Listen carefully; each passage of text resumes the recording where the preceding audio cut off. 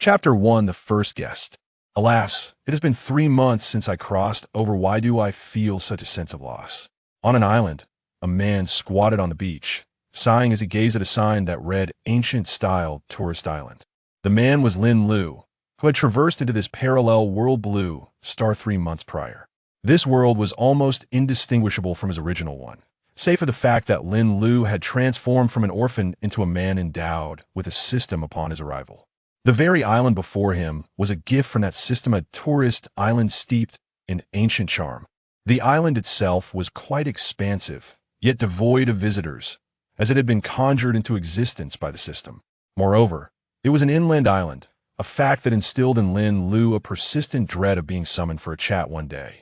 Contemplating this, he inquired, "System, will the sudden emergence of such a sizable island not raise suspicions?"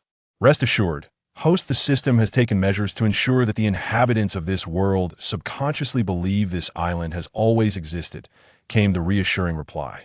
"Furthermore, all necessary purchase documentation for the island is complete, so you need not worry." "Well, if you say so," Lin Lu resignedly conceded. His thoughts then drifted to the system's task, securing his first guest to commence the island's operations. "Is there any way for me to expedite the encounter with my first guest?" he asked. "That is something that requires your own effort," the system replied, falling silent thereafter. Lin Lu found himself increasingly despondent. For 3 months, the system had restricted him to within 100 meters of the island's perimeter. He could only leave once the island was officially operational, yet he needed a first customer to initiate that process. Who, after all, would willingly visit a place that appeared to be a deserted island? Though the island boasted well-equipped facilities, Lin Lu had ventured out on a speedboat and observed that from the outside, it resembled a primitive land. The most ludicrous aspect was the absence of any bridge to the mainland. Such a bridge would be a reward for completing a task set by the system. This predicament left Lin Lu in a state of bemusement, akin to striking a fist against cotton, powerful yet ineffectual. Fortunately, despite his otherworldly journey, his mobile phone remained functional. Lin Lu had attempted to promote the island using his phone, but to no avail. His efforts vanished into the void. During these 3 months, Lin Lu had explored the island on an electric bike provided by the system, and he had yet to fully traverse it. This illustrated just how vast the island truly was. At the gate, 2 armored men observed Lin Lu, who alternated between laughter and a frown not far off. "My lord, do you think Lin is suffering from madness?" inquired the burly man, resembling a fierce beast, as he addressed the somewhat more slender and handsome figure beside him. "Z-man, you must not speak disrespectfully of Lin," the handsome man chided softly. "Yes, my lord," the burly man immediately replied. "I'm merely a bit concerned for Lin. There's no one here to converse with, just the 2 of us. We are accustomed to silence in the heat of battle, but for Lin," the handsome man let out a faint sigh upon hearing this. Although it had been over 2 months since their arrival, Lin Lu had shared with them the historical trajectory following their demise. During these days, the 2 had perused a considerable amount of relevant materials and had gained some understanding of history. This was all thanks to the system. Initially, they had been unable to comprehend speech or recognize characters. Fortunately, the system had synchronized modern language and script for their convenience, facilitating their future endeavors on the tourist island. These 2 individuals were none other than Chao Ong and Jinyiwei, 2 of the 3 sages tragically harmed by Cao Cao. At present, they were not considered employees and received no wages. The system had transported the 2, who were on the brink of death, from Wan City to this place. Chao Ong still vividly recalled that day when he watched Cao mount his horse and ride away, turning to face the thousands of Zhongxiao's troops. Feeling somewhat weakened, his vision darkened, and his eyelids involuntarily drooped. In the chaotic battlefield, there were Zhongxiao's curses. There was Jinyiwei, already nearing exhaustion, still valiantly wielding a soldier in each hand, and there were the soldiers of Cao Wei fighting desperately to protect their own. Chao Ong looked up at the sky, silently whispering, "Mother, I fear I shall not see you again." Tears fell silently. At that moment, the system's invitation arrived. "Ding! Chao Ong, this system is known as the Universal Time Travel System. We invite you to journey to the future. Do you agree?" Chao Ong was taken aback, then glanced at the enemy forces surging towards him. fully aware that he was destined to die that day. Though he did not comprehend what a system entailed, the notion of the future resonated with him amidst the turmoil of battle. The clarity of the system's voice amidst the chaos felt remarkably surreal. He consented without hesitation. As soon as he clicked agree, his eyelids grew heavy, and no matter how he strained, he could not keep them open. When he finally reopened his eyes, he beheld Lin Lu and Jinyiwei, who was receiving treatment. Given his lighter injuries, Jinyiwei was recovering more swiftly. With his thoughts returning to the present, Changgong guided Jinyiwei toward Lin Lu. While they stood guard, no one had compelled them to do, so it was a decision they made themselves. Once their injuries had healed, they had volunteered for the duty of guarding the city gates. This deeply moved Lin Lu, who promised to appoint them as the captains of the island's security forces. Jinyiwei promptly declared that he would remain silent for now, opting instead to show off.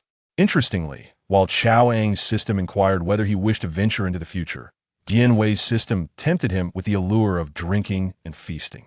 As Jinyiwei's injuries healed, he procured a bottle of liquor from the supermarket on the island. He indulged in it heartily, becoming thoroughly intoxicated. Had it not been for Changgong, Lin Lu would have struggled to carry him back to his room alone. Watching the two approach, Lin Lu felt a slight warmth in his heart.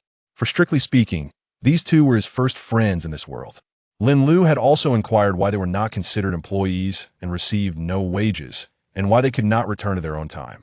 The system explained that, in their original timeline, the two had already perished, and this system had rescued them, hence their inability to return to the past. It provided them with daily provisions, allowing them to live on the island. Free labor was the thought that crossed Lin Lu's mind upon hearing the system's explanation. After Lin Lu shared his thoughts, both individuals were momentarily taken aback, but it was Jinyiwei who first regained his composure, laughing heartily as he reassured Changgong, though a trace of bitterness flickered in his eyes. Ding! A notification for the host. There is a possibility that individuals from the Three Kingdoms era may come to work on the tourist island. Lin Lu promptly conveyed this news to the two, and their eyes sparkled with excitement. Mr. Lin, is there something troubling you? Changgong inquired as he stepped closer. Lin Lu pondered for a moment before responding. Nothing of great importance, merely a sense of boredom, he admitted, for indeed, aside from the three of them, all was well on the island. The island was well equipped with supplies, daily necessities, infrastructure, and transport, all provided by the system. Just as Jinyiwei was about to speak, they suddenly spotted a figure drifting nearby. The man, clutching a piece of driftwood to support himself, appeared utterly exhausted. Lin Lu's heart leaped with joy. Here he comes, my very first guest. Whether it was sheer luck for Lin Lu or the man, the current had fortuitously carried him close to the island. Lin Lu hastily boarded a jet ski to rescue him. Jinyiwei, please fetch some towels from the supermarket. Changgong, head to the kitchen and prepare a bowl of ginger soup, Lin Lu instructed with urgency.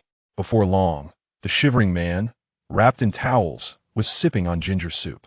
After a considerable time, he finally rose, intending to pay his respects to Lin Lu with a deep bow.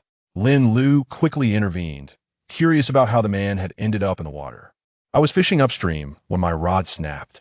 I must tell you, that fish weighed at least 80 pounds.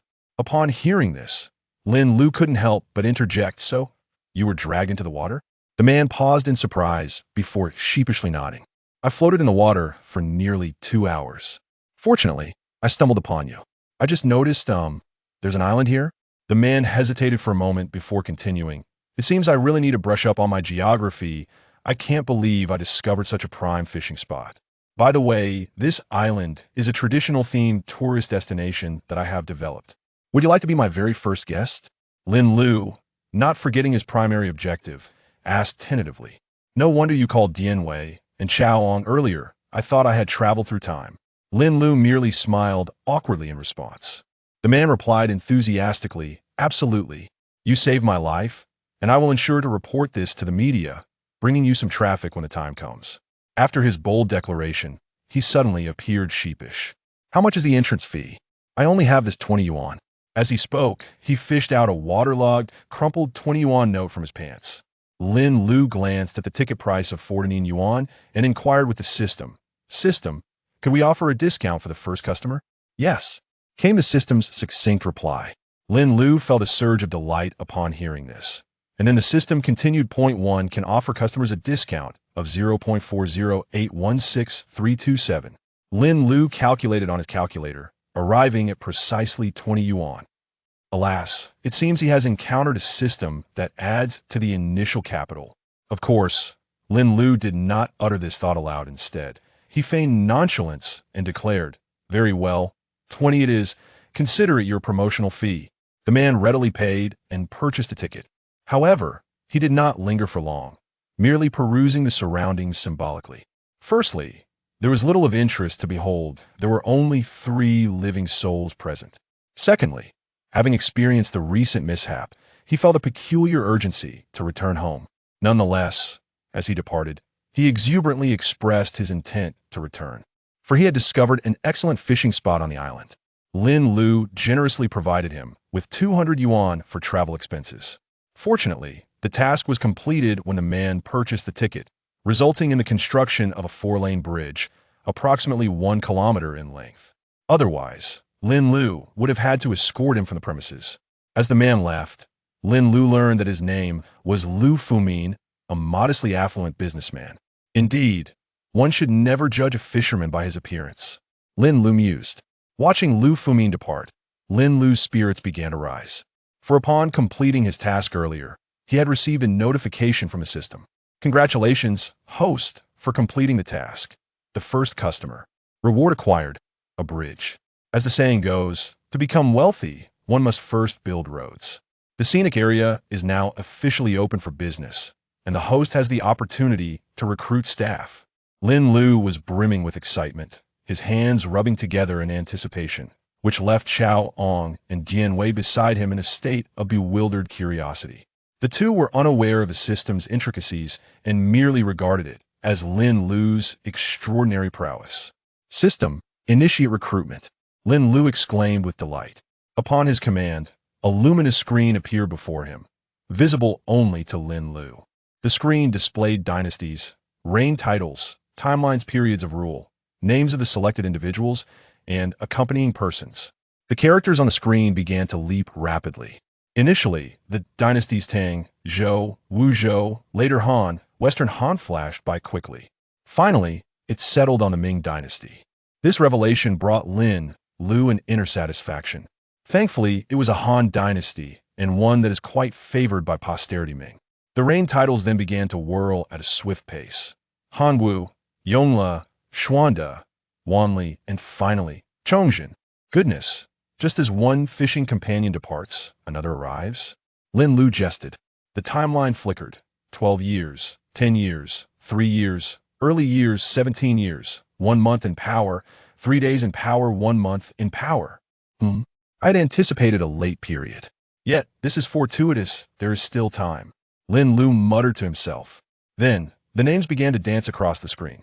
Yuan Chonghuan, Sun Chuanting, Qian Qiani, Wei Zhongxian, Zhang San Li Si. Wei Zhongxian. Goodness, the 9,000 years? Lin Lu was taken aback. System, this 9,000 years won't replace me, will he? Rest assured, host, the employees recruited by this system cannot inflict any harm upon the host. Moreover, recruited employees will not perish here should they die.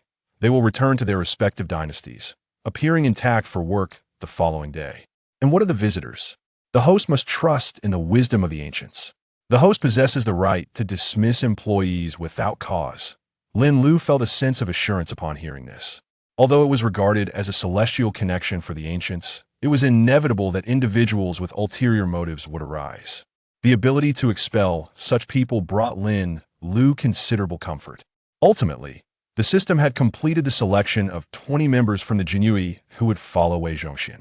The injuries sustained were tended to by the medical staff dispatched by the system. However, once Chao Ong and Jinyiwei recovered, they were recalled by the system, which explained that future tasks would yield rewards.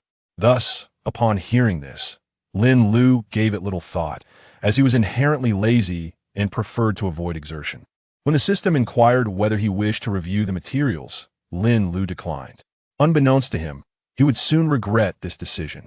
During the Chongzhen era, as Wei Zhongxian was preparing for rest, he suddenly received an invitation from the system, causing him to startle. He immediately summoned someone. Your subordinate pays respects to the 9,000 years, the newcomer said with deference.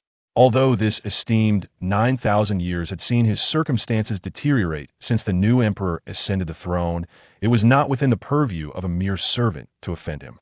Fetch the individuals on the list and bring them to me, Wei Zhongxian commanded, his voice cold and imbued with an unmistakable authority. Yes, the man retreated, and Wei Zhongxian began to ponder. With the new emperor's ascension, despite his efforts to retreat, it seemed the emperor had no intention of letting him off the hook. In recent days, although the emperor had made no overt gestures, the sense of unease within him had intensified.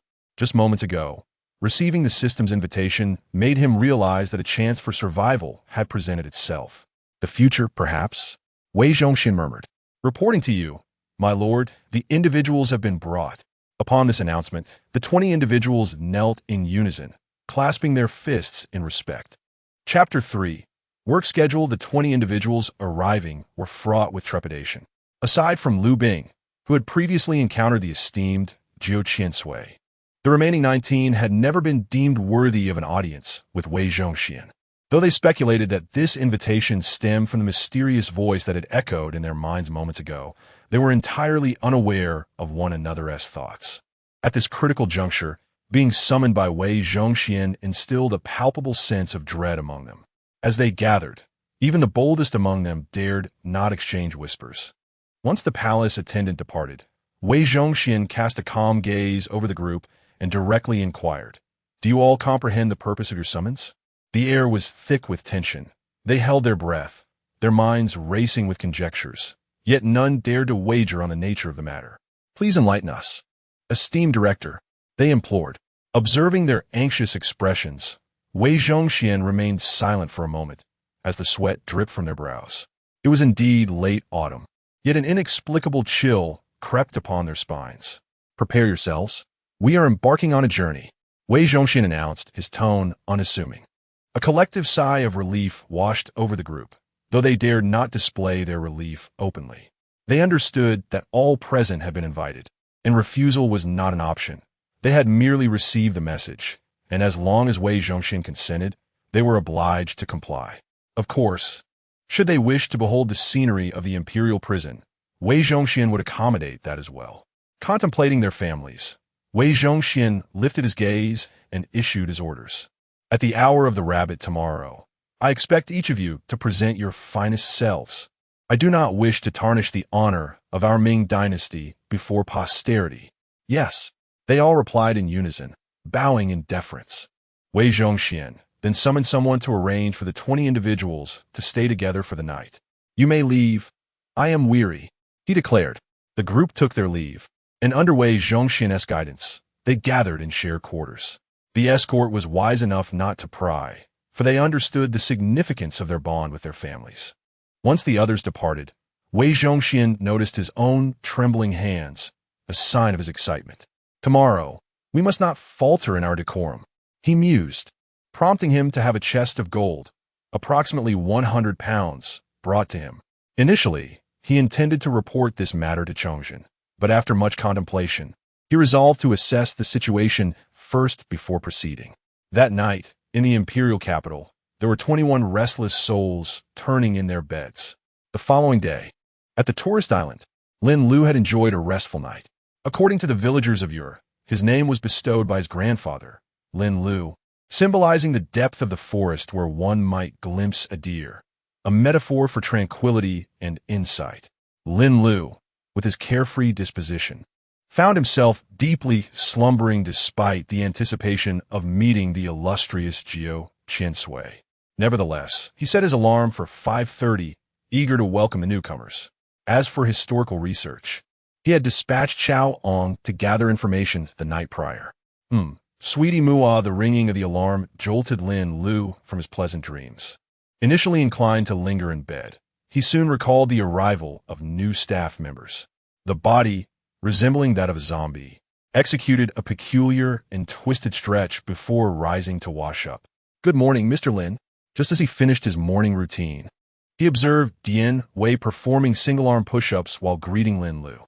Chao Ong, on the other hand, was diligently organizing the documents Lin Lu had instructed him to prepare the previous day. Upon seeing Lin Lu, he smiled and offered a greeting. Noticing that the hour was still early, Lin Lu engaged Chao Ong in a discussion about Wei Zhongxian. Zixio, do you perceive Wei Zhongxian as more loyal than treacherous? Or the opposite? Chao Ong pondered for a moment before replying. In my view, Wei Zhongxian's actions were more loyal than treacherous for the Ming Dynasty. He suppressed the Donglin party to prevent the literary faction from disrupting the political landscape, appointed generals like Yuan Chonghuan to safeguard the Ming, and reform taxation, among other measures. However, it remains ambiguous whether his motives were for the dynasty or for the power he wielded. Nevertheless, it is undeniable that he played a significant role in stabilizing the Ming rule during that tumultuous period. Lin Lu nodded in agreement, acknowledging that his avoidance of bloodshed was indeed commendable. After the fall of the dynasty, ministers who lamented their poverty were plundered by Li Zicheng, losing a staggering 70 million taels of silver. Their conversation continued until the clock struck 6. In a flash of brilliance, Wei Zhongxian, clad in the crimson attire of a eunuch, along with a retinue of Jinyiwei dressed in the garb of flying fish, materialized before Lin Lu. Upon their arrival, Wei Zhongxian momentarily paused, quickly recognizing the short-haired Lin Lu, especially since the other two were donned in armor. If they had been summoned here, it implied that Lin Lu possessed the capability to summon other historical figures as well, though their identities remained a mystery. Honorable Lin, it is a pleasure to meet you, Wei Zhongxian began, only to realize he was speaking in modern Mandarin, prompting a sense of awe regarding Lin Lu's extraordinary abilities.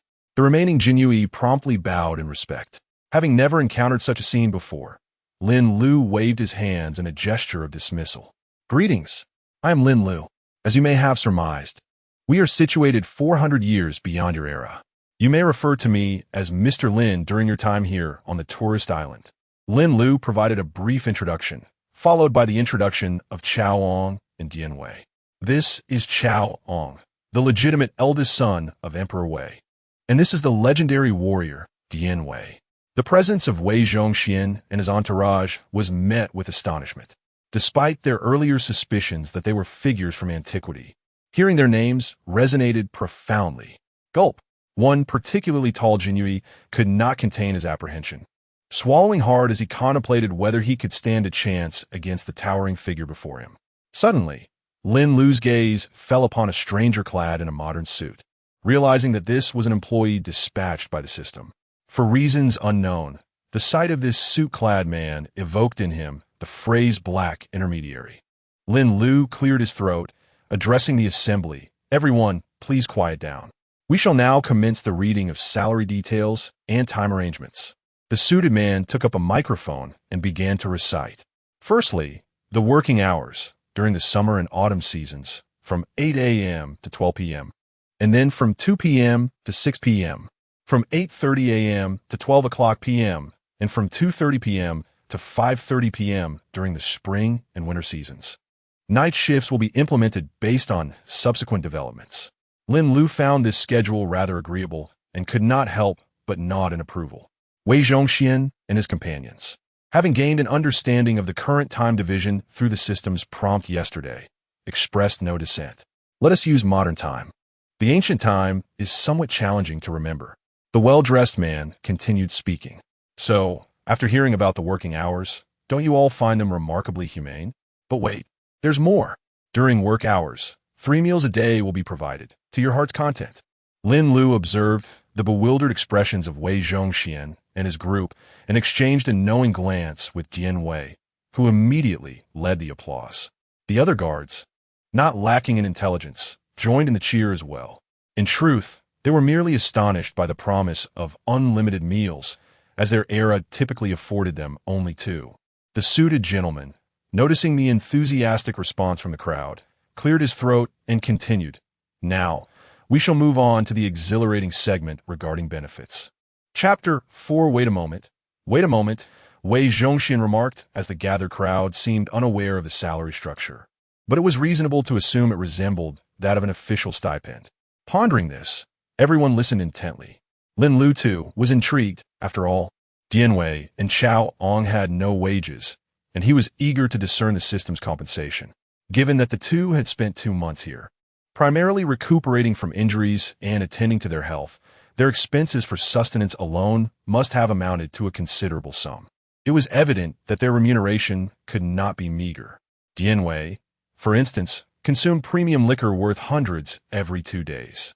Were it not for the system's provisions, Lin Lu would have long since found himself unable to afford such indulgences. Yet, recalling the substantial discounts from the previous day, a sense of unease crept over him. Even Changgong and Jinyiwei shared his curiosity. The man in the suit observed the quiet crowd below him, then slowly extended a single index finger. Lin Lu contemplated the man's gesture momentarily. Was the pay 100 per day? Quite reasonable, indeed, meeting the minimum standard of the Dragon Kingdom. However, before his thoughts could progress further, the suited man spoke. 1 yuan per day. Lin Lu was momentarily struck dumb, while Changgong and Jinyiwei were equally bewildered. Although they were oblivious to the specifics of the salary, they had gleaned some understanding from the pricing of goods in supermarkets over the past days. Wei Zhongxian and the others, being new arrivals, were still unaware of this price and displayed no change in expression. Lin Lu immediately queried, "Is this salary genuine? 1 yuan per day for a worker?" The intermediary quickly interjected, "Of course not." Lin Lu breathed a sigh of relief. It was inconceivable that the wage could be merely 1 yuan a day. He picked up a bottle of water, preparing to drink.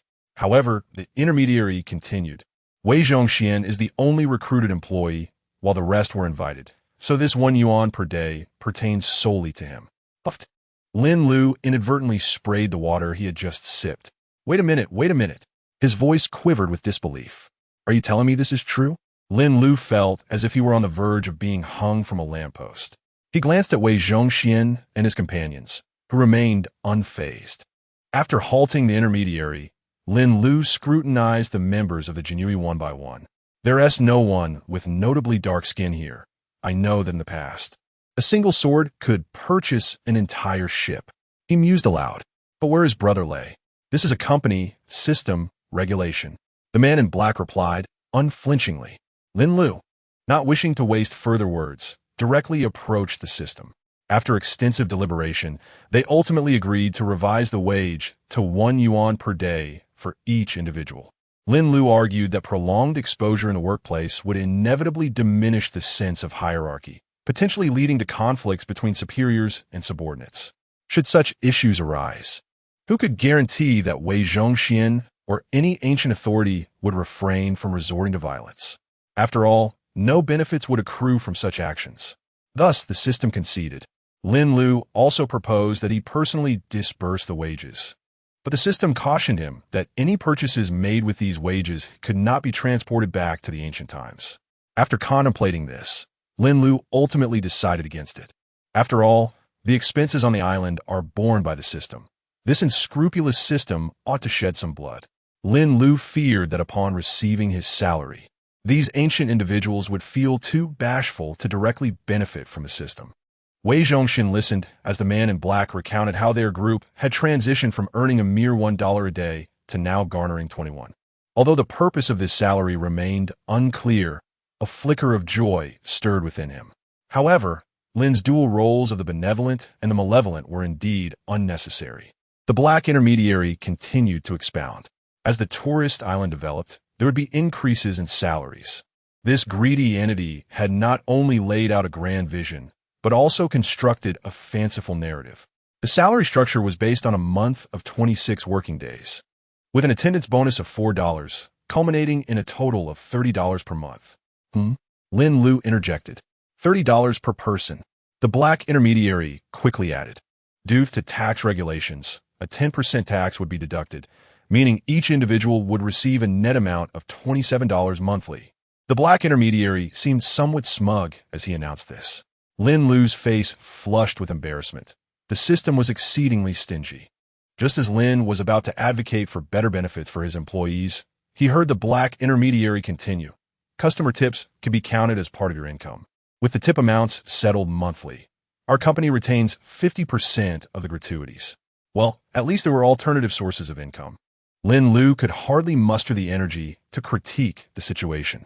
All the employees approached to collect their identification badges, observing the line of individuals receiving their badges. Lin Lu inspected one closely. Aside from basic information, it bore a QR code.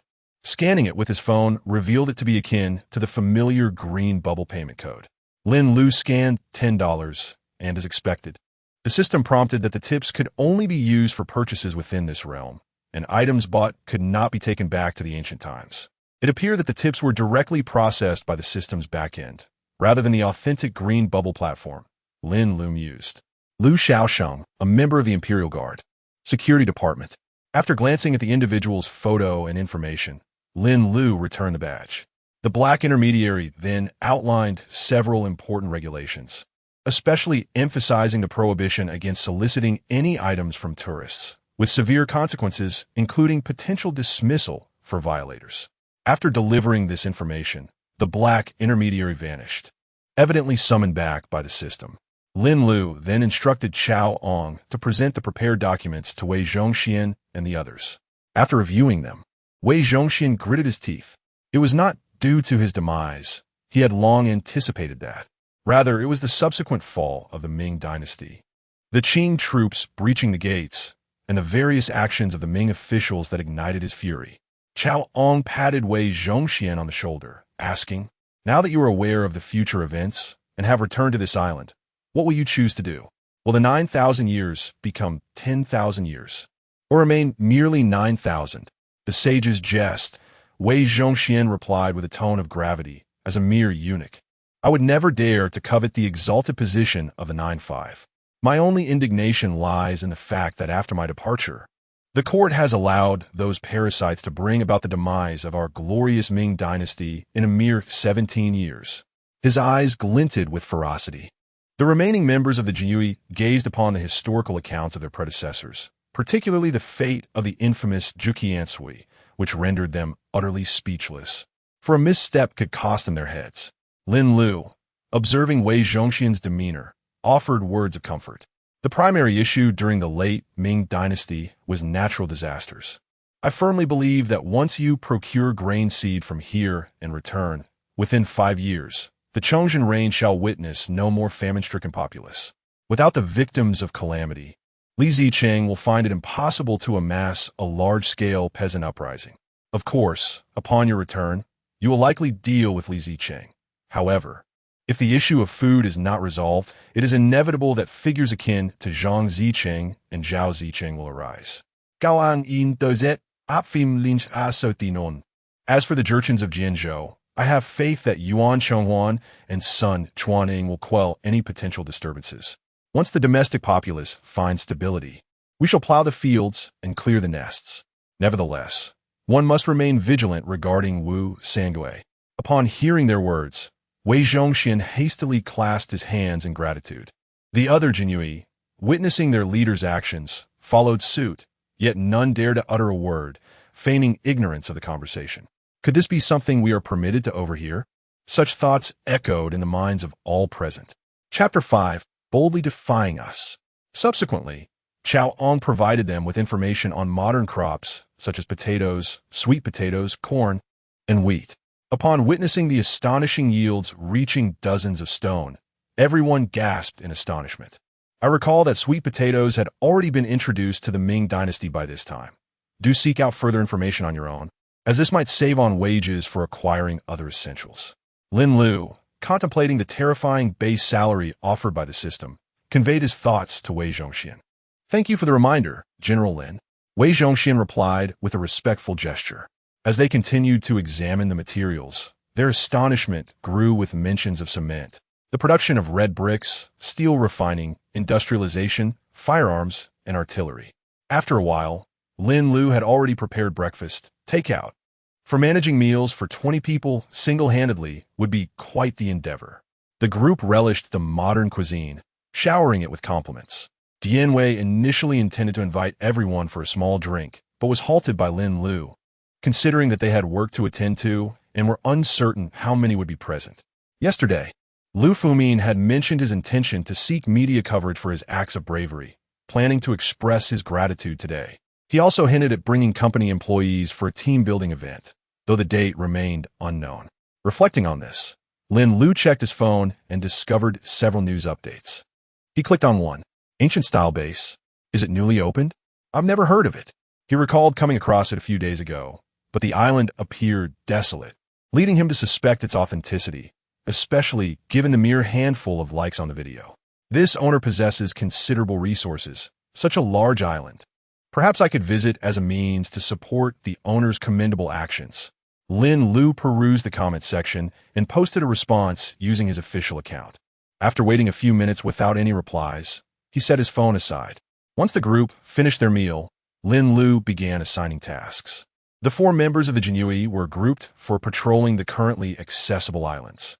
Fortunately, the area open for exploration was not extensive. Had Lin Lu taken 3 months to complete it, those few would likely exhaust themselves trying to patrol it. Wei Zhongxian was tasked with receiving guests, as Lin Lu believed that someone who ranked just below the top would undoubtedly possess strong social skills. Thus, he entrusted this responsibility to him with confidence. With time to spare before the workday commenced, Wei Zhongxian reviewed the materials once more. Zhou, Kuei, Qin Qiani, Wu Sengui, the Tatars entering the pass. He couldn't help but reflect on the fates of Wang, Chengyin, and Chongzhen. As the break neared its end, the group departed the cafeteria and began their first day of work. Chaoang and Jinyiwei dutifully took their posts at the gate.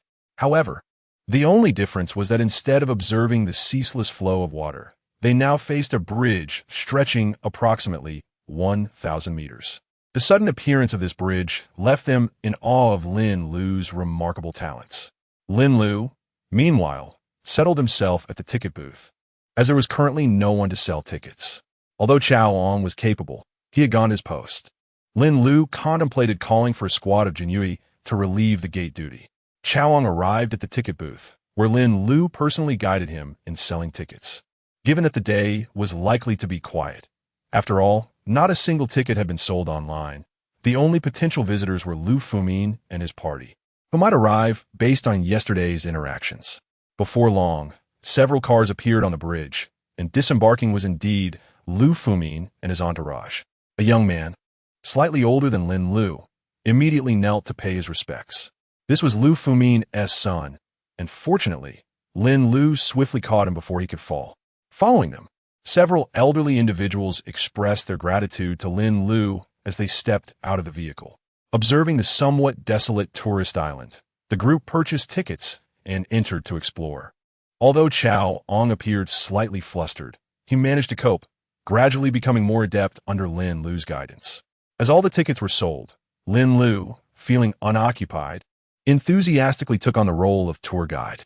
To Lin Lu's surprise, Lu Fumin had brought his own fishing rod to catch fish, while some of the younger members of the family wandered off to enjoy their own activities. Though the areas open to the public were limited, the Lu family warmly engaged Lin Lu in a tour. "Boss Lin, has this ancient-style base just opened?" One of them inquired. "Indeed, it has just opened. All the staff are currently in training. I am dedicated to creating an ancient-style tourism base, so I must enhance the staff's qualifications," Lin Lu replied. "With such a large base, I fear that full operations would require a substantial workforce. Currently, only a portion of the island is open. We will gradually expand access based on business conditions," Lin Lu explained. The group, under Lin Lu's guidance, engaged in casual conversation while touring. They encountered a patrol of the Jinyiwei, admiring the exquisite craftsmanship and eagerly posing for photos with them. This patrol was led by Zhou Shumian, who discreetly glanced at Lin Lu, receiving a nod in return. Since it was their first time taking photographs, the group was quite apprehensive. "Oh, young man, relax a bit. How can a distinguished Jinyiwei be so tense?" teased an older gentleman. "Haha, they just completed training. It's their first day on the job, so they're a bit nervous," Lin Lu interjected, attempting to ease the atmosphere. "It's all right. The young man is quite strong, just a tad nervous," he added. Under Lin Lu's direction, the group adopted the imposing demeanor characteristic of the Ming Dynasty, resulting in numerous splendid photographs. The Lu family admired the satisfactory images on their phones. Among them was Lu Fumin's brother, Lu Fuan, a man with a profound appreciation for ancient culture. Noticing the payment codes on the staff's name tags, he generously rewarded them with 100 yuan. The group, having learned from Chao Ang's earlier insights about what their wages could purchase, felt a surge of excitement. Exclaiming to Lu Fuan, "Thank you for your generosity." Lin Lu was taken aback by the unexpected kindness. Lu Fuan waved his hand dismissively and remarked, "In other places, models charge fees, and yet they lack the charm found here. I see they resemble the Jinyiwei of the Ming Dynasty. I wonder from which era they are drawn. To report to you, my lord, we are under the auspices of His Majesty, Emperor Chongzhen." After a brief exchange with Lu Fuan, several individuals resumed their patrols. Throughout their conversation, Lu Fuan repeatedly extolled the meticulous architecture of the base. Naturally, his admiration stemmed from a mere affinity for ancient culture, as he had yet to attain true understanding. Otherwise, he would have recognized that these structures mirrored precisely those described in historical texts. Meanwhile, Lu Fumin had found a secluded spot to indulge in fishing. A few young descendants were capturing moments in front of various Ming Dynasty edifices. A beautifully composed photograph, paired with the ancient architecture and a subtly melancholic caption, constituted a perfect post for social media. Wei Zhongxian, standing nearby, was elucidating the historical significance and craftsmanship of these buildings. One cannot help but acknowledge his erudition. He is indeed a renowned figure from history. While listening to Wei Zhongxian's explanations, a young woman suddenly remarked, "Old Wei, as you portray Wei Zhongxian, why does your voice lack the expected sharpness?" Wei Zhongxian was momentarily taken aback. "How dare you speak so disrespectfully?" he retorted with an authoritative tone. "Bring her to the imperial prison." His effeminate voice bore an undercurrent of severity, causing several young individuals to involuntarily shudder. Chapter 6. Spare me. Your Majesty, as Bai Changwu led his retinue of Imperial Guards past, they swiftly drew their swords. The young onlookers were momentarily taken aback. With a mere glance from Wei Zhongxian, several guards halted their actions. Then, regaining his composure, Wei Zhongxian addressed the group with a tone reminiscent of earlier exchanges. "Esteemed guests, I must apologize for my earlier rudeness." At that moment, Lin Lu, who had just bid farewell to Lu Fuan and his entourage, happened upon this scene and felt a sense of dread. He overheard a few young voices exclaiming, "Wow, that was incredible! I truly just witnessed the powerful eunuch who holds sway over the court. Amazing, Old Wei. I'll be the first to recommend you for the next television recruitment for eunuchs." "Spare us, Your Excellency," one young man theatrically proclaimed. Another, a true dramatist, even pretended to disrobe and brandish a knife in a mock act of self-castration. Wei Zhongxian played along, engaging with their antics. The guards, caught in a state of uncertainty, stood frozen, unsure whether to advance or retreat as they vaguely envisioned the repercussions for their families. Fortunately, a young woman soon suggested a group photo, alleviating the awkwardness. After some playful moments, one individual rewarded the group with several tens of dollars, with Wei Zhongxian receiving the most. The young man declared, "Old Wei, if you utter a greeting to His Majesty, I'll give you $100. The guards nearby felt a pang of anxiety. This job was far too exhilarating. Would they return without facing dire consequences? With a mere glance from Wei Zhongxian, those who had received rewards were eager to hasten their departure. Once they were gone, Wei Zhongxian, ever the showman, adjusted his voice and bowed deeply, proclaiming, "I humbly salute His Majesty." The young man erupted in laughter, responding, "Rise, Minister Wei." He then scanned a QR code and transferred $200. Shortly thereafter, the group departed to pursue their own explorations. Wei Zhongxian, a true master of his craft, watched the young man leave, bidding him farewell with a flourish that provoked another bout of laughter. Soon, noon arrived. As many areas remained closed to the public, the Lu family concluded their visit and departed. Lin Lu sighed in relief, knowing there were currently no dining facilities available for tourists. He had pre-ordered takeout, which cost a considerable sum for 24 people. Initially, he intended to prepare the meal himself using ingredients provided by the system, but ultimately found it too cumbersome and opted for delivery instead. Fortunately, the Lu family had purchased around 30 tickets. Otherwise, they would have faced a financial shortfall today. After dining, Wei Zhongxian sought assistance from Chao Ang, who printed several documents for them detailing steelmaking techniques, cement production, brick firing, sugar refining, and salt extraction, assigning each guard to memorize one project. Lin Lu advised them to rest adequately, lest they lack energy in the afternoon. Wei Zhongxian granted the group a half-hour break. In the afternoon, more visitors arrived, comprising university students who had the day off, enjoying a leisurely ride on their electric scooters. Lin Lu provided them with a discount after they supplied their academic system details. This is a benefit provided by the system. The university students each spent 29 yuan to partake in the excursion.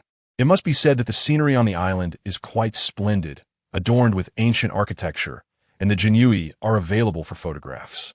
One cannot deny that the resulting images exude a certain elegance, albeit the Jinyiwei maintain a rather serious demeanor. This surely warrants some adjustment. Lin Lu nodded in agreement. Upon seeing these Jinyiwei, a poignant tale of ancient love began to unfold in my mind, remarked one of the girls. Soon, several others joined in, their imaginations running wild with story ideas. After listening for a while, Lin Lu gathered that the narrative revolved around a wealthy young woman wrongfully imprisoned, with the Jinyiwei conducting a raid. Subsequently, she marries into a royal family and confronts the antagonist Wei Zhongxian to clear her name. Wei Zhongxian, overhearing this, looked perplexed and cast a sheepish glance at Lin Lu. Old Wei, please don't take offense. Your historical reputation does leave much to be desired. The students engaged in their activities for about 2 hours before departing.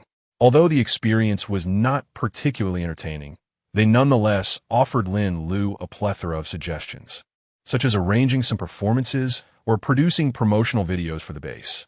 After the guests left, Lin Lu continued to ponder how to promote the establishment.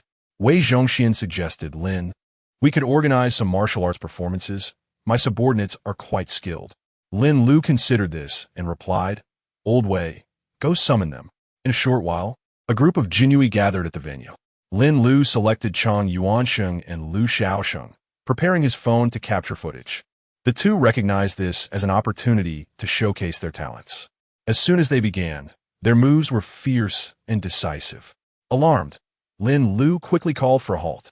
However, recalling the system's assurance that employees would not face death, he pondered whether their lack of salary rendered them non-employees. System, will they be in danger? Rest assured, host.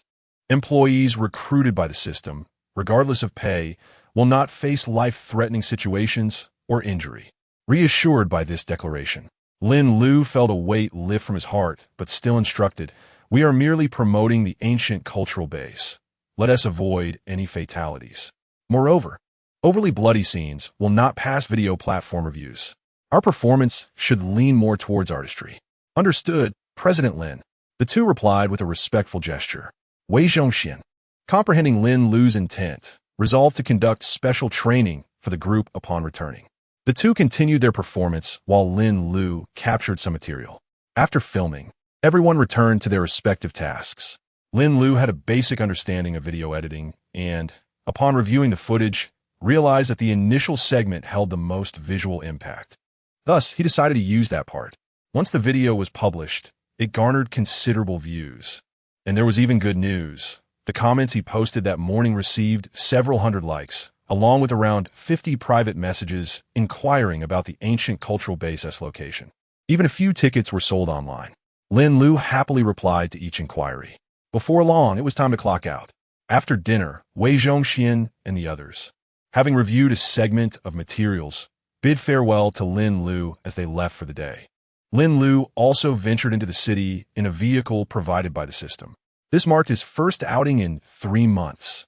In the Ming Dynasty, during the reign of Chongzhen, 20 individuals stood respectfully before Wei Zhongxian. Upon his return, Wei Zhongxian regained the dignity of his title as the Grand Eunuch, shedding any semblance of the amiable demeanor he had displayed at the base. Let's not speak further of today's affairs, Wei Zhongxian stated in a calm tone. Yes, Master of the Court, the 20 replied promptly. You may withdraw, he said with a slight wave of his hand. After a moment of contemplation, Wei Zhongxian straightened his attire and stepped out of the government office, making his way directly to the Qianqing Palace. Your Majesty, Lord Wei requests an audience, a young eunuch announced as he entered the hall. The frown on Emperor Chongzhen's brow deepened at the news. Observing this, Wang Qingyin gestured for the young eunuch to leave. Your Majesty, if you do not wish to meet him, the old servant began, but was interrupted by a wave of the Emperor's hand. The ban, please invite him in. I am curious to see what this old eunuch intends to do. Wang Chengyin, showing no sign of displeasure, respectfully exited. Moments later, Wei Zhongxian entered the hall. I implore your Majesty to spare this old servant's life, echoed Wei Zhongxian's voice in a vast, empty chamber. Chapter 7. The time-traveling system. Although Emperor Chongzhen wore a mask of disdain, he nonetheless inquired, Master Chong, what do you mean by that? Wang Qingyin, momentarily perplexed, could not decipher Wei Zhongxian's intentions. The palace attendants nearby felt a chill run down their spines. Mother, I shall not return home for dinner tonight. Upon hearing the emperor's tone, Wei Zhongxian let out a faint sigh within. Maintaining his kneeling posture, he implored, Your Majesty, please dismiss those present. This old servant has matters to discuss. Despite his inner displeasure, Chongzhen cast a glance at Wang Chengyin, who understood the silent cue and waved his hand, prompting the attendants to withdraw in succession. Wang Chengyin, however, remained in the Hall of Supreme Harmony. Chongzhen surveyed the prostrate Wei Zhongxian and commanded, Rise, Master Wei. Yet, Wei Zhongxian did not stand but instead raised his voice, proclaiming, in the year 1644, Wu Sangui opened the Shanhai Pass, ushering the Qing army into the realm, leading to the demise of the Ming Dynasty. Impudent! Wei Zhongxian, do you dare curse the fall of the Great Ming? Wang Chengyin's voice rang out sharply, but Chongzhen remained unusually silent. His stormy countenance betrayed the fury brewing within. He raised his hand to silence Wang Chengyin, the calmness of his demeanor contrasting with the murderous intent simmering beneath. Seemingly oblivious to the tense atmosphere, Wei Zhongxian continued unabated. Emperor Chongzhen Zhu Yujian hanged himself at Meishan, accompanied in death by the eunuch Wang Chengyin. Very well, if you seek death so fervently, I shall grant your wish. At last Chongzhen spoke. Wei Zhongxian, now meeting the emperor's piercing gaze, steadied himself and declared, What I speak is all historical truth. Chongzhen, infuriated to the point of laughter, retorted, What I state is also fact. Thereafter, Wei Zhongxian recounted the events of the day, which both Chongzhen and Wang Chengyin found hard to believe. However, as Wei Zhongxian vividly narrated the historical occurrences, their skepticism began to waver. Wei Zhongxian then produced evidence of corruption involving the Donglin party, and spoke of the Jinyiwei who accompanied him. Soon, the 20 Jinyiwei were summoned forth. The atmosphere was rife with apprehension, for they were to stand before the sovereign, the very embodiment of the Ming Dynasty. As the emperor posed his inquiries, the men trembled in fear, unwilling to conceal any truths. Yet, following Wei Zhongxian's explosive revelations, Chongzhen found his initial wrath dissipating, replaced by contemplation. After all, Wei Zhongxian's account did not seem fabricated. Notably, there was no ulterior motive. These 20 men had no reason to jest with their families' lives. Furthermore, the extraordinary items Wei Zhongxian alluded to piqued Chongzhen's genuine curiosity. As the emperor pondered, an unusual stillness enveloped the great hall. Suddenly, Wei Zhongxian recalled the time Lin Lu had mentioned for their next gathering. Lin Lu had advised him that on the first day, he should arrive an hour early to discuss relevant matters, and that thereafter, work would commence at 7, with breakfast concluding by 8. If your Majesty harbors any doubt, I shall be present at my post tomorrow during the Qin hour. Should it be otherwise, I implore your Majesty to hold us accountable for our treachery against the throne. With these words, Wei Zhongxian prostrated himself upon the ground, and the remaining members of the Jinyiwei followed suit, kneeling with cupped fists. Very well, we shall adhere to your counsel, my lord. It is but a single night, responded Emperor Chongzhen. He then turned to Wang Chengyin, instructing to arrange accommodations for everyone in this grand hall. Tomorrow, I shall personally oversee Wei Zhongxian's departure to the afterlife. The weight of these final words struck heavily, causing the Jinyiwei below to feel their hearts racing. Only Wei Zhongxian maintained a semblance of calm, though subtle anxiety lingered within him regarding the morrow's journey to the scenic realm. As night deepened, Empress Zhou, was destined to spend the evening in solitary confinement within her chamber. Meanwhile, on Goofing Island, Lin Lu took a drive around the city and upon his return, was greeted by the system's notification that he could recruit new employees. Congratulations, host. You have officially commenced operations, having served over 20 patrons. You are rewarded with a chance to recruit an employee. Will you proceed? Yes, I shall recruit. As the characters danced upon the screen, the selection of dynasty, reign title, and time concluded, ultimately resting upon a name. Goodness, system, are you also a fan of Ming? Why not take me back to the past, so we may restore the Ming Dynasty together? Lin Lu jested, yet the system remained unresponsive. Unperturbed, Lin Lu promptly summoned Chao Ong to prepare the necessary materials. Over the past 3 months, Lin Lu had successfully taught Chao Ong to use a computer, significantly alleviating his workload. Nevertheless, Lin Lu continued to assist Chao Ong in gathering information. As for Jinyiwei, the inebriate had long succumbed to slumber, his snoring echoing throughout the dormitory. Lin Lu observed Chao Ong as he searched for new employee profiles. Empress Xiaozi, the esteemed Ma Xiaoying. Watching Chao Ang's search results, Lin Lu felt a flicker of anticipation for her arrival, for the name of Empress Ma was synonymous with virtue. It was said in jest that she commanded troops without the need for military symbols, a testament to her stature during the Hongwu era. However, the notion of hiring an empress without any designated role left Lin Lu in a quandary. After some contemplation, he recalled that Ma Xiaoying would bring along 10 palace maids. With someone to cook, Lin Lu could save considerable effort. It is often said that every profession requires expertise, and Lin Lu silently prayed that they possessed culinary skills. System. Why is it that other systems provide hosts with exactly what they lack, whereas yours relies on entirely random selection? Surely, there is room for improvement. Lin Lu mused in dialogue with the system. Upon completing the task of receiving 100 tourists, the system shall undergo an upgrade. At that time, when recruiting, the host may specify their requirements, and the system will recruit accordingly. However, Lin Lu was cautioned that specifying requests might increase the likelihood of recruiting historically obscure individuals. Enlightened by this revelation, Lin Lu pondered that, for the time being, it would be prudent to recruit notable figures. The system was named the Universal Time Travel System. Though its full capabilities remained to be understood, it evidently facilitated the recruitment of historical figures.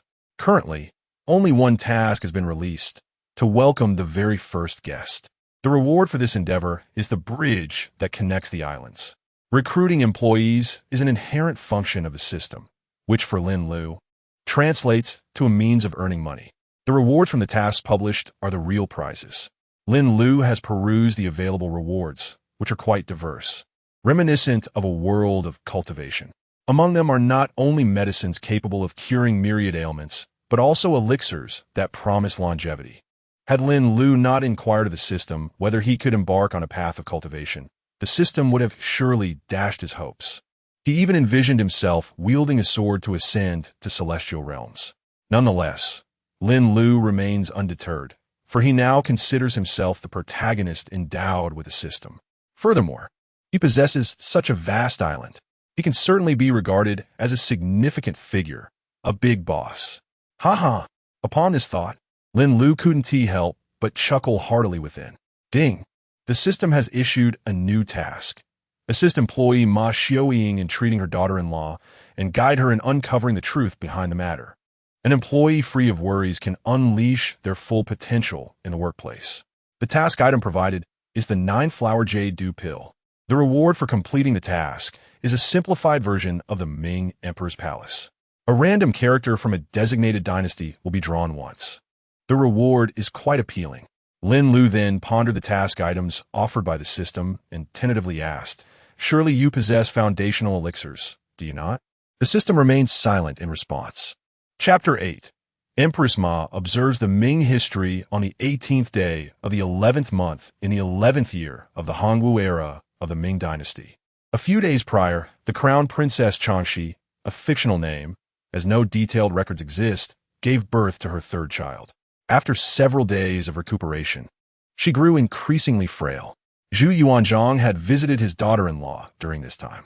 Empress Ma had taken it upon herself to personally care for Changxi. Grandmother, why can't mother get out of bed yet? I miss her so much. 4-year-old Zhu Xiong exclaimed to Ma Xiaoying. My dear grandson, your mother has just given birth to your little brother.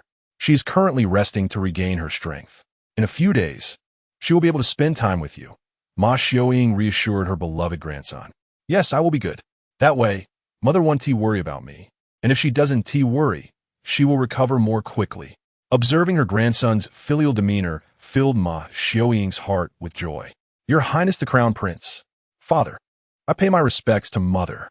At that moment, the Crown Prince Zhu Biao arrived. After signaling for the palace attendants to take Zhu Xiong away, he turned to Ma Xiaoying and inquired, Mother, has his sister Chang's health improved? Ma Huangho shook her head slightly. For some unknown reason, Chang has become increasingly frail during these past few days. The imperial physician has suggested that the strain of childbirth may have taken a toll on her health. At that moment, a palace maid who had been attending to Chang rushed in, visibly distressed. Your Majesty, the Crown Prince. The Crown Princess has suddenly fallen ill and is bleeding profusely. What? Summon the imperial physician at once. Zhu Biao exclaimed in a flurry of panic, forgetting that the physician had been stationed nearby, ready to assist. While Ma Huangho shared in the concern, she comforted Zhu Biao, do not fret, my dear. Chang is blessed and will come through this. As the physician administered treatment, Zhu Yuanzhang arrived. When the physician emerged to deliver the report, his demeanor cast a shadow over the room. Although the 4 great cases had yet to commence, Zhu Yuanzhang was not new to the throne. With great difficulty, the physician spoke, Your Majesty, Empress, the Crown Princess has suffered a sudden hemorrhage. Given her already weakened state, I fear. He hesitated, unable to continue. Upon hearing this, Zhu Biao staggered, nearly losing his footing. Zhu Yuanzhang's expression darkened. What purpose do you serve if you cannot tend to the Crown Princess? Prepare to face the consequences.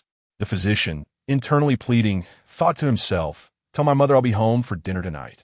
Despite his fear, a warmth filled his heart at the thought. The elderly physician knelt trembling on the ground. Just as Ma Huangho prepared to plead for leniency on his behalf, she suddenly paused. Zhongba, there is hope for Chang. Zhu Yuanzhang, observing the physician's helplessness, felt a flicker of curiosity regarding his sister's claim of a solution. Before he could inquire further, Ma Huangho waved her hand, dismissing everyone else from the room, leaving only Zhu Yuanzhang, Zhu Biao, and herself present. Zhongba, my dear, I have just received a message from the divine. They instructed me to take up work in a mortal realm, though I do not fully comprehend it. I must convey that they possess a method to save Chang. Zhu Yuanzhang and Zhu Biao were also concerned for the safety of Empress Ma. However, Empress Ma was resolute in her decision to go. I believe that the celestial beings will not harm me, and there are 10 palace maids who will accompany me. The 2 Zhus, seeing Empress Ma's determination, felt reluctant to voice their concerns. After all, Crown Princess Changxi was indeed in grave danger. Sister, you must prioritize your safety above all, the elder Zhu admonished. Yes, mother, I will ensure my own protection, Zhu Biao added. After some further conversation, Zhu Yuanzhang instructed Eru to bring the 10 palace maids to him. Looking down at the trembling maids, Zhu Yuanzhang declared in a booming voice, You must protect the Empress at all costs. Should she lose even a single hair, do not blame me for my ruthlessness. The maids hurriedly bowed in gratitude. Soon after, Eru brought the group into a room, gathering them together. Initially, Ma Xiaoying intended to don the phoenix crown and ceremonial robes, but upon reflecting on the celestial message, she ultimately chose to wear ordinary attire. Throughout the night, the Ming Dynasty's Fengtian Hall in the 11th year of Hongwu was ablaze with light. Meanwhile, Lin Lu, upon hearing of the system's rewards, began to deliberate which dynasty to recruit from. After much contemplation, considering his surname Lin, he recognized that the prominent emperors of the L surname were from the Han and Tang dynasties. He initially planned to consult Chao Ong and Jinyiwei, but reconsidered, knowing they were both Han officials and would likely favor the Han dynasty, so he abandoned that idea. Lin Lu took 2 pieces of paper and ultimately drew the Tang dynasty. Although he had yet to complete his task, he had already made his decision. Chao Ong also prepared the necessary materials. Xiao Chao, work diligently, and in the future, when we have more people, I will promote you to my secretary." Lin Lu proclaimed grandly. "When you are present, I am Secretary Chao. When you are absent, I am Director Chao." Although Chao Ong understood somewhat, Lin Lu felt it necessary to clarify. "Director Lin, I would gladly face death for you," Chao Ong responded, dropping to one knee, which made Lin Lu feel somewhat bashful. Before long, the materials were printed.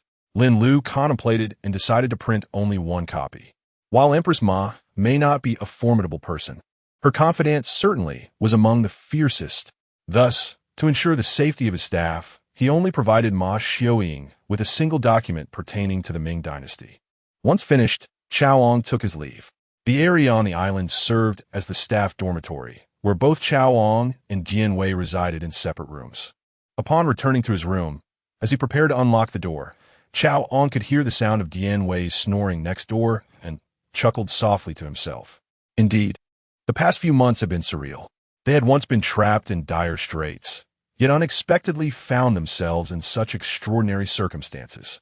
After washing up, Chao Ong lay in bed with his hands behind his head, pondering the arrival of a person from the Ming Dynasty, hoping to reunite with his father soon.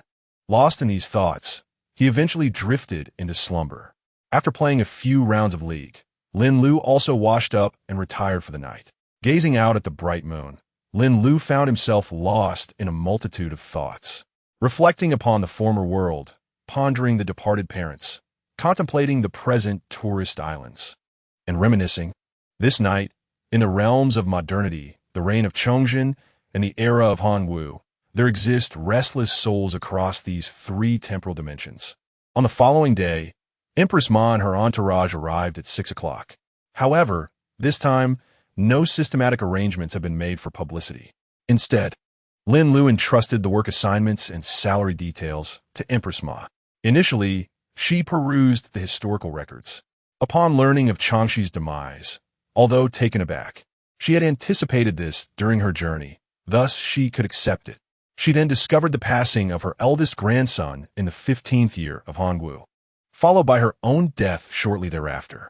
In the 25th year of Hongwu, her eldest son Zhu Biao also passed away, followed by her second son Zhu Xian and her third son Zhu Jian.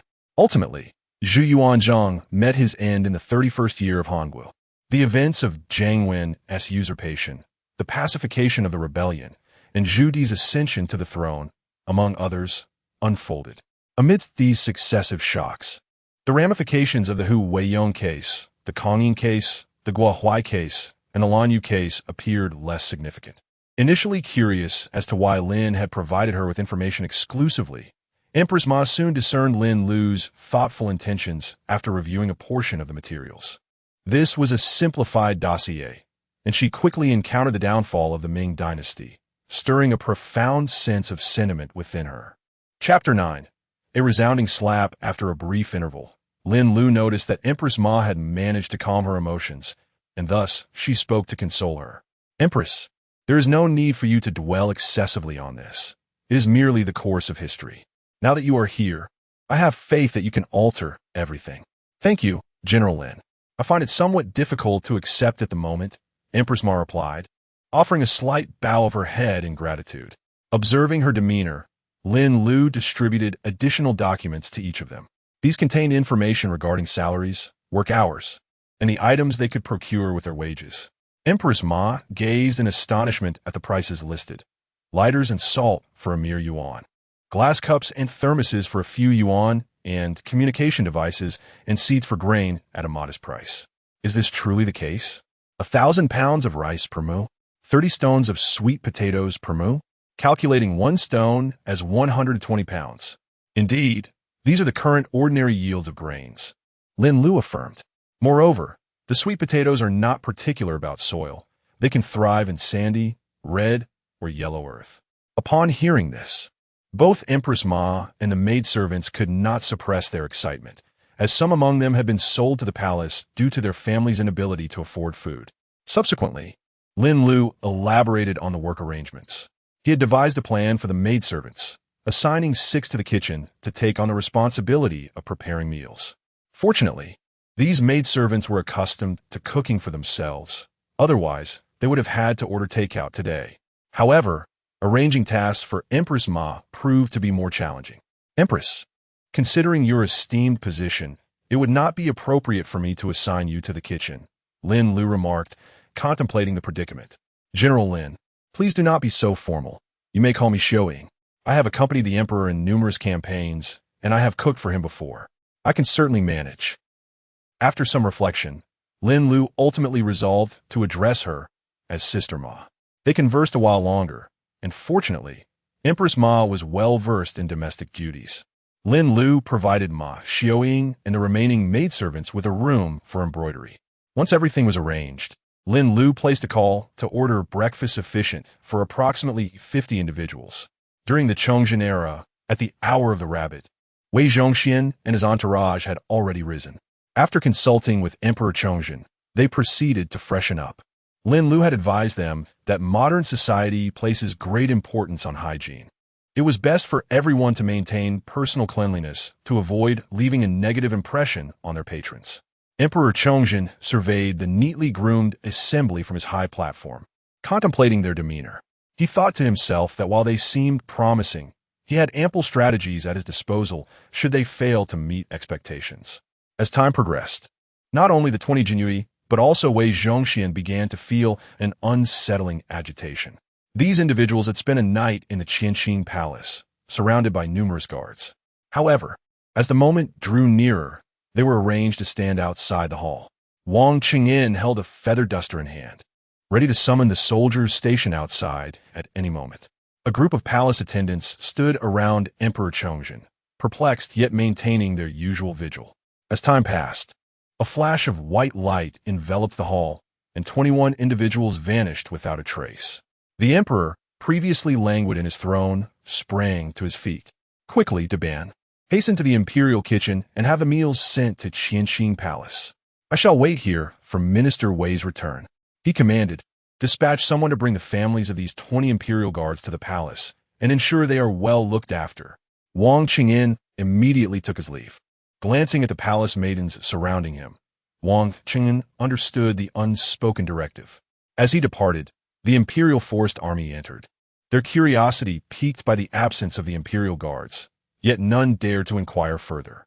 Soon, the palace maids and eunuchs on duty that day were dealt with. Sitting upon his throne, Chongzhen's emotions surged.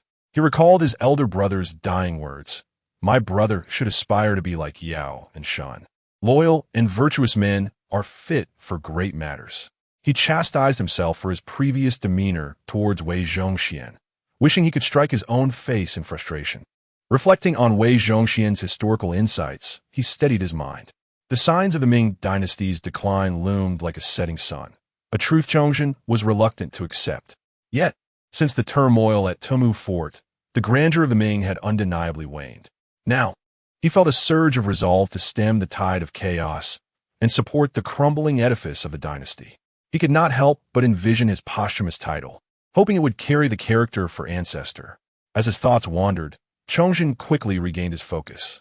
News that would send shockwaves through the court soon spread. First, Wei Zhongxian retained control over the east and west plantations as well as the Imperial Guards.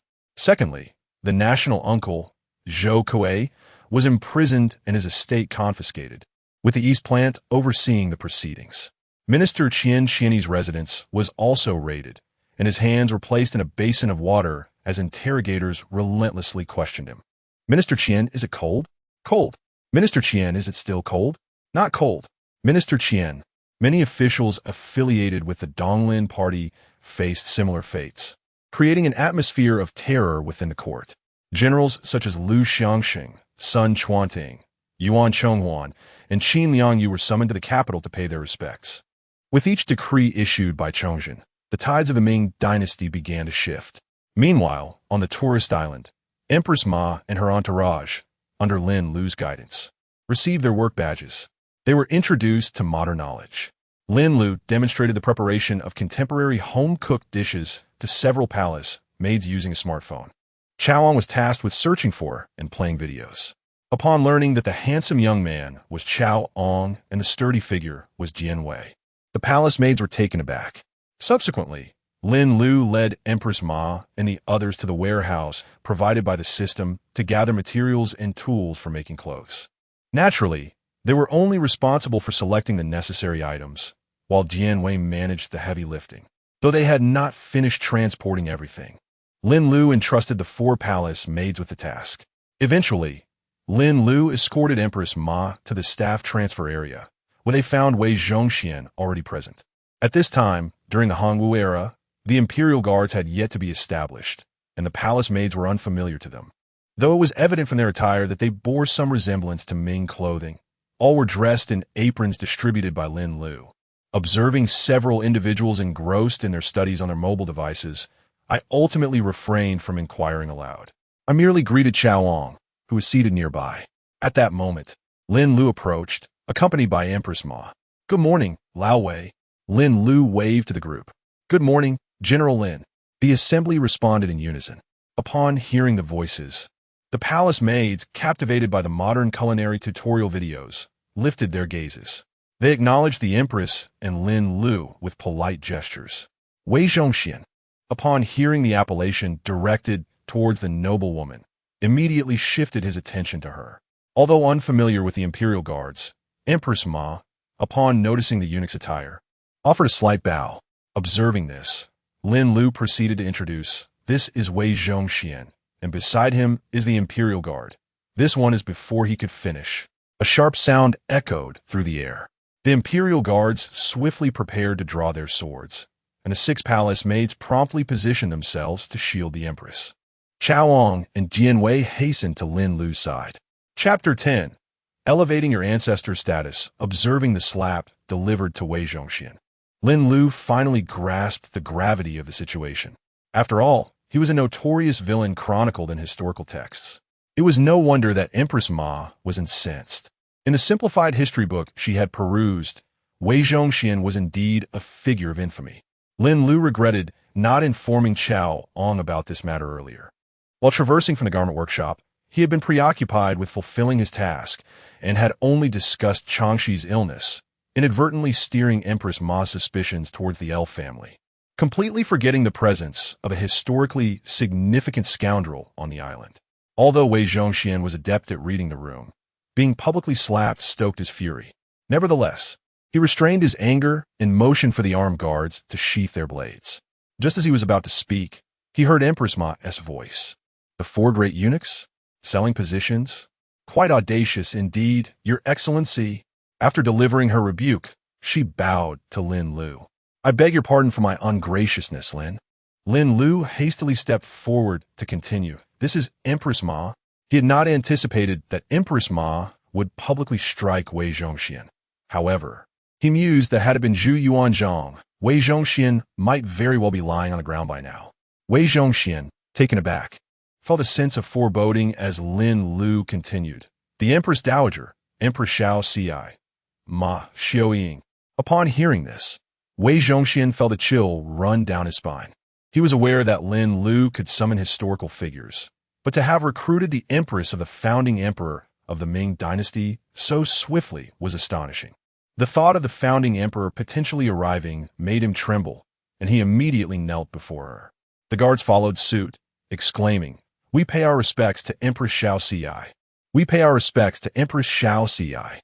As the words escaped their lips, they finally comprehended the identity of the woman they had almost drawn swords against. "Umph! How dare I accept a bow from you, Your Excellency?" Empress Ma turned away, disregarding the kneeling assembly. An awkward silence enveloped the room. Lin Lu, at a loss for words, could not find a way to ease the tension.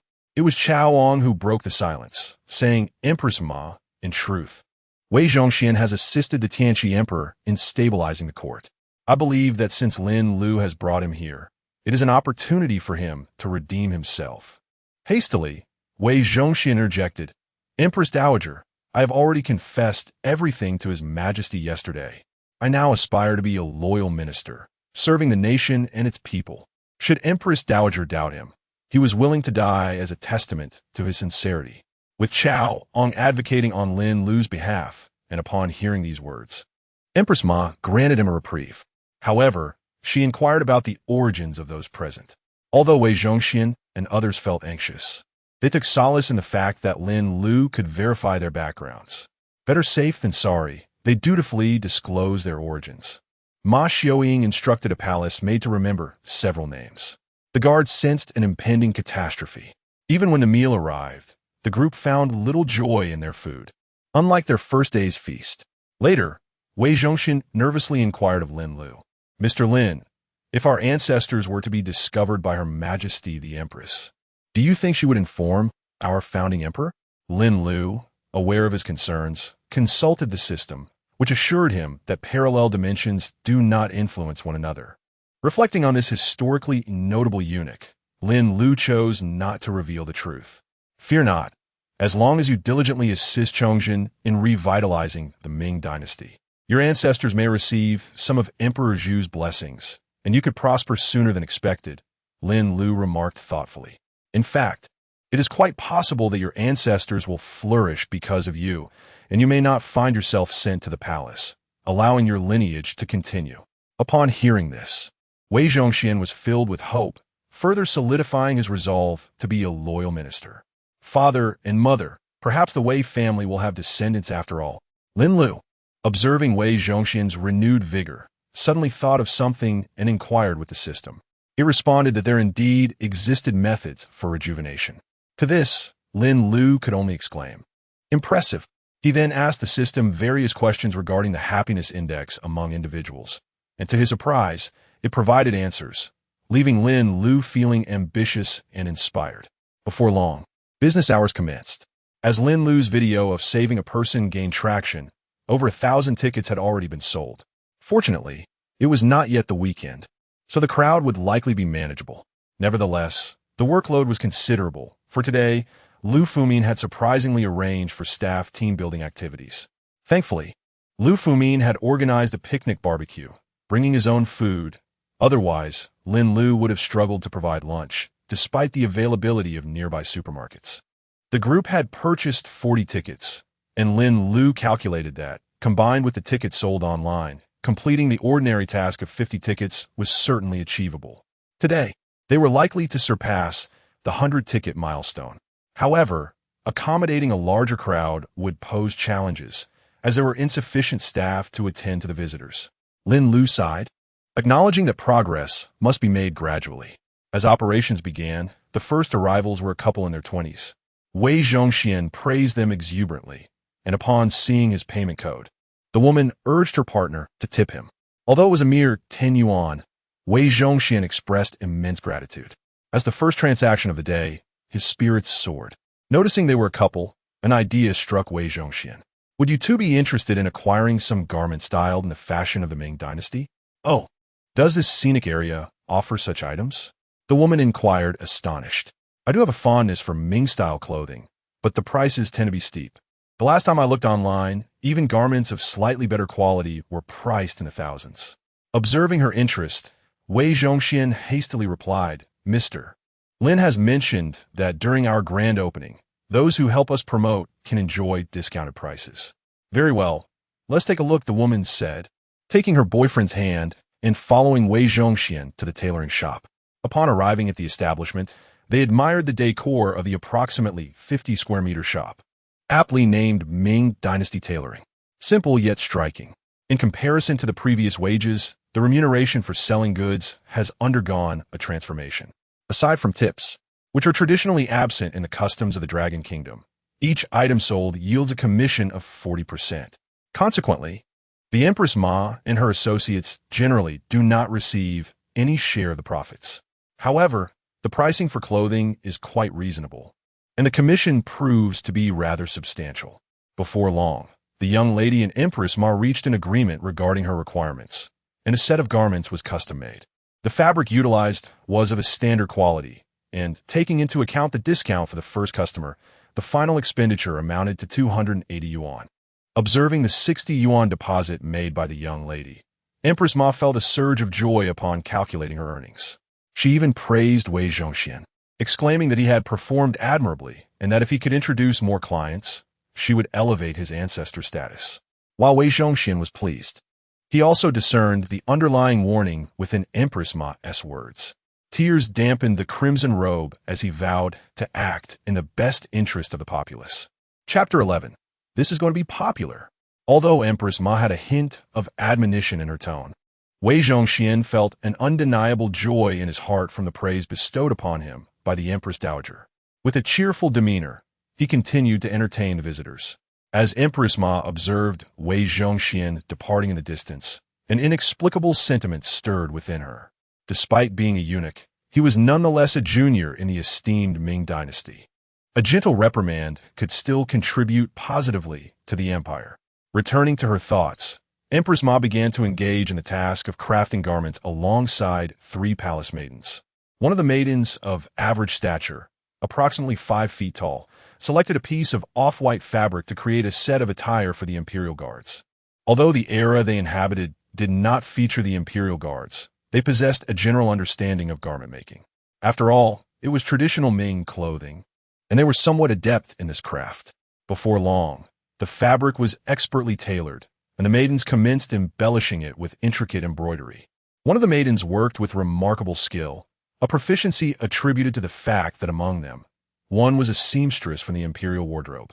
The other 3 assisted her, while Empress Ma assumed the roles of supervisor and hostess.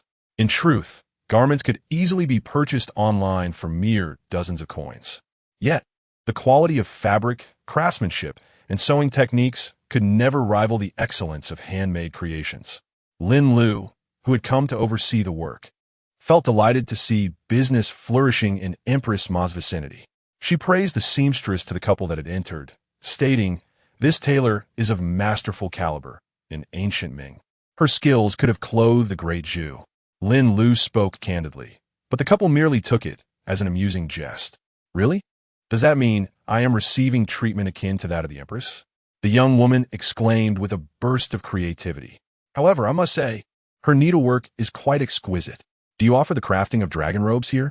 The young man inquired with keen interest. "You'll have to ask the shopkeeper about that," Lin Lu replied, redirecting the question to Empress Ma. "Your Majesty, might a humble citizen like myself procure a yellow robe from your establishment?" The young man theatrically turned to Empress Ma. The couple had just learned while scanning the QR code that the shopkeeper was portraying Empress Ma, the wife of Zhu Yuanzhang. Although history does not record Empress Ma's name as Ma Xiuying, they had both watched the television series. The playful manner of the young man elicited a smile from Empress Ma. "Granted. However, the price must be determined by our esteemed Lin. After all, I am merely a working individual." She jested, having heard those words during her earlier conversation with the couple, referring to their kind of employed persons. "Oh my, even the Empress is a working woman." The young man feigned astonishment, causing his girlfriend to stifle a laugh as she discreetly pinched his waist. The flirtatious exchange made Lin Lu feel slightly uncomfortable. "Ahem, considering you are our store's most esteemed customers, I can request the Empress to grant you a membership card. This card will allow you to enjoy a 34% discount at our establishment. In the future, should one aspire to ascend the throne, one may procure a dragon robe here." Upon hearing this, Empress Ma responded without hesitation, proclaiming, "This is permitted by me. I thank your Majesty for the generous bestowal." The 2 of them exclaimed in unison. After all, neither of them stood to lose anything, so even if they never returned, it would not be a detriment. Lin Lu retrieved a box of cards from her bosom and presented it to Empress Ma. Under Lin Lu's guidance, Empress Ma produced a special card adorned with black and gold lettering. The card read, "VIP of the Ming Tailoring House, number 001. Upon holding the card and feeling its exquisite texture, the 2 engaged in a theatrical display of gratitude towards Empress Ma. Lin Lu exchanged a few more words with them, inquiring about the progress of the garments. Learning that it would take approximately another hour, she briefed Empress Ma on several matters before taking her leave. These matters pertained to how customers could attain VIP status, primarily determined by their affinity with Empress Ma. The pricing of the garments was also discussed. The cost varied with the quality of fabric priced by the meter, along with labor costs calculated by the hour, and so forth. With these references in mind, it was believed that Empress Ma would find it much easier to set prices in the future. Subsequently, Lin Lu discovered that the customers had been arranged by Wei Zhongxian. Lin Lu marveled at the meticulousness of the great eunuch, understanding why the emperor favored such cunning advisors. Upon learning about Lin Lu's work arrangements and income sources for Empress Ma, one could see that he was quite adept at navigating these matters. Well done, old Wei. Lin Lu then commenced her routine inspection and encountered a patrol of the Imperial Guard. The 4 soldiers greeted her, evoking a sensation akin to that of an emperor herself. Should I also request Sister Ma to craft a dragon robe for me to wear? Lin Lu mused. Just as she contemplated this, she witnessed 2 squads of the Imperial Guard engaged in a scuffle. As she prepared to intervene, she noticed a group of about 10 individuals nearby, holding their phones aloft to record the scene. Before Lin Lu could inquire further, Wei Zhongxian approached her. Lin, these tourists have come here drawn by the fame of our establishment, so I had them engage in a friendly contest. What is happening? Wei Zhongxian was at a loss for words, as he did not fully grasp the concepts of Douyin, editing, and viral that the crowd was excitedly discussing. At that moment, a bespectacled, slightly rotund young man with a camera spoke up. Hey, are you the owner here? I must tell you that the martial arts video you filmed has gone viral. We all came here because of it. As he spoke, the young man displayed the video on his phone for Lin Lu to see. Upon watching, Lin Lu recognized it as the very video she had recorded. Such authentic combat, once edited, could surely become a sensation. Regrettably, the individual who filmed it was not particularly skilled. By the way, are you allowing filming? Lin Lu felt a twinge of embarrassment. After a moment's consideration, she realized that this presented an excellent promotional opportunity. Very well, she said, instructing Wei Zhongxian to ensure the safety of the participants. Although there was little risk of serious harm within the scenic area, injuries or bloodshed would be undesirable, as excessive violence could tarnish the reputation of the tourist site. Rest assured, I have already conveyed this, Wei Zhongxian reassured her. In the midst of the scene, Lin Lu observed Lu Bing and Zhou Shumian leading a spirited skirmish. While it appeared perilous, both parties were merely sparring, stopping short of genuine harm. Before long, as Lu Bing pressed the blade against Zhou Shumian's neck, Zhou Shumian conceded defeat and collapsed, leaving Lu Bing as the sole standing figure on the field. Truly, the Hunter household commandant is formidable, Lin Lu praised. The eliminated Jinyiwei, who had fallen, rose and bowed to the surrounding crowd. The spectators dared not breathe, utterly awestruck by the spectacle. Cheers and whistles erupted from the arena. Incredible. Is this what the true Jinyiwei is like? They are all skilled practitioners. Every strike is perilous. Yet they all yield gracefully, collapsing in surrender as if in an ancient martial arts contest, when their vital points are threatened. A middle-aged man, knowledgeable in martial arts, remarked. He then asked Lin Lu for a photograph. Upon receiving consent, they all entered the arena for pictures, both in groups and individually. Notably, after Lin Lu had instructed the Jinyiwei to smile while serving, each bore a smile, albeit one that was more challenging than a frown. Observing Lin Lu, who was covering his head, unable to look, Wei Zhongxian promptly assured that he would increase supervision. Lin Lu, watching the lively scene, contemplated the multitude of photographers. This is destined to create a sensation. Chapter 12. The flesh and blood Wei Zhongxian. These individuals were aware that such captivating combat videos, when skillfully edited, could easily become a sensation. The crowd, generous in spirit, offered their rewards, some in cash, while others utilized QR codes. Lin Lu inquired of the system, finding solace in the knowledge that cash contributions could also be shared amongst them. Wei Zhongxian, too, received a share of photographs with admirers. However, the financial offerings were considerably less, amounting to a mere 10 or so coins. Yet, Wei Zhongxian bore no ill will, for he understood that all these funds were intended to serve the Ming Dynasty. Aside from the unfortunate incident of being slapped by Empress Taizu and the looming danger to his ancestor's life, Wei Zhongxian found himself in a rather jubilant mood, as it seemed Emperor Chongzhen was unlikely to take action against him. As for the formidable presence of Empress Taizu, Wei Zhongxian, being a man of great insight, had perused historical texts upon his return the previous night. The records clearly stated, Chao Ong and Dian Wei met their demise in Wancheng. The strategies employed by Lin were truly inscrutable. Wei Zhongxian's demeanor was thus influenced by 2 primary factors. First, to appease Empress Taizu and allow her to vent her frustrations. Second, to express his loyalty.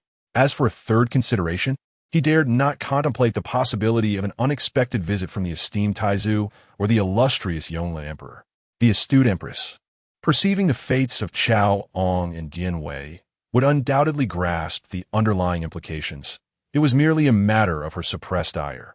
Observing the bustling scene, Lin Lu commanded Wei Zhongxian, "Old Wei, what do you think about having the Jinyiwei engage in combat matches daily?"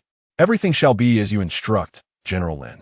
Although, such a proposition would necessitate fewer patrols.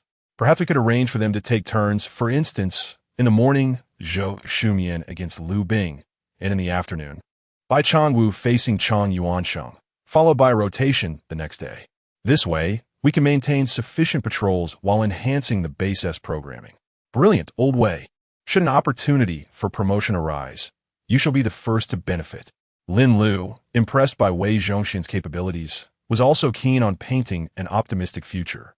"Your humble servant is grateful for your elevation, General Lin. I shall never forget your kindness." Wei Zhongxian bowed deeply. Lin Lu found great satisfaction in this exchange. At that moment, a visitor jested, Wei Zhongxian, it seems you have resumed your flattery." When Lin Boss emerges as the powerful figure in the base, "You shall be quite compliant." Wei Zhongxian's expression shifted at these words, and he sharply retorted, "Impudence! Where are the Jinyiwei? Seize him and take him to the imperial prison." The Jinyiwei, momentarily bewildered, quickly processed their master's command. "No, please.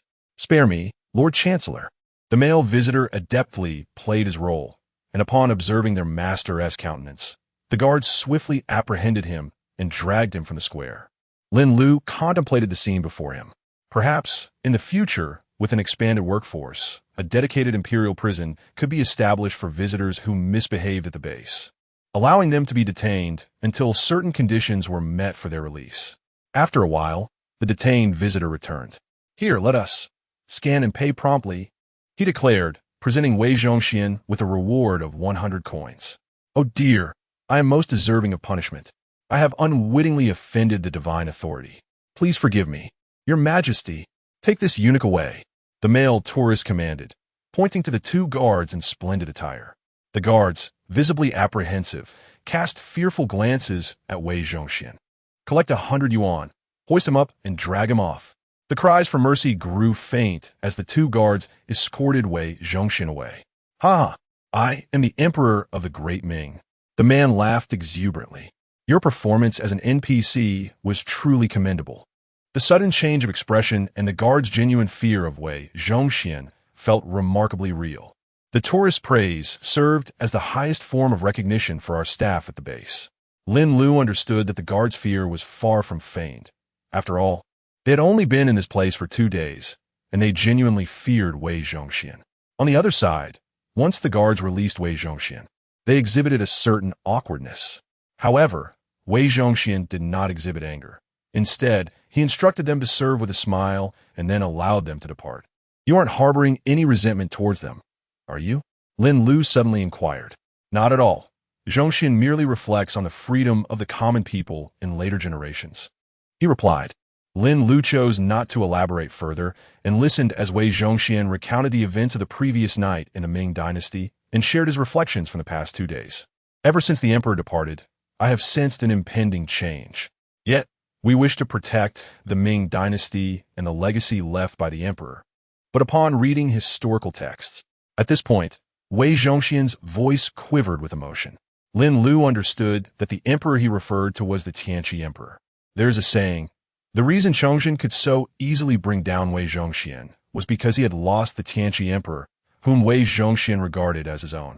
Although this statement may be somewhat exaggerated, it sufficiently illustrates Wei Zhongxian's sentiments towards the Tianqi emperor.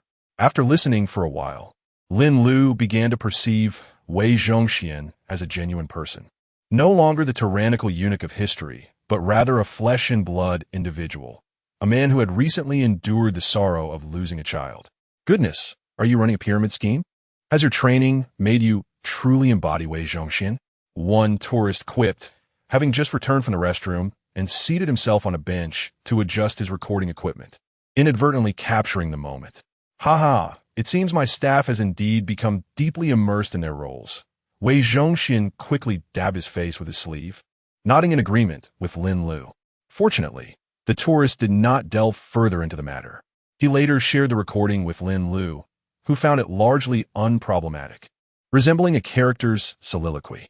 The tourist remarked that it would surely garner significant attention if included in a character anthology, particularly due to the poignant moment at the end. Truly remarkable. Lin Lu ultimately agreed, requesting that the male tourist send him a copy as well. Wei Zhongxian, feeling a rare sense of embarrassment, had consented to the recording earlier but felt a flush of shame hearing the two discuss his past indiscretions. He rose to take his leave. Lin Lu gazed at the corporeal figure of Wei Zhongxian before her, realizing that in this moment he had truly come to life. She cast her eyes upon the recording device in her hand, a wicked smile creeping across her face.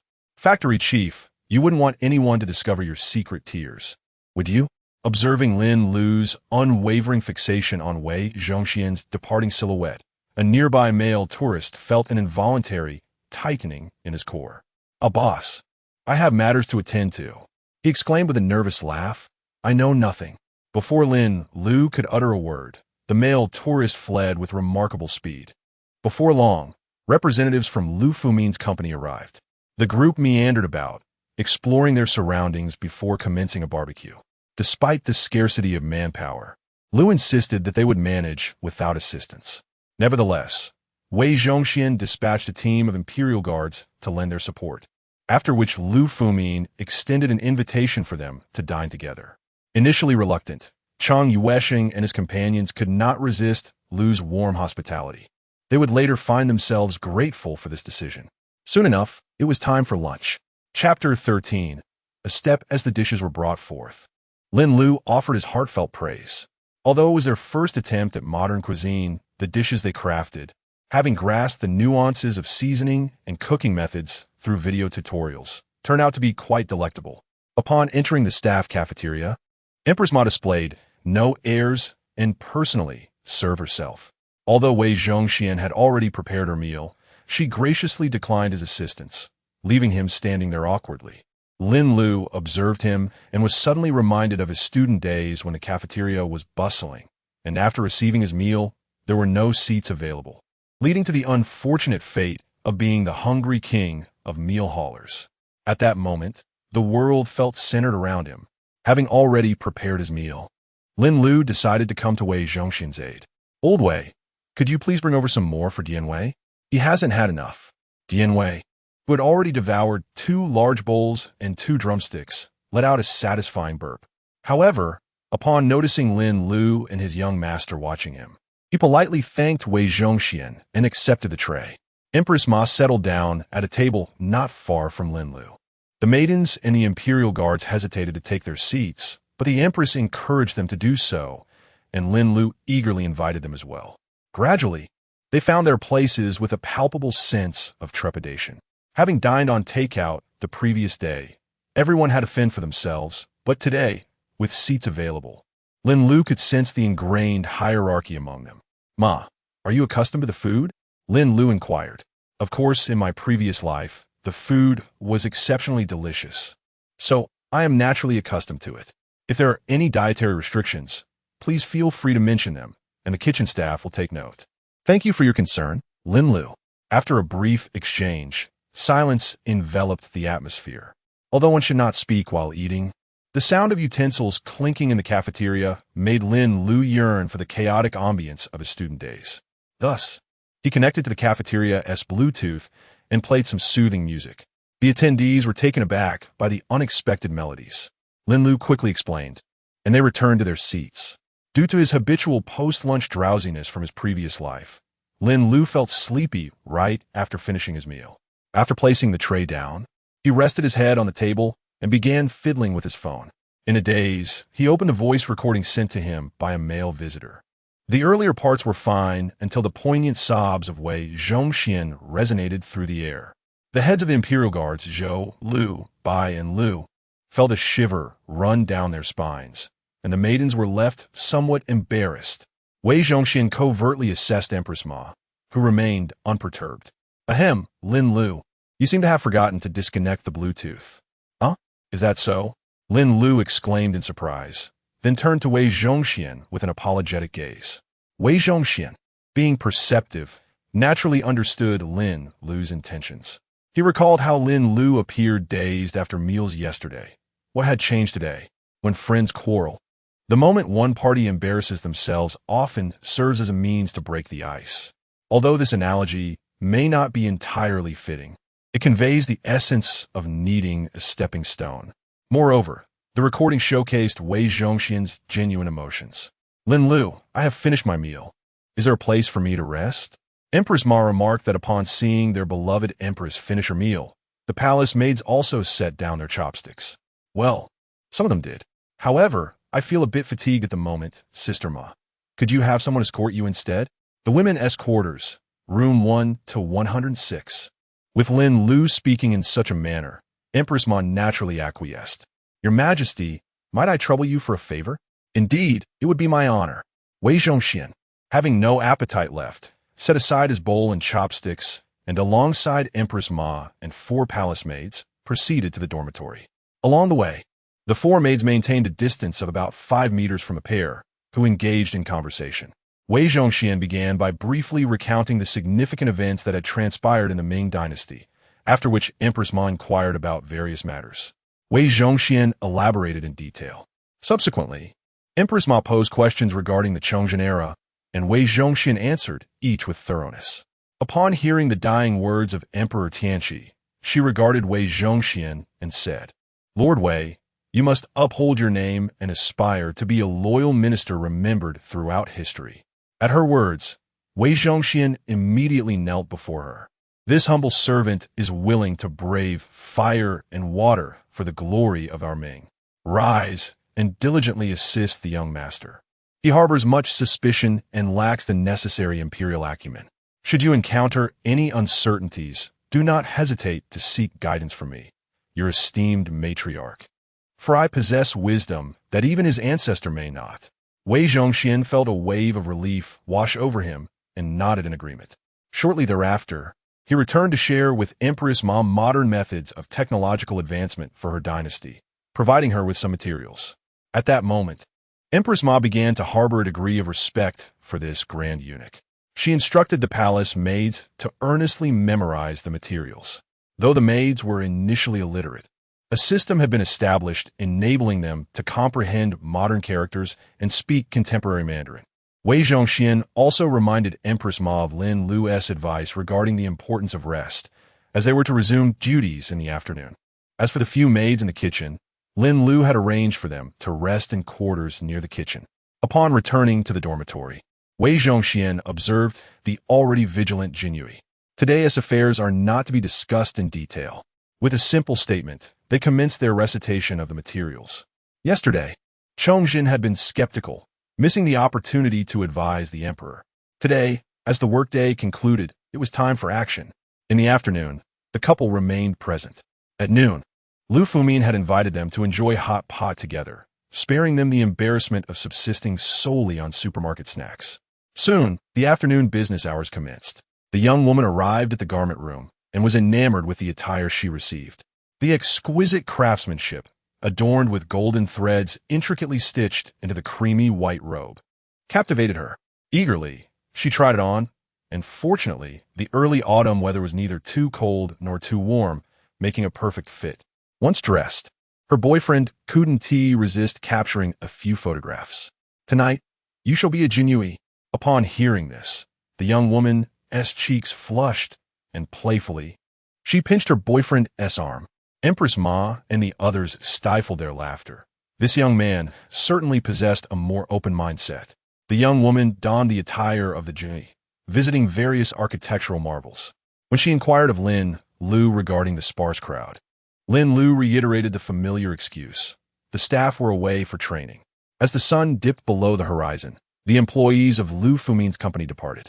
Under the persuasive influence of Wei Zhongxian, the Ming Dynasty's garment workshop managed to sell several items, including handkerchiefs and sachets. After concluding her tasks, Empress Ma calculated the day's earnings. Adding everything up, she estimated her commission to be nearly 400 taels. In contrast, the Jinyiwei received a substantial income exceeding 600. After work, the group dined in the cafeteria, engaging in casual conversation, yet their discussions primarily revolved around solidifying their memorized knowledge. Subsequently, they gathered at the teleportation point. Empress Ma offered admonitions to Wei Zhongxian, while the remaining Jinyiwei felt a twinge of anxiety. The palace maids appeared somewhat lost in thought. "Sister Ma, do you remember the matters I mentioned to you today?" Lin Lu reminded, not forgetting her system task. "Rest assured, Director Lin, I shall be diligent." Empress Ma replied, bowing as she held the 9-flower jade dew pill offered by Lin Lu. "Director Lin, I take my leave." "Director Lin, your humble servant bids farewell." "Director Lin, we take our leave." A flash of white light enveloped them, and the group returned to their respective timelines. The base was left with only Lin, Chao, and Dian. Chapter 14. Chongzhen, Hongwu in the grand halls of the palace. As the appointed hour approached, Emperor Chongzhen turned to Wang Cheng'an, inquiring whether it was indeed time for Wei Zhongxian to depart. "Your Majesty, do not be anxious.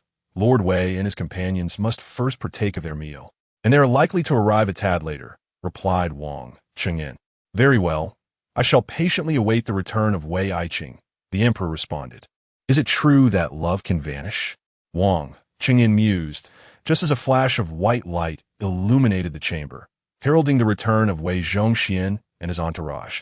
The palace had long since dismissed the servants, leaving only Emperor Chongzhen and Wang Cheng'an within the vast expanse of the Qianqing Palace, while the Imperial Guard, the Jinyiwei, and the Imperial bodyguards secured the perimeter. Even Empress Zhou, wishing to plead for her father, was barred from reaching Chongzhen. With a swift motion, Chongzhen approached Wei Zhongxian. "Zhongxian, you have finally returned. I have missed you terribly." "Your Majesty, you flatter this old servant," Wei Zhongxian replied, as the emperor eagerly began to inquire about various matters. Wei Zhongxian answered each question in turn, with the Jinyiwei providing additional context. "Your Majesty, the Empress Dowager is also present." Wei Zhongxian dropped this momentous revelation. Chongzhen and Wang Cheng'an were taken aback. "I kink, do notiest," the emperor exclaimed. "Your Majesty, my words are verily true," Wei Zhongxian insisted, with the Jinyiwei kneeling in affirmation. He then recounted his experience of being assaulted and introducing customers to Empress Ma, aided by Lin Lu in their discussions. However, he deliberately omitted the details regarding the cafeteria incident. Chongzhen, deeply moved, immediately expressed his desire to bestow gold and silver upon Lin. But Wei Zhongxian indicated that such offerings could not be transported. "On my first day there, I discovered that while people could pass through gold, silver, antiques, and paintings could not. And what a founding emperor!" Chongzhen inquired, first concerned for Wei Zhongxian, then suddenly gripped by fear. "Your Majesty need not worry. The founding emperor is not present." The Empress Dowager conveyed that should you have any inquiries, you may still consult her. Matters she cannot decide upon may be directed to the founding emperor. This statement was laden with significance, leaving the Jinyiwei in a state of bewilderment. Consult the founding emperor? Such a grand matter? Moreover, if it were to be sanctioned by the founding emperor, Your Majesty could essentially disregard the strictures laid down by the Ming Dynasty. In the future, not only would there be no self-recriminating edicts, but even the slightest hint of regret would likely be absent from Chongzhen's demeanor. "Is what you speak of true?" the emperor pressed. "Every word is sincere," Wei Zhongxian affirmed. "Ha! Wang Cheng'an, hasten to prepare a chamber. I wish to share a bed with Wei Zhongxian and engage in deep conversation throughout the night," Chongzhen exclaimed, recalling the brotherly bond of Lu, Guan, and Zhang, which he endeavored to emulate. As Wang Cheng'an was about to take his leave, Chongzhen added, "You two come along." Wei Zhongxian, somewhat apprehensive, replied, "Your Majesty, as a mere eunuch, how could I dare to share the same bed with the dragon?" "Do not speak so, Zhongxian. In the past, we were deceived by treacherous individuals, causing a rift between us. Today, as we set aside our grievances, it is only fitting that we engage in heartfelt discourse throughout the night." At that moment, Chongzhen considered the Jinyiwei below and, clearing his throat, conferred titles of Qianhu upon the 20 guards. To those with families, he granted wealth and fortune. To the unmarried, He arranged marriages. The Jinyiwei expressed their gratitude with fervor. Subsequently, Wei Zhongxian reported to Chongzhen and instructed his associates to document the acquired knowledge for designated personnel. In the stillness of the deep palace, three men engaged in an extensive discussion through the night, as the hours stretched infinitely. Their spirited conversation meandered through various topics, filled with fervor. The following day, with a singular focus on his duties, Wei Zhongxian appointed Wang Qingyan to the position of factory overseer, though Chongzhen retained his authority. Wei Zhongxian provided Chongzhen with a list of the Jinyiwei, retaining some useful individuals while eliminating many detrimental elements, including Wei Zhongxian's own adopted son. Nevertheless, Wei Zhongxian remained unfazed, declaring that his family stood as a pillar of the Ming Dynasty, a crucial force in its revival.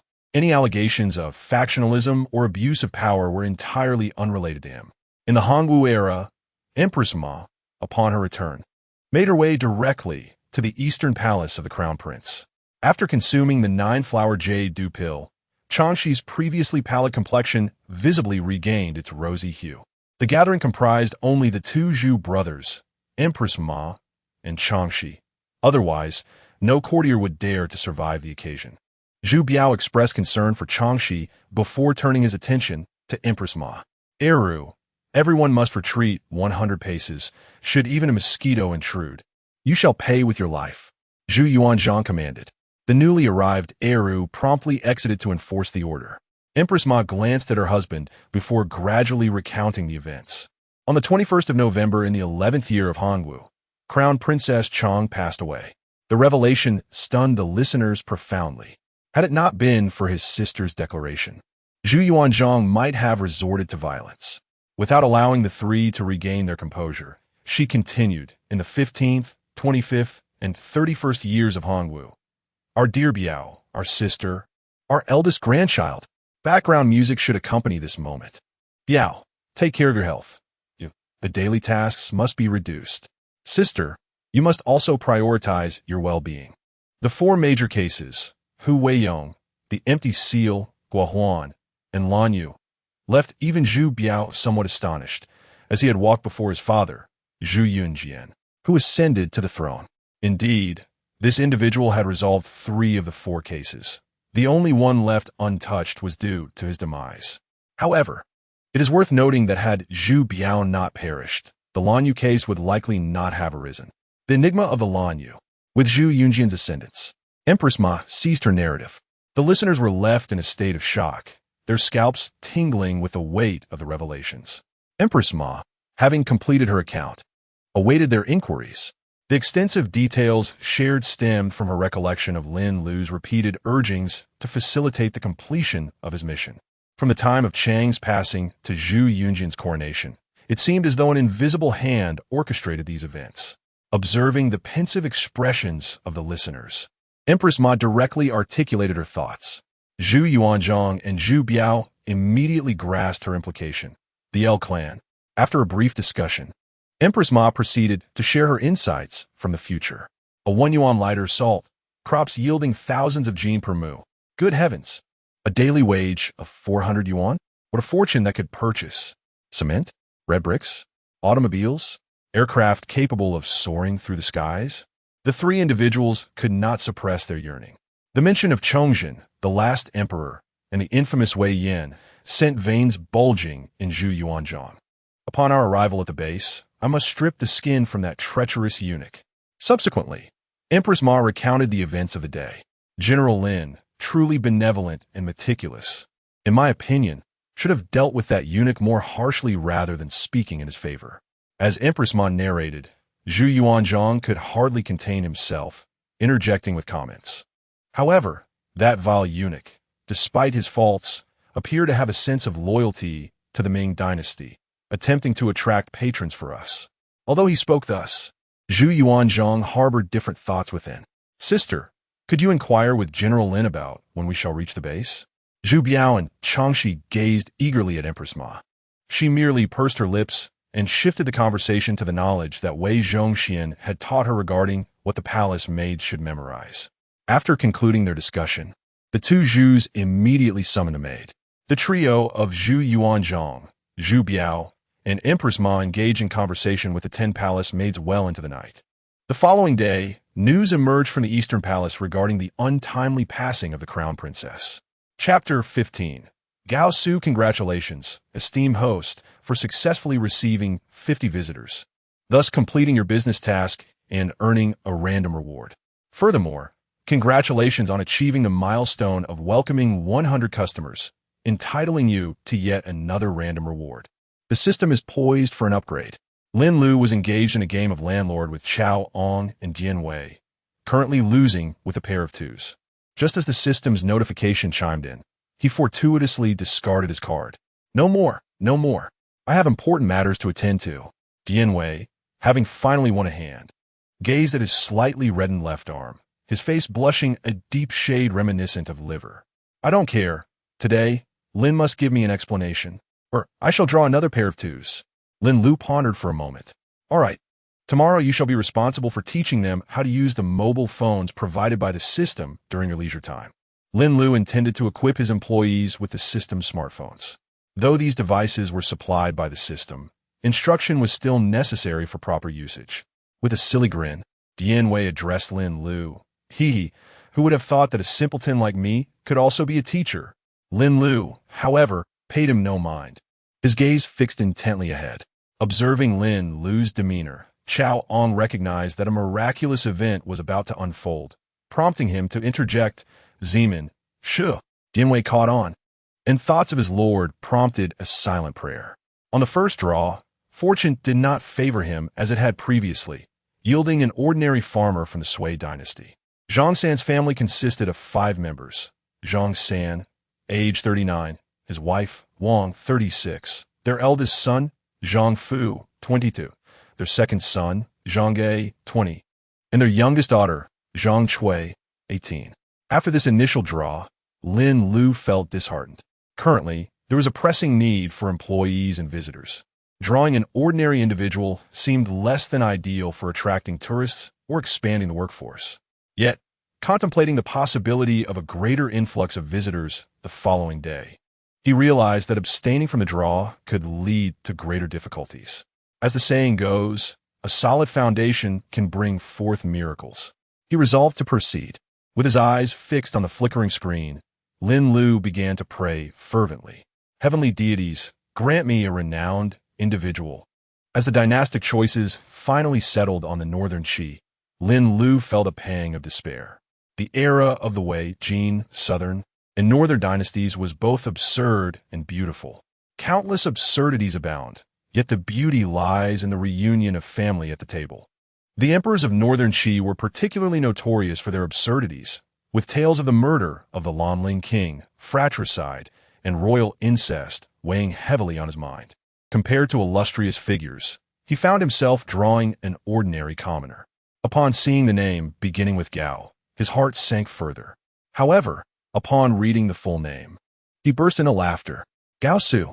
This name may not be widely recognized, yet connects to Gao Changgong, the Lanling king. The dynasty was Northern Qi. The 4th year of whooping, in the 1st month, the name Gao Su, accompanied by 12 cavalrymen of the Baixian Xinbei. Lanling king, ha ha ha. The system at least has done something worthwhile. Lin Lu gazed at the name on the screen, his excitement palpable. One of the legendary 4 beauties of ancient times. The Lanling king, Gao Changgong, is poised to attract young ladies to the tourist base, a prospect that fills Lin Lu with anticipation. With this thought in mind, Lin Lu promptly opened a search engine to delve into the history of the Lanling king. Like many others, Lin Lu was only familiar with his name and his esteemed title as one of the 4 beauties, lacking deeper historical knowledge. To his surprise, he discovered that only 4 months remained until the Lanling king was assassinated by Gao Wei in the 4th year of whooping. It seemed imperative to devise a plan to safeguard his employee. If circumstances demanded, Lin Lu contemplated the possibility of allowing them to remain on the island. Casting a glance at the expectant Chao Ong and his companion, Lin Lu shook his head gently. The 2 sighed softly in response. Lin Lu had previously informed them that the recruitment of employees was entirely random. With a plethora of historical figures to choose from, and the inclusion of ordinary individuals. He thought little of it. Once they regained their focus, Lin Lu instructed Chongzhen to prepare the necessary materials. As for the Zhong family of 5, Lin Lu did not require any research. The name Zhongxian was undeniably that of an ordinary person, with no records in historical texts. Unless, of course, the third generation possessed a character denoting abundance. While Chongzhen sought information, Lin Lu took the opportunity to instruct Jinyiwei on how to conduct lessons. He demonstrated how to operate a mobile phone, download applications, answer calls, send messages in the employee group, and tag individuals. Lin Lu intended to establish a group for employees to facilitate communication. The three of them busily commenced their overtime work. Following Lin Lu's completion of his tasks, the system initiated an upgrade. In a year of great enterprise, Zhang Fu inquired, "Father, do you truly intend to visit that so-called tourist base?" Zhongxian replied, "Another round of forced labor awaits us. Today, Wang Dinyo at the village entrance was taken away." He sighed, contemplating the miraculous events that might be a sign of divine mercy, granting them a chance at survival. The Wang and Zhang families shared in this sentiment, all sighing in resignation.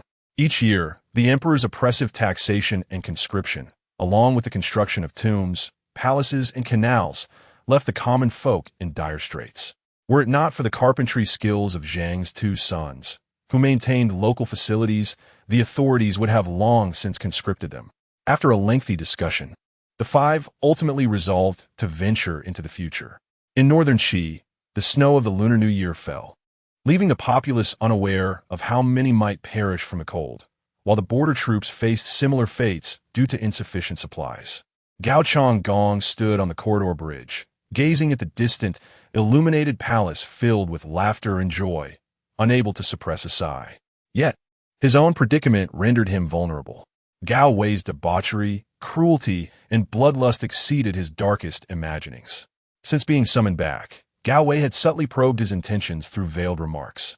Even feigning illness and remaining at home did not shield him from suspicion.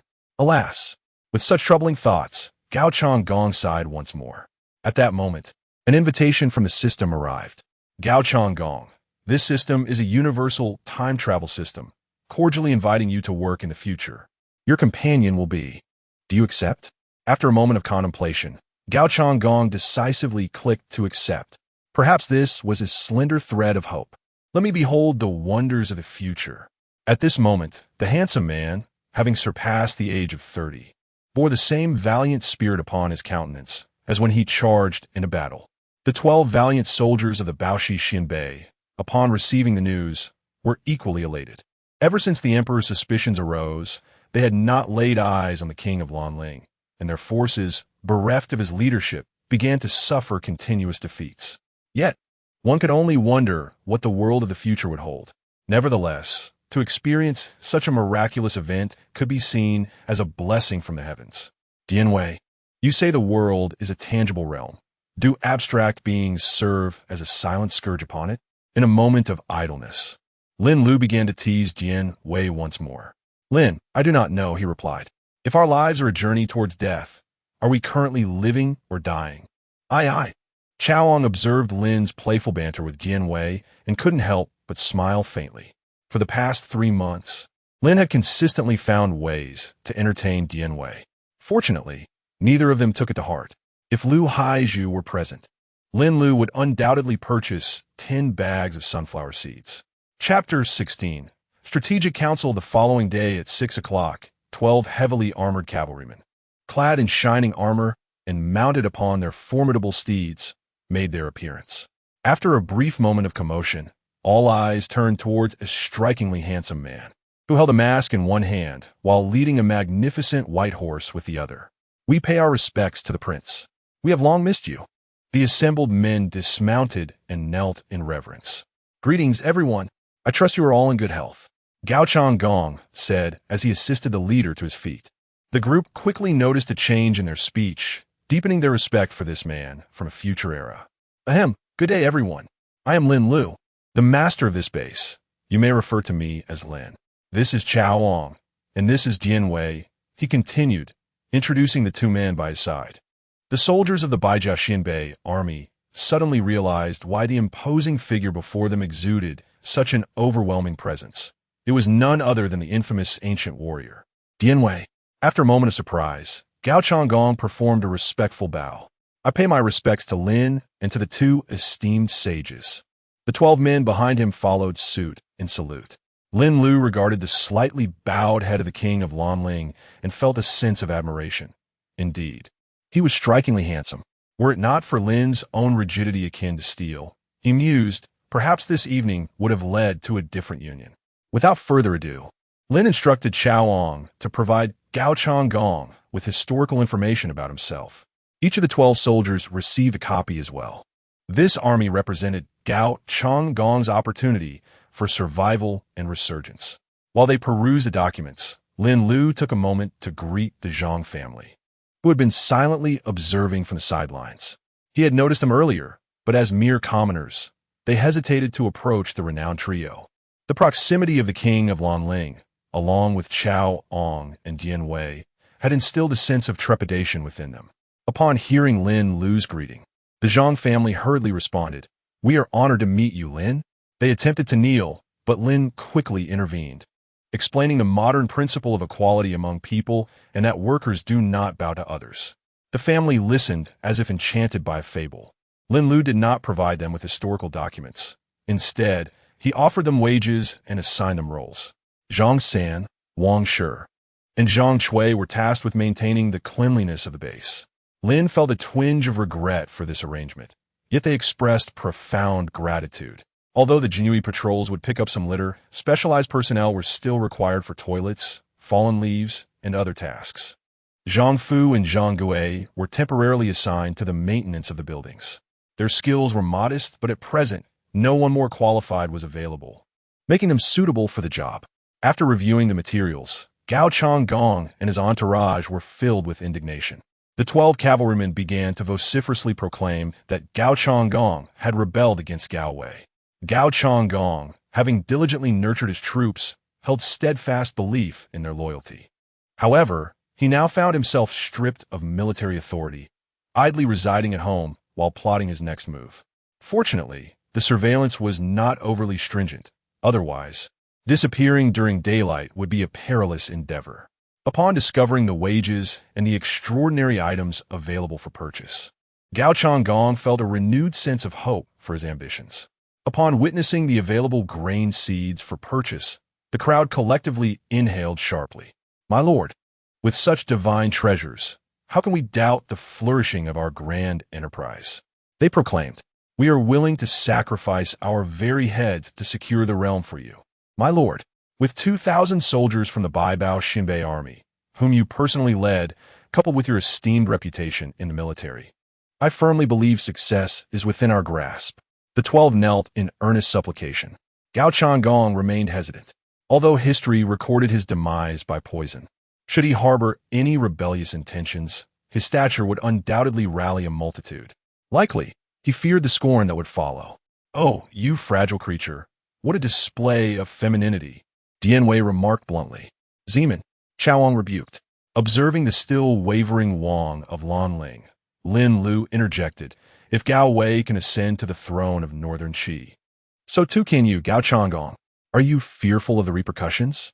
If so, allow me to recount the profound brotherhood of Li Shimin and the harmonious uncle-nephew relationship of Zhu Di." Lin Lu swiftly narrated the tales of the two historical figures. "I firmly believe that by diligently working at the base and securing the throne, unifying the realm shall not be a distant dream. In time, Northern Qi will transform into the Qi Dynasty, and you shall be its founding emperor. What is Gao Wei in comparison? Moreover, with the agricultural products procured from your salary, you shall be the true son of destiny." Seeing Lin Lu's earnestness, Wang of Lanling hastily added, "Lin's words resonate profoundly.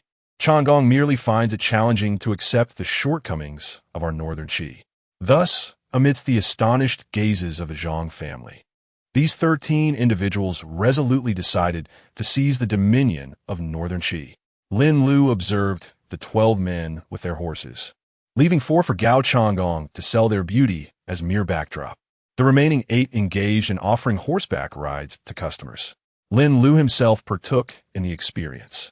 These 8 exhibited remarkable equestrian skills, effortlessly leading horses or galloping alongside patrons. Nevertheless, Lin Lu repeatedly cautioned them to prioritize the safety of their guests. They all assured him, should any mishap befall a visitor, they would willingly face the consequences. Not to worry, just slow down during the ride. At that moment, Lin Lu recalled a pressing issue. The palace maids would not arrive until 7, leaving insufficient time for meal preparation. It seemed adjustments to their work schedule would be necessary for the following day. He resigned himself to ordering takeout instead. Soon, at 7 o'clock, Empress Ma and Wei Zhongxian's party arrived, immediately noting the palpable tension from the 12 individuals and exclaiming, "Protect the Empress." The Imperial Guards swiftly drew their blades, forming a protective circle around Empress Ma, while the cavalry readied themselves for a charge. "What's going on? We're merely here for work. Could we not be a tad more courteous?" Jinyiwei bellowed. The horses, startled by the commotion, whinnied and reared. Observing this, Lin Lu felt a pang of concern and inquired if the system could assist in controlling the horses. The system responded that it was currently upgrading and would be completed by noon. Once both sides sheathed their weapons, Lin Lu introduced the two parties. The future Ma Xiaoying has met the sages of old. The future Wei Zhongxian has encountered the sages of old. Upon the introduction by Lin Lu, Gao Changgong reciprocated the courtesy, for she was the legitimate empress who would unify the nation in later times. He held a modicum of admiration for Wei Zhongxian. While awaiting breakfast, the group engaged in lively discourse, strategizing regarding Gao Changgong's current predicament. They unanimously supported the previous proposal, yet Wei Zhongxian interjected, noting that in approximately 4 months, Gao Wei would take action. Thus, the pressing concern was how to extricate the king of Lanling from the imperial capital of northern Qi.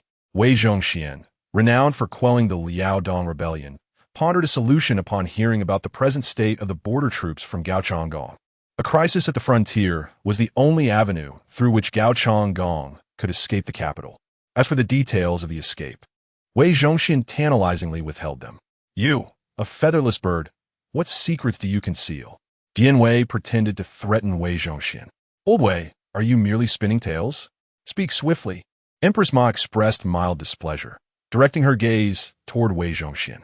In a hurry, Wei Zhongxian replied, "The king of Lanling could bribe the eunuchs." Yet, was Gao Wei truly so foolish as to release someone he intended to eliminate? Other emperors might not, but Gao Wei certainly would. Lin Lu chimed in, after all. This is the same individual in history who, having listened to the slanders of eunuchs, strangled his own brother. As for the urgent matters at the border, there was no need for concern. Throughout the ages, there has never been a dynasty devoid of military greed, particularly in our current era. Once we report the situation, we need not deliberate. Others will naturally take action. A soldier from the Baishan tribe commented, "The stakes are not trivial." Empress Ma nodded in agreement. "In the military?" Lin Lu questioned. "Given the prestige of the king of Lanling, resolving matters within the military should be relatively straightforward," Chao Ong remarked. However, Changgong currently possesses only enough finances for basic sustenance. He truly lacks excess resources too. Gao Changgong sighed. The 12 soldiers are likewise deep in contemplation. With a crisp sound, a faint glow provided a touch of warmth to the early autumn morning. 100,000 taels of gold, Jinyiwei stated coolly. Impressive.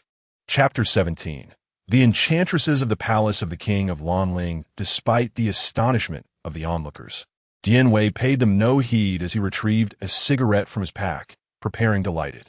Observing the multitude present, he decided to offer one to each person, remarking that while sharing could be termed generosity, indulging solely for oneself could only be called selfishness. When he handed one to Empress Ma, Lin Lu interjected, "Jinyiwei, she is a lady." This implied that, with a woman present, smoking was inappropriate. "Oh, Jinyiwei responded, promptly producing a pack of lady cigarettes. At this moment, Chao Ong could no longer restrain himself and delivered a swift kick to Jinyiwei.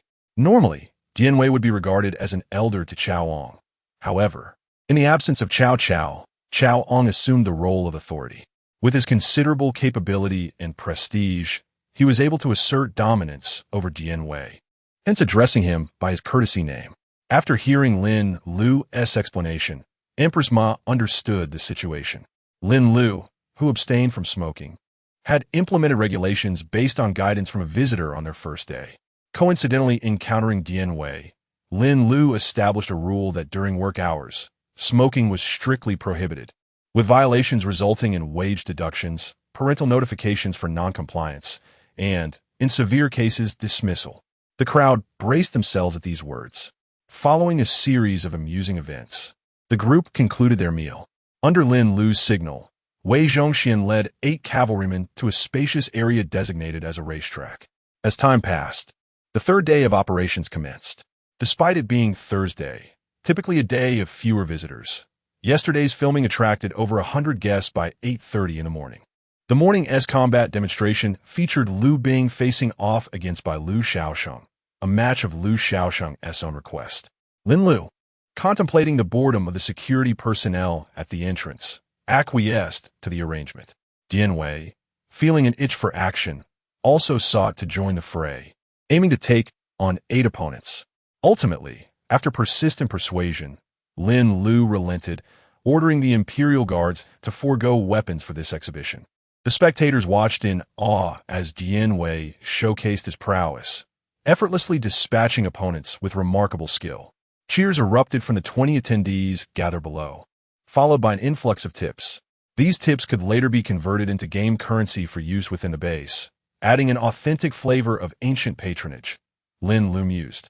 Jinyiwei, however, accepted none of the tips, considering them as compensation for the medical expenses of the Imperial Guards, who, despite being uninjured, felt some discomfort. The sight of the tips brought them a bittersweet joy. Many fitness enthusiasts eagerly sought to capture photographs with Jinyiwei, prompting him to perform iconic poses. His muscular physique elicited gasps of admiration from the crowd. Suddenly, a bold young man playfully slapped Jinyiwei's backside. Lin Lu had previously teased him about certain young men with a penchant for such behavior. A wave of discomfort washed over Jinyiwei, who discreetly shifted away. While Wei Zhongxian attracted customers to the tailor shop, he remained mindful of Lin Lu's directive to guide patrons to the racetrack. The racetrack operated with clear pricing, 100 yuan for a round trip, approximately 1,000 meters. Visitors could choose to walk or run at their discretion, with the system providing a commission of 40%. Lin Lu instructed the group to remove the armor from the horses, thereby alleviating their burdens. Fortunately, they were not transported back, for that would have resulted in dire consequences. Lin Lu also provided horseshoes for their steeds, expertly fitted by knowledgeable members of the Imperial Guard. After a brief trial ride, Gao Changgong and his companions expressed their admiration for the horseshoes. "Brother, let me take a turn," exclaimed a young man of average build. After scanning a code, he was swiftly led by a soldier to complete a lap. The male customer exclaimed in exhilaration, eagerly calling for another round. "If I had such a formidable cavalry in ancient times, what would the emperor do?" He mused. The soldier, aware of the guest's tendencies, playfully responded, "In that case, your majesty, I would gladly conquer the south for you to winter." The soldier, familiar with the guest's exuberance, jested further. "Haha, then I shall appoint you as a grand general." Following this, several other customers took their turns to experience the thrill. Meanwhile, at the tailoring workshop, aside from the small trinkets sold, the Empress Ma secured several substantial orders through Wei Zhongxian's introduction. Among these were outfits in red, purple, and blue, crafted from fine materials, totaling over 1,200. The Empress joyfully exclaimed, "Well done, Xiao Wei," eliciting a beaming smile from Wei Zhongxian. Observers praised the duo for their immersive performances. An elderly man, with a head of silver hair, was later photographed with the Imperial Guard during their patrol, though the tips had decreased. The group did not dwell on it, continuing to bow respectfully in gratitude. As for the 5 from Lanling Wang, Lin Lu took Lanling Wang on a tour. Despite being slightly over 30, his handsome features attracted many female admirers. This age often embodies the peak of masculinity, and combined with his regal demeanor and traditional attire, he captivated the attention of many young ladies. "Sisters, come quickly. There's a newly opened tourist base in the East City featuring the stunning Lanling Wang. One girl exclaimed, "What do you mean he's invisible? You'll regret it later." A fiery-tempered girl had already begun extolling to her friend. "Brother Gao, let us play a game where I wear a white dress, and you only need to say I do, all right?" Another girl chimed in. "Don't mind her, Brother Gao. My family owns a luxury car dealership, and I'm an only child. If you're willing to marry into our family, our child can carry your surname after my parents pass." Listening to the increasingly outrageous declarations from the girls, Lin Lu, squeezed to the side, could not help but shake his head. The 4 guards attempted to separate the group of 10 or so, but were unsuccessful. Gao Changgong appeared to be accustomed to such attention, slightly shaking his head as he donned his mask. "I am Lanling Wang Gao Changgong. Commoners dare not obstruct my path." The 4 cavalrymen, acting as guards, seemed emboldened by his declaration, parting the way. Their horses had been requisitioned for the racetrack, but being skilled riders, they faced no challenges. The sight of the masked Lanling Wang sent the crowd of women into a frenzy of shrieks. Following Gao Changgong, the group strolled leisurely. "Brother, it would be even more appealing if you put away that sign," a young lady remarked. Meanwhile, a more considerate girl had already scanned the code to make her payment. Some affluent individuals even generously tipped several hundred yuan. Being his first day on the job, Gao Changgong felt compelled to remind, "Ladies, please spend reasonably. I am deeply grateful." Little did he know, for those young women from coastal regions who had come to enjoy themselves on a Thursday, a few hundred yuan was merely a trifle. This prompted several young ladies to praise his understanding nature. Subsequently, some spirited girls began to add Lanling Wang's contact information. Lin Lu, standing by, assisted Lanling Wang in adding a few individuals using the system-provided phone. They then formed a group entitled Lanling Wang's Harem of 3,000 Beauties, inviting their friends to join. Within mere minutes, the group swelled to over 100 members. Those newly added were initially bewildered, but upon seeing pictures of their friends with the ancient-style handsome man, they couldn't help but inquire about the location. Observing this, Lin Lu exclaimed, "Goodness! While the world remains unconquered, the harem is already flourishing." Chapter 18. The Cavalry Charge. As the renowned Lanling king adeptly managed the interactions with the female visitors, Lin Lu felt a sense of relief. He then turned his attention to the trio responsible for maintaining cleanliness, the Zhang family. Fortunately, the restroom facilities in the scenic area possessed robust flushing capabilities, and their primary duty involved disposing of refuse. The workload for the 3 was not overly burdensome. Lin Lu inquired about their comfort with the tasks at hand, to which they all responded positively. He assured them that should the workload become overwhelming, they could communicate their needs, and he would arrange for additional assistance. Reflecting on the fact that only a limited number of areas had been opened, Lin Lu realized that the responsibilities assigned to the trio were indeed quite extensive. However, they insisted that there was no need for extra help. Unbeknownst to Lin Lu, Zhongxian had endured years of laborious service, toiling from dawn till dusk with meager sustenance. The tasks assigned now were trivial by comparison. At that moment, Lin Lu grasped why Zhongxian appeared so aged despite being under 40. His hair was as white as snow, etched with lines of hardship. Upon further inquiry, Lin Lu learned about the tumultuous era from which Zhongxian hailed, a time of chaos and suffering for the populace. Lin Lu sighed, acknowledging the complexity of evaluating the reign of Emperor Yang of Sui, whose actions bore both merit and blame.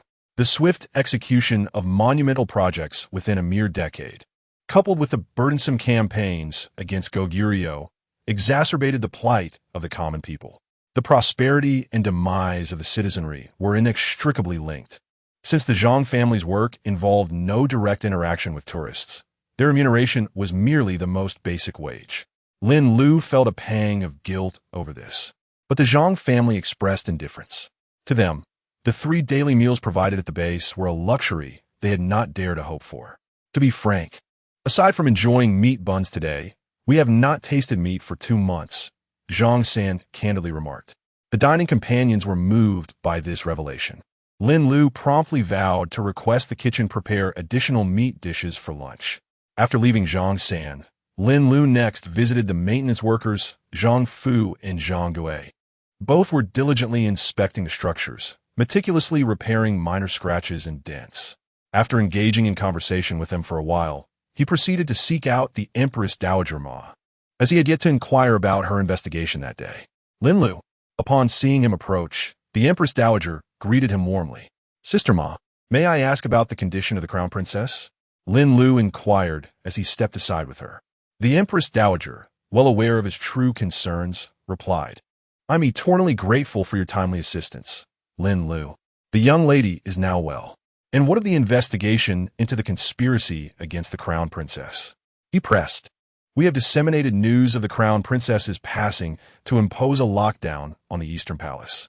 We have discreetly dispatched agents to monitor the L family, and I believe we shall soon have conclusive results." Lin Lu pondered for a moment before suggesting, "There exists another method to expedite our quest for answers. Historical accounts indicate that the Crown Princess suffered a fatal hemorrhage, likely due to the meddling of the midwife. By investigating the midwife, we may ascertain whether the L family indeed had a hand in this tragedy. If it proves to be the case, the challenge remains: how to compel the L family to confess." It became quite simple.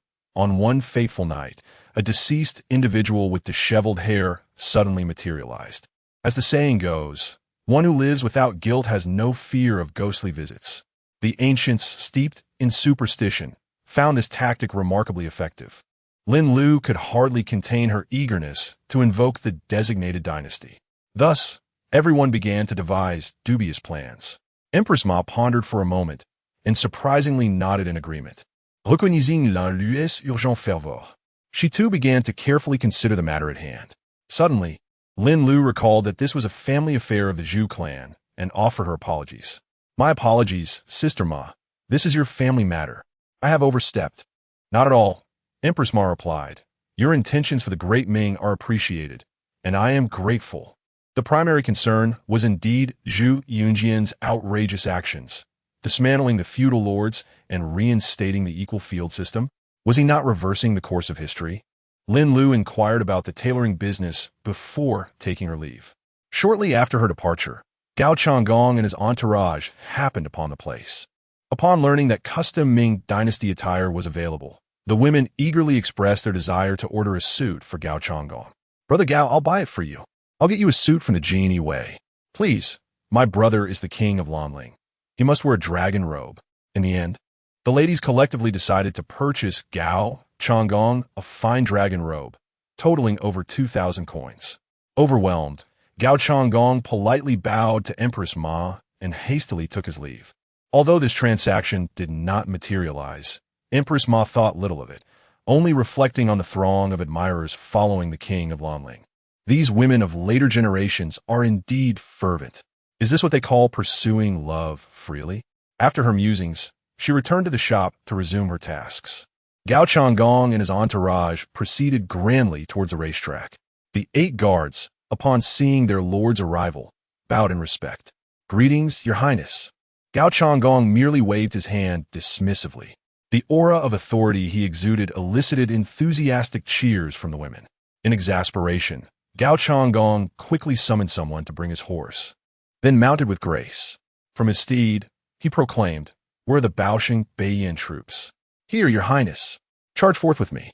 As 12 men prepared to mount, the women had already begun to make their payments, originally hoping to ride the king of Lanling's horse. However, Gao Changgong disregarded them, forcing them to settle for lesser options. After a lap, they earned over 1,000 coins, netting nearly 500.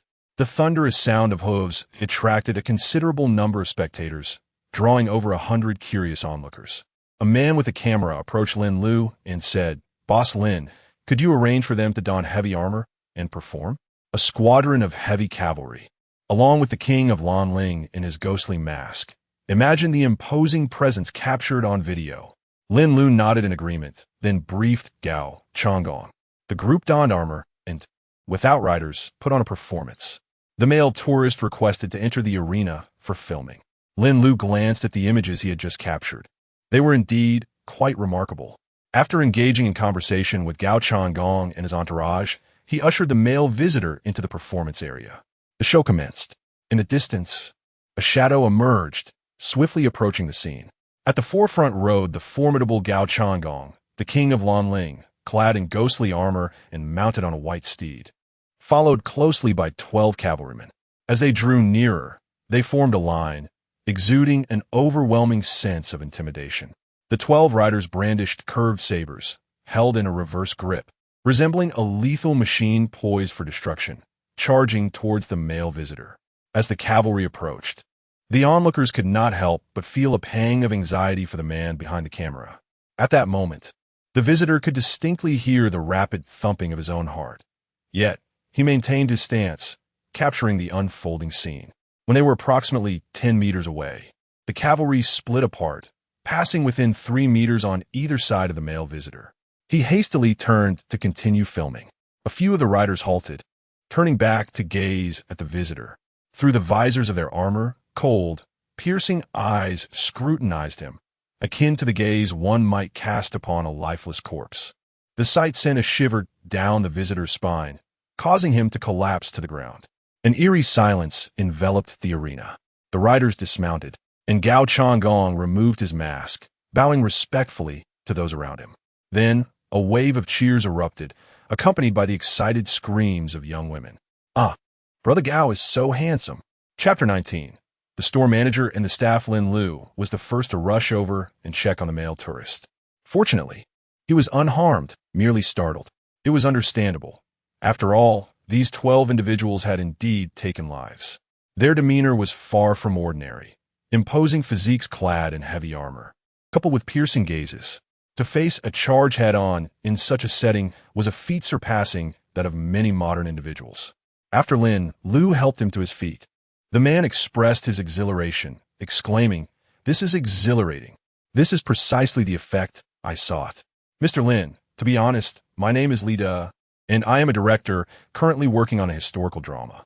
One of the scenes involves a cavalry charge, and I found myself in need of inspiration. They perfectly match my vision. I wonder if you might part with them?" Lin Lu promptly declined. However, after a brief conversation, he agreed to let them purchase tickets to assist in their filming, albeit for a fee. Without hesitation, Li Du paid a deposit of 10,000, leaving Lin Lu somewhat embarrassed. He quickly summoned Gao Changgong. Subsequently, Li Du showed Lin Lu the footage they had just recorded. After transferring it via Bluetooth to his phone, Li Du made a few quick edits, trimming, color grading, timing, and adding music. The already intense footage was elevated to a whole new level. Lin Lu requested a copy for himself, instructed Gao Changgong accordingly, and then headed to the supermarket. Fortunately, the supermarket operated on a self-checkout system. Otherwise, they would have been short-staffed. Lin Lu went primarily to restock. It was Thursday, and by 11 o'clock, nearly 300 people had already arrived. After some consideration, he tagged Wei Zhongxian in their group chat, asking him to bring Zhang Shui to the supermarket. Lin Lu decided to assign the restocking task to Zhang Shui. Once Lin Lu departed, Li Du attempted to make a move on Gao Changgong, but was met with a stern refusal. Just as he was about to speak, a group of young women chimed in. "Where do you come from? Trying to steal our Gao Gij?" One of them recognized him, exclaiming, "Oh, you're the director of that new drama, right? How dare you try to take our Gao Gij away? I'll make sure to give your show bad reviews." The girls continued to banter, leaving Li Du blushing and flustered. After exchanging contact information and promising to return, he left in embarrassment. When Wei Zhongxian arrived with Zhang Shui, the shy 18-year-old girl was visibly nervous. Dressed in a red robe, Wei Zhongxian, who was unmistakably a high-ranking official, shared his insights to help her adapt to the base life. The young girl merely nodded in response. Noticing her apprehension, Wei Zhongxian informed her that Mr. Lin wished to meet her. This only heightened Zhang Shui's anxiety, fearing she might be dismissed for inadequate performance. Therefore, upon spotting Lin Lu moving items in the supermarket, she instinctively prepared to kneel. Fortunately, Lin Lu was quick to react. Onlookers in the supermarket couldn't help but tease Lin Lu at this sight. "Boss Lin, your employee training is truly remarkable. Seeing you lift items has her ready to kneel." One customer remarked, "What do you think? Are you interested in joining me? I have a business venture over in the mainland, and with your remarkable persuasive abilities, I could appoint you as my right-hand man." "That sounds feasible," Lin Lu replied. "But are you not concerned that I might hypnotize all your subordinates, leaving the hierarchy uncertain?" Lin Lu jested. Very well. I shall accept the role of your second-in-command. I'm not one to be picky. Second-in-command? You mean a security guard? Their banter elicited hearty laughter from the surrounding crowd. After settling the bill, Lin Lu turned to see the timid Zhang Chui before him. Before he could utter a word, Jinyiwei's booming voice interrupted. You old scoundrel. Are you bullying this young lady? Absolutely not. Zhang Chui hurriedly protested. Uncle Wei has taught me so much along the way.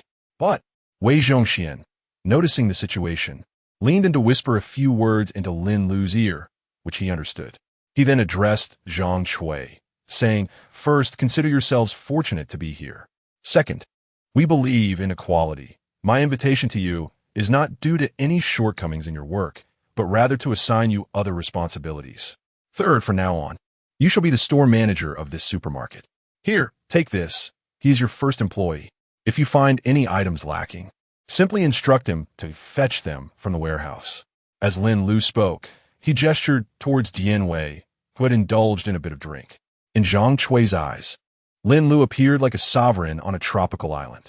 Her humble status made her anxious at being summoned by Lin Lu, especially with a high-ranking eunuch escorting her. Thus, she assumed Lin Lu must be dissatisfied with her, leading to her palpable unease that compelled her to kneel before him when they met. As for Jinyiwei's presence in the supermarket, the likes of Empress Ma, Wei Zhongxian, and Gao Changgong had quickly grasped the use of mobile phones. After completing a round of drinks, Jinyiwei recalled Lin Lu's regulations and, not being a smoker himself, decided to enjoy some wine from the supermarket. After consuming half a bottle, he took a brief nap in a corner, only to awaken as Wei Zhongxian escorted Zhang Chui over. Consequently, Jinyiwei found himself as Zhang Chui's subordinate. Lin Lu guided Zhang Chui through the store, instructing her on how to inventory the goods, advising her to jot down notes for Jinyiwei to fetch the necessary items. The slender young lady diligently recorded Lin Lu's instructions, fortunate that the system enabled her to write.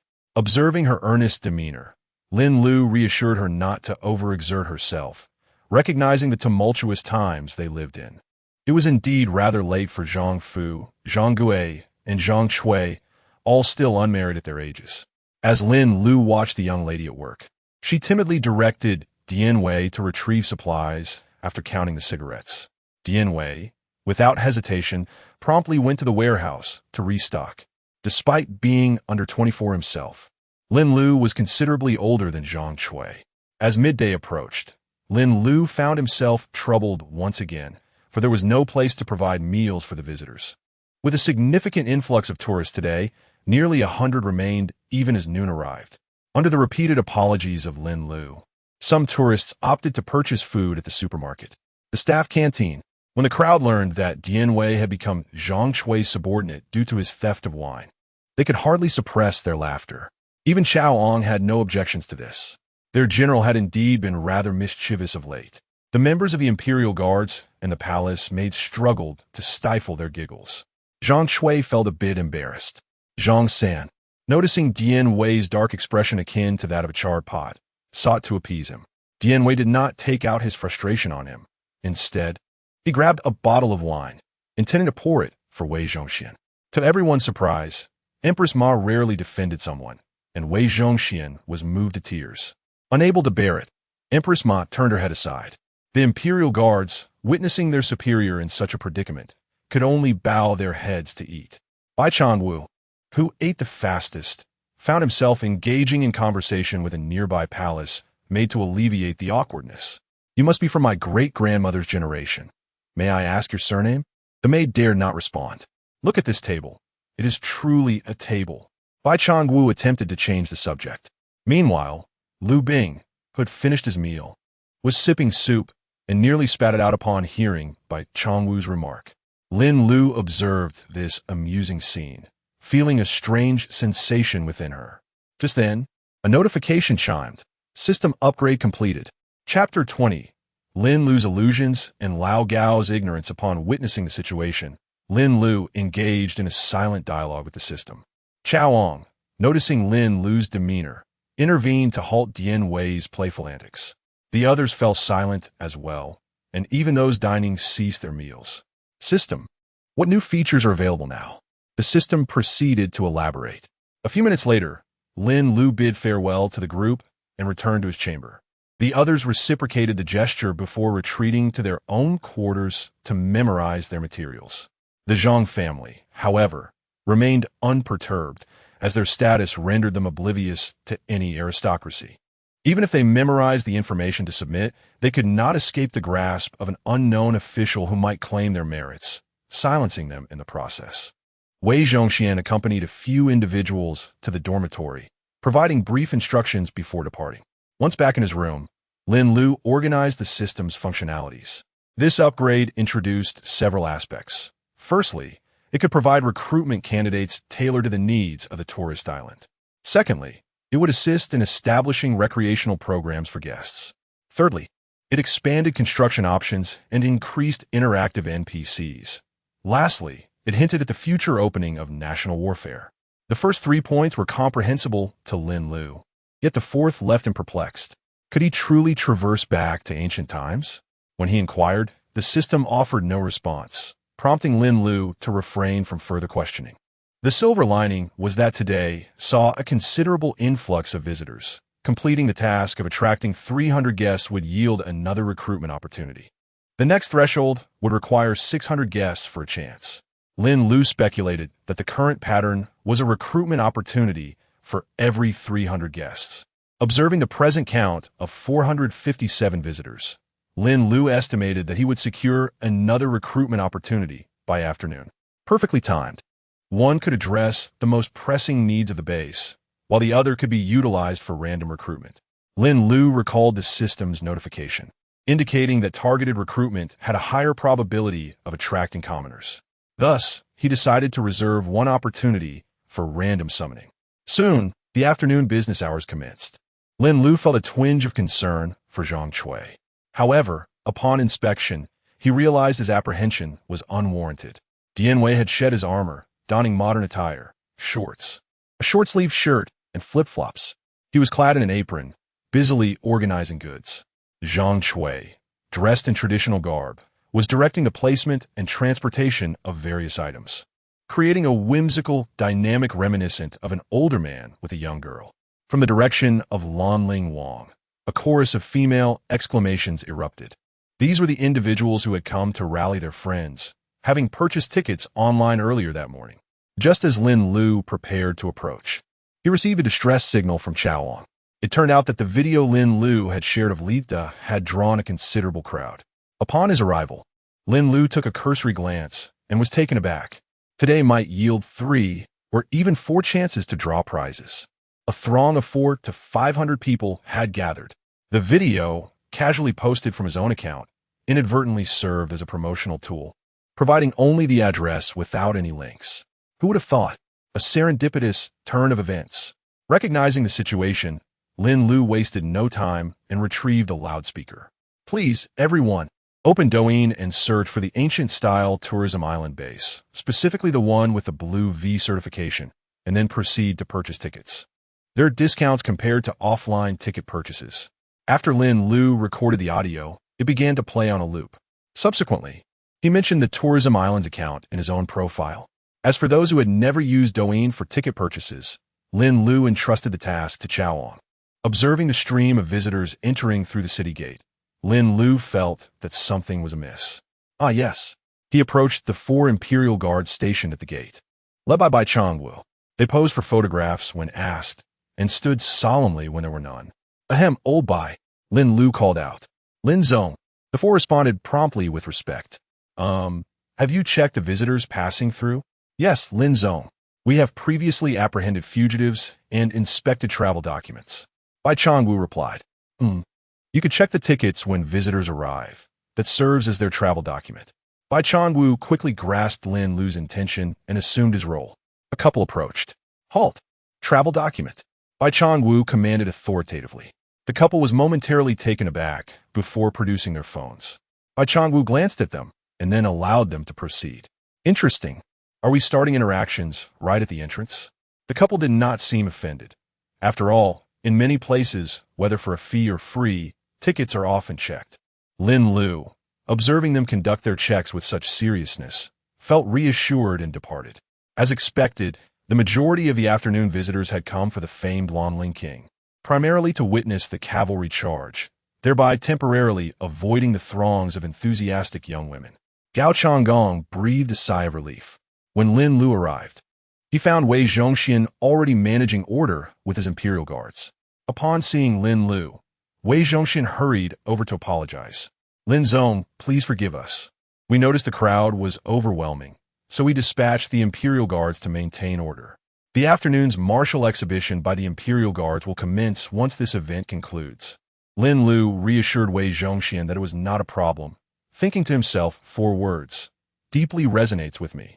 After inquiring about the specific arrangements, they summoned Lanling Wang for further discussion. Ultimately, they decided to run 3 sessions, expected to finish in about an hour. "Old Wei, if there's an opportunity for promotion in the future, you'll be the first to know," Lin Lu said to the departing Gao Changgong, once again painting a bright future for Wei Zhongxian. Wei Zhongxian, grateful, replied that it was all part of his duties. "Darling, if your boss keeps painting such dreams for you, just give him a good slap." A voice interjected from beside them. It was the couple from the city gate. "What if he is handsome and I can't bring myself to do it?" the girl asked, glancing at Lin Lu's handsome visage. "Call me, and I'll help you out after I join," the boy replied, gritting his teeth. "He slanders me. He is slandering me." Lin Lu pulled Wei Zhongxian aside, whispering in his ear while gesturing towards the boys nearby. Wei Zhongxian, undoubtedly aware of the implications, felt a twinge of awkwardness at that moment. "Ah, how dashing. Lanling Wang, conceal yourself." Fortunately, the equestrian performance was about to commence, allowing Lin Lu to escape from Wei Zhongxian's side as if fleeing for her life. At the racetrack, Lanling Wang took the lead, followed closely by a formidable entourage of 12 mounted knights. Amidst the thunderous cheers of the crowd, they formed a straight-line formation. This time, there was a more intricate display, shifting between linear and interactive arrangements. The heavy thudding of hooves resonated as if pounding upon the hearts of the spectators. Lanling Wang even showcased a remarkable feat, vaulting onto his steed, standing on one leg, and loosing an arrow that struck the ground a mere 10 meters away from the audience. The arrow embedded itself in the earth, its fletching quivering, producing a resonant sound that elicited uproarious applause from the crowd. His harem of beauties went utterly wild with excitement. Then, Lanling Wang rode back, retrieving the arrow with one hand while gripping the reins with the other. Approaching the group of girls, he removed his mask, tilted his head, and offered a cold, menacing smile. Little did Gao Changgong realize that his attempt to appear intimidating would only serve to amplify the fervor of the enamored maidens. Lin Lu observed this spectacle and thought to herself, "This will surely leave those girls utterly smitten." Old Gao remains blissfully unaware of his own allure. Chapter 21. 800 Years of Zhou. Lin Lu observed yet another performance and noted the unwavering enthusiasm of the audience. Consequently, she made her way to Empress Ma. To Lin Lu's astonishment, the Empress confided her grievances to her. After gaining insight into the situation, Lin Lu learned that the day had seen a considerable influx of orders, with completion now extending to 5 or 6 days hence.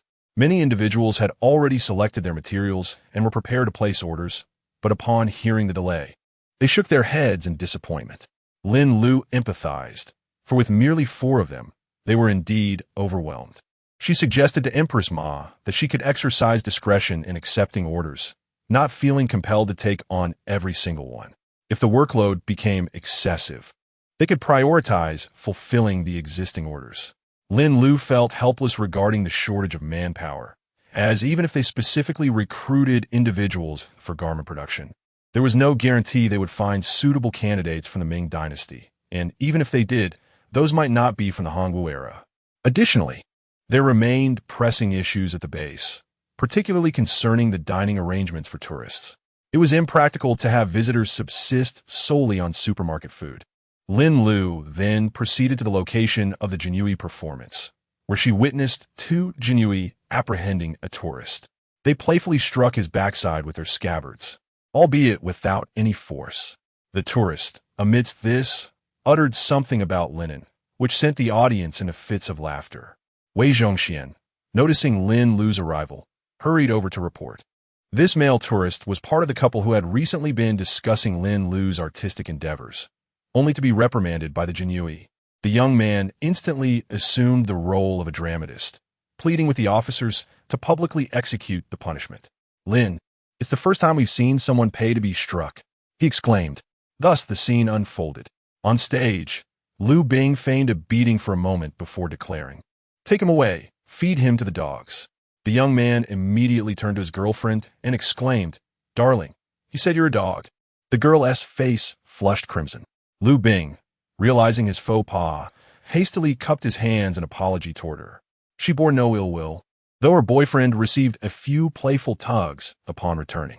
The audience erupted in laughter once more. Soon, tourists began capturing photographs. Although Empress Ma was occupied in the garment workshop, her remarkable presence drew several middle-aged women who eagerly requested to take pictures with her. Ding dong ding dang, dear visitors. The operating hours of the tourist island have concluded for today.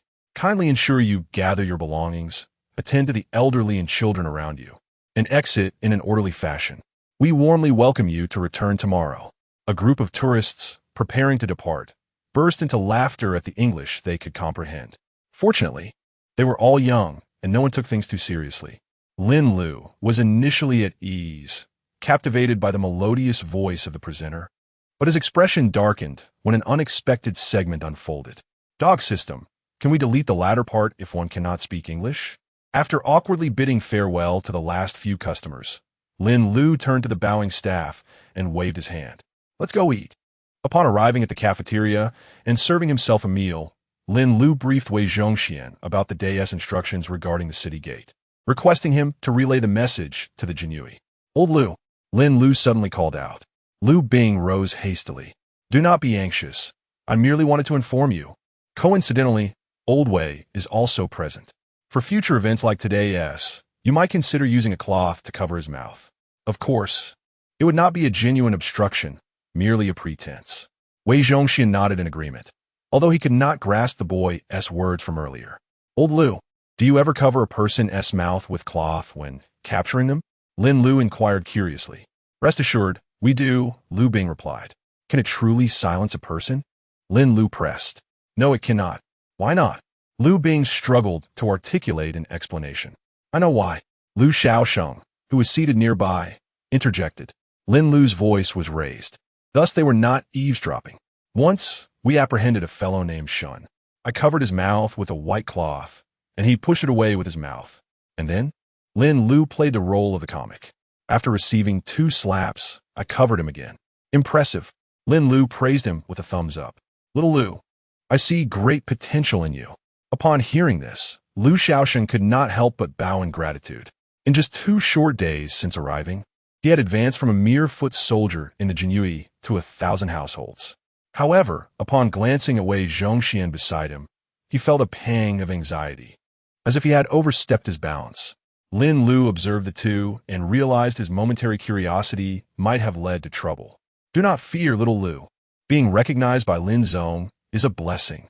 Empress Ma interjected. Wei Zhongxian hastily affirmed this. Lu Xiaosheng, feeling nervous, returned to his seat. He is still too young. Thought by Chang Wu, Zhou Shumian, and Chang Yuansheng. What I meant was that little Lu could handle some comedic roles within the Jinyiwei. Old Wei, do not misinterpret. As Lin Lu enjoyed his meal, he addressed Wei Zhongxian beside him. Wei Zhongxian, not one to be unappreciative, quickly adjusted his demeanor. The entourage of Lanling Wang observed the unfolding events as it pertained to the affairs of the Ming Dynasty, and thus refrained from commenting. Before long, everyone became engrossed in the deliciousness of the food. Jinyiwei, do you know where my Jiaochan is? Lin Lu suddenly inquired. Jiaochan? ISNT she with elbow. Do not touch my Jiaochan on my waist, Lin Lu declared, while Jinyiwei remained deep in thought. Gao Changgong and his companions were already in fits of laughter. The members of the Imperial Guard, however, were flushed with suppressed mirth, aware that laughter in the presence of their esteemed empress could spell doom for their families. As for Lu Xiaosheng, his situation was rather trivial. Empress Ma possède de commendable composure. Yet her slightly trembling hand betrayed an unusual tension. Aside from Jinyiwei and Zhang Shui, the The rest comprehended Lin Lu's intent. Observing the crowd, Lin Lu began to rummage beneath him, retrieving his belt adorned with an illustration of Jiao Chan from a game. He surveyed the onlookers, bursting into hearty laughter before fastening the belt back around his waist. Suddenly, an expletive escaped his lips. What the hell? The assembly gasped in unison, with Chaoong being the first to regain his composure. May I inquire, Lin, who is our esteemed guest? Lin Lu's response sent a collective gasp through the crowd. Jiangshang, also known as Jiangzia. Chapter 22. The 8th year of Jinan, why was there a lottery? The system had already settled matters for Lin Lu. As the saying goes, one must strike when the iron is hot to catch the unsuspecting off guard. Upon noticing 3 opportunities, Lin Lu was suddenly inspired and decided to utilize one of his lottery chances directly. The outcome was exceedingly gratifying. The time he arrived at was 1015 BC, during the twilight years of Jiangzia, who had long since retired, as per the investiture of the gods, alone and without attendants. He was nonetheless advised by the system to engage in fishing and divination. Lin Lu found this suggestion most feasible. Conveniently, a river was just outside the door, perfect for Jiang Taigong's fishing endeavors. Little did he know, 800 years of Zhou's flourishing were largely attributed to this man, who could be considered the true architect of the Zhou dynasty. He assisted 4 generations of emperors and was the founder of the Qi state. Revered by Taoists as their progenitor and honored by military strategists as the martial ancestor, Confucianists, legalists, and various schools of thought trace their roots back to him. This underscores Jiangzia's lofty status in history, which is further enriched by a tapestry of mythological elements surrounding him. In the investiture of the gods, he granted titles to heroes across the realm. In later fantastical novels, whenever there are prominent families, the Jiang surname, alongside the Yi and Qin surnames, undoubtedly stands as one shrouded in enigma, all owing to the influence of Jiangzia. After a lively discussion, the group busied themselves with reviewing their materials. Gao Changgong and his companions deliberated on matters to be addressed upon their return, and since the details had already been thoroughly discussed that morning, Lin Lu chose not to engage. Instead, he contemplated the forthcoming recruitment opportunities. Chaoong busied himself with gathering information, while Jinyiwei conversed with a group of martial experts regarding military affairs. Observing the restless Zhang family, Lin Lu suddenly realized the urgency and pulled Wei Zhongxian, who was preparing to study, aside to offer counsel to the Zhongs. It would be best if no one noticed their return. If someone did, they should devise a strategy to delay until the next working day, ensuring their safety. They should claim to have encountered a miracle. Once they vanished, no one would dare to act against them. Upon learning that Li Yuan had rallied forces, Wei Zhongxian emphasized the necessity of preserving their lives and later seeking refuge with the Li family in Taiyuan. The Zhang family was deeply grateful and vowed to remember Lin Lu's advice. Time flew by, and soon it was time to leave work. Everyone bid farewell to Lin Lu and the others. Reflecting on the characters drawn today, Lin Lu wasted no time.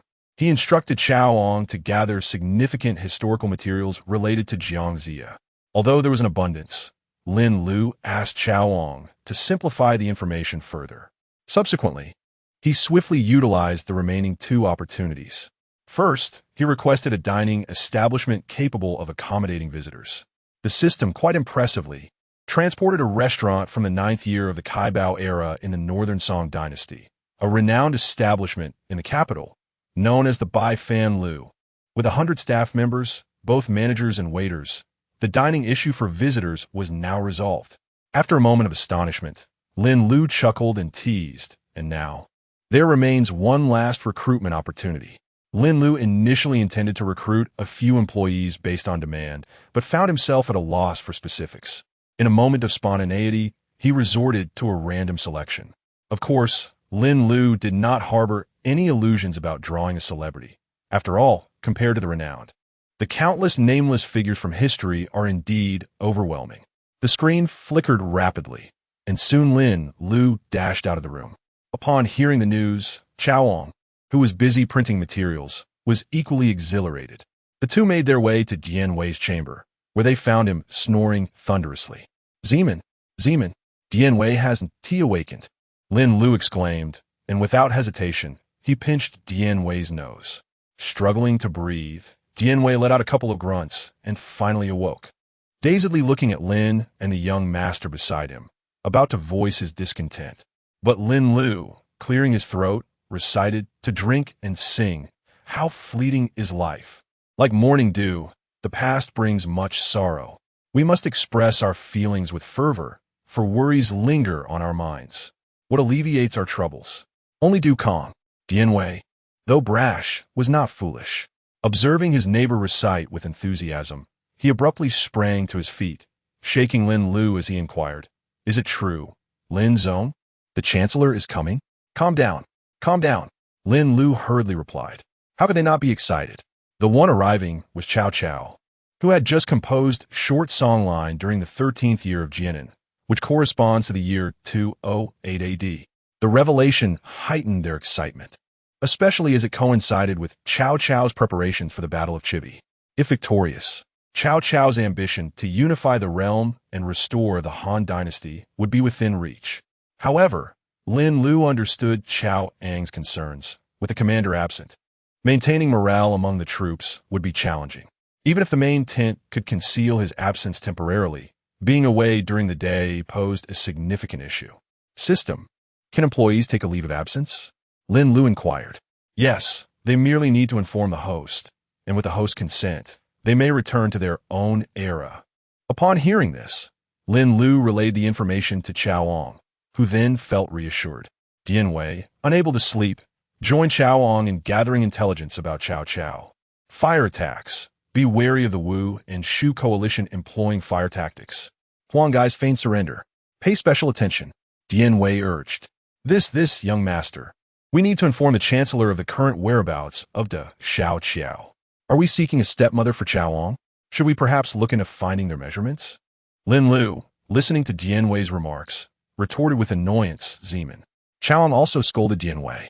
Just as Lin Lu was about to commend him, he heard Cao Ang's follow-up. Such matters should be discussed privately between us and father. Lin Lu was at a loss for words. Did they truly not mind that Cao Cao's cannon could harm the three sages? Ultimately, at Lin Lu's insistence, they only documented the significant events. However, the material was detailed, spanning several pages, even after Lin Lu's careful editing. Otherwise, the two might meticulously record the demise of each soldier. After an arduous 2 hours, the documents were finally printed.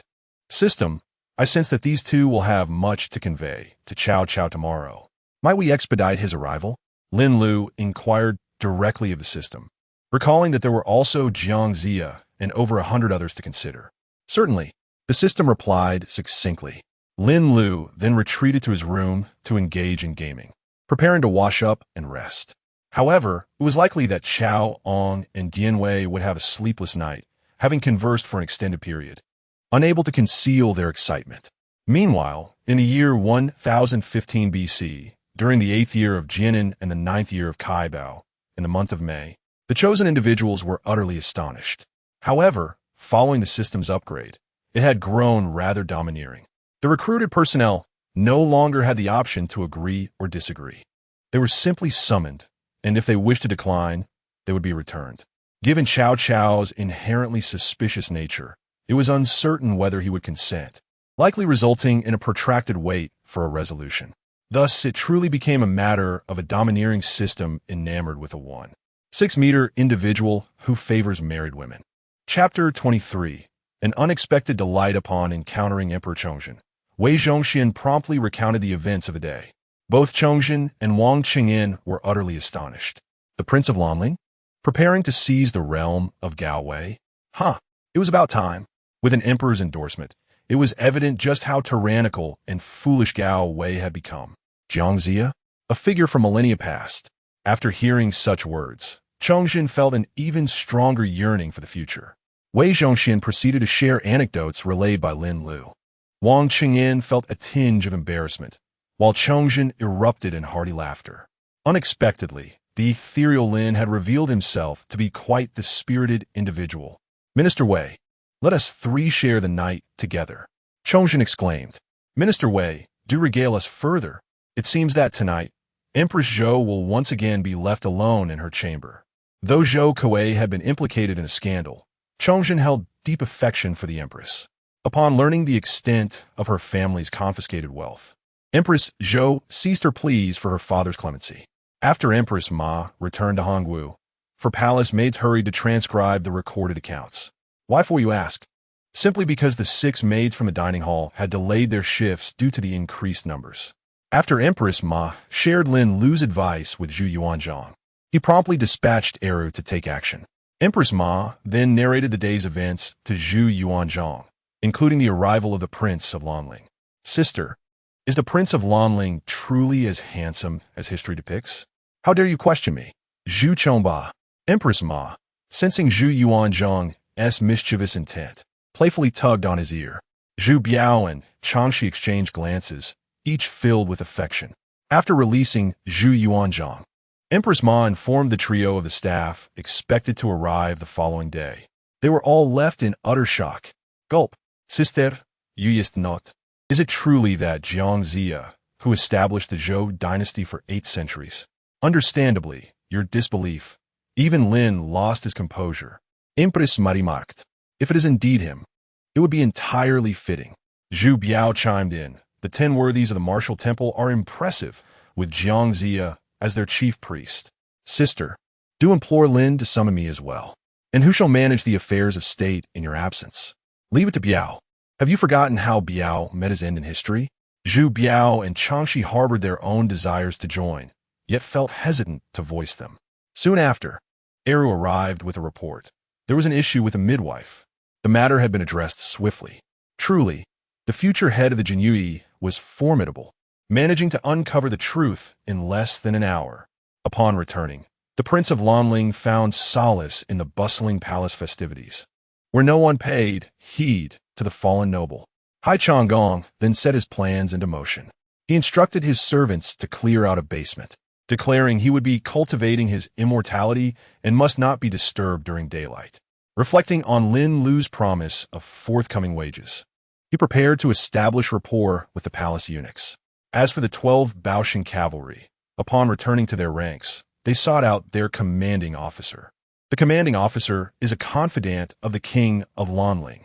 After imparting the secret words entrusted to him by the king to a select few, he refrains from further inquiries and embarks on executing the plan. Upon returning home, Zhongxian's family finds the village eerily deserted during the day, leading many to believe that the villagers have fled from labor duties. Such occurrences are all too common in these times. The authorities, indifferent, issue a wanted notice and move on.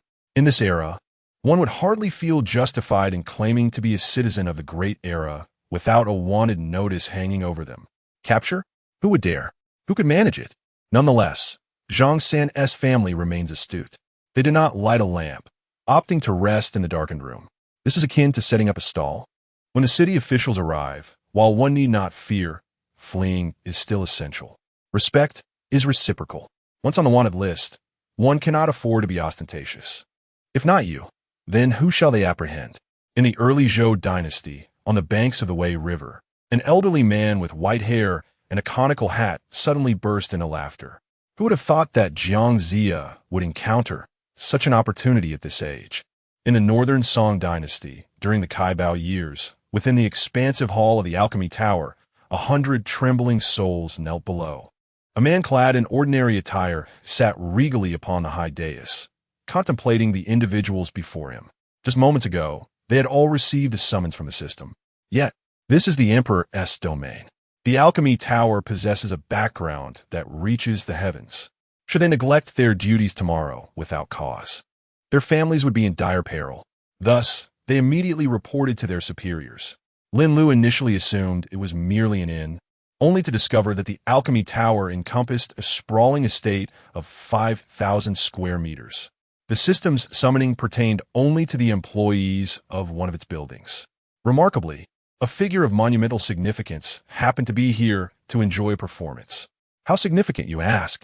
His brother is humorously referred to as Zhao Heir in later generations. While he is Zhao De, one of the principal characters in the shadow of the candle and the sound of the axe. He is tasked with portraying the figure reclining upon the bed, Emperor Taizu of Song, Zhao Kuangyin. What allows the alchemy tower to flourish so greatly in Kaifeng? What is the source of its prodigious influence? Is it not this very individual before us?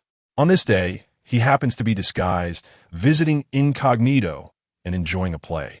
The ostensible owner of the alchemy tower hesitated for a long while upon witnessing the kneeling hundred. He gazed at his trusted female manager, Zhongxian, contemplating the future they had spoken of. Ultimately, gritting his teeth, he escorted Zhongxian to the most spacious and private room available.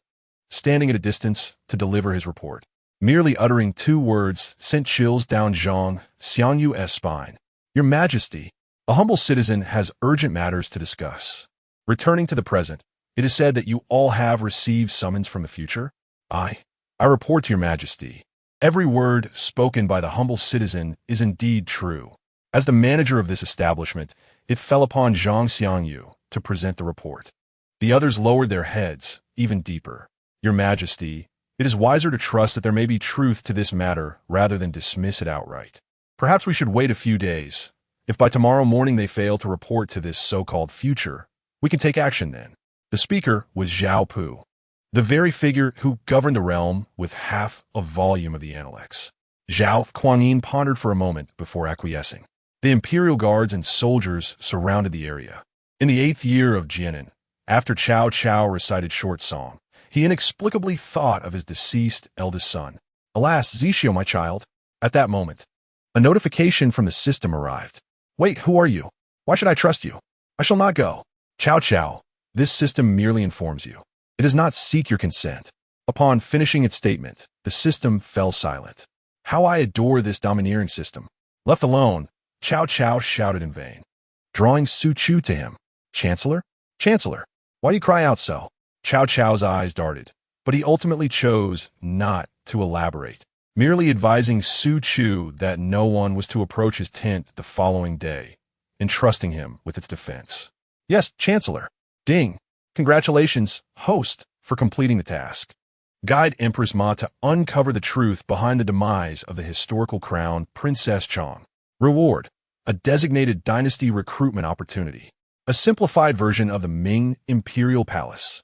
However, at that moment, Lin Lu was sleeping soundly, oblivious to these notifications. Naturally, he was unaware of the delightful surprise that the recruitment of staff at the tavern would bring him. Chapter 24. The Reunion of Father and Son, my lord. Do you think this attire suits me? Zeman, you remain as valiant as ever. My lord, you flatter me. It is you who possesses extraordinary talent and charm, instilling in me a profound sense of admiration. Ha! Who would have thought you, Zeman, would be so generous with your praise? My lord, I am but a warrior, lacking in eloquence. My words are merely the truth.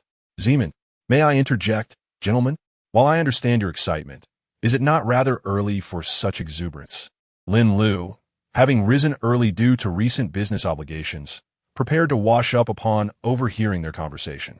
Groggily checking his phone, he realized it was only 3:30. Thus, this scene unfolded. My apologies, General Lin. Lin Lu, empathetic to their feelings, waved his hand dismissively. Will you not rest? Tomorrow, we must return to work.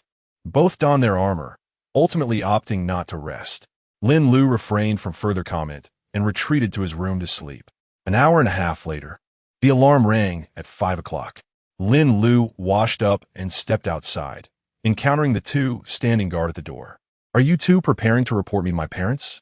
To inform Cao that I am mistreating you? Lin Lu jested. The two exchanged awkward glances and scratched their heads. Let's proceed. It is time. With those words, Lin Lu led the way to the employee transport point. As the time designated by the system approached, Cao awakened, finding solace in the familiar confines of his chamber. Inquiring with Su Chu outside the door, he discovered there was still about a quarter of an hour remaining. After summoning guards to dress and instructing Su Chu, he began to pace the room. Gao Meng, how can you entertain such absurdities? He muttered, closing his eyes momentarily. Su Chu, enter. No response came. Father, a familiar voice echoed. Chancellor, another voice followed. Who are you? Zixio Zeman? Father, it is I. Impossible, absolutely impossible. Cao Cao suddenly erupted in a frenzy. Heaven, why do you torment me so? It was no wonder Cao Cao reacted this way. For Cao Ong and Jinyiwei, it had merely been over 3 months since their last meeting, while for Cao Cao, it had been a staggering 11 years. The sudden appearance of those he had yearned for was enough to unsettle even the steadiest of hearts. Father, it is truly me. If you doubt, strike Jinyiwei once, and see if this is but a dream. Chancellor, the young master speaks the truth. Lin Lu, standing nearby, could only shake his head in disbelief. Has your Cao Ong begun to exhibit youthful mischief again with your arrival? Cao Cao? Ahem. Let's maintain our composure. Cao Cao. Everything before you is indeed real. You have lived through the years of Jianan, and these two were rescued from Wancheng. Subsequently, Lin Lu instructed Cao Ong to present the documents to Cao Cao. The burning of Chibi, Huang Gai's feigned surrender, Emperor Xian's abdication to Cao Pai, the Wei Wu Emperor, generations laboring for others, the Sima family usurping Wei, the Jin Dynasty, the chaos of the 5 barbarians. Upon reviewing the contents, Cao Cao was consumed by fury, a stroke of rage overtaking him. A piercing headache nearly caused him to collapse. Fortunately, Cao Ong and Jinyiwei were quick to support him. Suddenly, a system task was issued. Assist employee Cao Cao in preventing the tragic chaos of the 5 barbarians. The reward includes a one-time opportunity for the employee to visit home and a clear heart pill. This clear heart pill alleviates all afflictions related to mental disorders. Remarkably, it was as if it explicitly indicated it was intended for Cao Cao. Upon detecting the host employee's pain, a pain relief pill was administered. The pain relief pill effectively diminishes discomfort for a duration of 24 hours. Lin Lu wasted no time and promptly provided the pill to Cao Cao.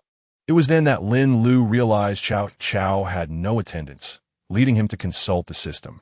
The system confirmed that this was a normal occurrence. Not every recruitment of employees would include attendance. Once Cao Ong and Jinyiwei noticed Cao Cao's improvement, they presented him with work documents, salary details, and other necessary information. Observing Cao Cao's focused study of the materials, Cao Ong suddenly remarked, "Father, you seem to be aging quite significantly." Cao Cao set down the documents and affectionately ruffled Cao Ang's hair. "It brings me great joy to see you. Xiu. You two are unaware of how much I think of you both day and night." Their conversation grew increasingly heartfelt. Ahem, Lin Lu interjected, reminding them of their audience. Cao Ong and Jinyiwei rubbed their eyes. "I didn't sleep well last night. My eyes feel sore." Lin Lu chose not to expose the truth. Instead, glancing at the time, "Secretary Cao, please prepare the documents. The second batch of individuals is arriving." After briefly explaining the role of a secretary to Cao Cao, Cao Ong mentioned the new employees arriving today. Jiang Taigong. It's worth noting that Cao Cao is also a chancellor, so his admiration for this figure is self-evident. Zhou Gong's benevolence has won the hearts of the world. Even Zhou Gong would respectfully pay his respects to this elder, given Jiang Ziya's age. In the 9th year of the Kai Bao era, as the water leaked to the bottom, the hearts of those below tightened in dread. It's over. Let be. Execution will take place at noon tomorrow. The family will be exiled. We thank the Lord for your grace. Although Zhang Xiangyu felt fear within, he led the trembling crowd to speak, recognizing the gravity of the crime against the emperor. The absence of a complete family execution was already a leniency from Zhao Kuangyin. The group quaked as they knelt, but silence enveloped them. Suddenly, a youthful voice urged them not to act so. Though it was the first time they had heard such a voice, it was undeniably clear. Zhang Xiangyu nervously looked up to see an elderly man with white hair. Nearby, 2 tall generals were attentively explaining something to a short-statured man. Upon spotting the white-haired elder, the shorter general hurried over, and the voice had emanated from the short-haired individual. Meanwhile, Zhao Kuangyin observed the vanishing crowd before him. After a moment of bewilderment, he immediately ordered the entire alchemy tower to be sealed off. Naturally, some insignificant individuals were also dealt with, such as the peril of being close to the emperor. Lin Lu gazed at the sudden influx of people.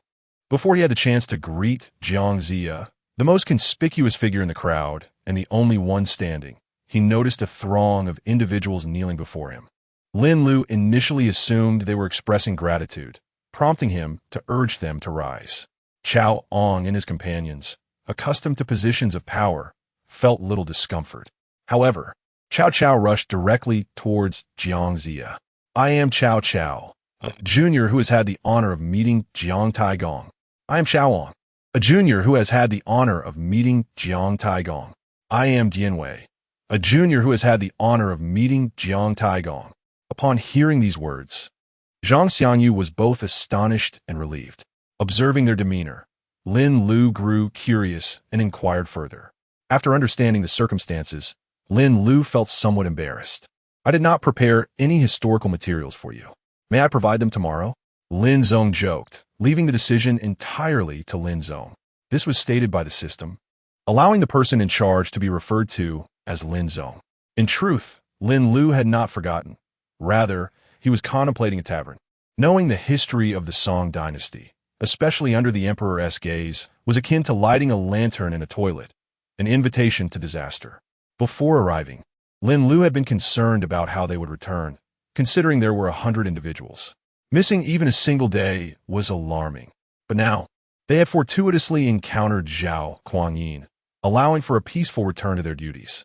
As for the delay, how could one expect modern precision from something as unpredictable as a water leak?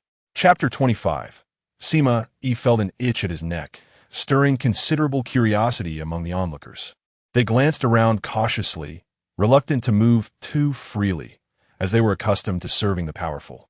Nevertheless, they managed to restrain their inquisitiveness. After Lin Lu finished speaking, he handed over the payroll and inventory details to Zhongxian. Everything else remained unchanged, except for the profit sharing, which had now been reduced to a mere 4%. The system explained that since dining was a significant affair, there was no need to worry about sales figures, thus justifying the decrease in shares. He summoned Chao Ong to present a video on modern food preparations and various seasonings. It was only then that Lin Lu approached Jiang Zia. My apologies, Grand Duke Jiang. Not at all. I greatly admire your approach to matters, Lin. Jiang Zia chuckled heartily. Previously, a few individuals had shared historical anecdotes with him, prompting him to reflect on his own position. It was Lin Lu's methodology that garnered his praise. Among the four, the other three adhered to ancient ways of thinking, instinctively gravitating towards Jiang Zia, while Lin Lu prioritized resolving matters before engaging with him. Truly, the people of later generations are remarkable, Jiang Zia mused. Following custom, they discussed history, work hours, and wages. After reviewing the details, Jiang Zia was filled with profound thoughts. A unified ideology, indeed? How intriguing! Lin Lu explained the work content to him, allowing Jiang Zia to ruminate on it. It was not appropriate for Lin Lu to elaborate further on these sagacious ancients. Soon, the clock struck 6:30, and 6 palace maids arrived, those from the cafeteria, who had now commenced their shifts half an hour earlier. Lin Lu greeted them warmly, requesting their assistance in managing the 100 individuals under their charge.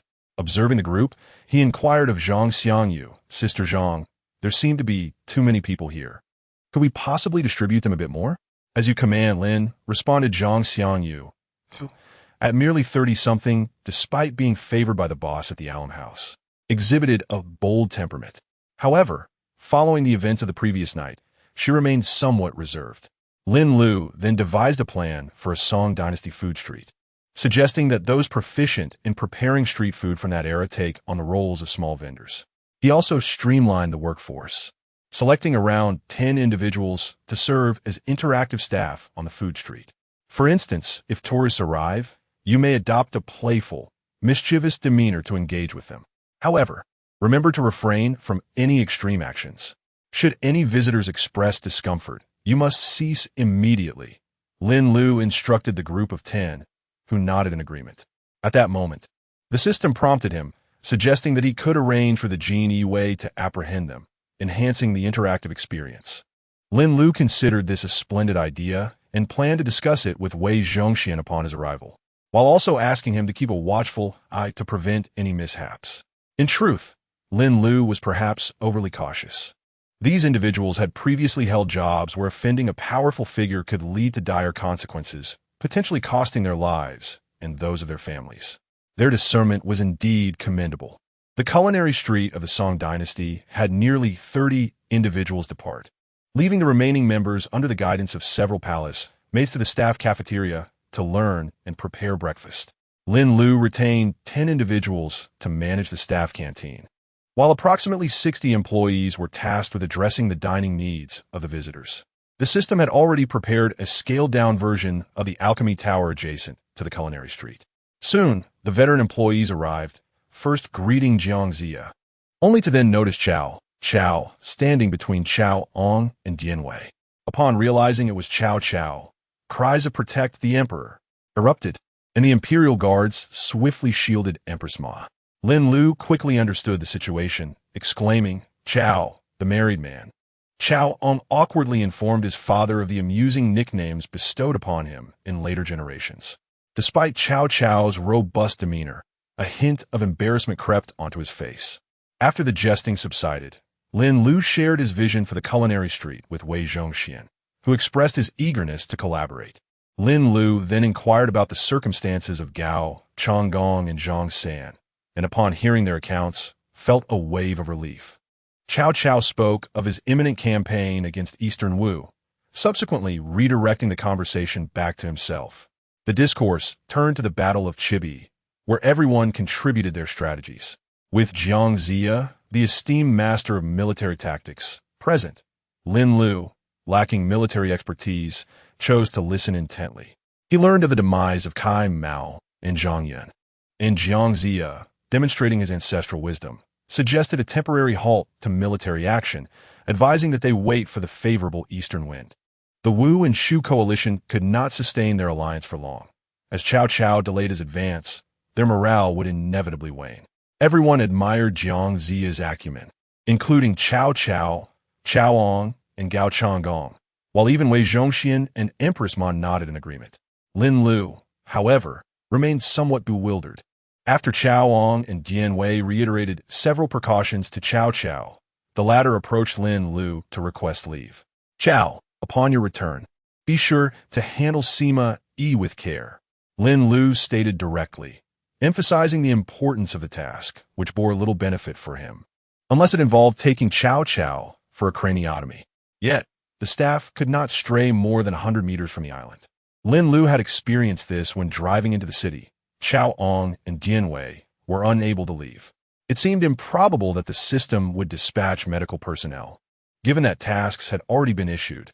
"Rest assured, Mr. Lin, I will ensure not a single one from the Sima family escapes." After reiterating his instructions, Lin Lu provided Chao with a green card granting him a month-long leave. With this card, Chao could return to the scenic area by simply reciting Lin Lu's name 3 times in his heart. However, it was a one-time privilege. After breakfast, under the reluctant gazes and repeated admonitions of Ong and Jinyiwei, Chao returned to the military tent. Upon his arrival, he immediately felt the green card within his possession, questioning if it were a dream. Su Chu. Before long, Huanggai was slain. Chao ordered his troops to remain still. A secret order was dispatched to the station Sunyu. Upon receiving the news from the infiltrators, the allied forces of Wu and Shu were momentarily taken aback. The tides of the 3 kingdoms were shifting once more. Meanwhile, Sima Yi, far away at home, remarked that his neck felt oddly itchy today. For breakfast, a bowl of noodles was prepared, primarily to allow the chef from the Kaibao era to observe modern seasonings and such. A single pot simmered, with the condiments carefully arranged. 2 palace maids were tasked with presenting the seasoning bowls.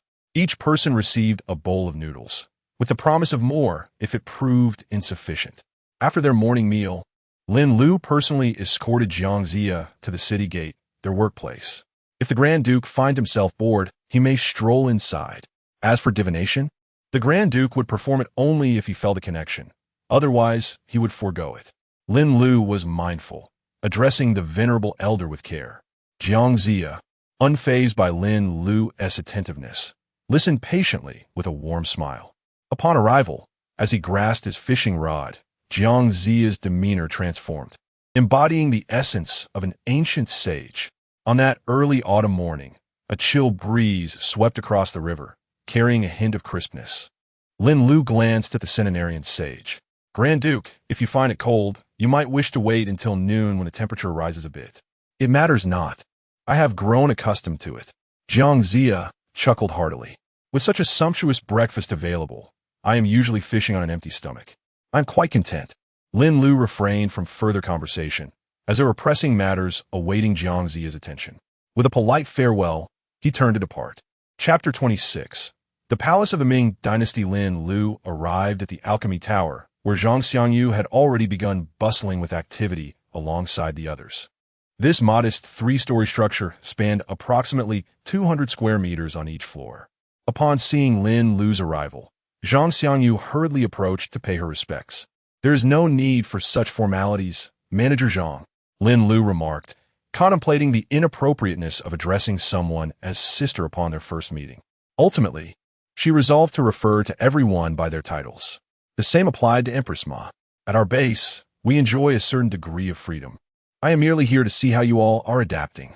Lin Lu jested, to which General Lin responded, We are very comfortable. The Alchemy Tower was fully prepared, and I had instructed the staff to begin meal preparations. Perhaps due to the familiarity of the surroundings, Zhongxian no longer felt as constrained. She reported to Lin Lu. However, the kitchen may need to learn as they go.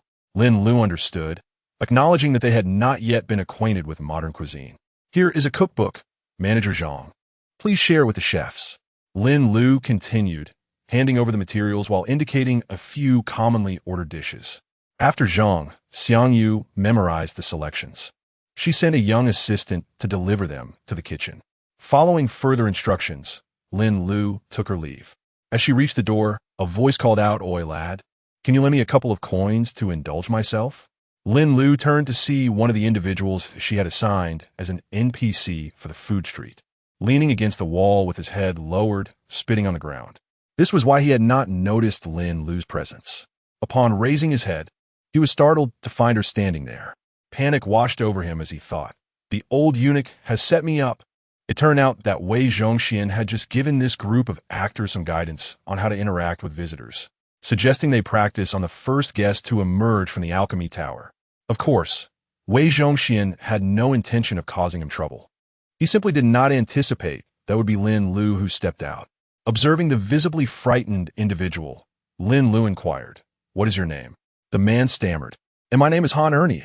Zhongxian had also caught sight of the unfolding scene and emerged to witness it. Lin Lu reiterated, Han Ernie, is it? Yes, indeed, he replied. Zhongxian internally condemned Han Ernie, feeling he had sealed his fate. The others nearby silently mourned his imminent dismissal. On his first day, he was already facing termination. Even if for the sake of secrecy, he would surely meet his end. Quite the professional, I see. Have you worked in this capacity before? Lin Lu suddenly asked. In response to General Lin, prior to entering the Alchemy Tower, Han Ernie was involved with the ruffians and secured a connection to join as a servant. Zhongxian explained. I see. For the time being, you shall assume the role of the leader of this street. These individuals will be your subordinates. Initially fearing for his very life, Han Ernie was taken aback by the unexpected turn of events. He had somehow been appointed to a position of authority. You are responsible for training them on how to be effective scoundrels. Moreover, it is essential to maintain one's demeanor. Next time, a mere gesture of spitting will suffice. Aside from that, there is little else to address. You should possess greater expertise than I do. Lin Lu concluded with a light-hearted jest, and the crowd erupted in laughter. Han Ernie's face flushed with embarrassment as he prepared to bow, only to be halted by Lin Lu. Lin Lu then addressed the assembly, stating, In the future, you may express your gratitude to the visitors with a salute, but kneeling is not permitted. Here, we are all equal. Only parents deserve such reverence. Should you have any inquiries, you may consult Lao Wei. For matters I am unavailable for, direct your questions to him. He gestured towards Wei Zhongxian. Wei Zhongxian understood the implication clearly. He stepped forward, clasping his hands in greeting to the assembly. The attendees of Kai Bao raised no objections. Although they felt slightly displeased at being overseen by a eunuch, they dared not express their discontent, for it was Lin Lu's arrangement. Once they learned of Wei Zhongxian's historical significance, their apprehensions vanished. As for why they did not inquire with Chao Ong, he was busy selling tickets at the entrance. Indeed, Chao Ong required a successor. Considering that Chao Ong still needed to research, Lin Lu contemplated alleviating his burdens by assigning him a disciple. Thus, he decided that Chao Ong should take on an apprentice himself. While pondering this, Lin Lu departed from the culinary street of the Song dynasty. Wei Zhongxian, grasping Lin Lu's intentions, promptly retrieved his phone to share some information with the group. A radiant divine artifact? Is someone in motion? Shadow puppetry? The crowd was taken aback. They watched as Wei Zhongxian played a song about hygiene for children. Good baby, follow my lead. Wash your hands before and after meals. No exceptions. Upon leaving, Lin Lu found himself with several delicacies from the Song dynasty, all crafted by local vendors. After departing from the food street, Lin Lu rode a bicycle toward the Ming Dynasty garment factory. The system had delivered approximately 100 bicycles last night, alongside 5 sightseeing vehicles. A driver is needed, Lin Lu suddenly thought, operating the sightseeing vehicle to transport visitors. Charging 1 yuan per ride. Hee, the system remarked, as expected of my chosen host. Lin Lu then made his way to Empress Ma's residence. Initially, he addressed the matter of titles with her. Empress Ma was unconcerned. Indeed, calling her sister seemed inappropriate. After all, it was merely a title, and addressing a woman of 46 with such familiarity by a youth of less than 24 was rather improper. They ultimately decided to refer to her as Empress Ma. Lin Lu then inquired about the elf family. Empress Ma confirmed that they had been executed in secret, with the official narrative claiming a sudden death. Lin Lu felt a pang of sympathy for Zhu Yuanzhang's ruthlessness. Observing his reaction, Empress Ma realized Lin Lu had misunderstood.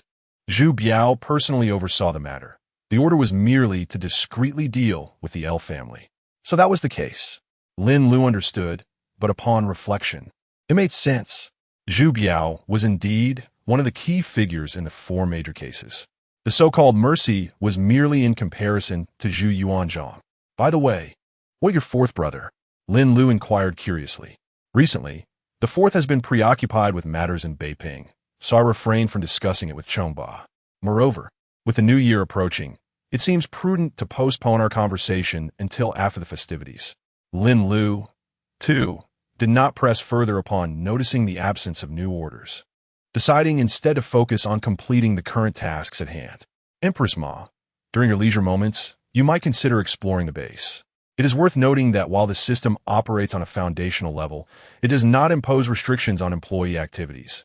Employees will not face wage deductions for idleness. However, the staff remains diligent, with no one shirking their duties. Thank you, General Lin. I have yet to fully explore the surroundings since my arrival. Lin Lu glanced at the 4 busy individuals and suggested bringing over the 6 palace made from the staff canteen.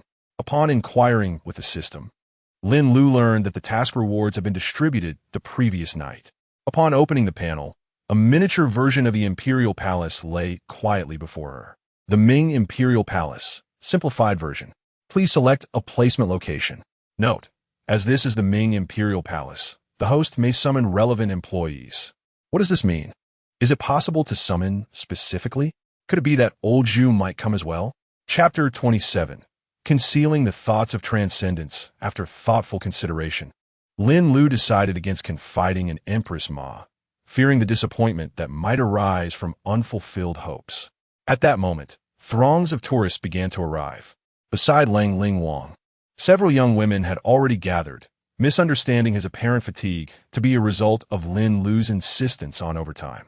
They chastised Lin Lu fiercely, but Gao Changgong interjected, defending her and asserting that the matter was not her fault. Only when the women sensed his irritation did they cease their criticisms of Lin Lu. As Lin Lu prepared to approach, she merely touched her nose and opted not to go over. At the racetrack, early in the morning, the crowd was sparse, with only a couple of people paying for the experience. Lin Lu took the opportunity to inquire about the progress of her companions who were without tasks. We have already reported to the commanding officer. Through the prince's secret message, the officer has conveyed the news to the capital. We believe that it will reach the city shortly. Upon hearing this, Lin Lu nodded repeatedly, yet she cautioned them to remain vigilant, as such matters inevitably attract spies. The group clasped their fists in acknowledgement, expressing their deep loyalty, and noted the growing dissatisfaction within the military due to consecutive defeats. They mentioned that the only reason for their current actions was the military pay, with only a few of Lanling Wang's trusted officials aware of the true objective. These officials were all close confidants, raised by Lanling Wang himself.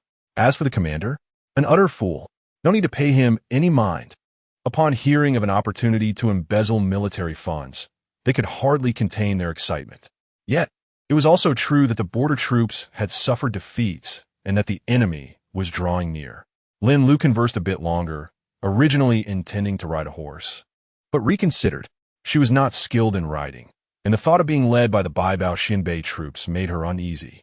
With both being men, the prospect of wielding weapons felt quite uncomfortable.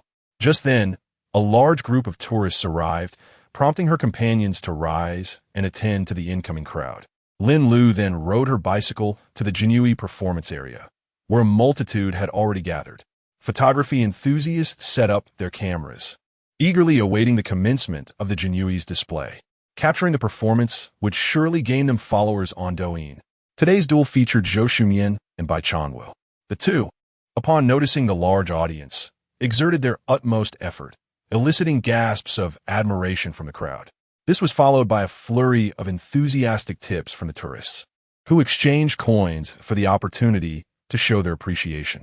The clattering sound of coins echoed, facilitated by the system's exchange equipment. There was no concern over the coins being taken, as they were merely plastic tokens, marked with an island motif. Naturally, the system would calculate the total tips received and distribute them equally among the staff. At that moment, Gao Changgong and his entourage arrived. Spotting Lin Lu, he suggested that his 4 guards take part in the performance. Lin Lu was initially inclined to agree, but reconsidered, realizing that these 4 men were seasoned soldiers, trained in the art of warfare. Ultimately, she decided against it.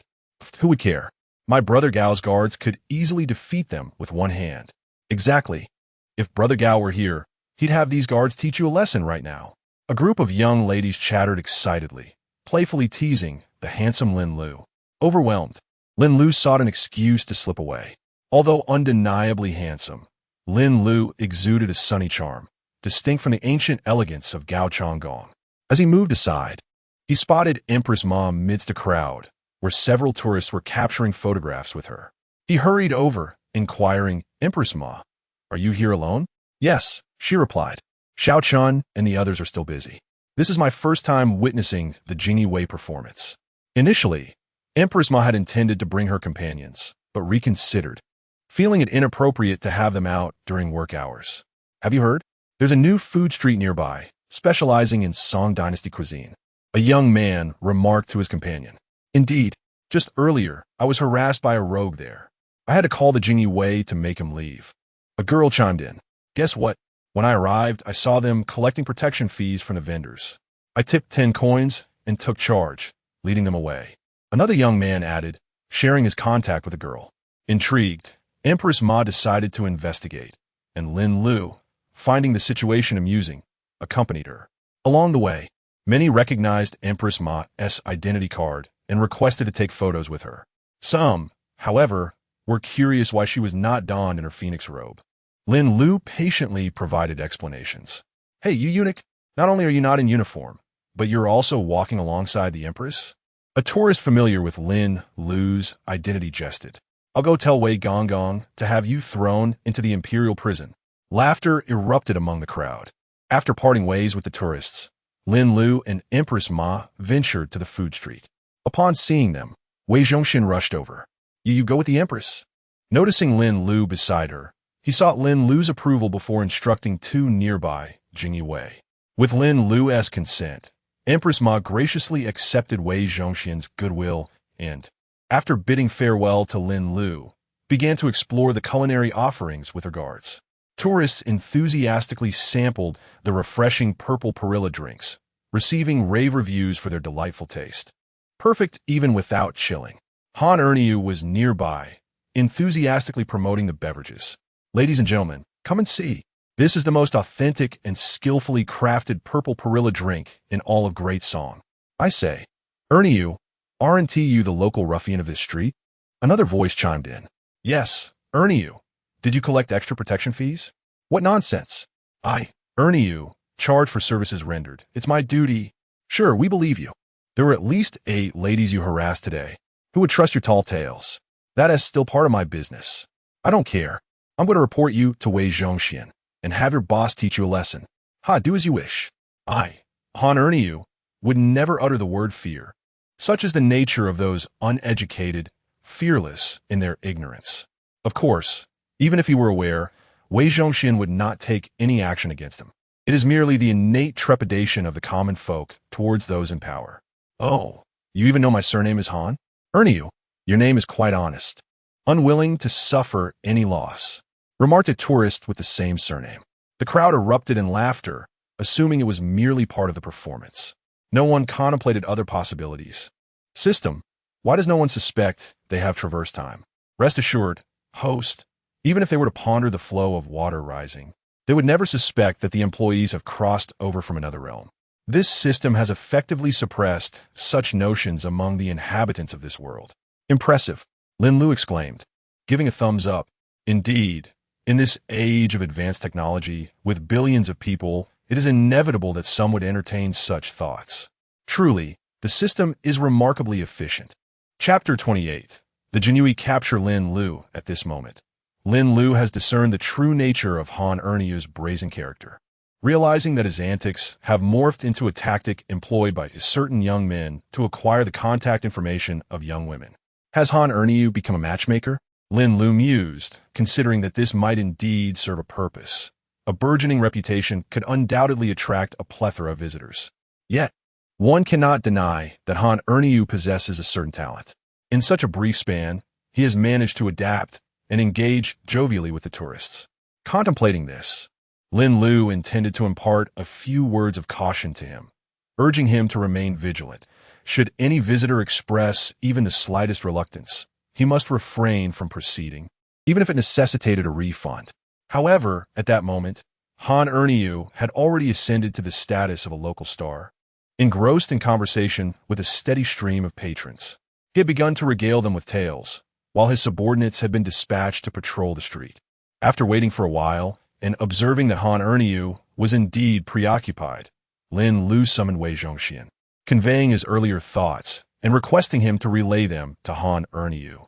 Old Wei, I appreciate your efforts today. It is merely my duty. Lin Zong, you flatter me. Observing Wei Zhongxian's unwavering loyalty, Lin Lu felt a twinge of hesitation in continuing to embellish his words. He waved his hand, signaling him to attend to his tasks, while he himself engaged in a mental dialogue with the system. System, I promote my employees?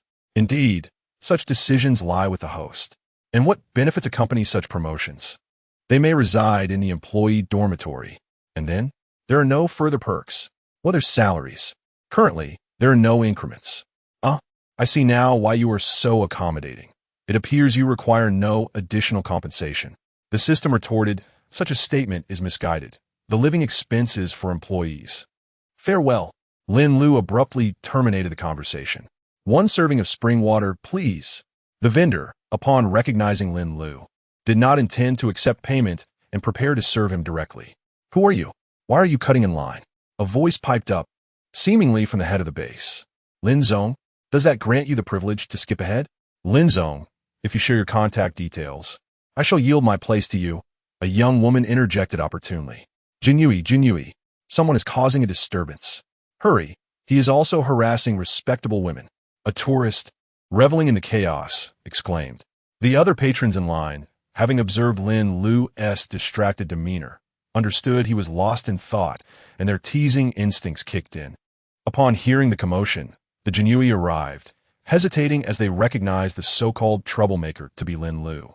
TSK, the Emperor's law applies equally to commoners. Surely, the illustrious Jinyiwei would not shy away from apprehending him? One visitor jeered. Though the official prison had yet to be established, some tourists had indeed experienced public arrests. Naturally, this depended on the willingness of the tourists to cooperate.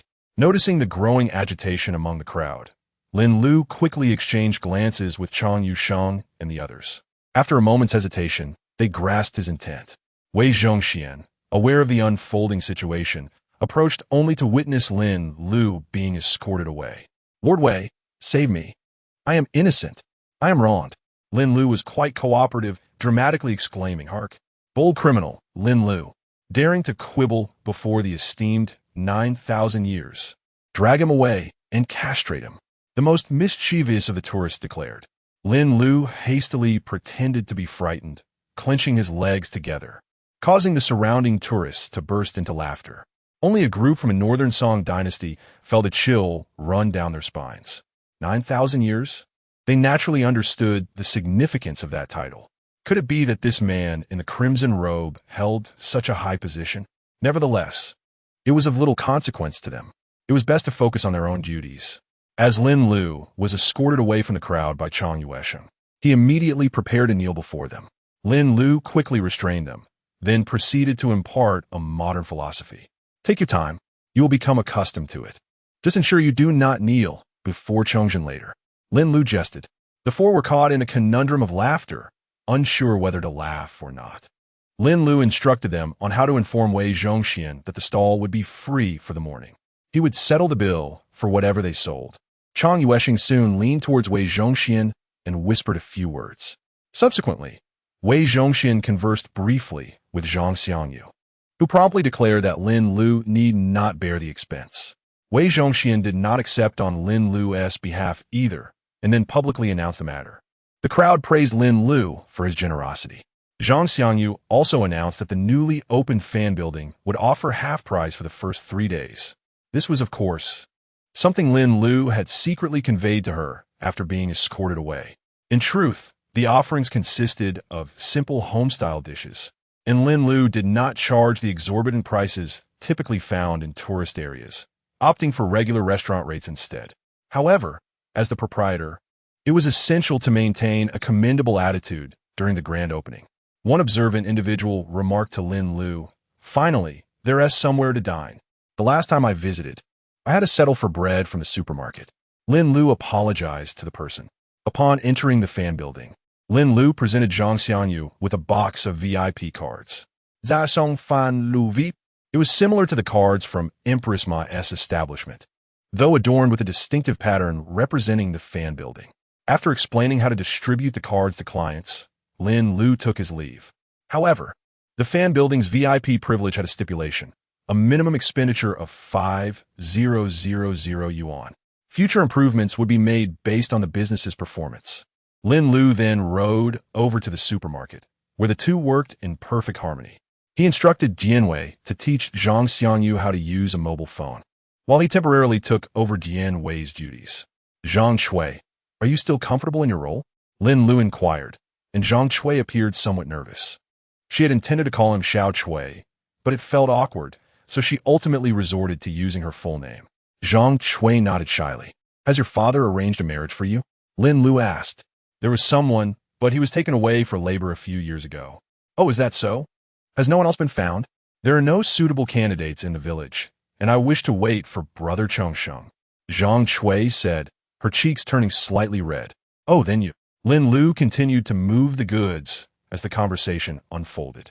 As she engaged in a somewhat awkward conversation with Zhang Chui, the latter initially managed to contribute a few words.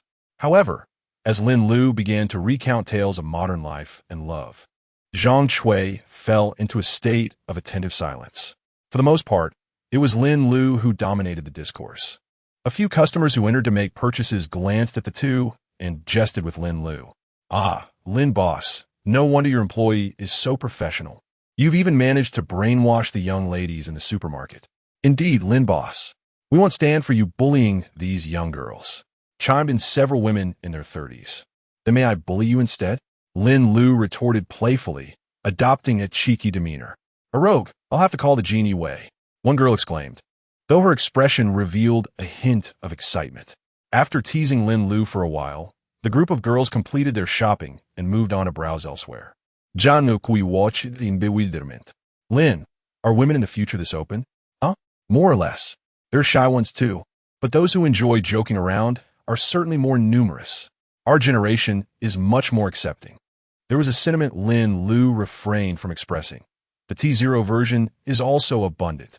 Zhang Shui appeared contemplative, and noticing her pensive state, Lin Lu chose not to disturb her, continuing to hum an indiscernible tune while unloading goods. Chapter 29, A Fateful Encounter. Before long, Jinyiwei returned. How did it go? Has Manager Zhang mastered it? He has, Lin. Jinyiwei replied. He managed the basic operations after I observed him demonstrate how to send messages. Then I came back. Well, as long as you've learned it, hurry back to work. I'm off, Lin Lu declared directly after hearing this. Jinyiwei cast a resentful glance. Jinyiwei, you are the one carrying Cao Cao's banner, the ancient embodiment of wrath. Why the demeanor of a wronged woman? Lin Lu pretended to be serious as he spoke. As punishment, you are forbidden from drinking today? Oh no, please, Lin. Jinyiwei pleaded, but Lin Lu paid him no mind and swiftly departed the supermarket. Zhang Shui stifled a laugh, and Jinyiwei shot her a fierce glare. The young lady had truly become familiar with him, returning his glare with equal intensity. Where is Jinyiwei? I heard there's a Jinyiwei in the supermarket. Several young men entered, spotting the nearly 2-meter-tall, robust Jinyiwei. They persisted and, after much coaxing, spent 100 yuan to hear him recite a line from a game character. Please stop me. I didn't mean to hurt you. Jinyiwei accepted the money, feeling quite pained, more so than when Lin Lu teased him. Perhaps this was what Lin Lu referred to as being a bit delusional. Why did Jinyiwei accept money? Of course, it was to give to Cao Cao. Though he was unaware, those who entered from the same time and space could not give money to other employees. If employees could spend or lend money to one another, many would be robbed by the founders of their respective dynasties. Thus, this avenue must remain closed. Lin Lu strolled leisurely to the ticket-selling area. It was only Friday, yet the crowd was considerable. Tomorrow promised to be a greater challenge. The queue had dwindled, though people continued to arrive. Despite the moderate temperature, Lin Lu could see beads of sweat on Chaoang's face. The more he looked, the younger Chaoang appeared. Lin Lu pondered Chaoang's age. Unbeknownst to him, while pretending to focus on Chaoang, Lin Lu was photographed by tourists, inadvertently becoming a meme.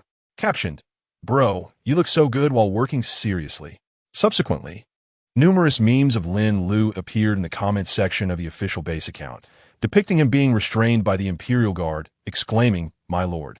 Haven T, I already been castrated, and chatting casually with Zhang Shui. Little sister, don't be afraid, I'm gay. Upon discovering this, Lin Lu felt as if the sky had fallen. Returning to the present, Jiang Zia, who was fishing in the distance, suddenly glanced at Lin Lu and offered a slight smile. No way, bro. Are there really immortals? Lin Lu, after everyone had entered, handed a bottle of water to Chaoang and inquired, "How old are you this year?" Chaoang took a sip of water and pondered for a moment. "Lin, I'm 22 this year. Almost 23. Lin Lu spat out water. "You're a year younger than me?" He gazed at Chaoang, who appeared to be in his 30s. Lin Lu spoke in disbelief. Oh, indeed.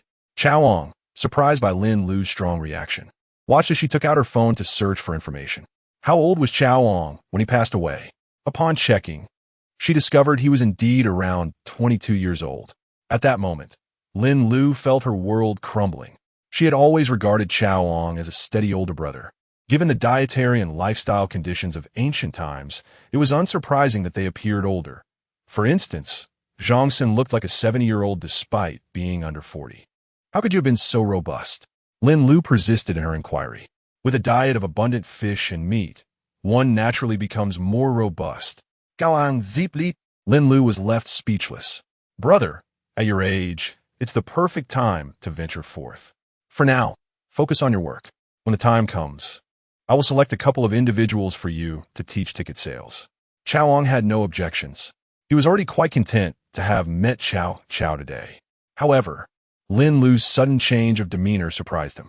Uncertain of her thoughts, Lin Lu observed a few individuals queuing beside Jiang Zia. After bidding farewell to Chaoang, she approached them. Younger brother, work diligently. I must take my leave. Chaoang chuckled at her words.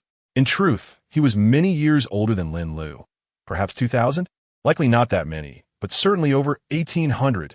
Jiang Zia regarded the approaching Lin Lu with a knowing smile, making Lin Lu feel somewhat uneasy.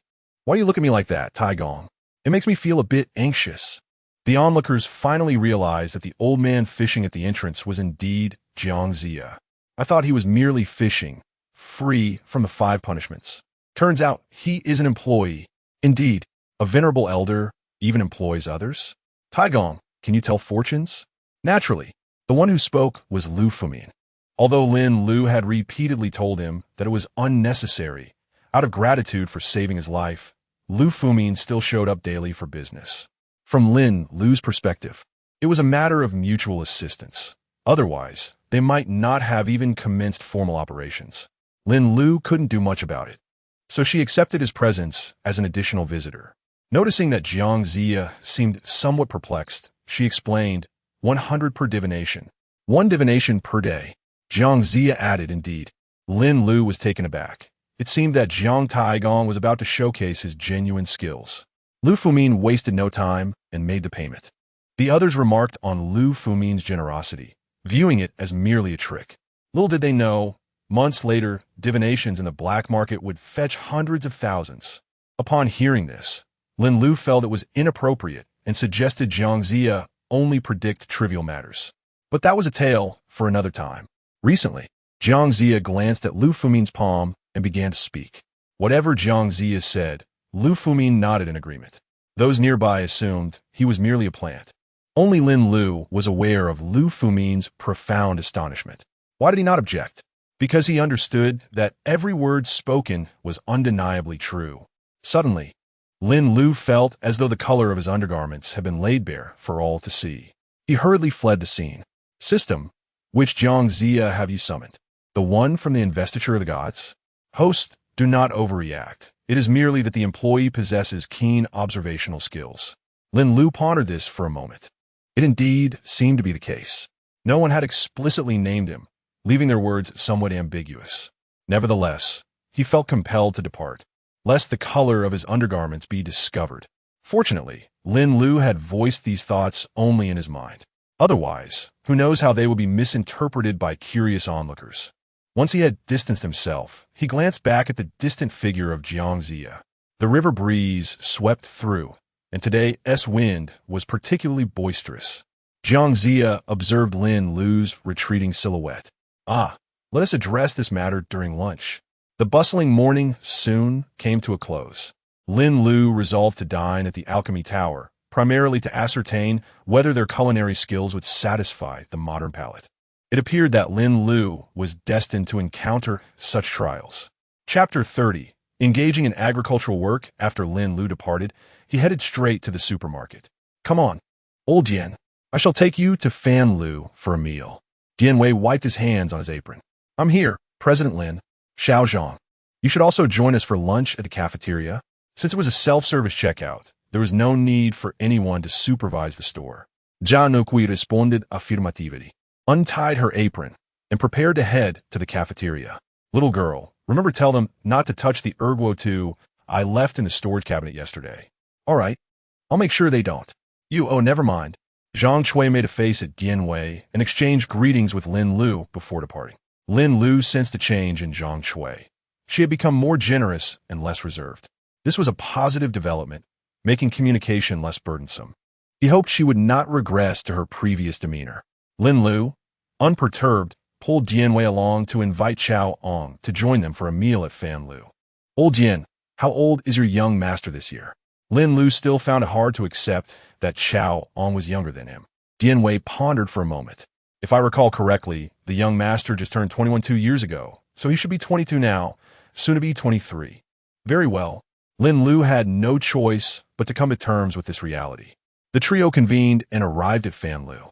Upon entering the bustling food street, Lin Lu took out some money to treat the others to bowls of perilla drink. During their time there, Lin Lu was playfully teased by some tourists, but he took it in stride, exchanging light-hearted banter with them. Jinyiwei and Chao Ong also interacted with the visitors, and a few young women even approached Lin Lu, asking for his contact information. Lin Lu humorously declined their advances. Dear sisters, could you grant us a bit of private time? This heartless boss exploits us daily, and now you wish to encroach upon my time as well. Just thinking about having your contact information, yet not being able to accompany you all the time, is truly frustrating. The young women erupted in laughter. Aren't you the boss here? Indeed, and there are also investors behind me, Lin Lu replied, not speaking falsely, for there was indeed a system backing him, albeit he was the primary decision-maker. Zhang Xiangyu had already spotted the three. President Lin, I have reserved a private room for you. Lin Lu waved his hand. Manager Zhang, let's dine in the main hall. I wish to listen to the customers' feedback. Upon hearing this, Zhang Xiangyu understood that Lin Lu's visit was not merely for a meal, but also for research. Just as she was about to inform the kitchen, Lin Lu stopped her. No need for special instructions. We shall eat whatever the tourists are having. After a moment's thought, he added, Manager Zhang, do not take it to heart. I am simply here to see if the dishes suit our tastes. Lin Lu expressed this concern to avoid Zhang Xiangyu signaling the kitchen, which would result in a meal prepared specifically for them, differing from what was offered to the tourists. Zhang Xiangyu, reassured by his words, felt at ease. As I listened to Lin Lu's initial words, it became evident that she intended to discreetly communicate with the kitchen staff. How could those who serve the nobility possibly employ subtle signals in their daily interactions? Lin Lu whispered a few sentences into Zhang Xiangyu's ear, to which Zhang Xiangyu responded with understanding. Subsequently, she summoned a young waiter, requesting a complimentary serving of fish-flavored shredded pork, free stir-fried potato strips, and complimentary rice. The nearby patrons, intrigued, exchanged glances. Is that all? Lin Lu clapped her hands and inquired. And 2 taels of female red wine, Jinyiwei added, earning a sharp glare from Lin Lu. He feigned ignorance and turned away to whistle. The young waiter, hearing the order, replied, Please wait a moment. It will be ready shortly. Upon entering the kitchen, the waiter offered no hints, behaving like an ordinary guest as he placed the menu down and departed. This, of course, was part of Zhang Xiangyu's instructions. Shall the innkeeper join us for a meal? Lin Lu asked Zhang Xiangyu, who, without hesitation, took a seat beside her. Lin Lu pondered whether Zhang would be adept with a mobile phone. Earlier, General Dian had taught me, she mused, but I have yet to find the time to utilize it after a busy morning. She chose not to pursue the topic further, instead sharing numerous modern insights, particularly regarding advancements in agricultural technology. Although there were records, hearing them from Lin Lu's lips profoundly impacted Zhang Xiangyu, given that agriculture was the foundation of their ancient society. It was no wonder Zhang was so astonished. As their conversation continued, Lin Lu learned that Zhang Xiangyu was originally named Zhang Hongyu. After years of hardship, she had adopted the name Zhang Xiangyu, and at merely 29 years of age, she had already experienced much. The year marked the 9th of the Bao era, or the 9th year of the Northern Song Dynasty, during a time of significant turmoil known as the 5 Dynasties and 10 Kingdoms period. You would look splendid in red attire, Lin Lu remarked suddenly. I have not worn it for many years, Zhang Xiangyu sighed, a rare look of melancholy crossing her spirited face. You shall wear red to work in the future, Lin Lu declared, though she added, that is entirely up to your discretion. Taken aback, Zhang Xiangyu rose and bowed in gratitude. Remarkable, this ancient-themed establishment. Each employee carries a poignant backstory. Indeed, the ruffian outside, Han Erniu, had shared tales that felt all too real. Their conversation captured the attention of nearby patrons, who began to engage in animated discussions among themselves. Lin Lu then realized that they were all eavesdropping on her dialogue. Zhang Xiangyu, sensing the shift, quickly composed herself. If the innkeeper does not mind, I would gladly enter a marriage arrangement, she jested. You are quite the fast talker. I would not object. Setting aside the tavern's business, she added, You are the most beautiful girl I have ever encountered. Oh, please, Zhang Xiangyu playfully retorted. TSK, TSK. How delightful, a male guest exclaimed, eliciting peals of laughter from the assembly. Thankfully, the children were all in class today, leaving only adults to enjoy the merriment. Indeed, Zhang Xiangyu possesses extraordinary beauty. Even in a simple garment, complemented by a subtle touch of rouge, she exudes an enchanting allure. Furthermore, she is in the prime of her youth. TSK, TSK. Ahem. Do refrain from teasing my employee, Lin Lu remarked, gesturing to Jinyiwei with one hand. Jinyiwei, go and show them a thing or two. Not being foolish, Jinyiwei did not intend to resort to actual violence. Rising to his feet, he bellowed, "I implore you to stop me. I harbor no intention of causing you harm." Lin Lu could not contain himself and burst into laughter. Many visitors engaged in the game erupted in hearty laughter as well. Chao On awkwardly supported his forehead. "Old Yin, since you excel in agricultural tasks, when we open the farming zone, you shall plow 2 miles every day," Lin Lu declared. Jinyiwei felt utterly bewildered. Lin Lu did not afford him the chance for an explanation. Well then, a battle-hardened warrior first becomes a shop assistant, and now transforms into a farmer. It truly reflects the saying, "One who delights in tilling the land loves peace." If you deny me the chance to farm, I shall plant you in the field instead. After the jest, the meal was served. Chapter 31. Complimentary lunch. Changgong makes an appearance. The server who brought out the dishes had changed. Upon seeing Lin Lu and his companions, he hurriedly rushed to the kitchen. Shortly thereafter, the head chef came bustling in, wiping the sweat from his brow with a towel. Lin Lu gestured to him, indicating there was no need for anxiety. A nearby tourist chimed in, "Chef, you're doing splendidly. If he dismisses you, I'll find you another job." Another visitor added playfully, "Indeed, if he dares to trouble you today, just spit in his bowl tonight." Lin Lu replied, "I truly appreciate your family's kindness." The head chef hastily expressed his reluctance to do anything of the sort. Observing the tourists' reactions, Lin Lu understood that they were pleased with the meal, which eased his mind. After taking a bite, he gave the chef a thumbs up, exclaiming, "As expected of the fan building, the culinary skills are exceptional." Jinyiwei and Chao On were also devouring their meals with great enthusiasm. Zhongxian finished her portion quickly and went off to tend to other matters. Once the three had finished eating, they stood to leave. Hey, you haven't settled your bill yet." A server rushed over. Lin Lu responded, "Wasn't tea this complimentary?" "Yes, you did order the complimentary meal. But this esteemed guest here ordered 2 tails of daughter red, totaling 150 yuan. The server pointed at Jinyiwei.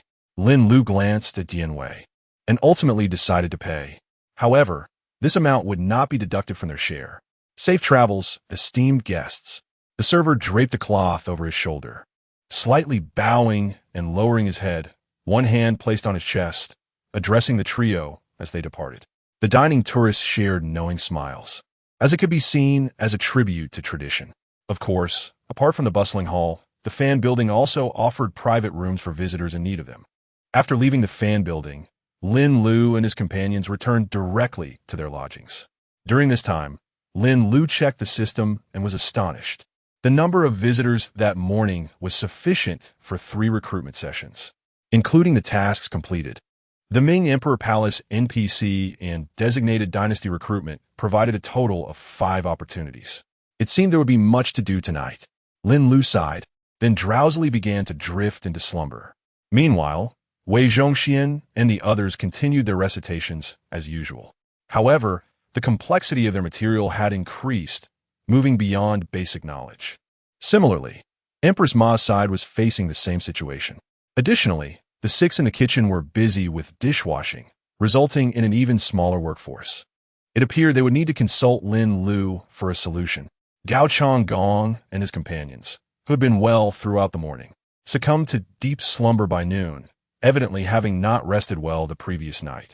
As for the group at the Treasure Pavilion, some were still operating in the food street, while others were at the fan building, resting on benches after their guests finished dining. The majority, however, followed Wei Zhongxian to the dormitory for some rest. The elder Jiangxia was known for his minimal need for sleep. Thus, I did not return to the dormitory, but instead wandered around the scenic area. Some tourists, captivated by the ethereal presence of an elderly gentleman, approached him for photographs. As the staff took their breaks, visitors at the venue meandered in small groups. Soon, the afternoon business hours commenced. In the afternoon, Li Dao arrived, accompanied by a large entourage from the production crew. "Lin, I have come," he exclaimed. "Where are your employees?" Li Dao, true to his forthright nature, got straight to the point, given that he had already paid. Lin Lu wasted no time and led Li Dao and his group to the racetrack. There, Gao Changgong coordinated with 12 elite cavalrymen to facilitate their filming. First, capture a sweeping shot of you standing alone on the battlefield. Then don your mask. At that moment, we will cut the shot and overlay the mask onto the lens. Subsequently, we will switch back to a medium shot, draw your sword, and point it forward. A close-up of the sword's tip. Following that, capture the sound of hooves. Pulling back to showcase the cavalry's formidable emergence from the camp. Next, we will charge in formation. Lida directed fervently. Gao Changgong, aware of the profits at stake, complied wholeheartedly. However, issues arose early in the filming. The male actor struggled to deliver the desired effect during the initial shot. Standing alone on the battlefield, the director sensed a lack of essence. The actor, having never faced the rigors of battle, failed to embody the valor of a warrior, standing awkwardly instead. Additionally, he was an investor being favored, which spoke volumes about his acting prowess. After several takes, Lida called for a halt. Perhaps we should let our prince give it a try. Yes. Gao Gu, you can easily embody this, exclaimed the courtesans nearby, eager to engage with Gao Changgong. As the delays were frustrating, the director assessed Gao Changgong, recognizing that both his demeanor and appearance surpassed that of the leading man. After inquiring, Gao Changgong, indifferent to the change, received Lin Lu's approval as well. They filmed a segment, and it was a one-take success. The gravitas of Gao Changgong, seasoned by the battlefield, exuded a somber seriousness and solitude, reflecting the desolation following the loss of comrades, as well as an indomitable spirit against the enemy. The crew was left in awe. Click. Magnificent. This is precisely the effect I desired. Lida exclaimed in exhilaration. In the second scene, wearing the mask, the lead actor attempted several takes again, but Lida shook his head repeatedly. Once more, Gao Changgong stepped in and succeeded with a single take. Since both close-up shots featured Gao Changgong, they decided to utilize him for the subsequent scenes as well. Lin, is your employee truly not for transfer? Lida inquired once more. Apologies. 5 million. Transfer it to me, and I'll employ him as my professional stunt double. The lead actor interjected before Lida could respond. I apologize. However, you may discuss it with my employee. If he is willing, I have no objections. Lin Lu felt a twinge of temptation. After all, 5 million was a considerable sum. It seems that one is indeed attempting to gain entry with ulterior motives. However, Lin Lu is acutely aware that such a scenario is improbable. A steadfast refusal on her part would not deter the two individuals from their pursuit. Thus, she resolved to direct them to Gao Changgong. Upon being rebuffed by the king of Lanling, they would hopefully cease their incessant pestering. Simultaneously, Lin Lu made a silent vow to remain vigilant in the future, avoiding such entanglements. Due to Gao Changgong's authentic portrayal, the subsequent scenes were swiftly completed. The crew had initially anticipated a long afternoon, but they were pleasantly surprised to finish early. Lida and the leading man sought out Gao Changgong, who once again responded with a stern refusal. The duo was prepared to persuade him further when Gao Changgong's ire was ignited. The intensity of his presence was palpable. Although the ladies admired the commanding aura of their Lanling king, they swiftly admonished the two men upon witnessing his anger. Among them, some recognized the leading man. Yet in person, he paled in comparison to Gao Changgong. The two men returned to the crew amidst the ladies' scornful remarks. Lin Lu couldn't help but smirk. Director Li, please ensure that my employee does not make an appearance on screen. Rest assured, Mr. Lin, we have professional special effects artists. Lin Lu was well aware that, given the leading role belonged to the male protagonist, any discrepancies in the opening scenes would be exceedingly conspicuous. Nevertheless, she found amusement in the situation and intentionally sought a new topic of conversation. Chapter 32. Points? Lin Lu noticed Jiang Zia observing from a distance. Didactoli, feel free to enjoy the base on your own. I have other matters to attend to. If you believe the footage isn't satisfactory, you may request my staff to reshoot it. As Lin Lu spoke, he slipped away. He was certain that Li Da's video had been well executed, and he would not seek a reshoot from Lanling Wang. Moreover, the aura exuded by Lanling Wang had been overwhelmingly intense, surpassing even that of a high-ranking government official he had previously encountered. He was keen to avoid any further interaction with Gao Changgong. Lida, how could you, after spending so much time in the film industry, be intimidated by a mere worker? He muttered to himself for encouragement. He then inquired among the crew members, who all intended to explore the base. Meanwhile, Lin Lu and Jiang Zia strolled together. General Lin, you seem to be facing a tribulation lately. Jiang Zia chuckled as he spoke to Lin Lu. Me? Lin Lu pointed to himself in surprise. Indeed, Jiang Zia replied with a slight squint and a nod. What tribulation? Lin Lu suddenly recalled a catchy modified song in his mind. Jiang Zia stroked his beard and laughed heartily. It cannot be spoken of. Were it not for your venerable age, I would have surely sent Jinyiwei after you today. Lin Lu thought to himself. Yet he replied, grandfather. Do not scare me. Please tell me more. The secrets of heaven cannot be divulged. Fine. A typical tactic of fortune-tellers, offering vague hints for one to decipher.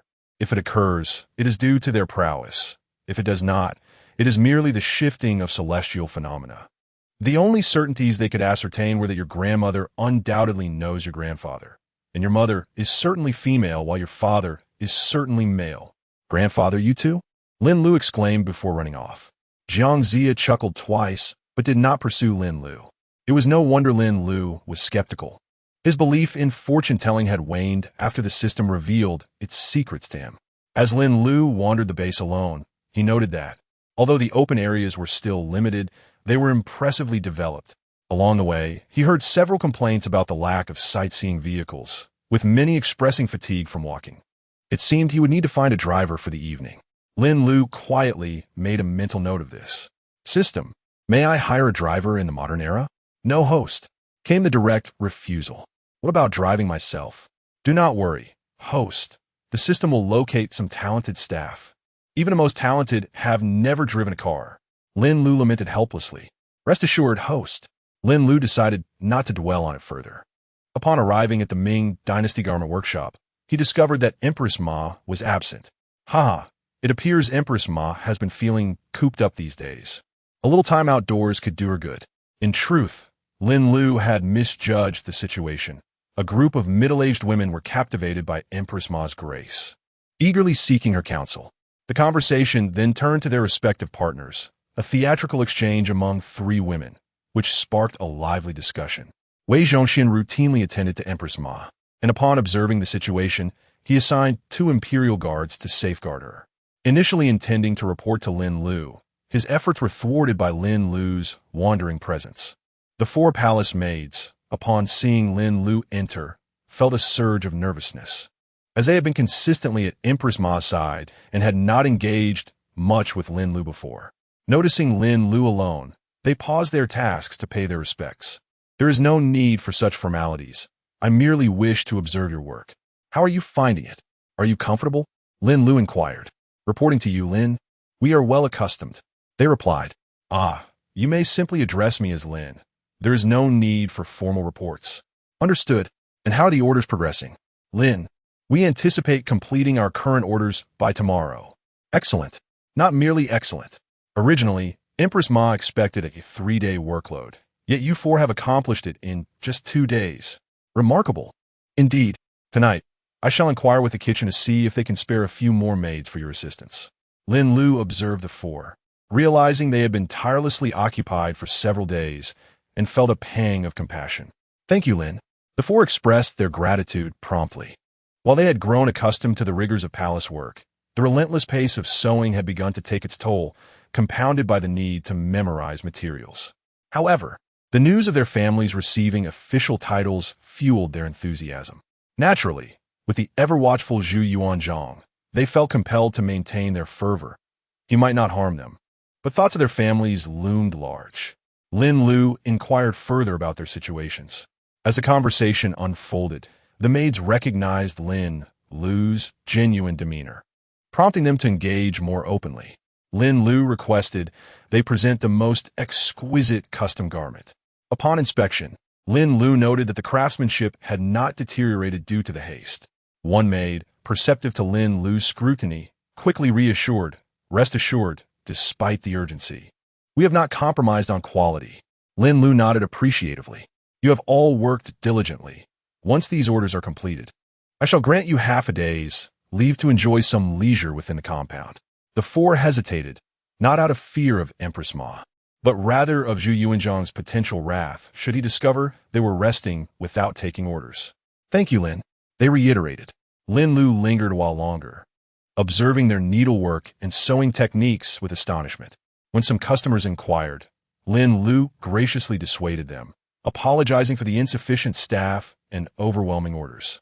Perhaps the day after tomorrow, we shall be ready to take orders by the afternoon. The visitors, understanding the need to wait, bore no ill will, as many had come inspired by a video shared by a couple that had garnered over 50,000 likes. Lin Lu lingered for a moment, preparing to take her leave, when she noticed the materials they had laid out. A solution must be found for the issue concerning the employees, she pondered. Initially, her intention was to help Wei Zhongxian save some money, yet it has transformed into their routine. Presently, only Jiang Zia and Zhang San's family remain unburdened. She couldn't help but wonder what Jiang Zia was thinking. Perhaps, having perused history, he realized his impending demise and chose to resign himself to fate. System. What shall happen when an employee's lifespan reaches its end? The host may exchange for a longevity elixir. With what shall I exchange? With points. Points? The host accumulates points by completing tasks or managing operations, which can then be utilized to acquire special items. Impressive. It took me this long to discover the existence of points.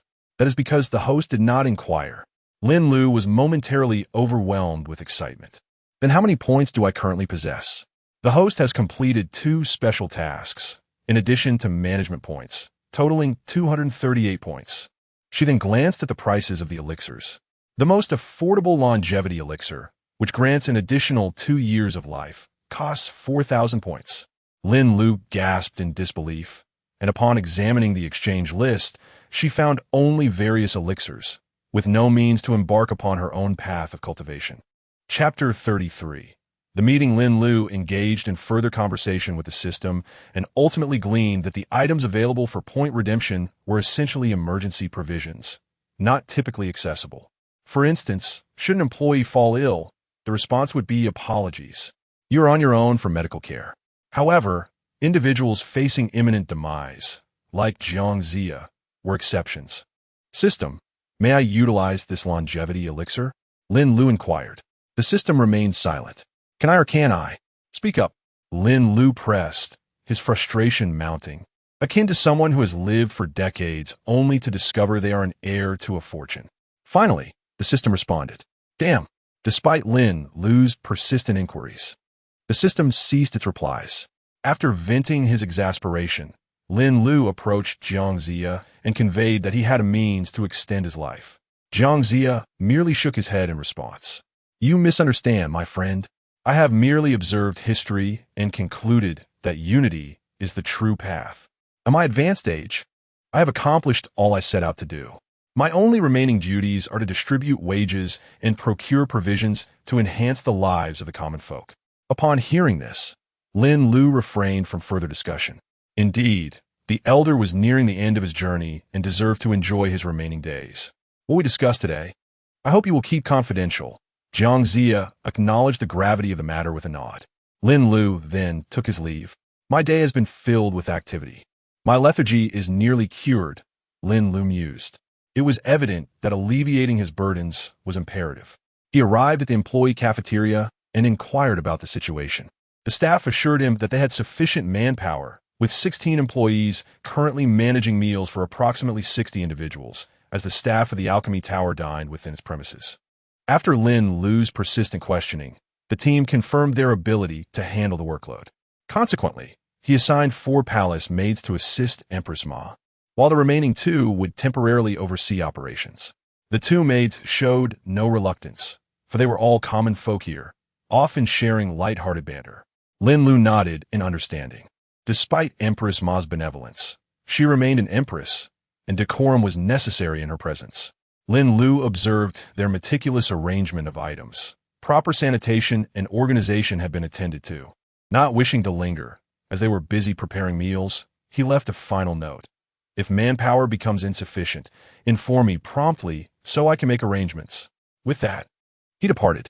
Next, he arrived at the training grounds of the Jinyiwei, although the performance had already concluded. Some individuals were taking photos with the guards. Witnessing the Jinyiwei's newfound ability to express themselves freely brought Lin Lu a sense of gratification. Among the crowd, Wei Zhongxian endeavored to approach Lin Lu, but was hindered by the enthusiastic fans clamoring for photos. Noticing his predicament, Lin Lu signaled for him to remain calm. Wei Zhongxian managed an apologetic smile in Lin Lu's direction. "Ah, the emperor has arrived. Will you not join us, your majesty?" One tourist exclaimed. "Emperor? From whence does this emperor come?" Wei Zhongxian, go and personally drag Lin Lu down. As he spoke, he handed Wei Zhongxian 100 coins. "Yes, your majesty." The man was astute, aware of the necessity to name names. Otherwise, Wei Zhongxian would engage in wordplay, turning the situation into a costly lesson for himself. Shortly after, Wei Zhongxian, accompanied by 2 members of the Imperial Guard, forcibly removed Lin Lu. Lin Lu exclaimed, "My hair. I just arrived."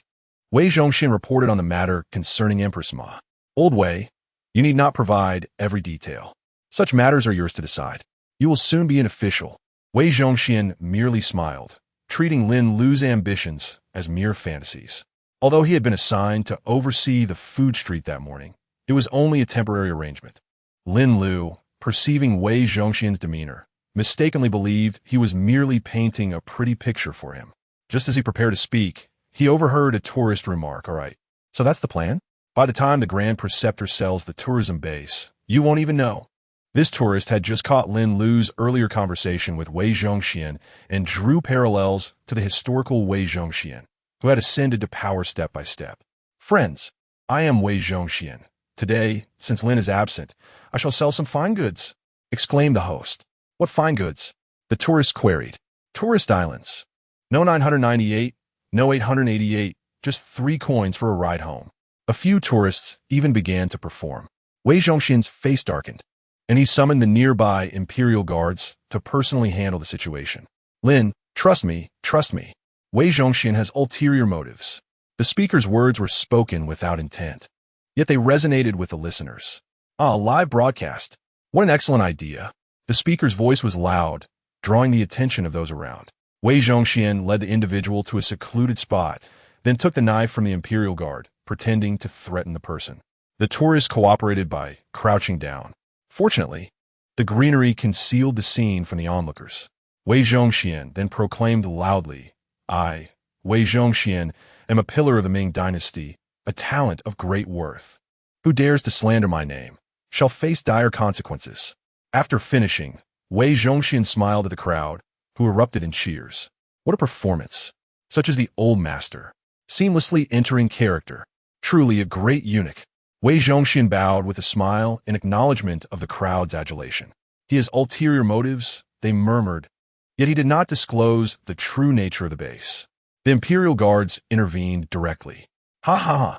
Old chap, your grip is a bit too strong," remarked the tourist to Lu Bing, who was covering his mouth. Lu Bing apologized with a smile. "May I offer you a cigarette? I'm afraid I cannot smoke while on duty." "Oh!" The tourist ceased his persuasion and lit a cigarette for himself. Jiang Zia laughed heartily among the crowd. As closing time approached, Lin Lu felt a knot in his throat, although he had deleted the previous night as content. The sight of over 100 tourists still made him anxious. After all, such a large tourism base, and yet no one spoke English?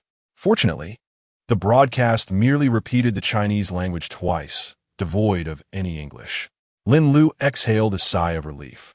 After bidding farewell to the last visitor, Lin Lu turned to the crowd and declared, "Hurry, let us dine.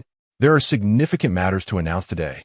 The assembly, albeit bewildered, hastened their steps toward the staff canteen upon hearing Lin Lu's words. "Zixio, please mention Manager Zhang in the group." Lin Lu was once again the first to finish his meal. Observing Jinyiwei, who was preparing to take a small sip, Lin Lu remarked, "You have not sworn off alcohol today. You must face the consequences." "Oh dear Lin, please spare me. I promise I won't drink tomorrow. Let's overlook today," Jinyiwei pleaded. "Remember, yesterday's today is tomorrow, and tomorrow's yesterday is today. Therefore, today is indeed tomorrow. You cannot drink now." The clever wordplay left Jinyiwei utterly perplexed, leading him to forego his drink. Chaoong, Empress Ma, and Gao Changgong erupted in hearty laughter, while Jiang Zia chuckled, stroking his beard. Once the meal concluded, Lin Lu adopted a serious demeanor and proclaimed, "Very well, let us officially commence our first meeting today. Chapter 34.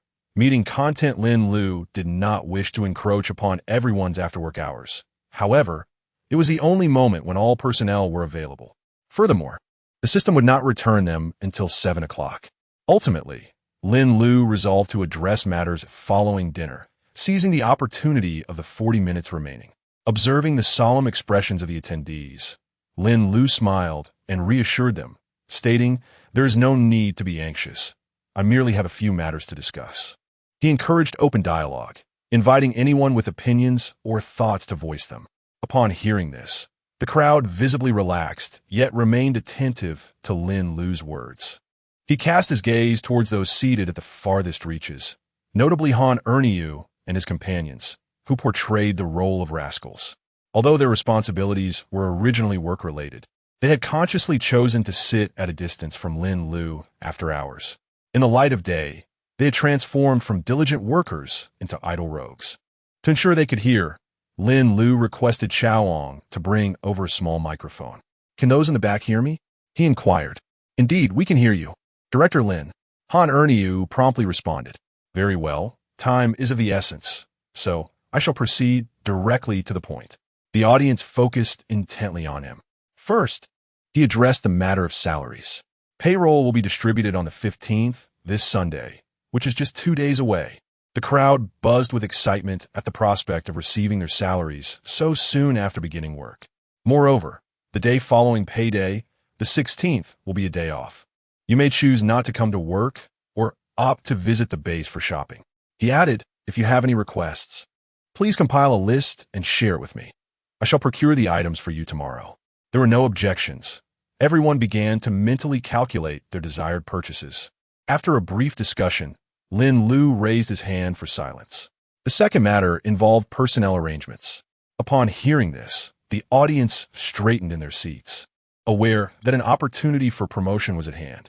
Lin Lu, recognizing the urgency, did not prolong the suspense and announced directly, "Firstly, Chaoong will be promoted to the position of secretary. During my absence from the base, he will have full authority over all matters."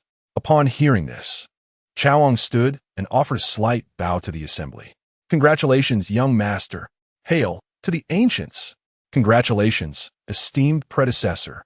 Congratulations. Congratulations," exclaimed Jinyiwei, Wei Zhongxian, Gao Changgong, Empress Ma, Jiang Zia, and Zhang Xiangyu in unison. "Congratulations to you as well," Wei Zhongxian expressed, harboring no discontent. He recognized that Chaoong's qualifications and abilities far surpassed his own. "Due to time constraints, I shall refrain from further comments. I will continue," Lin Lu stated. "Secretary Chao will temporarily serve as the ticket seller, and additional staff will be provided to follow him for training. Employees with suggestions may approach Secretary Chao privately.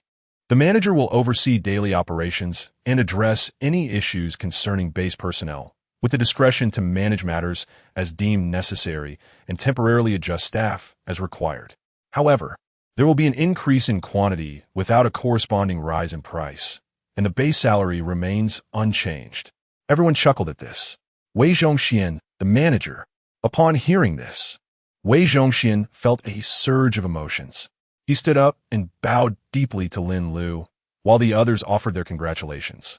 Empress Ma teased Wei Zhongxian, saying, "Do not make me stand guard at the entrance." Wei Zhongxian quickly expressed his reluctance to do so. Although the salary was unchanged, the manager had the option to stay overnight at the base. The crowd reacted with curiosity. While they felt envious, Lin Lu had already made a decision. They could only silently wish for a chance to ascend to a managerial position in the future. With 4 employees missing from the staff kitchen, Lin Lu mentioned that if there was a need for personnel, they could consult him for adjustments. "Thirdly, I plan to construct a Ming Emperor's palace tomorrow. Empress Ma may subsequently take a position there." Lin Lu added that they could select someone responsible for the garment workshop. Upon hearing this, Empress Ma expressed her gratitude. Simultaneously, she pondered whether Lin Lu's palace construction would attract individuals from the Hongwu era. Would that not be a significant undertaking? Lin Lu proceeded to discuss the sightseeing vehicles and other matters. "By the way, I initially intended for you to carry the materials to reduce expenses. However, upon a cursory glance, the salaries are more than sufficient. Therefore, there is no need for anyone to rush to carry the materials. At this point, Lin Lu felt a sense of foreboding. After a pause, he added, "In the future, we can photocopy the necessary documents for purchase. A single copy costs merely 10 cents. The employees let out a collective sigh of relief. This was indeed a burden lifted from their shoulders. Lin Lu continued discussing various topics, emphasizing the equality among employees and the importance of interacting with visitors. Noticing the time, he addressed everyone. Tomorrow is Saturday, and the influx of guests will significantly increase. I hope you all rest well tonight, as tomorrow will be a challenging endeavor." Everyone responded in unison. "See you tomorrow. See you tomorrow, General Lin." After concluding, Lin Lu noted that the timing was just right, and everyone departed for home. In the aftermath of the glow, Wei Zhongxian remained in place. After exchanging greetings with Lin Lu, he silently recited a phrase before vanishing. He wished to stay at the base, but felt the need to report to Chongzhen. Lin Lu observed and, without pause, commenced the recruitment of staff. "Your Majesty, have you been promoted?" "Indeed, Your Majesty. I can stay overnight, which means we cannot share the same bed. Can we?" Your Majesty, how about I return every other day?" That sounds agreeable." Chongzhen hesitated for a moment. "Wei Qing, could you inquire with General Lin for me? I shall do my utmost." "Sister, is it true? General Lin intends to establish a Ming Emperor's palace?" "Yes. General Lin just informed me that the selections will likely be drawn from within the palace." "Ha ha ha. I have a premonition. We shall soon be heading to the base." Zhu Biao and Changxi were equally excited. Could this signify an opportunity for them as well? "Zhongba, I have something to discuss with you." Empress Ma hesitated for a moment before proceeding. "Ah, Zhu Laosi, you vile scoundrel. We shall not rest until you are vanquished. Eru, where have you disappeared to? Quickly, the King of Yin is entering the capital. Father, fourth brother has his own grievances. Truly a commendable elder brother, still speaking in defense of Zhu Di. Biaoya, do not interfere." "So, did you truly venture into the future?" Zhao Kuangyin regarded the kneeling Zhang Xiangyu with a composed gaze. "Your Majesty, this humble subject would never utter a falsehood. What I have conveyed is indeed the unvarnished truth. Is the divine artifact you mentioned genuine?" "Indeed." Everyone behind him echoed in affirmation. Zhao Kuangyin surveyed the surroundings. All were dismissed, leaving only Zhao Pu and Zhao Guangyi, who was still the Prince of Jin at that moment. "Do you comprehend the history of our great song? Reporting to Your Majesty, we are unaware." Zhang Xiangyu then recounted the events of the day. The three felt a deep yearning. However, Lin Zong mentioned something to me as he left work. "Oh, what was it? Pray do tell." Zhao Kuangyin inquired eagerly. Lin Zong said to inform Your Majesty that only 2 individuals in the entire Song dynasty have beheld the splendor of the northern lands. Upon hearing this, Zhao Kuangyin was momentarily taken aback. "It seems the 16 prefectures of Yinyun have not yet been reclaimed. I wonder who those 2 heroes might be." Lin Zong did not disclose. Following this, there was yet another wave of court officials attending to their families. Jiang Zia gazed contemplatively at the riverside, recalling the events. It was truly like a dream. The news had already reached the capital. Gao Changgong had also met with the eunuchs. "Everything is in place. We are merely lacking a lighter." The Zhang family still rested in darkness, though they discovered that many items were missing from their home. Although the 5 felt a pang of sorrow, they refrained from venturing out in search. Once they received their wages, all would be well. Preserving life takes precedence. Chapter 35. The first imperial employee amidst the swirling snowflakes of Jiangyi province. Several robust men were making their way through the winter landscape. "Birar, this cold is going to freeze me to death," one of them exclaimed. "Fortunately, this year's snowfall is not as heavy as it was 2 years ago." "Chung, why don't you prepare some beef? Let us head to your home for a drink," suggested another. "Witchy, what do you mean? If you want to eat, go home and do it. I Chung never eat beef. Get lost. I heard just yesterday that a cow froze to death from loneliness." "Enough of your nonsense. Qin Ergo, what do you think has become of old Du? I haven't seen him in days. Alas, Du Xiang's health is deteriorating.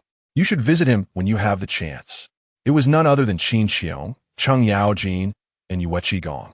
Just as they were about to step out of the palace, Cheng Yaojin suddenly halted in his tracks.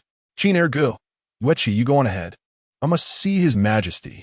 Without waiting for a response, he turned and retraced his steps back into the palace, heading towards the Taiji Hall.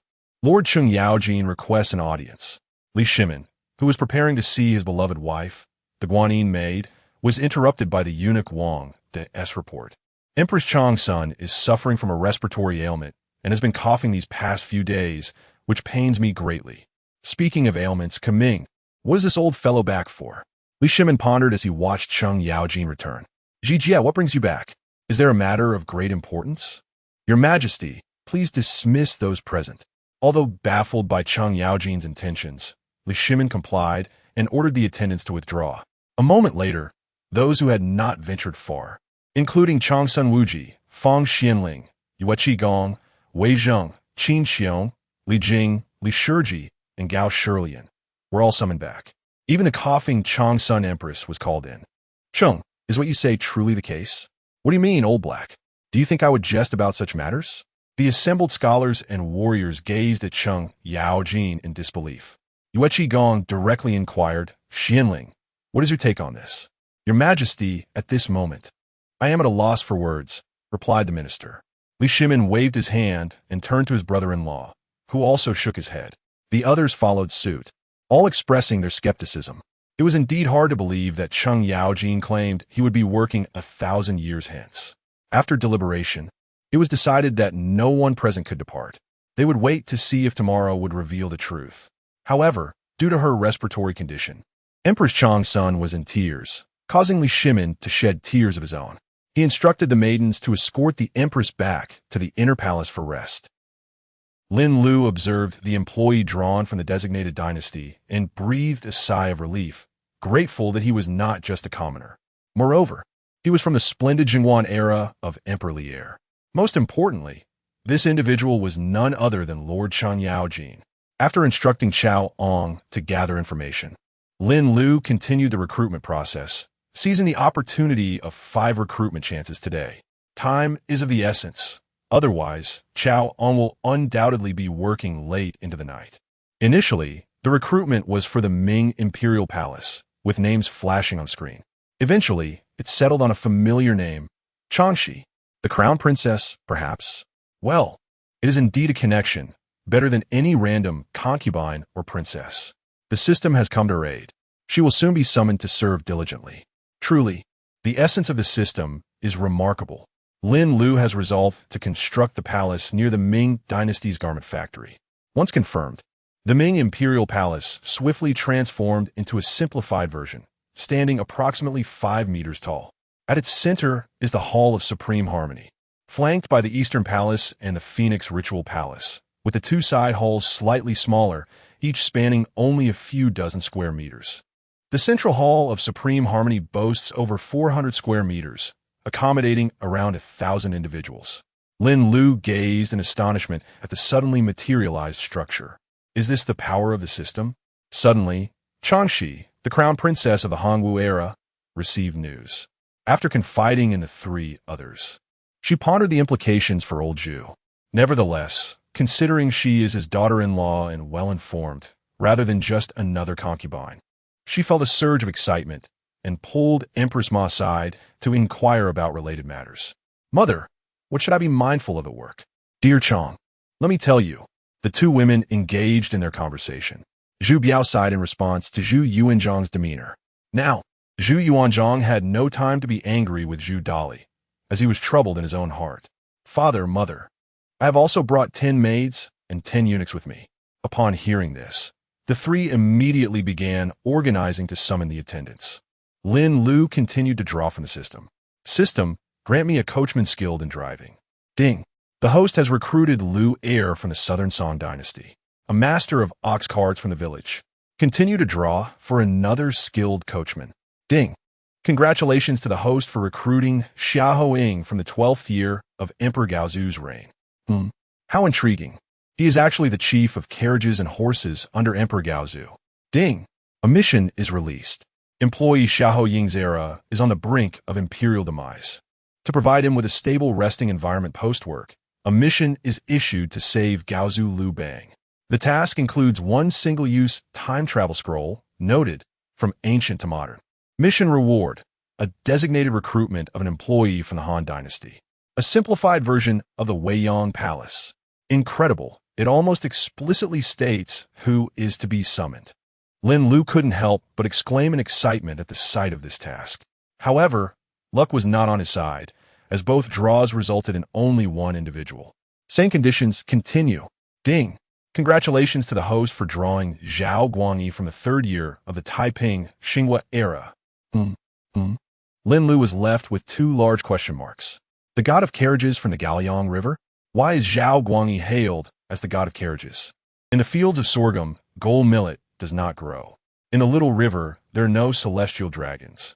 Yet, in the night of Gaoyang River, there emerges a divine dragon. An arrow strikes the thigh. Elite cavalry in pursuit. A donkey cart never before tamed. The drifting of the donkey cart, unparalleled throughout history. One must understand that traversing 200 miles in a single night is not the pinnacle of a divine charioteer, but rather the limits of a single night. Yet, this also marks the recruitment of my first imperial employee. Lin Lu suddenly came to his senses. What happened to the illustrious Qin Emperor and Han Wu, the illustrious founders of the Tang and Ming dynasties? If not these, surely I should at least summon figures like Guangwu, Gaozu, or Yongle, who are somewhat lesser in stature. Could it be that the system's choices are influenced by my embellishments? It is possible. Thus, if I refine my embellishments with precision, could I not summon any individual I desire? Dear host, it is best to wash up and retire for the night. Tomorrow awaits with another day of work. Is that not permissible? Indeed, in dreams, anything is possible. Lin Lu found himself speechless at this. Upon reflection, it indeed makes sense. Otherwise, with embellishments, for instance, the system might conjure an employee who was a hostage in childhood, ascended to power as a youth, outsmarted his foster father, executed his mother's paramour, unified the realm within a decade, and pursued immortality. That would be rather far-fetched. Subsequently, two random recruitments ensued, both singular and of common birth. One male, one female. One hailing from the Jin Dynasty, the other from the 5 dynasties and 10 kingdoms period. Both emerged from turbulent eras. The male is named Yonghua, and the female, Jin Chunhua. Recruitment concluded. Lin Lu promptly instructed Chao Ong to commence research. A princess consort, a Cheng Yaojin, a Xiahou Ying, and a Zhao Guangyi. Zhang Xianyu's era marked the 9th year of the Baobao reign, while Zhao Er's was the 3rd year of the Taiping Xinhua.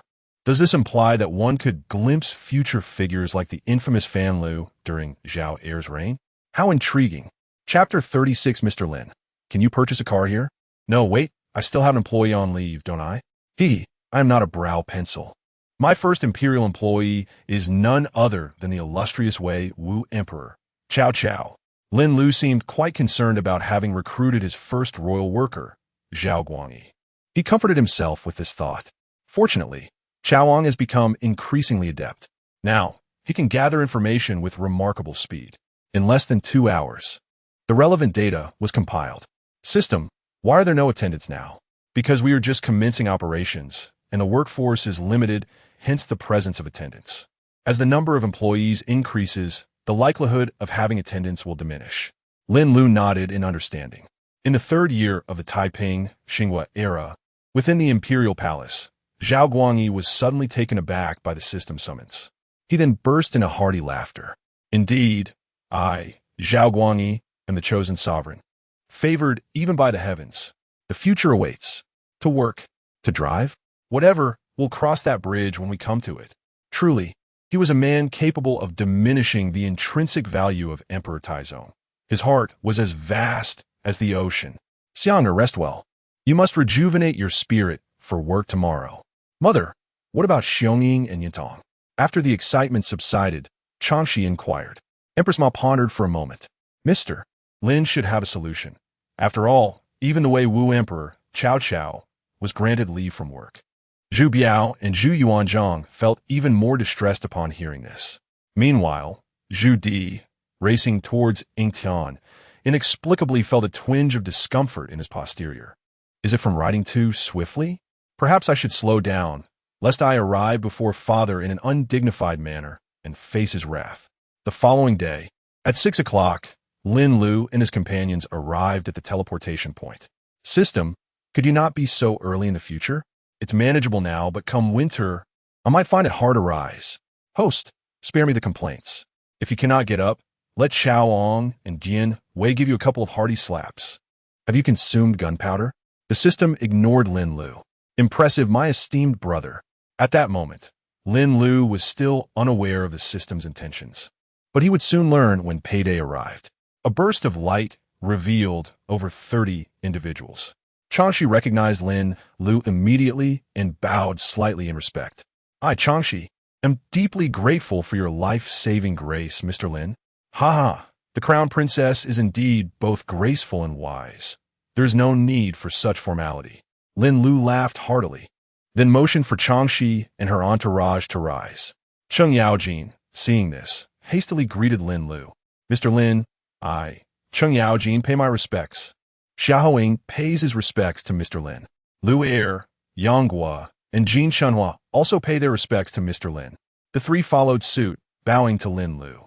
I, Zhao Guangyi, pay my respects to Mr. Lin. Though Zhao Guangyi was somewhat reluctant, he still performed the gesture. Lin Lu then instructed Xiaoong and Jinyiwei to distribute the materials to everyone. As for the palace maids and eunuchs, Lu, Yang, and Jin received only information regarding salaries and benefits. Junior Xiaoong pays his respects to the ancestors, as Xiaoong handed over the materials to Xiaoheng. First, a respectful bow was offered to Xiaoheng. Xiaoheng, slightly perplexed, returned the courtesy politely. I have met this young man, the younger generation, Xiaoong, exclaimed Cheng Yaojin upon hearing the name. And is that the renowned Jinyiwei beside you? I wonder if I could exchange a few moves with him. Approximately 10 minutes later, the four of them had thoroughly reviewed the simplified materials in their hands. If you have any questions, feel free to research later at your convenience. Now, let me discuss the allocation of tasks. At that moment, the cooks arrived. Why is Prince Jin here? He seems to have aged a bit. The group murmured in discussion. Lin Lu and Zhao Guangyi also took note of this. Lin Lu, however, offered no explanation. Hurry to work, or you'll find yourselves hungry, Lin Lu remarked, noting their indecision about whether to stay or leave. He then returned to the main topic at hand. He began by addressing the importance of equality among the base's employees and other modern concepts. Then he continued, Zhao Guangyi, Xiaoheng, Lu Er, you three have driving experience. Come with me to learn how to operate a vehicle. Yanghua and Jin Shenhua, you will accompany Secretary Chao to learn ticket sales. As for you, Cheng Yaojin, for the time being, follow Jinyiwei to the supermarket. Your store manager will arrive shortly. Princess Consort, you will accompany me. Let us experience modern transportation together. At this point, Zhao Guangyi no longer felt awkward, primarily because the allure of purchasable items was too enticing. Arriving at the location where the sightseeing vehicle was parked, everyone was filled with astonishment along the way. Lin Lu observed the automatic transmission vehicle, noting that the gear lever was in Chinese. This will make it easier to learn, he thought, and proceeded to explain the basics of driving to the three.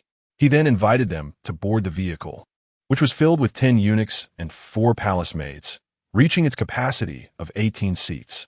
Although Changxi had just given birth, her consumption of the 9-flower jade dew pill rendered her robust, showing no signs of recent childbirth.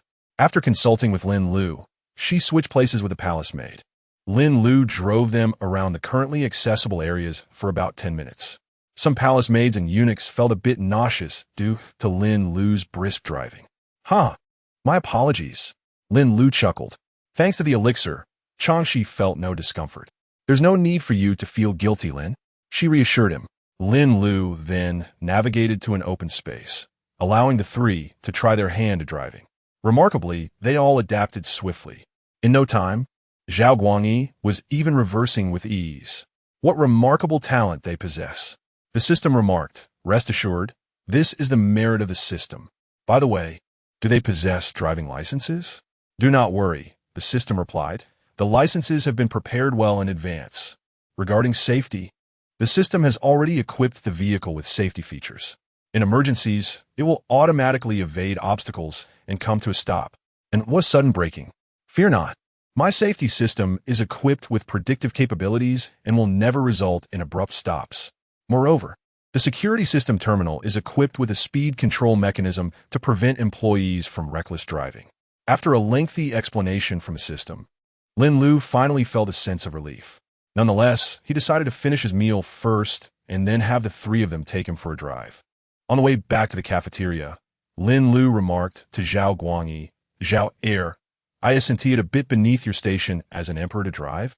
Wouldn't you prefer to engage in something more befitting?" President Lin, not at all. I would relish the opportunity to drive every day. Zhao Guangyi promptly replied. At that moment, Lu Er and Xiahou Ying realized that the individual who had just driven with them was, in fact, an emperor. Yet, this emperor had been exceedingly exuberant. Both were somewhat exhilarated. Zhao Guangyi seemed utterly enchanted, entirely devoid of any regal demeanor.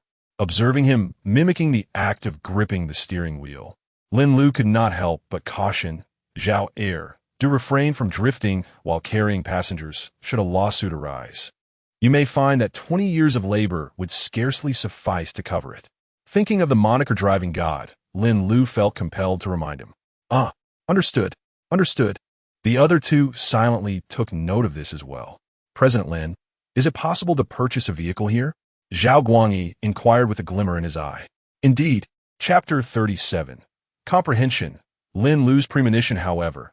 Vehicles require gasoline to operate in the roads. In your era, a new car becomes an accident vehicle in 3 days. And a second-hand car becomes a scrap vehicle in 3 days. How could such roads be constructed? Xia Ying had long been curious about the smooth surface of the road. First, the group conversed as they returned to the cafeteria. The veteran employees had already arrived. Wei Zhongxian had met Empress Xiaokong. Upon hearing from Empress Ma, Wei Zhongxian promptly greeted Changxi. Changxi politely responded before acknowledging the other three. The younger generation had met the sages. They had met Emperor Song. This is Wei Zhongxian, currently the manager, and temporarily the third in command at the base. Lin Lu noticed that Xia Ying and Zhao Guangyi were somewhat intrigued by the red-robed eunuch before them. However, Xia Ying need not fear that he would be given a hard time, as his junior, Chaoong, is Wei Zhongxian's direct superior. Zin elu maid ayist. Eliciting laughter from the crowd. This is Jiang Taigong. Lin Lu continued with the introductions.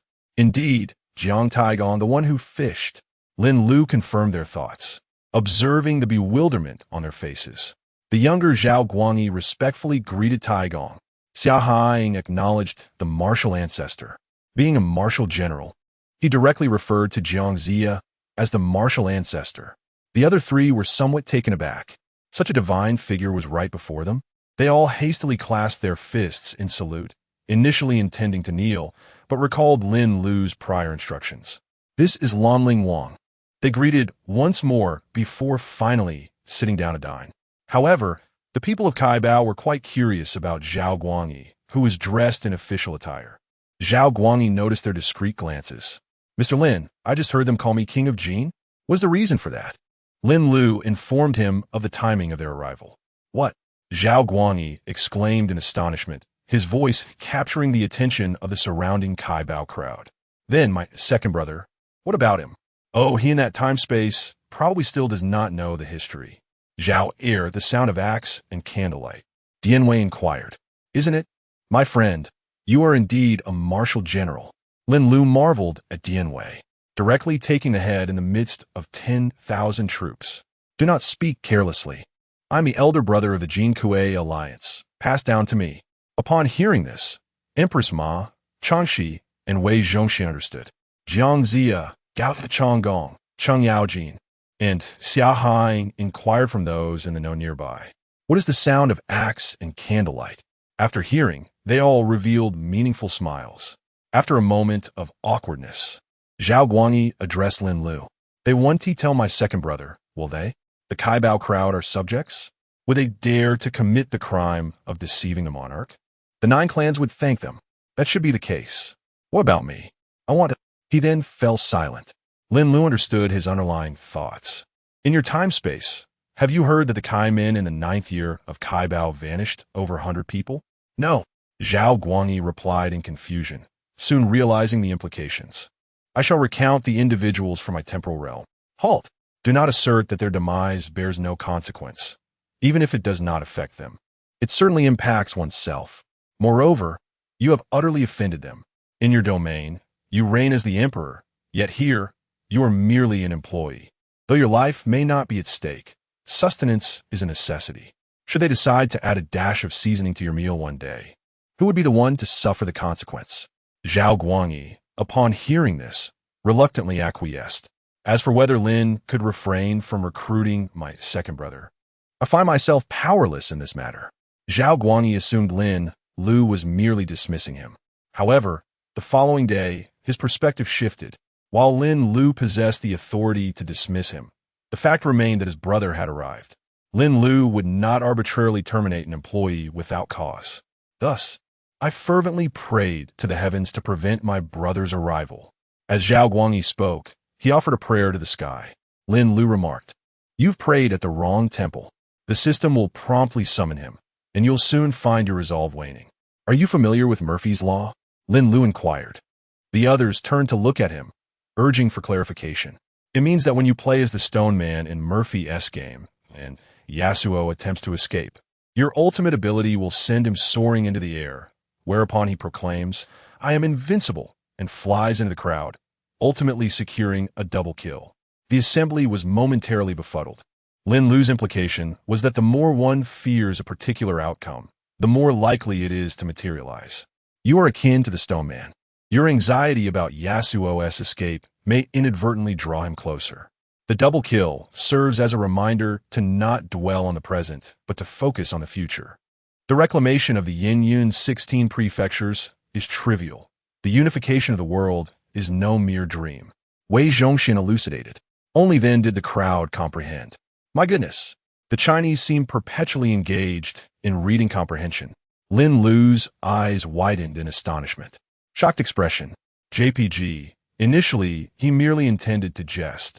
But Wei Zhongxian had adeptly turned it around. No wonder.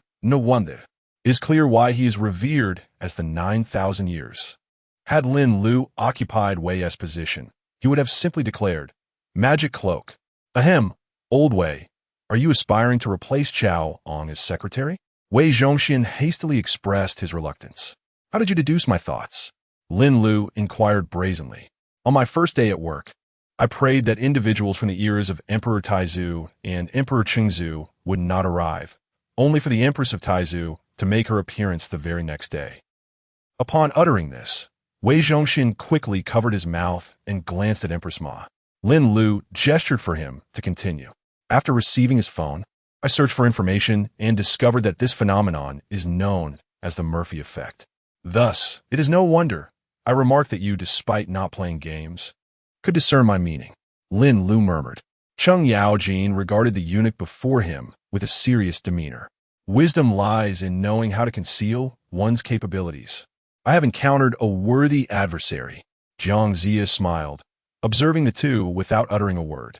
Meanwhile, Zhang San and the others sat at a distance, listening to the banter of the prominent figures. Yang Hua, Jin Chunhua, and Lu Er had never savored such exquisite fare. Though it consisted of congee, pickles, buns, and eggs, the three felt a sense of embarrassment at the thought of requesting more. Upon witnessing the situation, Zhang Fu prepared a fresh set of assignments for the three individuals. They soon realized that no one was paying them any heed, which eased their apprehension somewhat. Indeed, the presence of numerous distinguished figures was rather overwhelming for their hearts. Once the meal concluded, Lin Lu seized the opportunity, when the tourists were few, to assess the driving skills of the trio. "You need only focus on driving. I shall devise the strategies." Lin Lu encouraged them.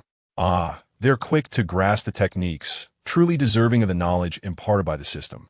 Subsequently, Lin Lu conducted a thorough examination of the safety protocols. Everything was remarkably stable. Lin Lu felt a sense of relief. They then arrived at the Ming Palace, where Lin Lu engaged in conversation with Empress Ma, discussing various matters. Ultimately, Lin Lu had to inform the four palace maids that their leave was no longer feasible. as the Ming Palace operated under special summons. The system disallowed the transfer of the maids to the garment workshop. Otherwise, Lin Lu had planned to retain only 10 eunuchs at the Ming Palace. Lin Lu had an inkling that the system was up to some mischief, especially given the critical timing of payroll. As an employee, one must anticipate the employer's intentions. Thus, Lin Lu suggested to Empress Ma that she should accept more orders. Lin Lu also intended to inform each individual personally. Chapter 38, Ascending the Throne. Lin Lu initially intended to personally inform the staff. However, after some contemplation, he realized that no one was available to accompany him at the Ming Imperial Palace. Although Empress Ma had been present for several days, her duties were primarily within the garment workshop, handling orders and social engagements, thus lacking in interaction with the visitors. Consequently, Lin Lu decided to observe the situation before proceeding.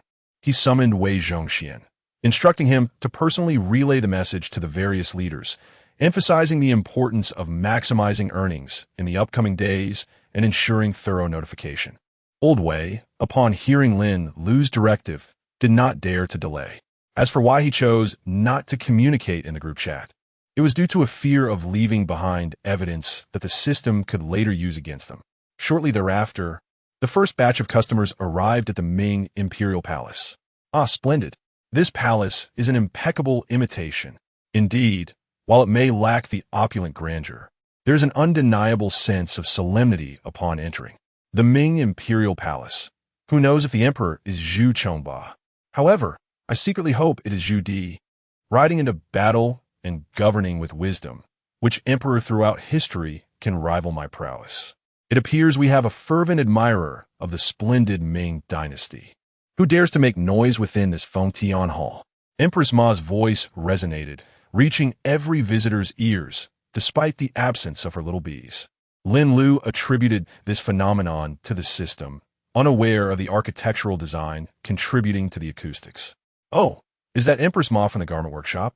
One visitor, having been to the workshop, remarked, "What brings you here in a guest role?" Changxi stood nearby. Ah, a younger and more beautiful NPC has arrived. Changxi was at a loss for words and could only offer a slight bow in greeting. The surrounding palace maids and eunuchs appeared somewhat bewildered. How audacious! With the emperor absent, the empress is presiding. Dare you show disrespect to the empress and the crown princess? At that moment, Lin Lu feigned the voice of a eunuch, speaking with a shrill tone. The visitors below were momentarily stunned. Goodness, Lin, have you truly taken the plunge? Just as Lin Lu was about to respond, one of the accompanying visitors had already cupped his hands and declared, "Your Majesty, I have a petition to present. Present it forthwith." Lin Lu hurried down to receive it. The customer looked utterly perplexed. "Dear guest, there is a scanning machine outside. It costs 10 yuan for a petition. You can compose your message on your mobile phone, and the device will print it out." The visitor's expression brightened with understanding. "I beseech your forgiveness, Empress. My petition is outside the hall. This court grants you clemency. Quickly fetch it." The surrounding tourists, having overheard Lin Lu's words, cast curious glances. Moments later, the visitor returned, having spent less than a minute outside, holding a slightly sturdier piece of paper. Lin Lu accepted it, bowing his head as he presented it to Empress Ma. She glanced at it, struggling to suppress a laugh, while Changxi beside her also fought to contain her amusement. "Lin, read it aloud on behalf of this humble servant for all present." Lin Lu took the document and began to read its contents aloud. "This humble servant, Huang Chong, petitions against Minister Wu Ming of the Ministry of Works. In the Grand Hall, I demand the Empress to punish him and his 9 clans. Note, this humble servant has just noticed that the voice of Lord Lin has become somewhat coarse, leading me to suspect that he has not been adequately castrated. For the sake of the inner court, I humbly request the Empress to permit me to take matters into my own hands." The voice grows ever fainter. "Lord Lin, I can hardly hear you." During this time, the tourists remarked. After reading, Lin Lu finally understood why Empress Ma and Changxi had been stifling their laughter. The other visitors below erupted in hearty laughter. "Silence," Lin Lu sharply commanded. "Ha ha, Lord Lin seems to be quite flustered. Huang Aiqing and Wu Aiqing. It was merely an innocent mistake. There is no need for such severe punishment. Bring the deputy minister of works down. He shall receive 20 heavy strikes. Lin Lu stepped forward with his attendants. The tourists at this point grasped the playful nature of the experience. They cooperated immediately. This is unjust, Your Majesty. Then Lin Lu escorted him out of the Grand Hall. The visitor surnamed Wu then rushed to purchase a memorial. Lin Lu briefed the palace attendants accompanying him. From now on, regardless of any punishment, once we exit the Grand Hall, the task is deemed complete. It is crucial to note that if a visitor shows even a hint of non-cooperation, we must cease immediately. You must also inform the other staff. The eunuchs understood Lin Lu's intent. As palace attendants, the ability to read the room is a fundamental skill, so Lin Lu felt reassured. He then approached the Grand Hall, where he found the two individuals already engaged in a heated exchange. Truly, friends can be the undoing of friends. Empress Ma, seated upon the throne, rubbed her temples. Her expression one of helplessness. Chongxi seized the moment to speak up. Below, the commotion continued. Lin Lu exchanged glances with one of the eunuchs who had exited with him. The young eunuch promptly took the hint and silenced the raucous crowd. Some tourists stood to the side observing, while others posed as ministers below. Gradually, everyone quieted down. This grand hall was designed to mimic the setting of a court assembly, rectangular in shape, filled with 100 or so people. Lin Lu scanned the room and noted that over 20 individuals were holding memorials. He stealthily approached Empress Ma. Summoning a nearby maid, he handed her several boxes. Inform Her Majesty that these can be used as rewards. These are merely some badges provided by the system, inscribed with titles such as Loyal Minister, a Steadfast Ally, a Pillar of Support, Rewarded for Wise Counsel, etc. Treacherous Minister, one who deceives superiors and subordinates, skilled in flattery and manipulation, etc. As Lin Lu distributed the tokens, he stood aside as an observer. At that moment, Wei Zhongxian arrived. Lin, have you seen Duke Lu? Lin Lu comprehended the situation. The system might be stirring trouble. However, Cheng Yaojin had temporarily been pulled by Lin Lu to the shop to assist with tasks. Thus, he was only receiving a basic wage. After some deliberation, Lin Lu resolved to head to the supermarket to assign work to Cheng Yaojin. In the aftermath, this cunning individual would surely lament his fate in private. Oh, is it not Jiuqing? Perhaps I should take a seat upon the throne while old Ju is away? What nonsense are you spouting? How could we entertain such unseemly thoughts? Wei Zhongxian was incensed. $100. Absolutely out of the question. I shall not accept a price lower than 1,000. Wei Zhongxian felt a flicker of temptation, yet maintained his verbal refusal. Are you jesting? Is there not the emperor of the Ming Dynasty seated above? However, among these two emperors, only Emperor Hongwu is exempt from the need for reverence. Alas, old Wei, that will suffice. Old Ju is not present. Ultimately, let me propose a price of 1,500. Very well, no objections. Before Wei Zhongxian could utter a word, Empress Ma had already interjected. Hith. Old Wei, scan the code. That visitor seems to be quite affluent. He boldly made his offer. Ahem, just scan the code of Empress Taizu. Lin Lu exchanged a glance with Empress Ma. Empress Ma descended to provide the code for the visitor to scan. Does this not contravene regulations? Not at all. This is a special circumstance. An employee Ma Xiaoying is currently responsible, hence no violation occurs. Subsequently, Lin Lu found himself spending 100, becoming the personal eunuch of Wei Zhongxian. Salute to the 9,000 years of the Ming Dynasty. Congratulations on your ascension to the throne. Long live our emperor. May he reign for countless ages. The visitors below cooperated, some trembling in awe of Wei Zhongxian. Suddenly, he noticed Empress Ma secretly aiming her phone at him. It was all over. Chapter 39. Cheng Yaojin tills the field, Your Majesty. I implore you to hear my petition. If there is nothing further, I shall take my leave. Lin Lu's voice echoed with urgency. Fortunately, within the Grand Hall, one could speak with a raised voice without fear of repercussion. Otherwise, Lin Lu would surely have lost his voice. After completing the ceremonial formalities, Lin Lu departed, for many matters awaited his attention. This left Wei Zhongxian, helpless and alone, seated upon the dragon throne, listening to the reports of the ministers below. What the so-called ministers spoke of were it the venerable Zhu himself, or even the current Chongzhen, would undoubtedly lead to Wei Zhongxian's downfall.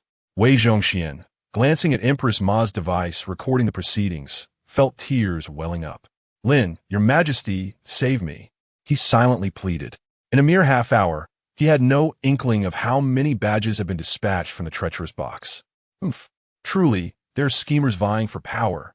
They heed not the wise counsel, instead disparaging loyal subjects. "I shall demonstrate my resolve through death," declared a righteous visitor. Wei Zhongxian was rendered speechless, contemplating bestowing a treacherous badge upon him and having him dragged away. Such is a vital minister of the Ming. Empress Ma interjected. Reluctantly, Wei Zhongxian conferred upon him the title of a vital minister. Observing this, others hastily procured memorials to voice their opinions, transforming from loyal ministers to forthright advisors. Delivering a scathing critique to Wei Zhongxian, he breathed a sigh of relief. At least it was not those piercing words from before, which had struck at the heart of the matter. Once Lin Lu departed, he hurried to the supermarket. "Ah, this girl is simply stunning. Oh my, those matte black stockings. Chung, come quickly and take a look," he exclaimed. "Wow, Jinyiwei, this is truly impressive. The lady in your feed is remarkable," Lin Lu urged. "Hurry, I have a live stream with someone playing the Eru. TCH, though old Chung, I've only just begun my duties here, Jinyiwei promptly showed him. "Oh, so this is the Eru? Quickly, share it with me." Lin Lu, of course, was well aware of what the Eru was. He recalled a night back in the previous world during his sophomore year when insomnia drove him to open a live stream on a certain platform. The scene was chaotic, with over 10,000 real viewers joining in at 4 in the morning, including many affluent individuals who had spent vast sums on the platform. Truly, the world is filled with countless heroes. Men remain youthful until their last breath, he mused, shaking off the reverie. Upon entering the supermarket, Lin Lu immediately spotted a pair in the corner. Zhang Shui also noticed Lin Lu's arrival, but opted not to alert them. Ahem! Chung Yaojin sprang to his feet. "Jinyiwei, how can you dare to slack off here? I, Chung, have just finished moving the goods. Though I am a martial general, you cannot bully a newcomer like me. Enough of your antics, you boisterous Chung," Jinyiwei replied. Lin Lu interjected. "I have come to discuss a serious matter with you." Chung Yaojin, hearing this, adopted a more earnest demeanor as Lin Lu succinctly conveyed his thoughts. Chung Yaojin was acutely aware of the gravity of the situation. If Lin Lu's conjecture proved accurate, failing to exert oneself in the next couple of days could lead to significant repercussions. "Lin, you must devise a plan for me. I earnestly beseech you," Chung Yaojin implored, his voice tinged with desperation. Lin Lu pondered for a moment. "I initially intended for you to conduct a live stream. However, given the current unfavorable streaming environment, particularly due to our base's limited fan base, any gifts or donations may be minimal, contingent upon your performance. Moreover, live streaming entails numerous restrictions and requires training." Upon hearing this, Chung Yaojin understood well. After all, they had witnessed several live streams earlier that morning, and they had encountered instances where sensitive words led to bans. He could only gaze at Lin Lu, resembling a dutiful wife. Amused by the sight of the warrior before him, Lin Lu decided to tease this nobleman. Lin, are you also interested in some beef? I could bring you some tomorrow." No need.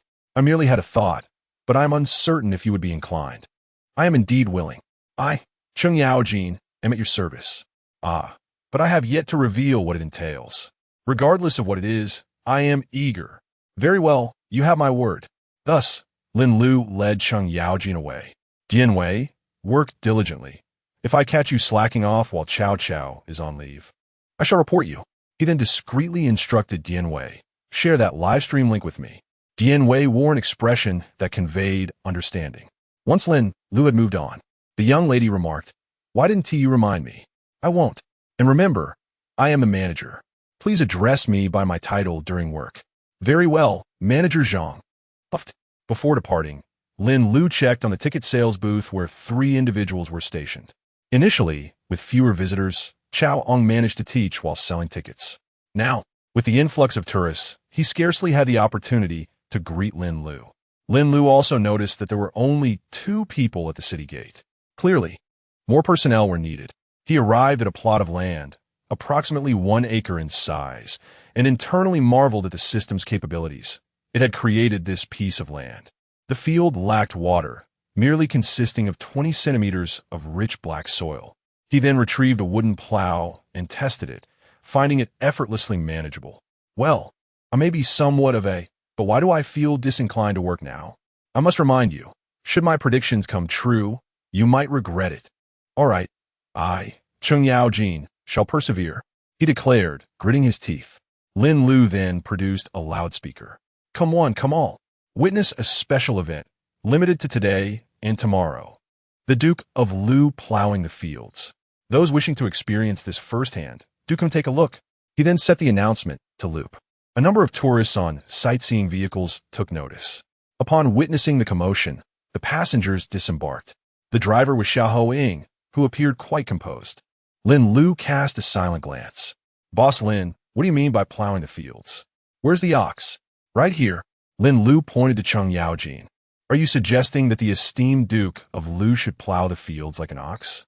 Indeed, exclaimed a male tourist. I've long believed that, after becoming a duke, Chongzhen has forgotten his roots. Today, I shall let him experience the hardships of the common folk. I do enjoy beef. The tourist promptly scanned the payment code. 100 kwai. Chongzhen calculated 40 kwai. That's 40 liters, a pound of high-yield rice, and 20 pounds of sweet potato seeds. I must buy medicine for my mother, the queen, and old man Du. Chongzhen gritted his teeth and hoisted the yoke onto his shoulders. Your Majesty, I, Old Cheng, am making great sacrifices for the Tang Dynasty.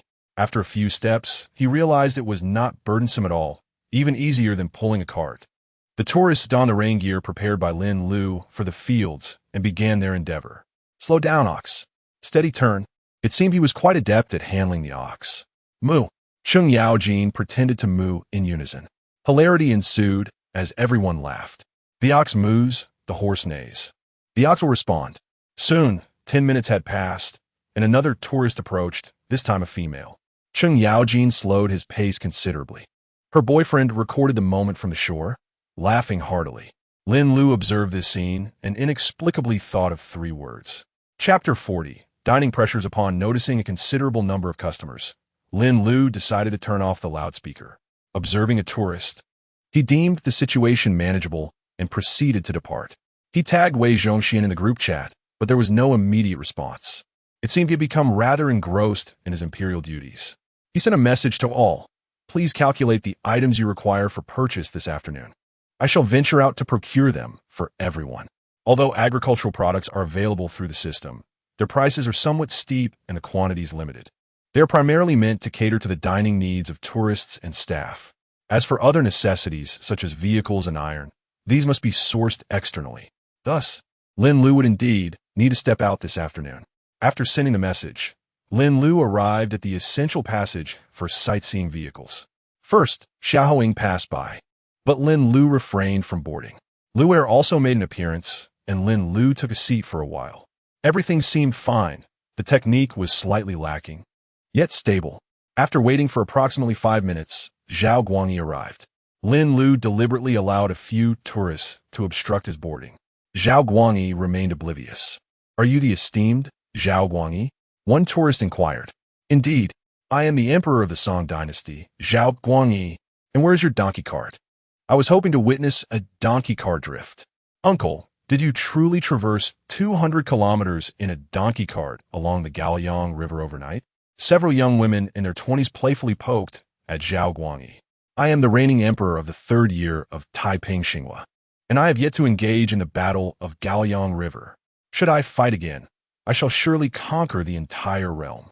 Huh, keep dreaming, uncle. Just don't end up using a sightseeing vehicle to cover 2,000 kilometers in one night. Uncle, please stop. We need to disembark. 2 young women exited the vehicle, leaving Zhao Guangyi unfazed. Once the tourist boarded, he drove off without hesitation. Ah, driver, your skills are commendable, and you are quite handsome. Would you consider becoming my exclusive driver? A newly boarded middle-aged woman remarked.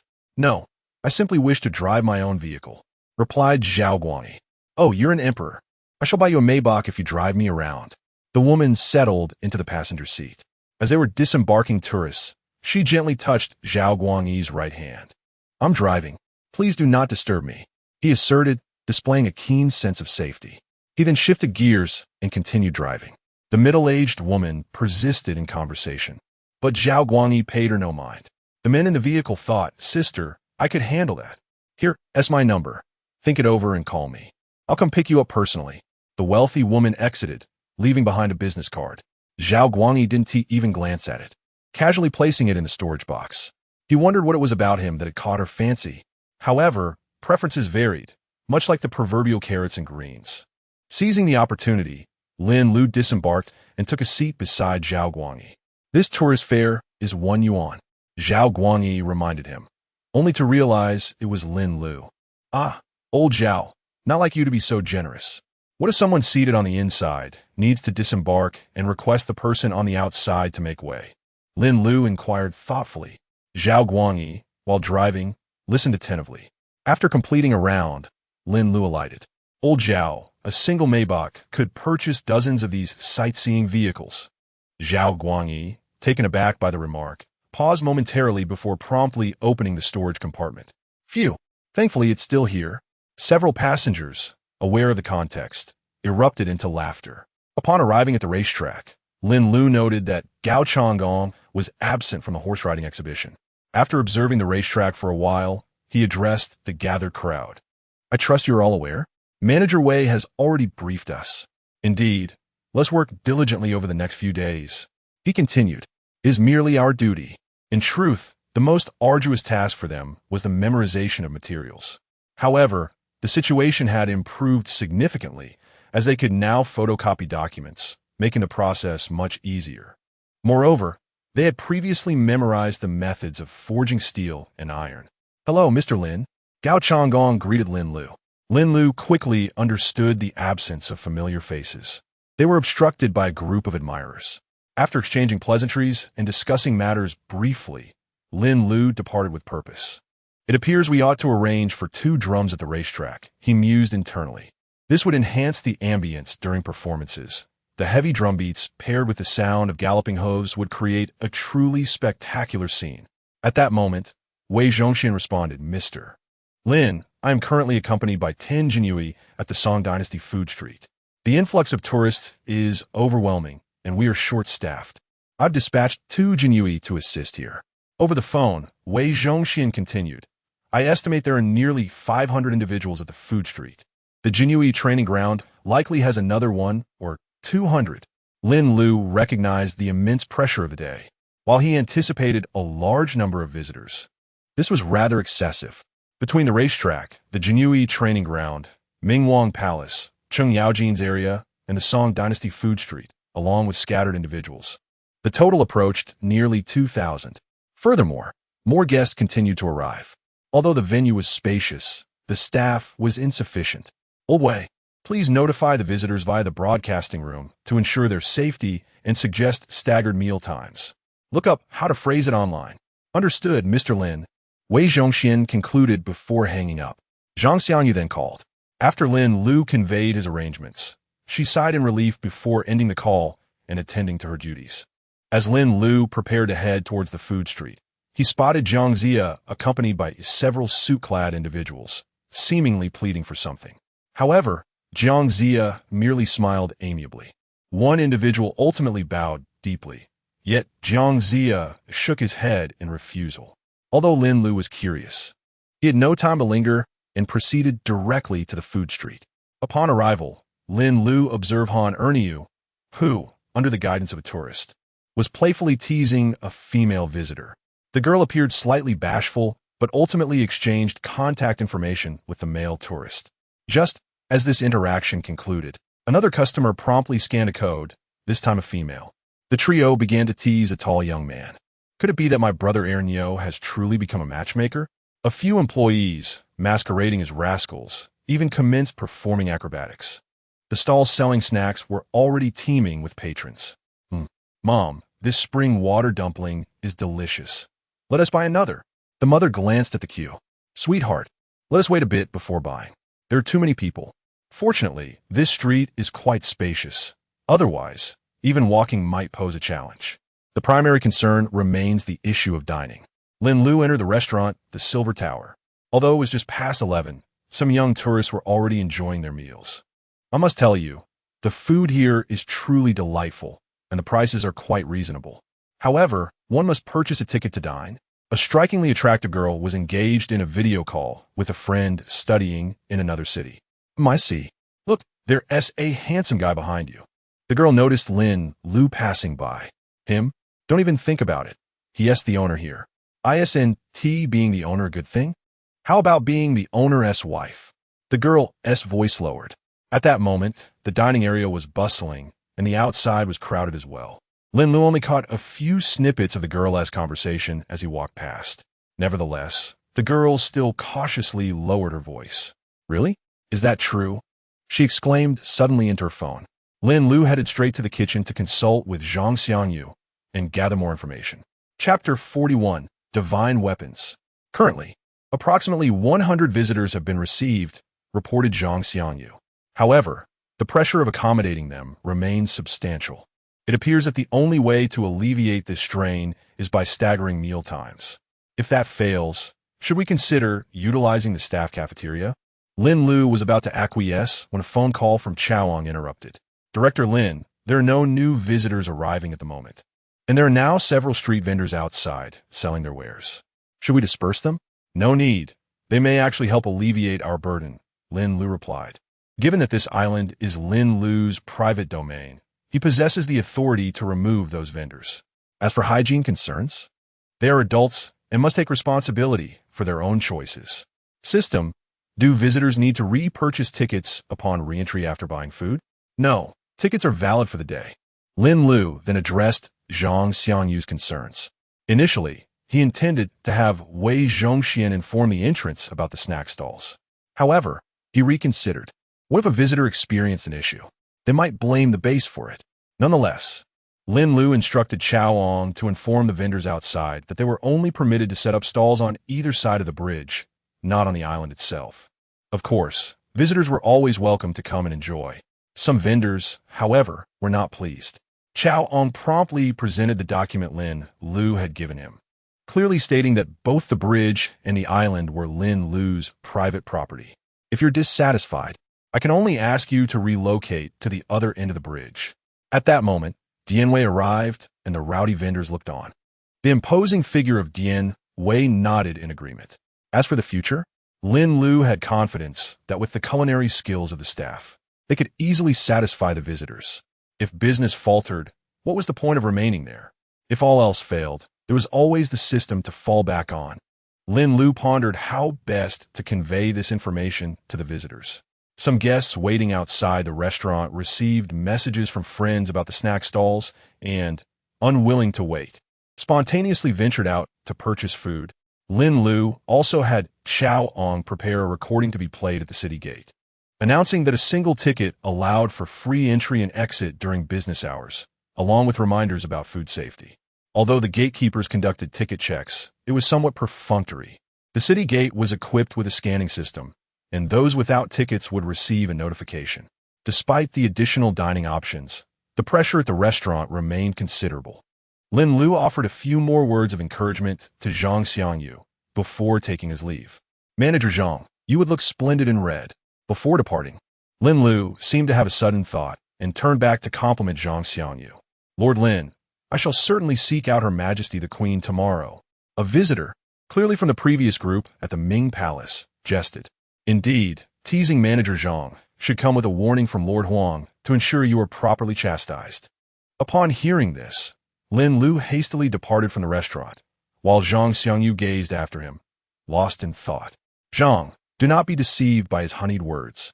I must warn you, this is the quintessential rhetoric of a scoundrel. Upon hearing this, Zhongxian smiled and bowed to the crowd before returning to her tasks. Lin Lu merely found him aesthetically pleasing, harboring no ulterior motives. She called upon Jinyiwei and Chaoang to join her for a meal, with Zhang Shui following closely behind. It was evident that she was no longer as apprehensive around Lin Lu as she had been previously. They exchanged occasional words, but being three robust men, it was challenging for a young lady to find the right things to say, especially considering she was a woman from an ancient era.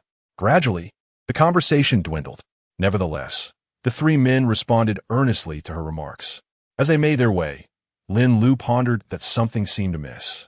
Her earlier words bore a resemblance to those of a rogue. Perhaps she should explain herself to Zhang later.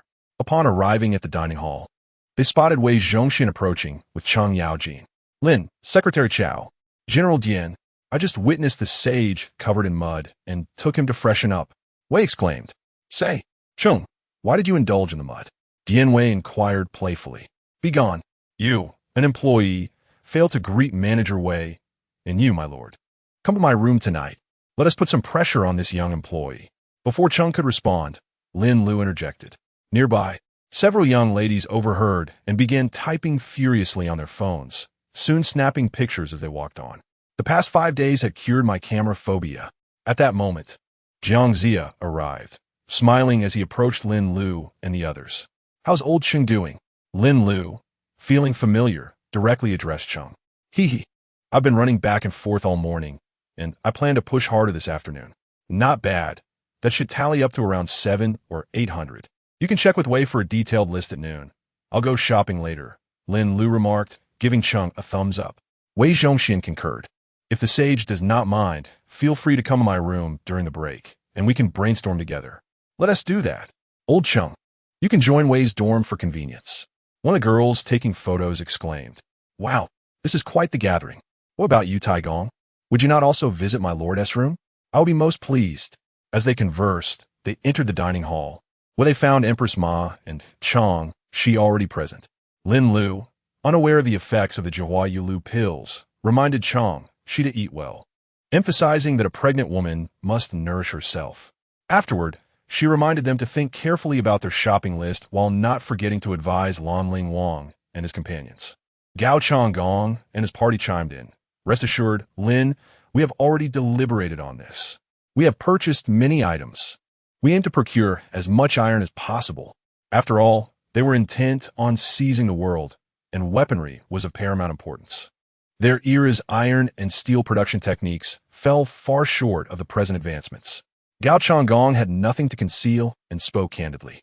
Lin Lu reflected on her previous world, recalling a type of rebar. After cutting, the steel rebar was utilized to secure the wire mesh underground to deter chickens. Lin Lu took out his phone to show a few individuals, not just Gao Changgong, Dian Wei, Cheng Yaojin, and Xiao Ying, but all expressed a profound desire for it. The video displayed a 9-meter-long steel rebar, as thick as a finger, cut into 6 pieces of 5 meters each. The cost of a single 9-meter length was only a few dozen yuan. As for the purpose of the 5-meter rebar in contemporary times, it serves merely as stakes to keep chickens at bay. However, in ancient times, it would have been considered an unrivaled weapon, weighing approximately 6 kilograms. This formidable tool could be wielded with remarkable agility by those accustomed to heavy weaponry. A single strike could shatter your blade, potentially costing you your life. Furthermore, the hardness of this material is extraordinary. After all, it is intended for construction, capable of withstanding immense forces. Cheng Yaojin was left in awe. Lin, I don't care. I must purchase one. At that moment, Cheng Yaojin regretted not making more trips earlier that morning. What is mud to me? As long as I have the money, Old Cheng could wallow in dung. Xiao Ying immediately expressed his intent to buy as well. Lin, procure one for me too. Gao Changgong's eyes sparkled with excitement, yet he wondered how much money they currently possessed. Lin Lu was uncertain, as all funds went directly to the system back-end. Let us start with 100 pieces. Gao Changgong declared boldly. My goodness, such wealth? Cheng Yaojin and Xiao Ying lamented their late arrival by a few days. Even Empress Ma and Chang Shi, after conferring, expressed their desire to purchase. Even in the era of Chongzhen, where firearms had become relatively common, everyone eagerly looked towards their factory owner. Bye. Chapter 42. Procurement and confrontation. The group continued their conversation for a while longer. Ultimately, Lin Lu resolved to have them prepare a comprehensive list. After the meal, they were all set to convene for discussions. During dinner, Cheng Yaojin had initially intended to indulge in a drink. However, he remembered that he could not partake in alcohol while working and soon he would need to focus on the task of compiling the list. The potency of modern spirits was far more formidable than the wines of the Tang Dynasty. A small drink during dinner was permissible, but in the end, Cheng Yaojin had to forego it. Jinyiwei had also planned a drink, but he was restrained by Chao on Brother Cheng. Let us enjoy a few drinks tonight. Certainly, Brother Jian. Before long, the group returned to their quarters to commence the list-making process. At 1:30 in the afternoon, the staff at the restaurant finally concluded their busy work. For them, the midday rush was the only hectic period, as the afternoon typically saw only a handful of sporadic patrons or occasional employees coming in for a meal.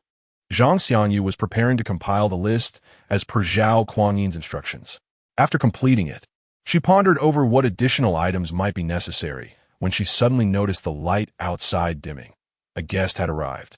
She was about to summon the chefs nearby to prepare the meal when she overheard the head chef proclaim, "I pay my respects to His Highness, the Jin Wang." Zhang Xiangyu immediately regained her composure and respectfully bowed. "I pay my respects to His Highness, the Jin Wang." "Master Zhang, might you prepare a lunch for me?" The Jin Wang inquired. "Please wait a moment, Your Highness," Zhang Xiangyu replied.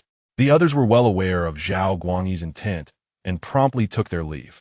She had just completed her list, but it was clear that Zhao Guangyi was uninterested in the so-called divine weapons. Procuring vehicles was of utmost importance.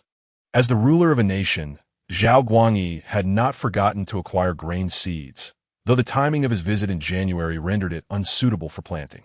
"Is this the famed restaurant in the capital?" "Indeed, Your Highness," Zhang Xiangyu confirmed, having consulted historical records on her phone. She was aware of the significance of this place, having overheard the morning's jesting. "Have you seen it?" "Reporting to Your Highness, I have indeed seen it. My second brother. The crime of deceiving the sovereign. I regret I cannot comply. Are you not afraid I might take your life?" Zhao Guangyi referenced the notorious establishment from the third year of the Taiping Xingwei era. "Fearful yet unafraid. Your Highness, you are a man of great intelligence, and as Lin Lu has indicated, your realm does not affect my own." Therefore, Zhang Xiangyu refrained from saying more, but Zhao Guangyi's obstinacy would likely yield little reward and could potentially offend others. It is difficult to say. Let's discuss terms. Please, Your Highness, elucidate." Zhao Guangyi felt a surge of irritation at being referred to as Jin Wang by this woman. Yet he understood that she held no power over him. If pressed too hard, she might seek Lin Lu's intervention. Ultimately, the nature of their conversation remained a mystery. Later that afternoon, Lin Lu awoke to find a screenshot of the compiled list sent by the group on his phone. 100 steel bars, steel sheets, 100 walkie-talkies, 10,000 packets of fine salt, various seasonings, 1 lighter, XX glass cups, 50 pounds of rice, 100 bags. Lin Lu glanced at Gao Changgong's list. He had written a lengthy inventory. Fortunately, many items could be provided by the system. He then looked over at Wei Zhongxian, Empress Ma, and the others in the alchemy tower. Zhao Guangyi, Cheng Yaojin, and Xia Hoing arrived late, resulting in a significantly shorter list. However, Cheng Yaojin had a fortunate day. Thus, he recorded a considerable amount of medicinal items. Lin Lu noticed remedies for invigorating blood circulation, treating injuries, alleviating respiratory ailments, and relieving mental fatigue, among others. It seemed these were intended for his mother, Qin Xiong, Empress Zhongsun, Duru Hui, and others. Fortunately, these items were supplied by the system, sparing Lin Lu the trouble of external purchases. The items bought by the group were largely similar, except Zhao Guangyi had listed a vehicle.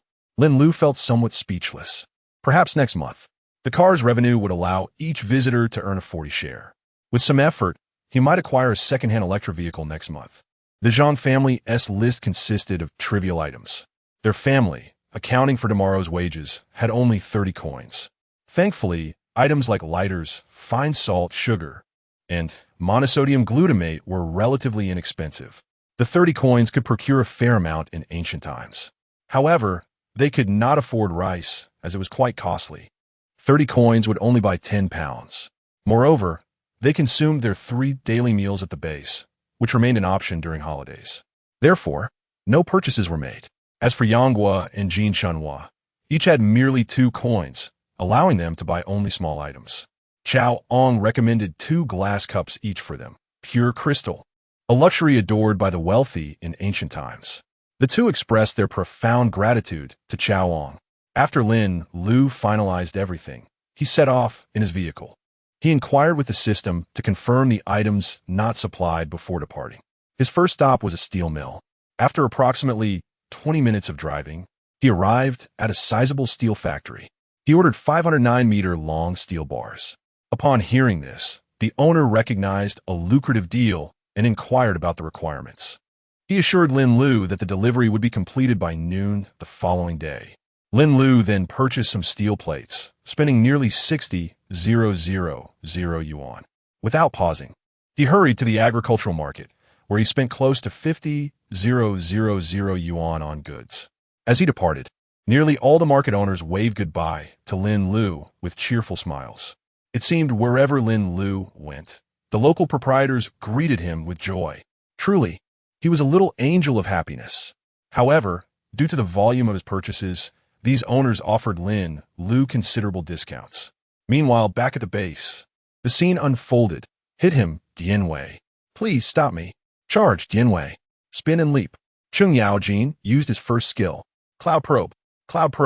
In the fields, Chung Yaojin and Jinyiwei were locked in fierce combat. The spectators were indeed in a frenzy. However, Chung Yaojin was clearly at a disadvantage. The formidable warrior Jinyiwei from the Three Kingdoms era is no jest. As the saying goes, first Elbu, second Zhao Yun, third Jinyiwei. Naturally, Chung Yaojin could not hold his ground. Nonetheless, Jinyiwei showed restraint. Otherwise, Chung Yaojin would have succumbed much sooner. It is worth noting that Jinyiwei managed to fend off a horde of pursuers single-handedly, without armor or weaponry. With a solid punch, Jinyiwei struck Chung Yaojin in the abdomen, bringing him down. The audience emitted a collective gasp. Although Chung Yaojin felt pain, he sustained no injuries. He rose and bowed to the surrounding crowd, which erupted in cheers. A somewhat portly male tourist approached and generously gifted each of the two men 2,000 yuan. It turned out this tourist had fortuitously encountered the two as they emerged from their quarters. Upon inquiry, he exclaimed, "What luck! One is Jinyiwei, and the other is Chung Yaojin, 2 valiant warriors." A staff member interjected, "A whole cow?" The tourist, displaying his affluence, offered 2,000 yuan each for a duel. Thus, the stage was set for a combat in the field. After the spectacle, several audience members even rewarded them with base currency. The total earnings from the event approached an impressive 5,000 yuan. Although Chung Yaojin was covered in mud and felt a twinge of discomfort, he still laughed heartily. "Your Majesty, do remember the merits of old Chung." Chapter 43. A modest libation upon Lin Lu's return to the base. The delivery tricycles had already arrived at the agricultural market.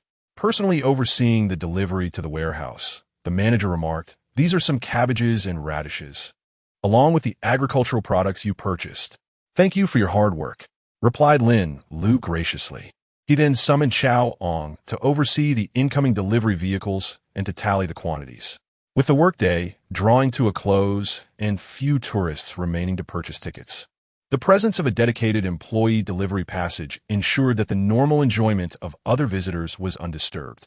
In such a vast scenic area, the consumption of daily supplies was inevitable, and neither tourists nor delivery personnel gave it much thought. Before long, a delivery of rice arrived, 5,000 pounds in total, brought by several small trucks. Lin Lu observed the neatly stacked bags of rice, each weighing 50 pounds, and noted that it was nearly time to finish for the day.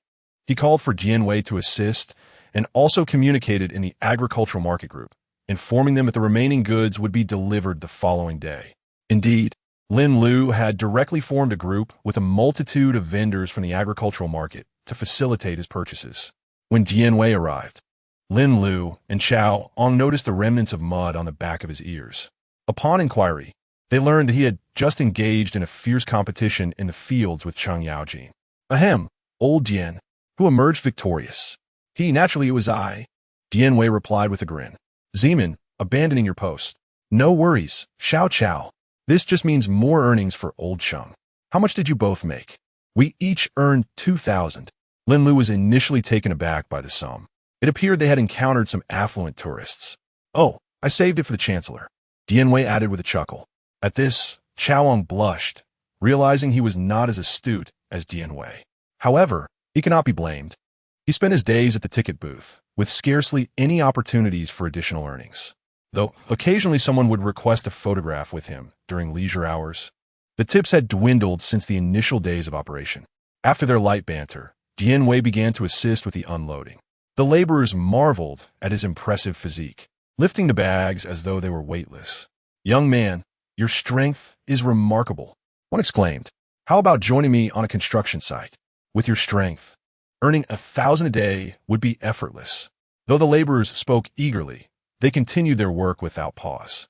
"Hey, I'm still the boss here. Are you trying to poach my employees right in front of me?" Lin Lu interjected, addressing the group of laborers. "Haha, Boss Lin. We merely admire his strength and wish to offer him some work," they replied jovially.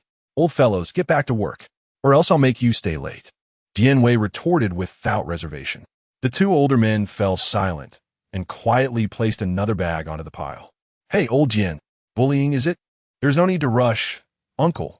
Carrying 2 bags at once will suffice." "Jinyiwei, do carry an additional bag." Lin Lu has indeed signed an agreement ensuring that the post-2000 generation will not be burdened by their parents. Thus, upon hearing Jinyiwei's remarks, he immediately spoke up for the two laborers. Jinyiwei remained unfazed and lifted another bag effortlessly, moving with the agility of a gazelle. Perusing the list Lin Lu had handed him. "Mr. Lin, the inventory has been completed for today. We are currently short." "Ah, splendid. It won't be long now." Before long, they had finished unloading. Jinyiwei had single-handedly transported more than half, all without breaking a sweat. The two uncles awaited Changgong to sign the delivery receipt for the driver. Observing the two men standing silently beside him, Lin Lu inquired about their compensation for this trip, discovering they each earned a mere 200. After a moment of contemplation, he decided to give them an additional 100 each from his own pocket, prompting heartfelt gratitude from the two. Lin Lu reflected on their circumstances, pondering the weight they bore as pillars of their respective families. Not long after sending off the delivery truck, an announcement echoed through the air. "Dear visitors," Lin Lu ushered the two men towards the cafeteria, intending to impart a lesson to Jinyiwei along the way. "Jinyiwei, do you know why pigs love to ask why?" "Why? I don't know." "Why indeed?" "Mr. Lin, please enlighten us. You're driving me mad." "Hey, you don't know? If you do, then you're not allowed to drink tonight." Changgong recognized Lin Lu's ploy to deny Jinyiwei alcohol. "Mr. Lin, just tell me." As they reached the entrance, they encountered Cheng Yaojin, covered in mud. After washing his face and hands, he chimed in upon hearing Jinyiwei's question, "Why?" only to realize the irony of his situation. Jinyiwei continued to probe, yet Cheng Yaojin remained silent, embodying his namesake's tenacity. "Mr. Lin, what about the items you purchased today?" Cheng Yaojin shifted the topic, prompting Lin Lu to remember something he had forgotten. "Old Dian, please fetch the items from my trunk in the garage. The rebar I mentioned. Just press this button to open the trunk. It has a sensor. Simply approach and press this button." Jinyiwei was about to ask for further clarification when Lin Lu urged him, "Hurry back, and I promise you can drink tonight." I'm off then." With that, he dashed away like a youthful sprite. After a brief wait, they spotted Ma Huangho, Chang Shi, Wei Zhongxian, and Gao Changgong approaching, having just seen off the departing visitors. "Mr. Lin, I just saw General Dian Wei bouncing along. What joyful news do we have?" Wei Zhongxian inquired. Lin Lu succinctly explained the situation, showcasing a piece of rebar he had brought back. Moments later, Jinyiwei returned, and Lin Lu examined the item before allowing Gao Changgong, Wei Zhongxian, Xiahou Ying, Cheng Yaojin, and others to test it out. Everyone praised the delightful texture. Wei Zhongxian commanded a Jinyiwei to draw his sword. With a single stroke, the steel reinforcement remained unscathed, while the sword of the Jinyiwei bore a significant notch.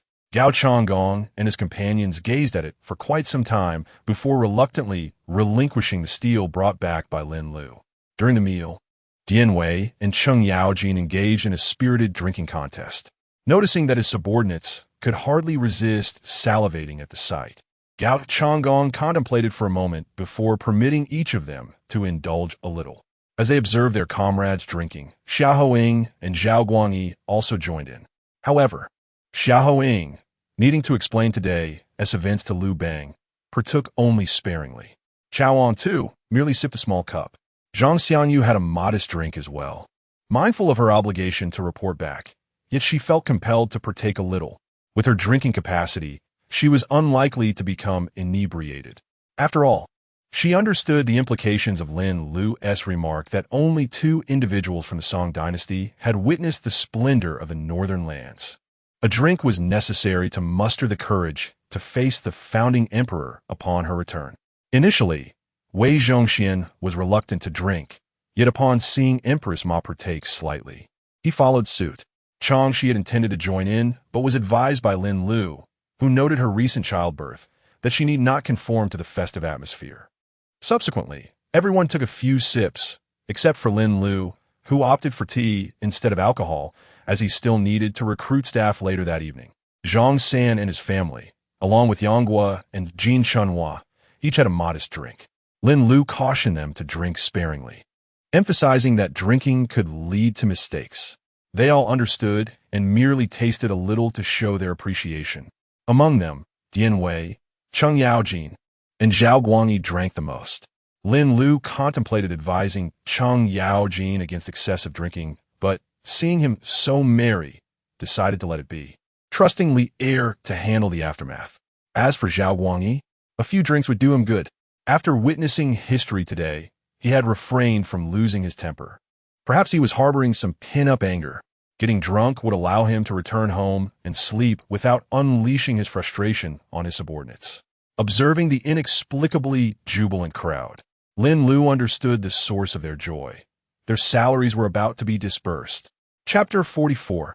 Reactions from various dynasties to ban. You believe that Minister Wei shall not return today, correct? Your Majesty, perhaps that is the case. Zaban, do you think Minister Wei has conveyed my message to General Lin? I trust that Lord Wei will speak on behalf of Your Majesty and General Lin. Daban, it is nearly time to conclude our day's work, is it not? Yes, Your Majesty. Daban, Wei Wang Qingyin, overhearing his sovereign's words, found it impossible to detach from the thought of Wei Zhongxian. He diligently responded, though his patience was wearing thin.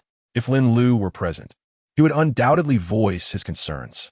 At this moment, Wang Qingyin pondered his situation, akin to a son laboring over homework, a husband intoxicated, or friends engrossed in gaming.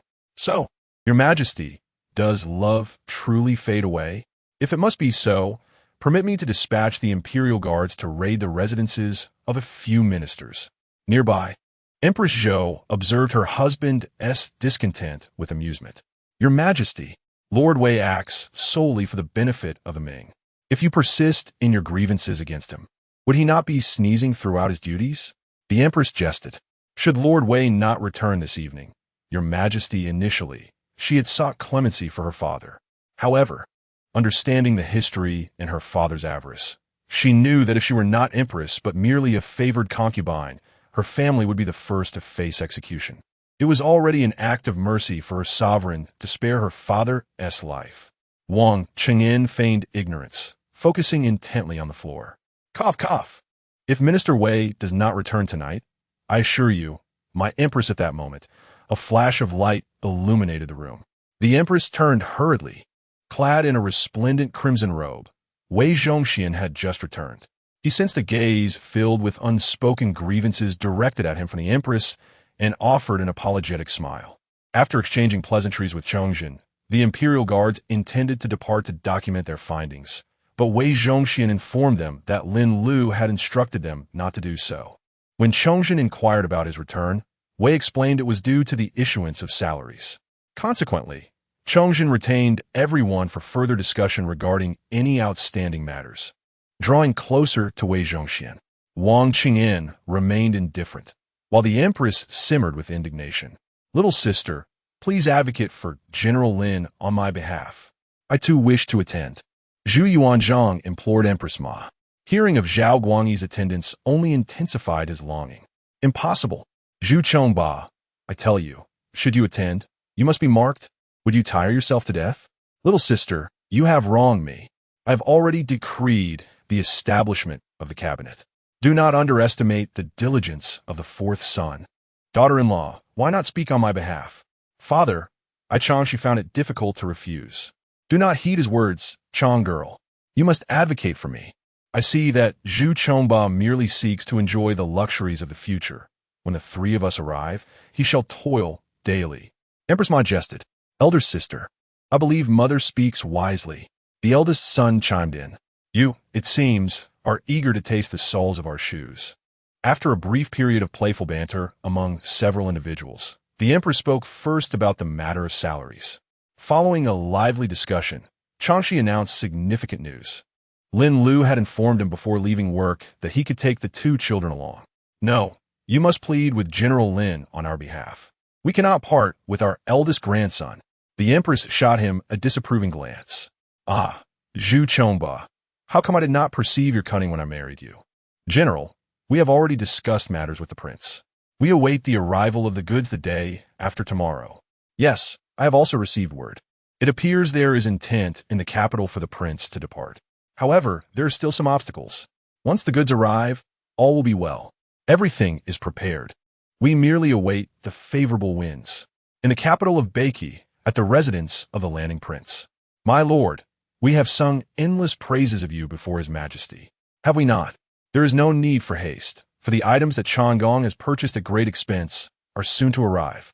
Once the mission is accomplished, a pair of crystal glass cups will be presented. The landing prince did not even refer to himself as this prince. The official understands that the world is tumultuous. Bringing goods from the western regions cannot be rushed. Upon hearing about the pair of glass cups, the personal eunuch's eyes sparkled with excitement. What you say is true. A talent such as yourself is indeed a pillar of the military, serving the nation and its people. We shall not forget to sing your praises. As for the quality of the glass cups, I have seen one in the past during a campaign. Pure and flawless, as clear as water. Ha ha! Individuals like you should indeed be on the battlefield, serving the nation. In the era of Taiping Xinhua, Zhao Guangyi returned, no longer resembling the drunken figure he once was. In the imperial palace, he erupted in fury, smashing things in his path. The Northern Hunt? The alliance of Tanyuan? As for why he did not unleash his anger at the base, Zhao Guangyi was no fool. He possessed enough patience. After all, he was the ruler of a nation. The Song dynasty had already gained a notorious reputation in history, and he would not allow his own incompetence to provide fodder for ridicule. After venting for a while, Zhao Guangyi commanded, summon Zhao Pu, Fu Yanqing, and Zhong. Yes, your majesty. Furthermore, let Banji take 1,000 men to the Ailin building. I wish to see a woman named Zhang Xianyu. Understood, your majesty. At the Ailin building, the situation for Zhang Xianyu had grown increasingly dire since the current emperor had killed the head steward, who had once regarded her as a daughter. Without the protection of the elder steward, Zhang Xianyu's circumstances worsened. A few days prior, during a meeting of the stewards, her position was officially revoked. The new appointee was a man who had always eyed her with desire. He dismissed the previous staff, retaining only Zhang Xianyu. This man, already married, continued to covet her. When he and a few lackeys forcefully entered, he struck her, exclaiming, "You should consider yourself fortunate that I have taken an interest in you." A few henchmen pinned Zhang Xianyu down. At that moment, an imperial decree arrived. The imperial decree resounded. Zhang Xianyu was left in stunned silence, while the others were equally perplexed. What could it possibly mean? Had Zhang Xianyu truly become the chief steward? Or was it a decree from the emperor? Were it not for the presence of 1,000 Imperial Guards in the manor, one might have thought that someone was falsely proclaiming the emperor's will. Express your gratitude. Steward Zhang. In the 9th year of Kai Bao, Zhang Xianyu knelt trembling on the ground as she spoke with Zhao Guangyin. Naturally, she did not dare to conceal the sound of the axe and the flickering shadows. However, immediately after her account, she hastily mentioned the hunting expedition of the two dragons, leaving Zhao Guangyin momentarily at a loss as to which matter to be indignant about. He nearly fainted from the strain. Had it not been for Zhao Pu, who was kneeling beside him and called for a physician, Zhao Guangyin might have truly succumbed. Summon Prince Jin, he commanded, contemplating that since they were all descendants of Zhao Guangyi, he might as well vent his frustrations on Prince Jin. Once I reached the base. Oomph. Zhao Kuangyin sneered at the thought. Nevertheless, he did not punish Zhang Xiangyu. It was merely an act of self-preservation. More importantly, he had not forgotten what Zhang Xiangyu had said, that Lin Lu thought she looked splendid in red. After all, proximity breeds intimacy. With that in mind, he declared, Minister Zhang, you may withdraw. Do not overthink it. I am well aware of your predicament. Zhang Xiangyu took her leave. Minister, remember to wear red tomorrow. I shall have someone deliver it to you at the hour of the rabbit. Thank you, Lord. The Zhang family remained shrouded in darkness, soundly asleep. Yanghua and Jin Chunhua merely told others that they had gone out to seek a livelihood. Chapter 45. The Great Qi Triad. In the 4th year of the Jinyiwei era, you claim this mud upon your attire is the result of a confrontation with Jinyiwei. Indeed, your majesty, you are unaware of the ferocity with which Jinyiwei strikes. Old Cheng, exerted every ounce of strength to ultimately vanquish him for the dignity of the Tang. But that ancient fiend, Jinyiwei, precisely, you further assert that this morning you toiled like a beast for the Tang, driven by others? Yes, your majesty. I am filled with sorrow. That whip truly lashed against my flesh. The courtiers erupted in laughter. Even Empress Chongzhen covered her mouth. However, they naturally doubted Cheng Yaojin's words. The Jinyiwei ministers, both civil and martial, had all seen the battlefield. They were well aware of Jinyiwei's prowess. The temperament of Cheng Yaojin was even more familiar to them. Yet why is your face so clean? I was merely considering that in the presence of the emperor, I must maintain decorum. Enough, enough, dear Cheng. You have labored greatly. Pray, tell me of other matters. Li Shimin realized this was a ploy for personal gain and hastily changed the subject. A rice yield of 1,000 caddies per moon? Sweet potatoes, salt at a mere 1 coin per packet, paper as white as snow and as light as leaves. The invention of movable type printing? Splendid, splendid, with these 2 technologies. The 5 families and 7 clans? Spare me that. The assembly listened in utter astonishment. Your Majesty, are you aware of Rebar? Li Shimin was left speechless, suppressing the urge to chastise Cheng Yaojin. Speak on, Jijia, quickly. Old brother Cheng, share more. Even Yu Qigong refrained from calling Cheng the fat one today. I tested it out myself. It is far superior to the twin cudgels of Qin urge. Can it be tempered for hardness? A world apart, I personally witnessed blades wielded by over 1,000 men. Upon collision, the broadsword of the Jinyiwei nearly shattered on the spot. The assembly was filled with yearning. Your Majesty, if we had such weapons, we would. The martial generals all clasped their hands in reverence. Li Shimin swiftly diverted the conversation. Ahem, Jijia, share with me tales of history. The governance of the Jinyiwei era. The Celestial Khan, nations paying homage. Emperor Taizong, the civil emperor. Civil, you say? Li Shimin's heart swelled with joy. He simultaneously recalled an event, the Xuanwu Gate. In later times, your Majesty would be hailed as the eternal emperor. Cheng Yaojin's words effectively dispelled Li Shimin's doubts. The assembly offered their congratulations to Li Shimin. Then Cheng Yaojin observed the crowd, who still yearned for more. In April of the 4th year of Jinyiwei, the renowned statesman Du Ruhui passed away. By the 10th year of Jinyiwei, the virtuous Empress Chongzhen also departed from this world. The initial 2 statements rendered Li Shimin's mind in a state of tumult. The gathering was left bewildered. How could history possibly avoid involving the imperial family? Thus, many sought to resign from their posts. They voiced their wishes publicly to spare themselves the burden of private appeals. In the 11th year of Jinyiwei, Qin Xiong. Jinyiwei. In the 22nd year, the sovereign Li Shimin succumbed to poison and perished. As Cheng Yaojin uttered this, he could not help but cast a glance at his sovereign. Li Shimin, having heard the preceding news, was already in tears. Has Guanin's maid departed? Is there treason among my sons? Your Majesty, Empress Chongzhen's eyes glistened with tears. As the crown prince, Chongqian, the emperor could no longer allow history to repeat itself. Guanin maid, I promise you. As the 2 were nearly finished, Cheng Yaojin inquired, Your Majesty, shall you continue? Yes. Today, I encountered an emperor from the Song Dynasty, Zhao Guangyi. Song? Indeed, it follows the Great Tang Dynasty. But before Song, there was a protracted period of turmoil. What is meant by Wu Zhou? Did my Tang dynasty perish in 3 generations? You naive child. Wu Zetian. What is meant by their mother-son relationship? Your Majesty, are you still seeking talents? This was a remark made by Empress Chongzhen, the female emperor. Your Majesty, I take my leave. I must return to rest as I have work tomorrow.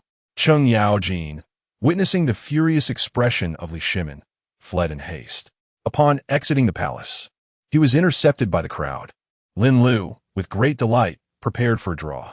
Initially, believing that with so many visitors today, there would surely be 10 opportunities. However, the system informed him that after surpassing 1,000 visitors, a draw would occur for every 1,000. Consequently, there were only 3 chances today. 3 chances it is. Witness my supreme and invincible luck. The system recruited individuals capable of fulfilling security roles. Ding! Congratulations, host, on recruiting 20 guard from the 9th year of Qin Shi Huang's reign. Huh? Qin Dynasty? This is a secret organization close to Emperor Qin Shi Huang. I wonder if I might encounter my charming ancestor.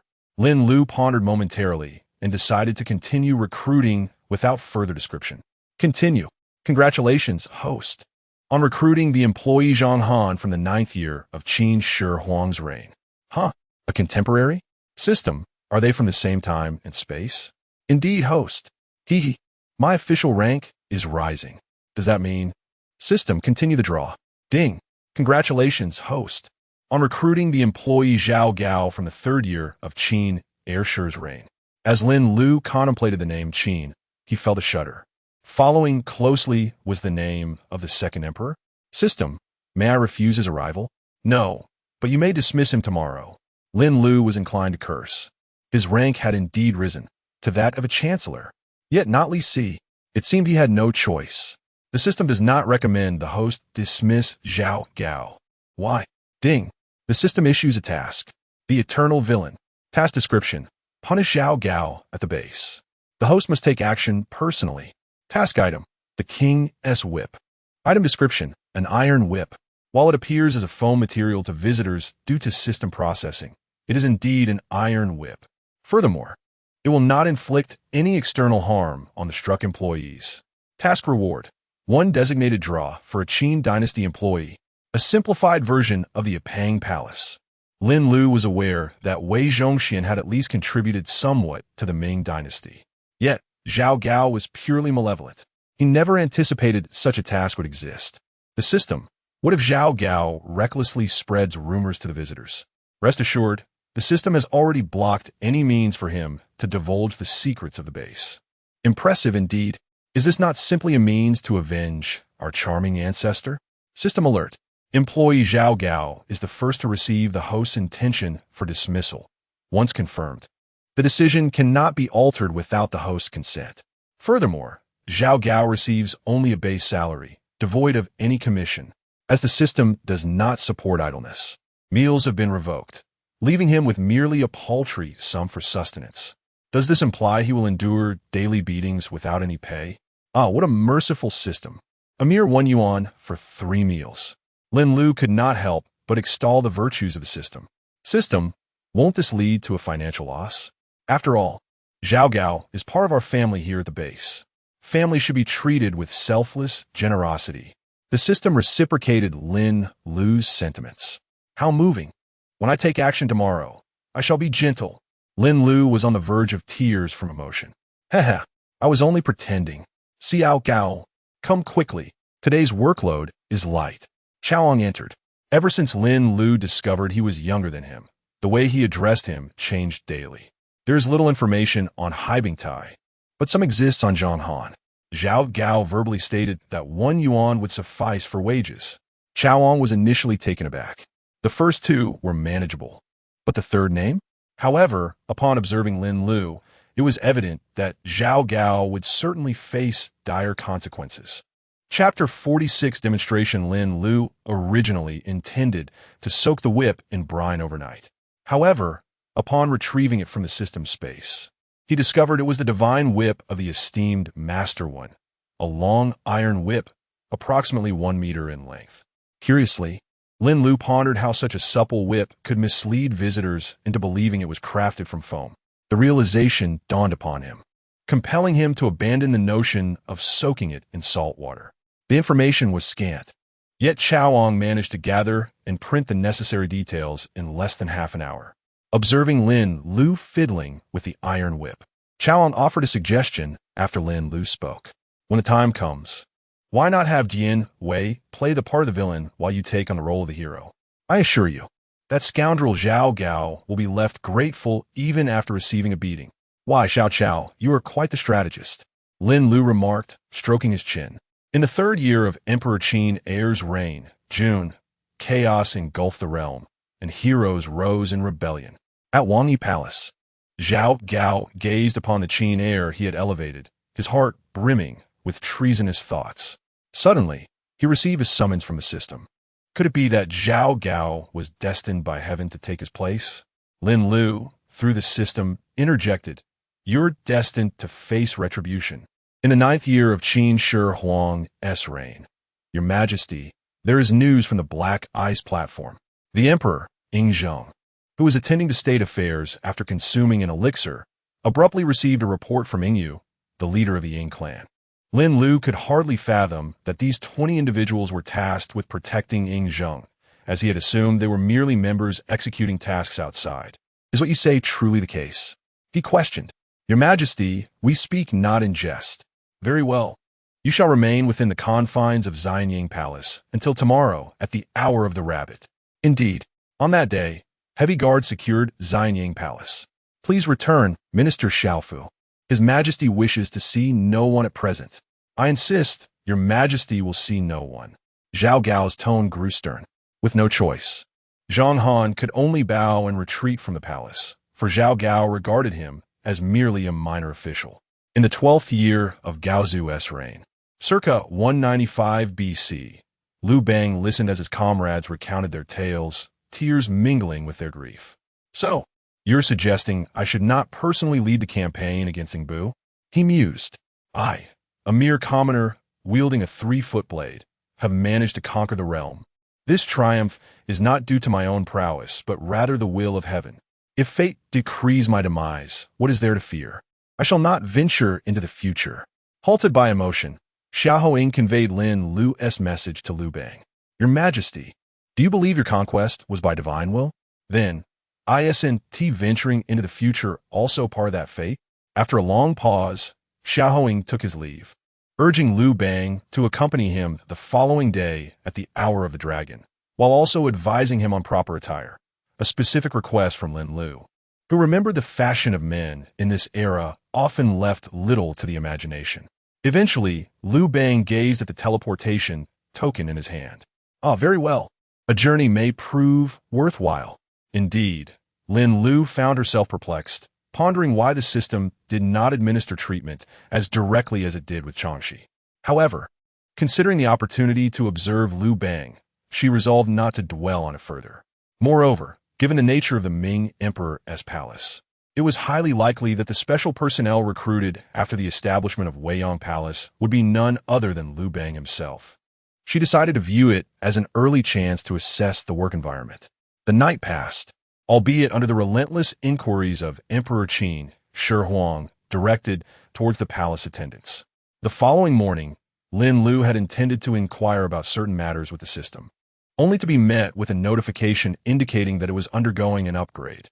The last upgrade had introduced a feature for recruiting personnel as needed, while Lin Lu had yet to experience any of the other functionalities. She was curious about what changes this upgrade might bring. As the clock struck 6, the employees arrived as scheduled. Zhang Han opened his eyes and surveyed his surroundings. Zhao Gao, is this His Majesty's Heibing Terrace? Xiaofu? Zhongsha? Fuling? Zhang Han, Heibing Terrace? A chorus of bewilderment echoed among them. Welcome, everyone, to the ancient-style tourism base island. I am a person in charge, Lin Lu. You may address me as Manager Lin. First and foremost, please set aside your uncertainties.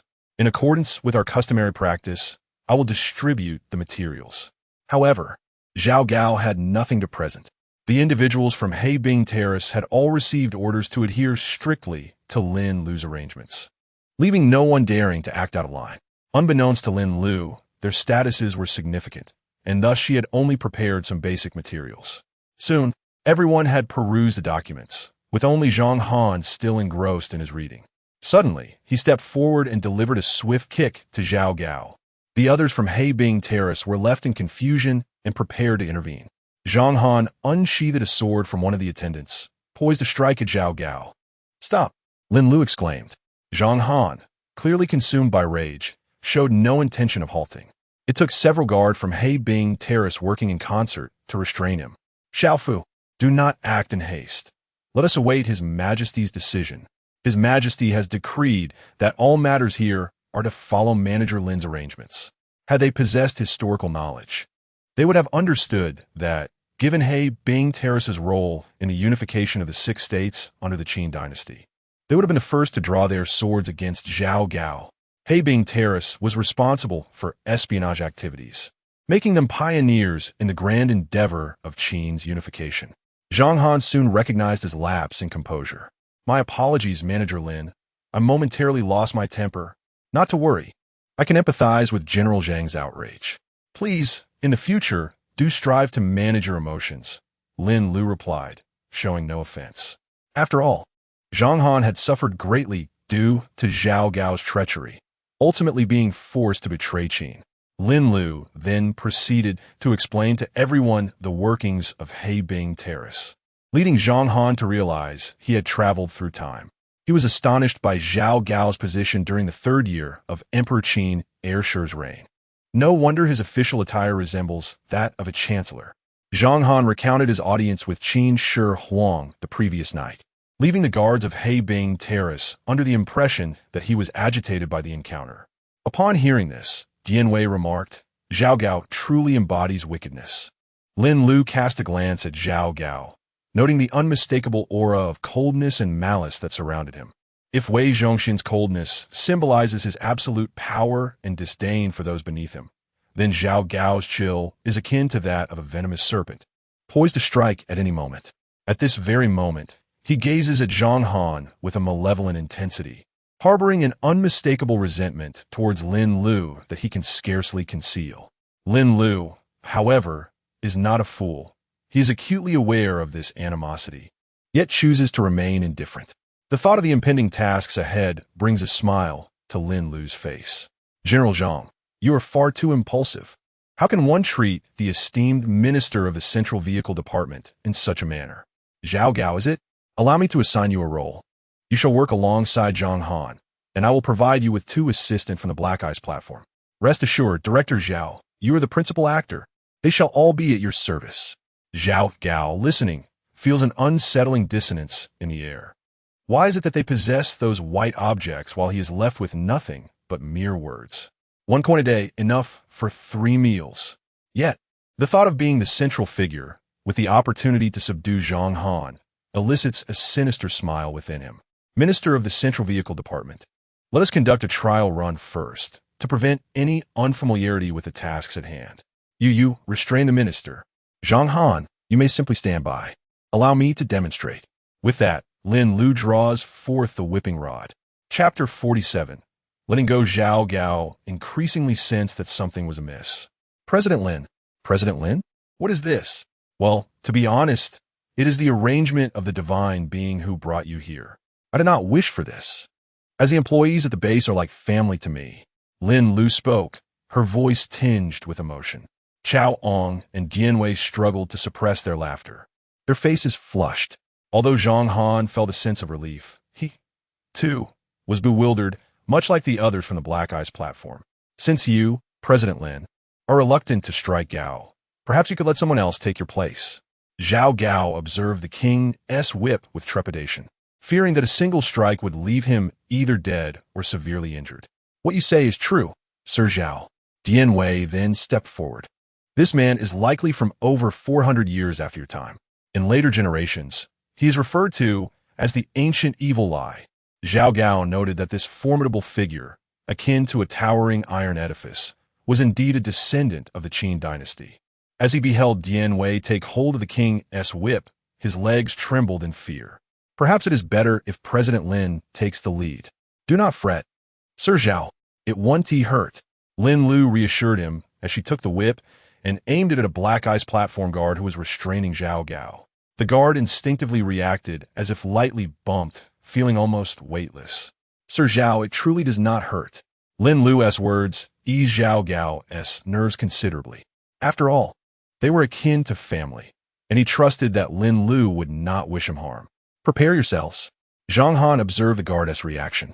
Feeling somewhat dissatisfied, but recognizing there was no alternative but to comply, Lin Lu positioned herself behind Zhao Gao and, with a forceful swing, delivered a resounding strike. Ah! Zhao Gao cried out, his voice echoing. Haha, Sir Zhao is quite the actor.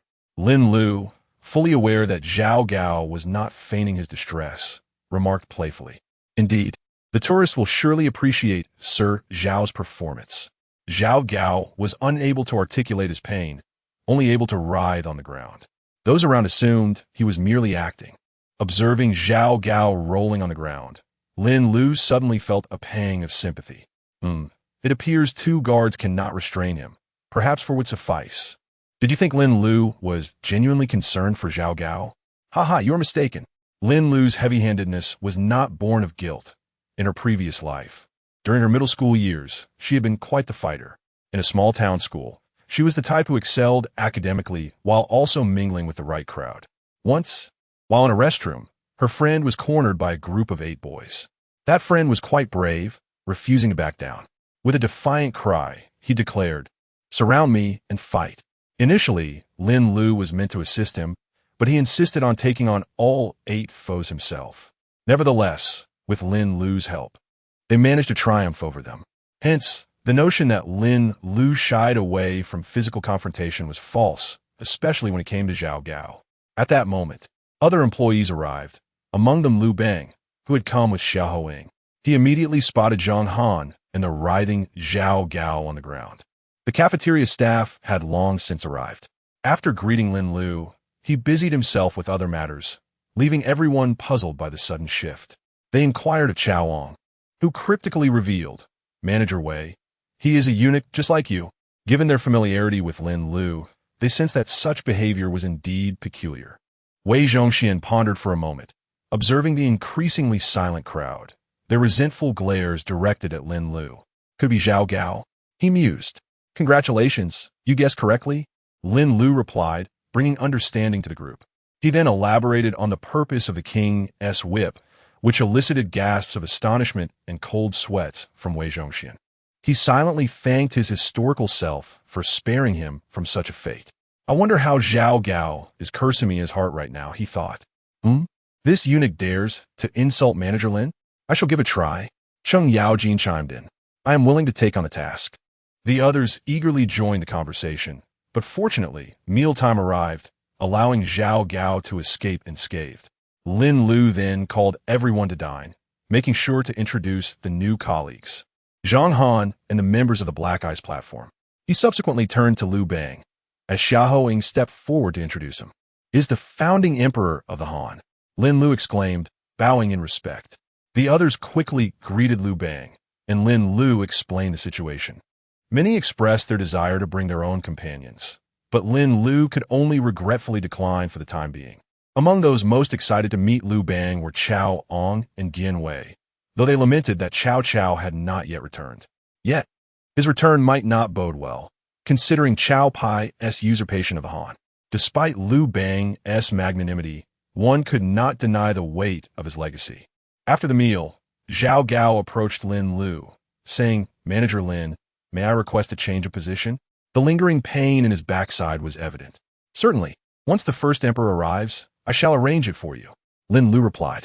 Zhao Gao, incensed, retorted, "Then can I resign and go back?" "Huh, not a chance." Lin Lu laughed. As Zhao Gao prepared to charge forward, Jinyiwei, with formidable strength, kicked him away. "Wei Zhongxian, take Zhang Han to the workplace. Ensure he is stationed around the training grounds." Lin Lu instructed the remaining 16 members of the Black Ice platform. "Pair up and learn from the Jinyiwei." "Yes." They responded in unison. "The Jinyiwei will instruct you on important work-related matters." Aside from the 4 Jinyiwei at the city gate today, The 4 members of the Black Ice platform overseeing Zhao Gao will form 8 teams of 32. Moreover, during today as performance, unless absolutely necessary, Black Ice platform members should refrain from intervening. Focus on learning. Yes, they echoed, affirmatively. Your Majesty, I shall go to work now. You may follow Manager Lin. Xiao Ying exchanged a few words before departing. Zhao Guangyi gazed thoughtfully at Liu Bang. Lin, you should hurry to work, no more idle chatter, or I shall deduct your wages. Upon hearing this, Zhao Guangyi hurried away. The matter of purchasing a vehicle demanded utmost seriousness. Jiang Zia took his leave. Gao Changgong greeted Lin Lu and promptly took out his phone to send a voice message. The base's operating hours have commenced. Ladies, you may come over now. Zhang Xiangyu also arrived. Zhang, do not misconstrue my words. Yesterday, I merely wished for your happiness. However, your attire today is indeed quite splendid. Lin Lu was at a loss for words and offered an explanation. Zhang Xiangyu departed with a smile. Empress Ma. Changshi cast a contemplative glance at Lin Lu before cheerfully heading to her duties. Jinyiwei and Cheng Yaojin arranged for another bout. Chao Ong accompanied. At last, everyone had left, leaving only Liu Bang and Lin Lu. Lin, what am I ailment? Indeed, let us proceed to the infirmary. Along the way, Lin Lu recounted numerous tales to Liu Bang, including the rule of Emperor Wen and Emperor Jing, as well as the exploits of Hua Xubing in the northern campaigns. Although Liu Bang had heard these stories the previous night, he listened attentively. After my death will be Luing, and one of my beloved consort Qi and Rui. They were turned into human chimeras by LG. Lu Ying, upon witnessing this, was stricken with illness and soon passed away. Subsequently, Zhou Bo and Chun Ping wielded formidable measures to suppress the L clan. Nevertheless, throughout the Han Dynasty, the issue of powerful maternal relatives persisted. Liu Bang absorbed Lin Lu's narrative, filled with profound emotion. Yet, contemplating it all was merely a reflection on his own legacy. He soon found solace and smiled. Observing his demeanor, Lin Lu could not help but acknowledge the undeniable charm of the Han's charismatic leader. Indeed, his magnetic personality inspired unwavering admiration. Chapter 48. The Legendary Ascender. Upon arriving at the medical room, the personnel appointed by the system pretended to conduct an examination on Liu Bang, ultimately administering a pill. Lin Lu inquired, "What is this charade? Had I known, I would have simply given him the pill directly and taken him out for a stroll." After consuming the pill, Liu Bang exhibited remarkable transformations. His white hair turned into lustrous black locks, and the wrinkles on his face diminished significantly. No wonder he appeared so rejuvenated in the presence of Changshi.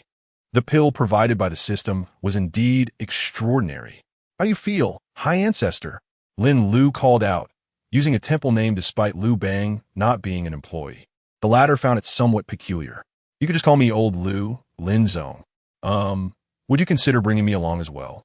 Lin Lu understood his implication, but the decision was beyond his authority. "Old Liu, you may return for now. With your health restored, it is imperative to address the rebellion of Yingbu first. Should the opportunity arise, I will certainly summon you." Liu Bang felt a surge of joy upon hearing this.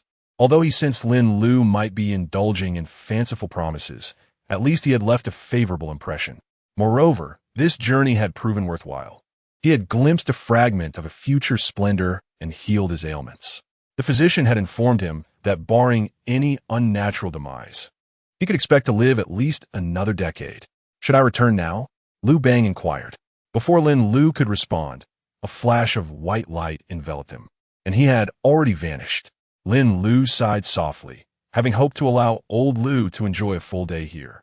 Had he known, he would have delayed the treatment.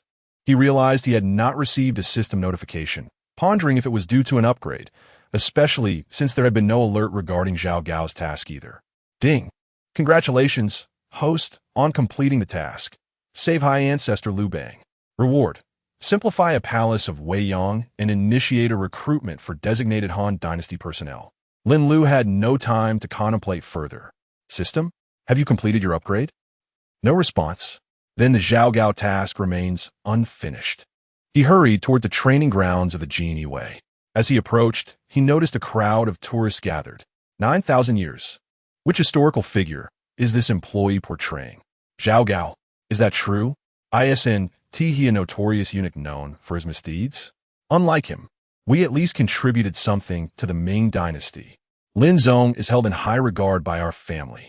And who are they? A tourist pointed at the somewhat bewildered Zhang Han and the members of the Emperor's secret guard, He Bing Tai. They are Zhang Han and the Emperor's elite guard. He Bing Tai. Lin Lu exclaimed breathlessly as he arrived. Lin Zongyu. Wei Zhongxian rushed over to express concern for Lin Lu. Lin Lu waved his hand, indicating he was fine. Oh, the most distinguished eunuch has arrived. A tourist jested. Why isn't Lin Gongong on duty at the Ming Palace today? I was discovered by Her Majesty the Queen for masquerading as a eunuch and subsequently exiled. Lin Lu retorted playfully, seeing you so out of breath. Do you have an announcement to make, Master Lin? Lin Lu instructed Wei Zhongxian. Your Excellency, you go and give this esteemed guest a shoulder massage. Before he could finish his sentence, a tourist pulled out a 100 yuan note. Lin Lu instantly conceded. Laughter erupted among the crowd. Once the atmosphere seemed suitable, Lin Lu began to address the matter at hand. Dear guests, I trust that Your Excellency has introduced you to our new employees. Without further ado, let me get straight to the point. This project is called Punish the Treacherous. It involves using General Zhang Han's Whip of Kings to chastise employees portraying historical treacherous officials and tyrants. Avenging our ancestors. This Whip of Kings is made of foam, so it doesn't hurt. However, our employees have been trained to deliver a truly heart-wrenching performance. Now, allow me to demonstrate. Lin Lu took the Whip of Kings from Zhang Han. He has deceived you. I'm indeed Zhao Gao. All our employees have traversed time from history. The whip in my hand is real. Upon hearing this, Zhang Han, He Bing Tai, and Wei Zhongxian were all taken aback. This was dire. They had all read the employee handbook, and the first rule was to never disclose their identities. They stealthily glanced at Lin Lu, who appeared calm. Yet beneath that calmness lay a hint of ferocity. The thief's heart does not perish. Indeed, it is a born trait. Strike him, strike him. I can't take it anymore. How audacious. Still daring to provoke us. Master Lin, hurry and strike him. If you cannot, I shall take over. Some tourists were thrilled. Goodness, I've never seen such an arrogant employee. Indeed, Zhao Gao's words transformed into a challenge in their ears. I am Zhao Gao, so what? I brought calamity upon the Qin. Come and strike me. I've even placed Ying Zheng's corpse among the fish. What do you do to me? If you cannot kill me today, I shall return to wreak further havoc upon the Qin. Lin Lu brought down the whip. Zhao Gao cried out in pain, preparing to beg for mercy. Lin Lu followed up with 2 more strikes. Zhao Gao nearly fainted from the agony. However, the Whip of Kings only inflicted nerve pain, leaving no physical harm. It intensified his pain while ensuring he remained fully conscious, never succumbing to stupor. In short, he would feel pain, but suffer no lasting injury. The tormenting Zhao Gao was nearly restrained by the 4 soldiers of He Bing Tai. Lin Lu gestured for them to release him. Zhao Gao immediately rolled on the ground to alleviate his suffering. Goodness, Master Lin, is your whip truly made of iron? Indeed, it looks exceedingly painful. Without further ado, Lin Lu handed the whip to a tourist for a demonstration. The tourist held it and felt it. Indeed, it was foam, coated with a layer of paint. Surely, there isn't an iron rod inside? Some tourists remained apprehensive, concerned about the potential for harm. They were not particularly concerned about Zhao Gao. Rather, they feared for the well-being of the employee portraying him. You may try striking yourself, dear guest, the speaking visitor suggested. The guest complied, discovering that the object was indeed made of foam, light as a feather, devoid of any sensation. How is it? Our employee's acting is quite remarkable, isn't it? At that moment, they felt that the blows delivered to Zhao Gao had been too gentle. Nevertheless, they had been engaged in conversation for several minutes. An employee continued to feign excruciating pain. Ah, such splendid acting, Lin Lu observed, sensing that the explanation had reached its conclusion. $10 per strike. 1 lash at a time. Those eager to avenge our charming ancestor, please form an orderly line. But remember, you may only use the props we provide. A hot-tempered male tourist interjected. I'll take $100 worth. He had long been irritated by the arrogant Zhao Gao before him. Requesting a strike? I shall strike you immediately. Zhang Han and He Bingtai, along with others, were left in a state of bewilderment. Was this the way to earn $40?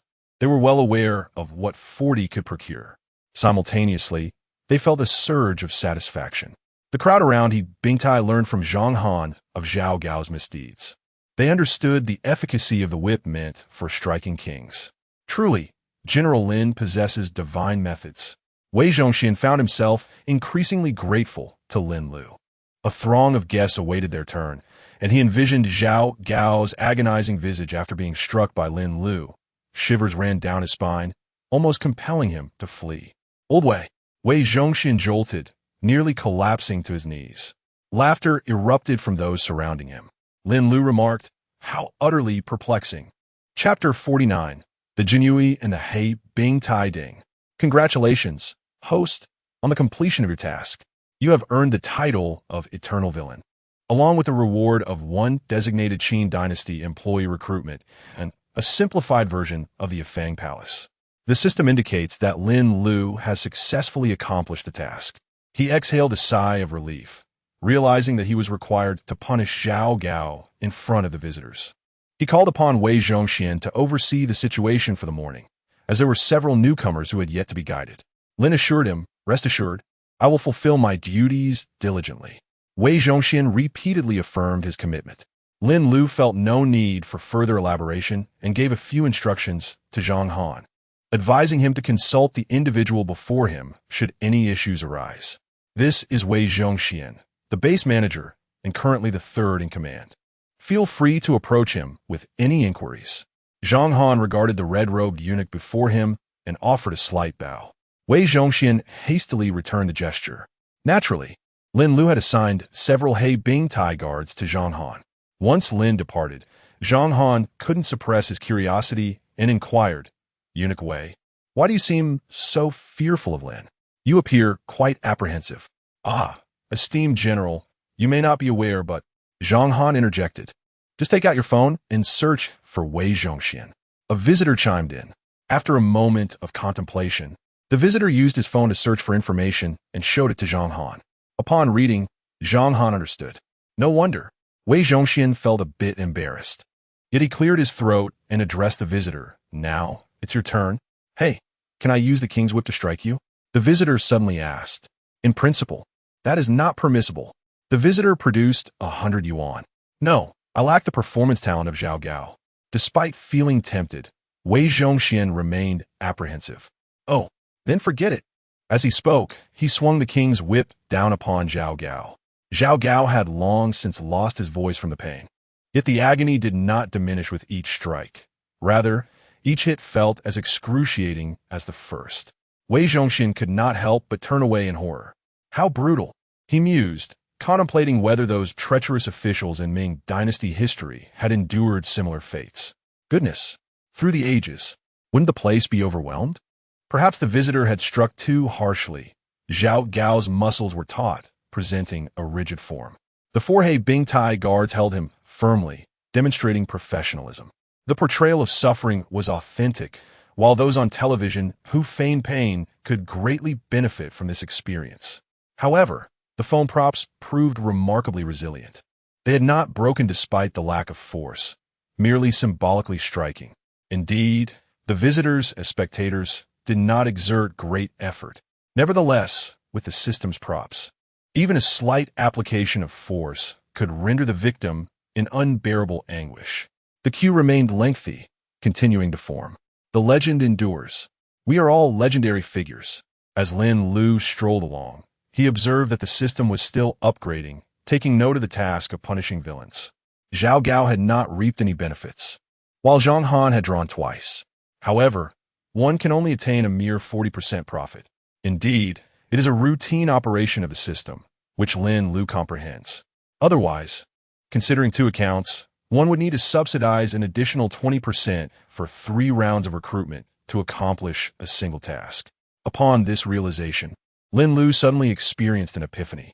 The system must be orchestrating something, and it likely aligns closely with his conjectures. Lin Lu first made his way to the training ground. "President Lin, we have matters to report," Lu Bing conveyed to Lin Lu. It turned out that tourists, having witnessed the arrival of the new black ice platform, brought 4 teams of the Imperial Guards to perform. They were eager to witness a duel between the black ice platform and the Imperial Guards. However, they had not forgotten Lin Lu's previous admonitions, thus found themselves in a quandary. Although the Imperial Guards had performed for a few days and achieved varying victories, prolonged bouts between several participants inevitably risked becoming uninteresting. Lin Lu inquired about the sentiments of the black ice platform. They had long been unable to contain their enthusiasm. The Imperial Guards, being skilled martial artists, were naturally inclined to partake in the experience, having already observed a match. They had grasped the essence of the performance. Once a critical injury was sustained, conceding defeat became inevitable. "We are willing to give it a try," one of them asserted. Lin Lu felt a twinge of unease. "Rest assured, President Lin, we are well aware of the method by which the Imperial Guards determine victory and defeat." Upon hearing this, Lin Lu probed further and received satisfactory responses. After reiterating the importance of avoiding injury, he granted his approval, though the employees would not meet their demise. Bleeding or sustaining injuries was far from ideal. Furthermore, should an accident occur, a public display of live transformation would be quite undesirable. "Why are you being so fussy? Did you not train them for the purpose of performing? Practice is indeed the sole criterion for testing truth," remarked a young man wielding a camera. "Enough with the chatter. Go ahead and perform. We shall each contribute 100, chimed in several others equipped with devices. Recently, the influx of visitors to the base had not been overwhelming. In comparison to the nearly 2 billion people in this world, their numbers were inconsequential. The videos they had released in recent days garnered over 100,000 likes, attracting numerous advertisements and generating considerable profit. Thus, they were quite willing to part with this modest sum. Encouraged by their enthusiasm, Lin Lu promptly instructed them to proceed with the performance. 8 Imperial Guards faced off against 8 members of the Black Ice platform. The millennium-long battle was on the verge of commencing. As the conflict erupted, the Imperial Guards, benefiting from their performance experience and nearly 2 millennia of martial prowess, alongside leaders Liu Bing and Bai Chongwu, naturally gained the upper hand. Their coordination was seamless, and their tactical movements were well calibrated.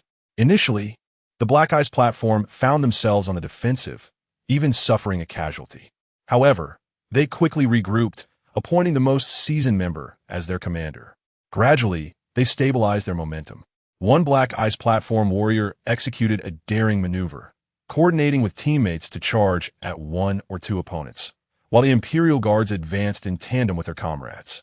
Just as the blade was within 20 centimeters of the heart, the Black Ice platform warrior deftly sidestepped, eliciting a nervous sweat from Lin Lu. Uncertain whether it constitutes a violation, yet soon enough clarity would emerge. He Bing Tai deftly evaded, swiftly placing the blade against the neck of the Jinyiwei, who then fell to the ground. Another, poised to avenge his comrade, was unexpectedly ambushed by He Bing Tai's ally. Although revenge was successfully exacted, He Bing Tai managed to turn the tide by a remarkable exchange of 1 for 2, thus restoring their disadvantage. The battlefield now stood at an equilibrium of 6 against 6. Ultimately, He Bing Tai secured victory largely through audacious acts of bravery, earning heartfelt admiration from onlookers. Truly, they lived up to their reputation for fearlessness, valuing military achievements above life itself, reminiscent of the legendary Qin warriors.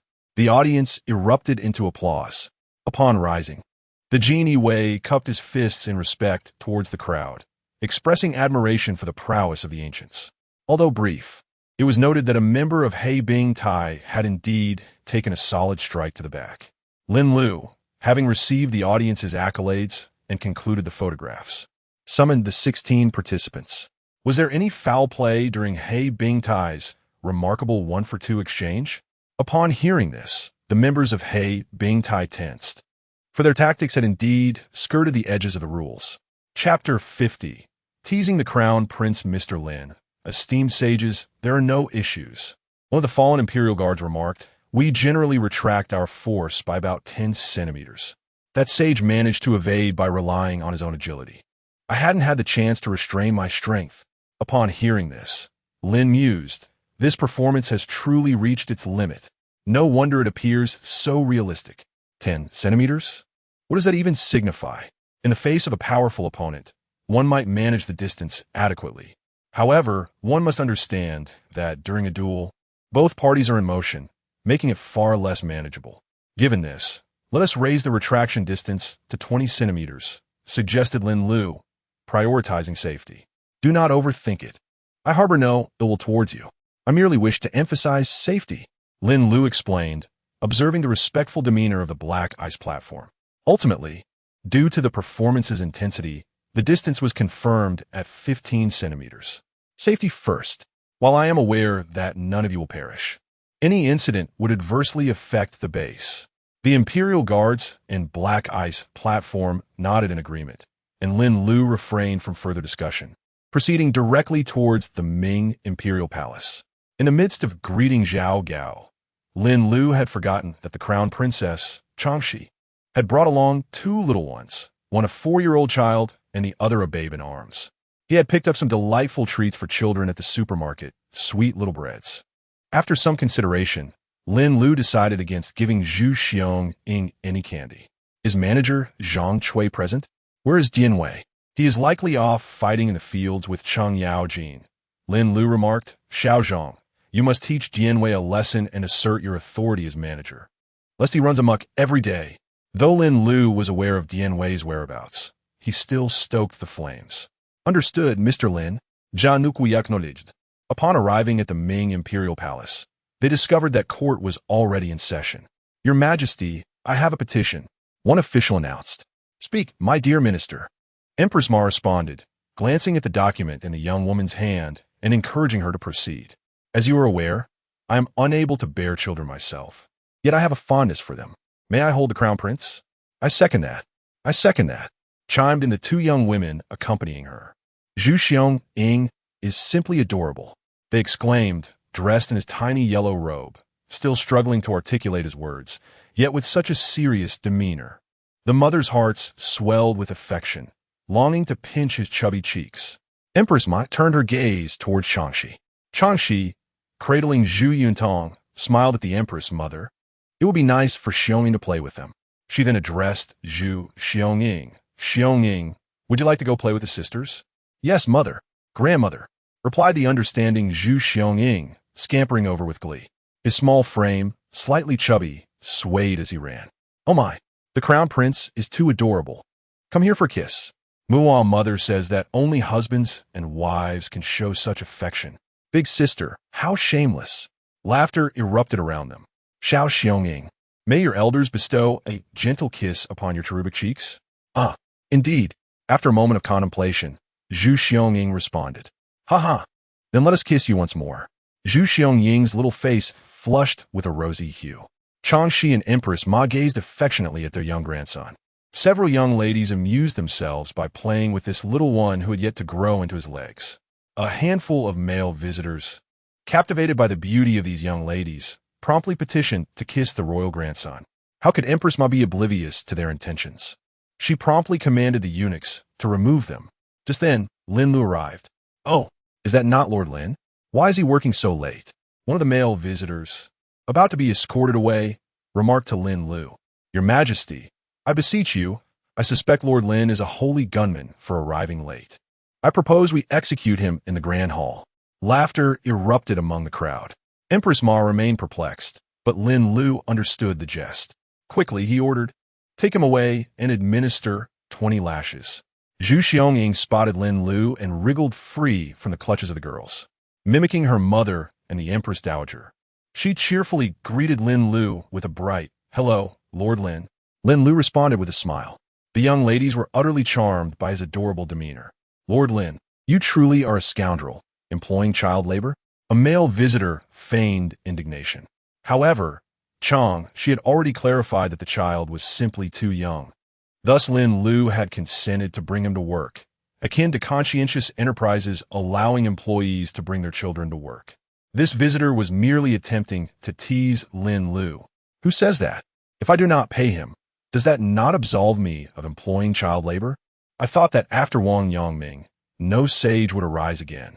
Who would have thought we would witness such a saint today? Your Majesty, I implore you to execute this Lord Lin by slow slicing. I second that. I second that. Goodness, have I stirred the wrath of the crowd? Lin Lu hurriedly handed over some items to Zhu Xiongning. This is a drink, and this is food. Young master, you may taste it. If it is insufficient, we can send someone to the supermarket for more. With that, he swiftly departed. Zhu Xiongning placed down the items and respectfully bowed to Lin Lu's retreating figure. His petite, adorable stature, coupled with his meticulous movements, only compounded Lin Lu's misdeeds. Empress Ma and Chongxi, upon arriving with the two children in the morning, had observed Lin Lu attending to Zhao Gao and realized he might have forgotten about the two little ones coming today. Yet they thought little of it, never anticipating that Lin Lu would take the trouble to bring them gifts. It is known that the Ming Imperial Palace is practically Lin Lu's domain. Many visitors affectionately called him Lord Lin. Moreover, every time he appeared, it was often to request purification, demanding execution in the Grand Hall. No man could withstand such pressure. After Lin Lu's departure, the court meeting resumed.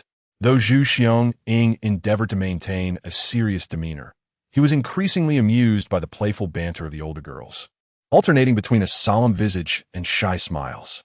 The more these young ladies piqued his interest, the more helpless Empress Ma and Chongxi found themselves. After all, engaging with visitors from future generations could indeed broaden Zhu Xionging's horizons. During this time, numerous gentlemen sought to join their company, only to be firmly rejected by Empress Ma. Drag them out of the main hall, she commanded. Moments later, they returned with a spring in their step. Upon leaving the Ming Palace, Lin Lu suddenly remembered that he had forgotten to greet a certain little one. Well, I shall do so during mealtime, he mused. Besides, the crown princess was not particularly adept at caring for a child, especially one so young. Nevertheless, little Yun Tong was remarkably quiet and composed. Unbeknownst to Lin Lu, prior to his arrival, Changxi had already attended to the infant in the Eastern Palace, which explained the child's calm demeanor. He decided to check on Lao Dian and Lao Cheng. As Lin Lu stepped outside, he fortuitously encountered a sightseeing vehicle driven by Zhao Guangyi. Zhao Guangyi spotted Lin Lu as well, and with the current lack of tourists, Lin Lu took a seat in the front passenger seat, engaging in conversation with Zhao Guangyi. Congratulations, host. You have successfully completed the task of thwarting the tumultuous chaos of the 5 barbarians. System reward: 1 clear heart pill and 1 recruitment opportunity for a designated dynasty. Chapter 51. All warriors engaging in this? Good news. Does this imply that Cao Cao is about to return? Lin Lu momentarily suppressed the excitement swelling within. He glanced at Zhao Guangyi, who appeared hesitant to speak. Director Lin, could you possibly summon Qin Hui, Zhao Go, Zhao Ji, and Zhao Hong? Zhao Guangyi inquired while driving. Having witnessed Zhao Gao's recent thrashing, Zhao Guangyi could hardly contain his anticipation. Most people in later generations are only aware of his notorious racing at the Gaoyang River, singularly diminishing the strength of the Taizong.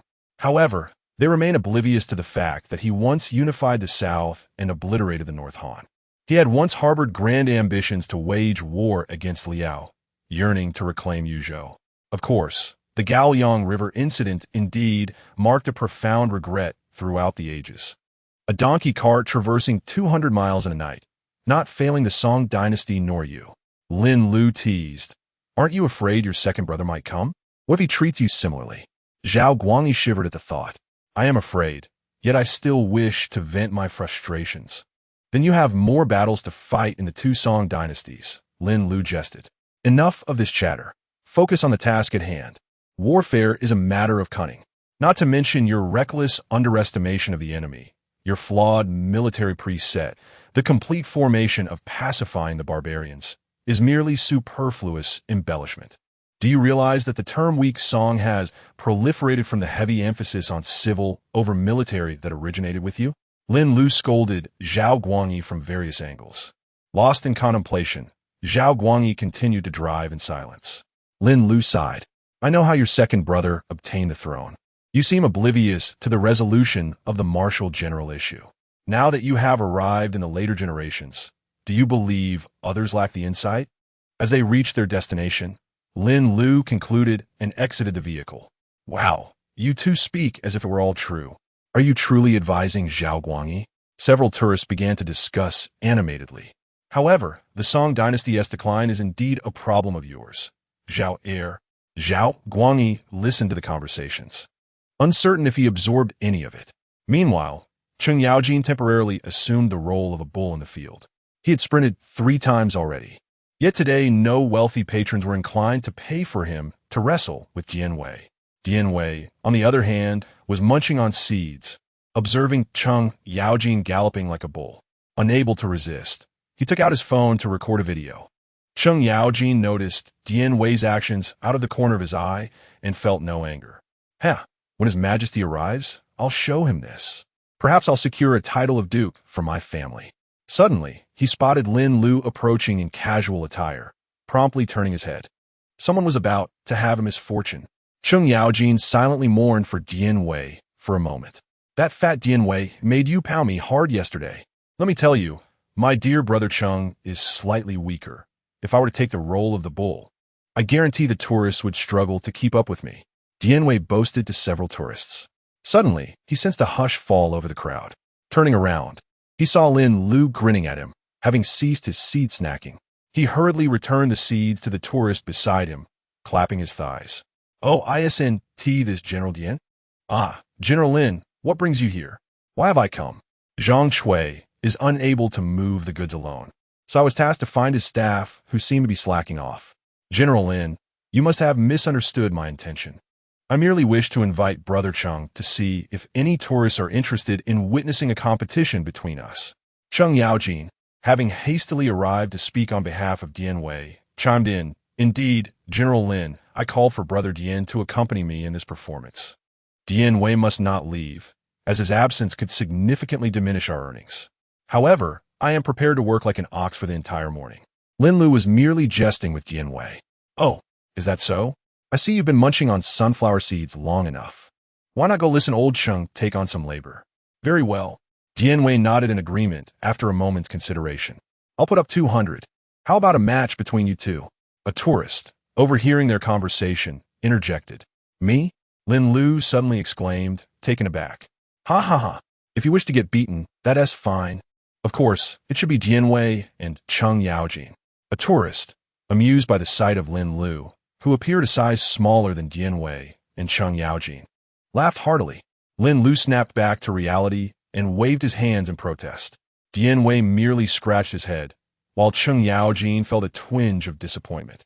The thought of Lin Lu facing off against Jinyiwei made him ponder the consequences. Jinyiwei would surely endure a beating from Chao Wanghe. Let us watch the tigers fight from the mountain. However, his wish remained unfulfilled. The two prepared for combat. True to their status as generals, both men, seasoned by years of military life, chose not to wield weapons. Unlike the ornate performances of the Jinyiwei in the training grounds, this was a raw display of hand-to-hand combat, exuding a palpable sense of power.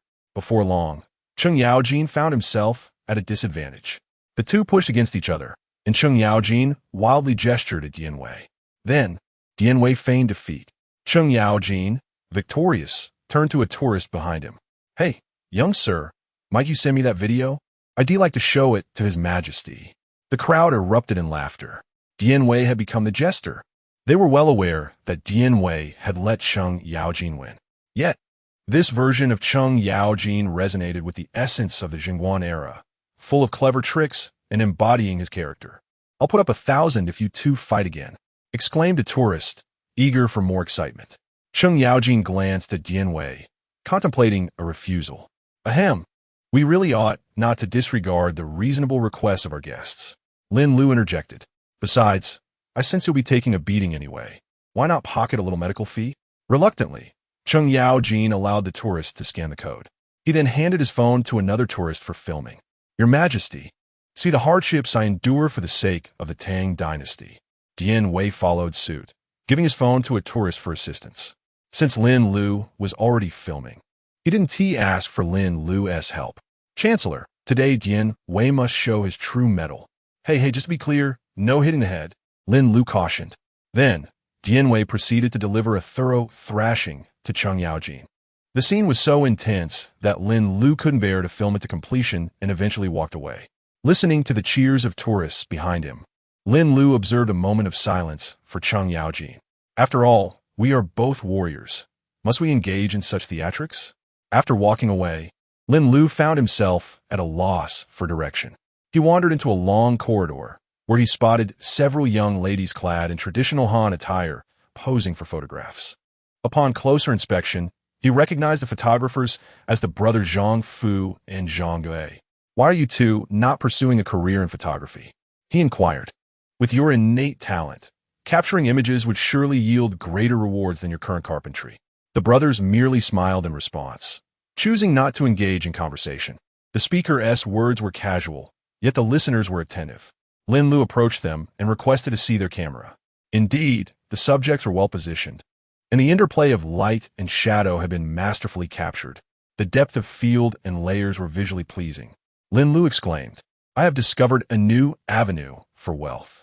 Chapter 52. Excitement and harmony from now on. You two shall be responsible for the maintenance work around the Lotus Pond and the corridor. Lin Lu decisively reassigned their duties. Should any visitors wish for your assistance in capturing photographs, the remuneration shall be on par with that of other activities. This evening, I shall show you whether there are cameras available at the base. Zhang Fu and Zhang Gui, initially apprehensive about potential reprimands from Lin Lu, felt concerned, as taking photos for these visitors had been somewhat of a dereliction of duty. They did not consider themselves as capable as Jinyiwei, able to exchange light-hearted banter with Lin Lu without consequence. To their surprise, this turn of events provided them with an additional source of income. Their daily tasks were indeed quite leisurely, involving minor repairs here and there over the past few days. Now, they had a stable work location. They would need to relay this news to their father, mother, and younger sister in the evening.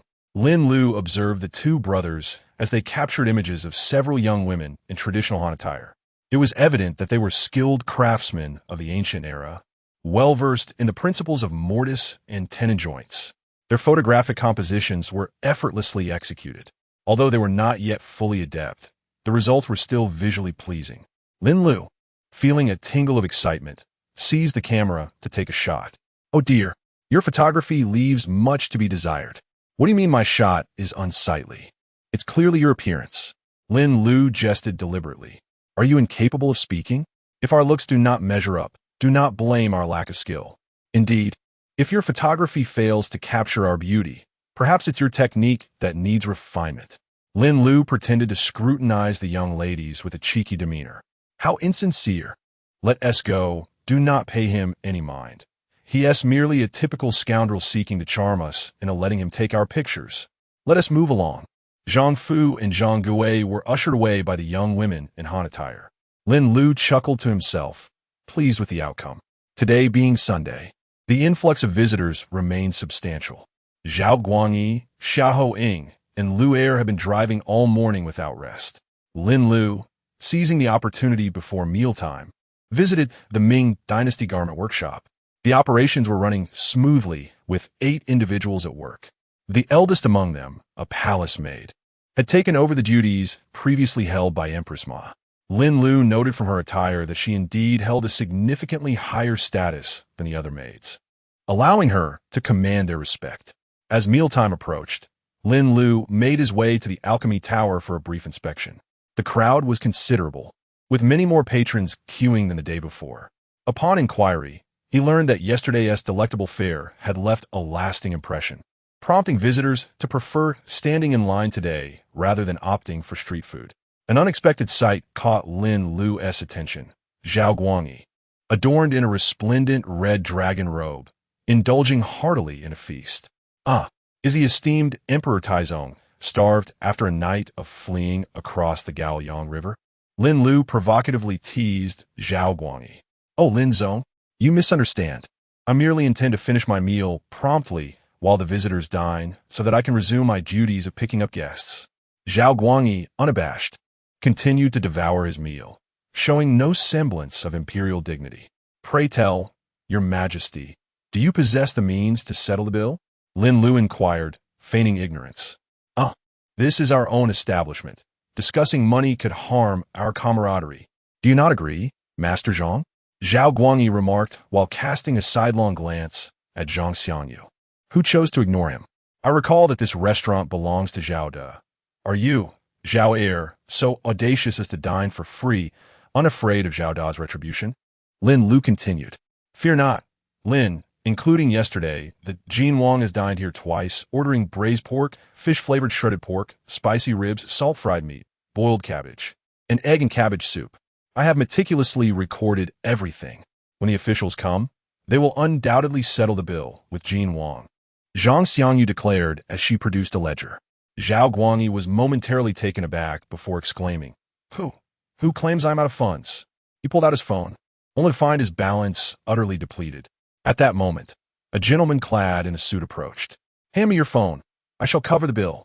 Lin Lu hastily interjected. Wait, this fellow has lent his employee a hefty sum of 150,000 at exorbitant interest rates and is at a loss for resolution. However, a fleeting thought about a village's online loan crossed his mind. Should he consider extending assistance to his employee? The notion vanished swiftly. After all, the establishment's reputation was at stake. Ultimately, Zhao Guangyi concocted a myriad of excuses and refrained from settling the payment. Never mind, let Zhao De deal with him later. Lin Lu mused. It's all right, after all, he is Jin Wang. Whether he pays or not is inconsequential, Zhang Xiangyu thought. Besides, since Ergo will inevitably face consequences upon his arrival, indulging a bit more could serve as preemptive compensation for medical expenses. Zhao Guangyi reflected. Lin, please do avoid lending the whip of punishment to Ergo. A crowd of visitors found amusement in the trio's banter, playfully teasing Zhao Guangyi. Soon, the lunch break concluded. Chaoang and his companions arrived alongside Jiangxia. Despite Qing Yaojin having received a sound thrashing from Jinyiwei, the two remained as close allies on their journey. Empress Ma and Changxi arrived with Zhu Xiongying and Zhu Yinting. Two palace maids were in the cafeteria, preparing special dishes for the young prince, cooking sweet and sour ribs that children adore. The Baibao Xinbei army was present, albeit Gao Changgong was absent, having been invited by several young ladies to dine at the Fan Tower. Initially intending to decline, Gao Changgong was ultimately swayed by Lin Lu's prophetic insights and the genuine affection of his admirers. Zhang Fu and Zhang Gui were narrating Lin Lu's new job to their kin while engaging in conversation with Yanghua, Jin Chunhua, and Lu Er. These individuals were quintessential commoners, thus fostering a deeper connection in their discussions. Lin Lu had just arrived at the cafeteria when Wei Zhongxian disregarded Empress Ma and the others, instead preparing a meal for Lin Lu. Master Lin, behold, I have already prepared your meal. Lin Lu graciously accepted the kind gesture and approached. Only then did Wei Zhongxian attend to Empress Ma and Changxi. Cheng Yaojin was initially perplexed, as yesterday, Wei Zhongxian had always served Empress Ma first. It was not until he encountered Zhao Gao, escorted by Zhang Han and others, that he comprehended the situation. At this moment, Zhao Gao appeared utterly listless and fatigued, akin to a lifeless dog, evidently having endured significant torment. Empress Ma, too, had an inkling of the circumstances at hand. It appears I must find time to observe how Zhao Gao conducts himself at work, especially considering how he has frightened Wei Zhongxian to such an extent. No wonder manager Wei has achieved such high status. His perceptiveness is truly remarkable. Cheng Yaojin remarked to Jinyiwei. Indeed, it is surprising that Wei, the old dog, can also experience fear. Jinyiwei added, Zeman, should Manager Wei assign you the task of cleaning the toilets, do not come to me for assistance. Chaoang said, taking a sip of his soup. Ahem, Manager Wei, I was mistaken. Jinyiwei suddenly recalled that Wei Zhongxian was indeed the third in command of the base. Cheng Yaojin immediately began to flatter Wei Zhongxian. Zhao Gao observed Wei Zhongxian serving food, and a sudden idea struck him. If it were not for Zhang Han and the others recognizing Zhao Gao as an essential figure for their profit, they might not have bothered to invite him to dine. Xiahou Ying, a contemporary of Zhang Han, although currently unacquainted with him, was well aware of who he was. After inquiring about the whereabouts of their sovereign from Lin Lu, Xiahou Ying took the initiative to sit beside Zhang Han. It was necessary to foster good relations in hopes of securing his own life in this era. Overall, the atmosphere among the crowd was exceedingly harmonious, infused with a sense of excitement, as everyone anticipated the arrival of their salaries. This sensation resembled that of the final class before a long-awaited vacation during school days. The students, brimming with enthusiasm, could hardly contain their excitement. No one was dozing off. Every utterance from the teacher was met with eager responses, though none absorbed the knowledge being imparted. If any noise arose from another class outside, students would surely peek out the window to see if that class had been dismissed early. At this moment, the collective sentiment was quite akin to that. Save for Zhao Gao. Chapter 53. The tigers behind at this moment.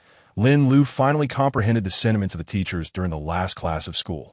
However, Lin Lu was also somewhat apprehensive.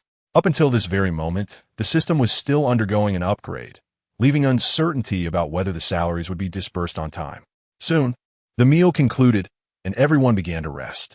Wei Zhongxian took Zhang Han and others to the dormitory.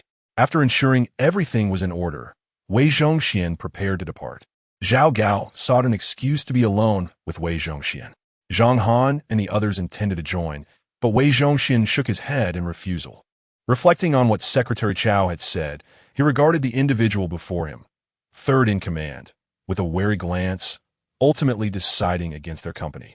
The two proceeded to the public restroom outside the corridor. Did Wei Zhongxian wish to advance further? Zhao Gao was acutely aware of the urgency and got straight to the point. Oh, what is there to discuss? Wei Zhongxian feigned astonishment. Although Gao was not well versed in history, he had heard them jestingly refer to him as 9,000 years. It was clear that the Gong had achieved unprecedented heights. Due to Lin Lu's deliberate actions, the only knowledge Zhao Gao possessed was that everyone was a historical figure. The term 9,000 years naturally implied something significant, which Wei Zhongxian understood without uttering a word, merely listening intently. Just moments ago, that Cheng Yaojin and Jinyiwei, mere warriors, dared to show disrespect to you. Gong? Indeed, those two had repeatedly tarnished my reputation in front of others. I have long harbored disdain for them. It appeared that Wei Zhongxian had been struck where it hurt, and he continued to vent his grievances. Observing this, Zhao Gao felt it was time to reiterate his previous query. Does Gong wish to advance further? Oh, what advice does the Chancellor offer? I have a plan. If we can seize the King's whip, I am confident I can persuade the others. However, the King's whip only acknowledges you. The meaning was unmistakable. Yet, Gong, you possess the authority to appoint individuals when the time comes. Zhao Gao chuckled knowingly. Wei Zhongxian, understanding, must have heard Chao Ang's jest about Jinyiwei. Then, at that time, you shall naturally be the power holder. As long as you desire, they can address you as your majesty. Wei Zhongxian's fingers twitched eagerly, his face reflecting a sense of indulgent pleasure, feigning ignorance to Zhao Gao's darkening countenance. Good. This plan is feasible. However, it requires meticulous planning. How we engage with the deity who transported us here is of utmost importance. But I shall heed your instructions. The two conversed for a while before returning to their quarters. If you do not wish to clean the restroom, it will be best not to provoke Chancellor Zhao. Although Zhang Han and his companions were curious, upon hearing Wei Zhongxian's words, they dared not retort. They were still trapped in their previous mindset, viewing Lin Lu as the emperor. Wei Zhongxian, being the favored one before the emperor, was perceived as someone Lin Lu would heed over them. Upon hearing this, Zhao Gao's spirits lifted, shedding his earlier demeanor of weakness. 5 minutes later, laughter echoed through the air. Lin Lu was on the verge of tears from laughter. I have a plan, he exclaimed, imitating the tone of Zhao Gao from a recording. Chao Ang and Jinyiwei erupted into hearty laughter. Indeed, it's true. Wei Zhongxian recorded it. Could Zhao Gao have lost his mind? Old Wei couldn't even detect the glaring flaws in the dialogue. He summoned the Chancellor after just a few words. Lin Lu laughed until tears threatened to spill from his eyes. It's possible. Yet, Zhao Gao's persistent treachery cannot be dismissed either. Chao Ang remarked, Rest assured, Master Lin, I harbor not a single mischievous thought. Wei Zhongxian hurriedly asserted. But could it be that Zhao Gao intends to drag you down with him? Although your conversation was private, let us not forget the purpose of the Black Eyes platform. Jinyiwei interjected. Moreover, you are a eunuch, referred to as Jiu Qiansui. Even if Zhao Gao is unaware of history, he must recognize you as a treacherous minister. If he drags you down, the one to bear the brunt will be. Why are you all staring at me? Jinyiwei continued, suddenly noticing the others. Old Dian, I should no longer tease you. Lin Lu felt a whirlwind of emotions. Though he understood that Jinyiwei could not possibly be foolish, he realized that their banter was more about Jinyiwei accompanying him in jest. In hindsight, it was not Lin Lu who was teasing Jinyiwei, but rather Jinyiwei who was amusing Lin Lu. Am I the fool here? Wei Zhongxian also experienced a moment of clarity. Primarily, he had not considered it in such a light. Did he truly believe Zhao Gao harbored rebellious intentions? Upon reflection, Zhao Gao had witnessed Lin Lu confront the guards of the Black Ice platform. Who would have thought that one who spends their days hunting eagles could be pecked in the eye by one? Ahem, Zeman, you've spoken quite a bit, Chaoong said, observing the now silent Lin Lu, clearing his throat. The best way to verify Jinyiwei's speculation is to check on Zhang Han. Ding dong. Lin Lu received a private message. Master Lin, just now Zhao Gao and Wei Zhongxian. The voice message succinctly conveyed the conversation between the two in the restroom. Ahem. Lin Lu and Wei Zhongxian exchanged awkward glances, both clearing their throats. Old Wei, are you playing tricks on me? I wouldn't dare. I was momentarily deceived. Lin Lu noted that Wei Zhongxian's expression did not seem feigned. Moreover, there was a newfound intensity in his gaze, a desire for vengeance. Old Wei, be cautious, Lin Lu warned. Wei Zhongxian understood the implication of Lin Lu's words, tacitly agreeing to seek trouble with Zhao Gao. Zhao Gao, have we been too approachable at the base? Have you calculated against me? The tortures of the Jinyiwei had evolved over more than 2 centuries, and their severity was evident. Wei Zhongxian was the last to oversee the Jinyiwei. To offend him? Zhao Gao, you ought to read more history when you have the chance. Oh, my apologies. I forgot you have no means to learn history. Time to rest. We shall discuss matters this afternoon. Lin Lu now felt a sense of ennui. He had always perceived Jinyiwei as the jester, only to realize that he himself was the true fool. This feeling was no better than that experienced by Wei Zhongxian. Truly, Zhao Gao was deserving of his historical reputation, just a step away from greatness. Or rather, success was merely a shot away. Historically, after Zhao Gao assassinated Hu Hai, he sought to ascend to the throne under the pretext of being a member of the Zhao clan. However, he was obstructed by ministers who argued that a eunuch could never reign as emperor. Ultimately, it was Zi Ying who took the throne. After a brief slumber, Lin Lu awakened with renewed clarity. After all, he possessed absolute control and could afford to amuse himself without contention. It was merely a game.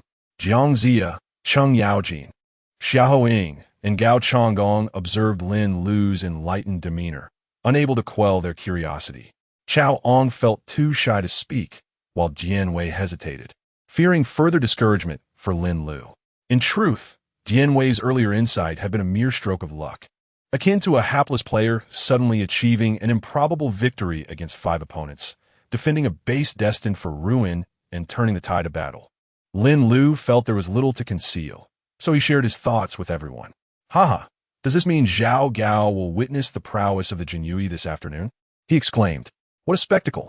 Lin Lu had merely suffered a setback at the hands of Jinyiwei, while Wei Zhongxian, despite his lofty title of 9,000 years, had truly lost face. At this moment, Zhao Gao remained blissfully unaware that he had stirred a tiger's tail. The group suddenly spotted Wei Zhongxian leading a horse towards them. The performance was about to commence. Chapter 54. Wage payment. As Empress Ma and her entourage emerged, they beheld Wei Zhongxian leading a horse, sparking their curiosity. Despite Wei's earnest pleas, Lin Lu felt too shy to speak up. The Empress insisted that Wei divulge the details. Observing base predicament, Chao Ong leaned in to whisper to the Empress, expressing relief that the cunning Jiuqing had not proven to be overly astute. Otherwise, the fate of the Ming Dynasty might have rested precariously in Wei's hands. The Empress mocked, leaving Changxi bewildered, until the Empress discreetly shared the context, deeming it a family secret. Upon hearing this, Changxi's expression shifted to one of disbelief. though Wei Zhongxian felt gratitude for the empress's discreetness. Recognizing it as a sign of familial trust, he could not help but clarify in response to the expression of the beloved Taizifai. The old servant was momentarily careless, allowing the schemer Zhao Gao an opportunity. Enough, Jiuqing. Cease your prattle, and let us witness your prowess. The empress, intrigued, awaited Wei's retaliation.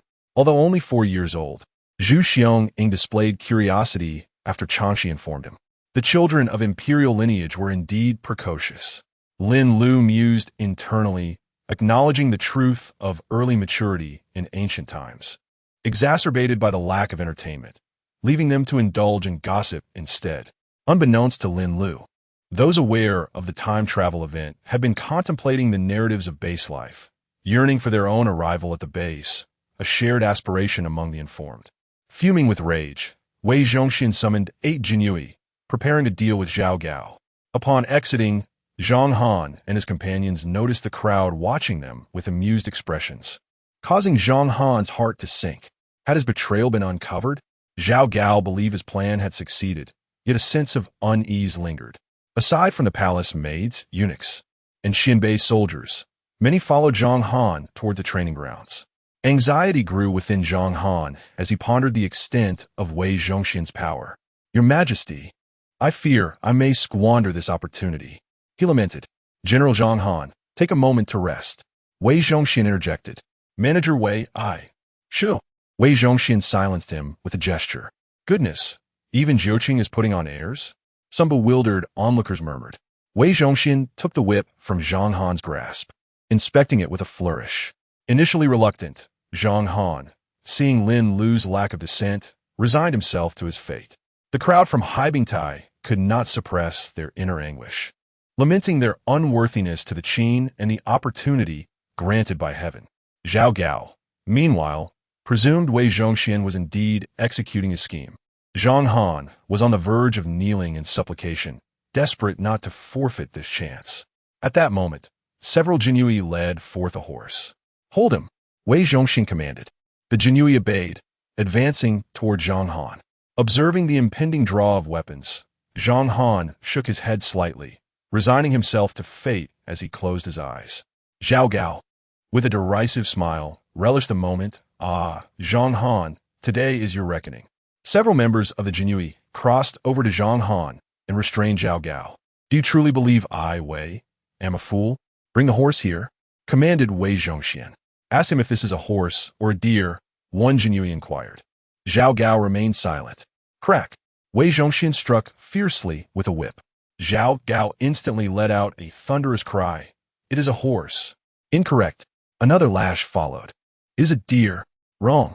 With each blow, Zhao Gao felt increasingly agonized. Not only was he enduring mental torment, but the physical pain was also unbearable. Unknown to him, Wei Zhongxian had surreptitiously embedded tiny needles into the whip. These needles, employed by the Jinyiwei to interrogate special prisoners, were so minuscule that they did not draw blood. Thus, Zhao Gao suffered both corporeal and psychological agony, the sensation magnified manifold by the whip's force. Come, 2 more men to help me hold him down. This actor's performance is too convincing. We can barely restrain him. 2 additional guards joined the fray. 6 individuals restrained one, while another held the horse and 2 questioned him. After a while, Wei Zhongxian relinquished the task to the Jinyiwei. The onlookers were perplexed. Lin Lu lowered the recording device. To the audience, it appeared as though actor Zhao Gao had delved too deeply into his role, aspiring for power and usurpation. Haha, let me inquire as well. Some visitors expressed newfound interest. Scan to pay. Were you born of your mother or father? Did you gaze upon the widow next door yesterday? Is it you? In a short span, the Qing army entered through the gates, facilitated by Zhao Gao. After observing for a while, Empress Ma bore witness to Zhao Gao's suffering. Lin Lu called for a pause, suggesting everyone take a sip of water. Seizing the opportunity, Zhao Gao dashed toward a young girl. Alarmed gasps filled the air as he charged forward. Then, thud, he knelt before her. Father, strike me, Zhao Gao cried from his kneeling position, leaving the girl in a perplexing mix of laughter and tears. Lin Lu suddenly recalled the system's warning that amusing occurrences would unfold whenever they harbored thoughts of attacking the visitors. Wei Zhongxian and the others breathed a sigh of relief. Fear not the strikes. Lin Lu sighed in resignation, then summoned Wei Zhongxian for a brief conversation. The group returned to their posts. It was later reported that the Jinyiwei had relentlessly struck for an entire afternoon. Even after the tourists departed, the beating continued. Those who missed the earlier spectacle assumed it was a mechanized performance. Except for exchanging personnel every half hour, the Jinyiwei relentlessly repeated the same actions. Jinyiwei, swing the whip 1,000,000 times to perfect our skills. Zhao Gao, it hurts. Tourists, folks, there are automata here. Come witness the Jinyiwei mercilessly thrashing Zhao Gao. Snap, snap, snap. Photographs capture the scene. In the afternoon, as it was a Sunday, tourists began to leave early. With work awaiting them the next day, they prepared to return home for rest or to gather for dinner with friends. University students also had other social engagements to attend. The children are preparing for school tomorrow. Around 5 o'clock in the afternoon, most of the visitors had departed. The once vibrant base had suddenly turned desolate. Lin Lu estimated that approximately 3,000 to 4,000 people had visited today. However, the system was still undergoing an upgrade, which caused Lin Lu to worry about whether the wages could be dispersed. Earlier in the morning, the vendors had delivered all the items Lin Lu had purchased. Chao Ong meticulously checked everything into storage. Fortunately, Yang Guo and Jin Chunhua were quick learners. Otherwise, there would have been no one to sell tickets. Although the tourists had left rather early, since the employees would be on holiday tomorrow, Lin Lu promptly posted a notice and made an announcement as soon as he started his shift, informing the visitors of the holiday. In the evening, he planned to release another message on the official account. Considering that some visitors might be unaware of this announcement, he wanted to be thoroughly prepared. Old Lu, let us all take a break, Lin Lu remarked, glancing at the newly appointed Lu Bing, who was preparing to strike Zhao Gao. Upon hearing this, the members of the Jinyiwei paused their actions. Zhao Gao, numb from the pain, was being beaten while also being interrogated. Both his body and mind were already desensitized. Yet, he still had to answer questions. It felt akin to a university student who had just completed a 10,000-meter race, collapsing on the ground, while someone incessantly asked if he was tired. If he didn't respond, the questioning would persist, which was aggravating. Zhao Gao's situation could only be described as exceedingly dire. Old Lu, I see in the records that Lu Bing was the chief commander of the Jinyiwei during the Jiajing period. Have you traversed to the Chongzhen era? Lu Bing chuckled as he spoke. His family had served in the Jinyiwei for 3 generations, and he was now the 4th. This name might perhaps be a reflection of his father's aspirations for him. Soon, the announcement echoed throughout the area. With the departure of the last visitor, an uncontrollable excitement spread across everyone's faces. The wages were about to be distributed. Chapter 55, Renowned. Lin Lu gazed into the eager eyes of the crowd, fully aware of their excitement. He hastily contacted the system, which was still undergoing an upgrade. Nonetheless, it managed to send him a detailed statement of wages on his phone. Lin Lu glanced over it briefly and was taken aback. Clearing his throat, he addressed the crowd. I understand your excitement. However, please hold your horses as I share the salary amounts with you. The crowd fell silent, listening intently to Lin Lu's words. Wei Zhongxian, along with 20 members of the Jinyiwei, worked for 6 days. The total amount is 23,662 yuan and 16 cents. Gasps of astonishment rippled through the crowd, followed by congratulations directed at Wei Zhongxian. Lin Lu, suppressing his own shock, continued. Empress Ma worked for 5 days at the Ming Dynasty garment factory, earning 9,362. The crowd nodded in understanding. Recognizing that the garment factory was not an interactive role like that of Wei Zhongxian and his team, resulting in significantly lower tips. Lin Lu pressed on. Gao Changgong, from the Baishan cavalry, at the racetrack, earned 34,281. The crowd collectively inhaled sharply, realizing the substantial efforts of the Lanling Wang's harem. Ultimately, Lin Lu decided not to read the remaining amounts aloud, suggesting that others could check for themselves or send a representative, as the disparities were too pronounced and could easily breed jealousy.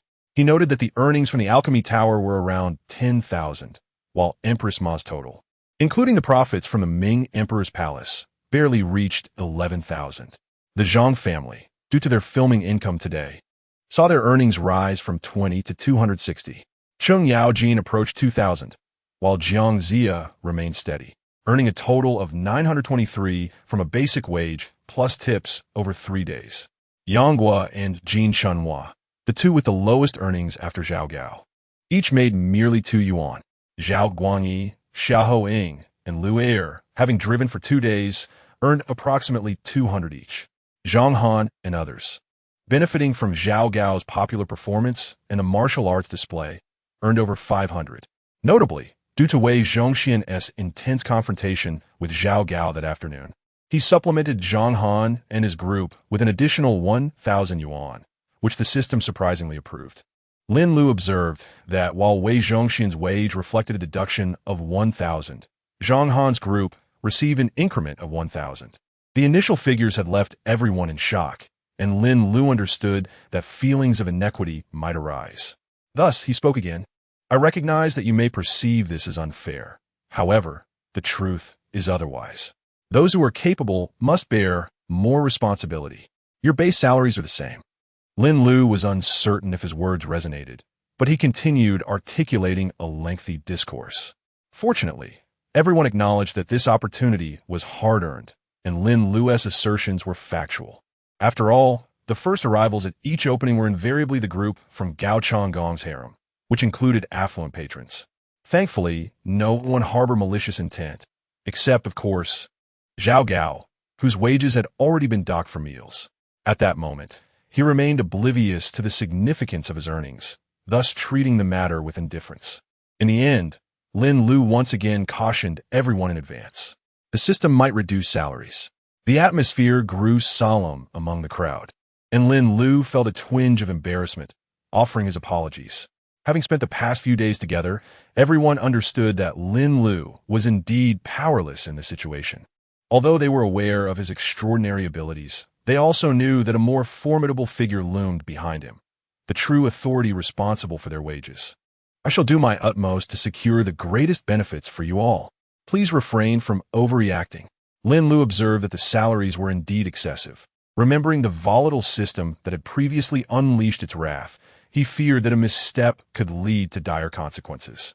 Aware of the situation's gravity, the group nodded in agreement.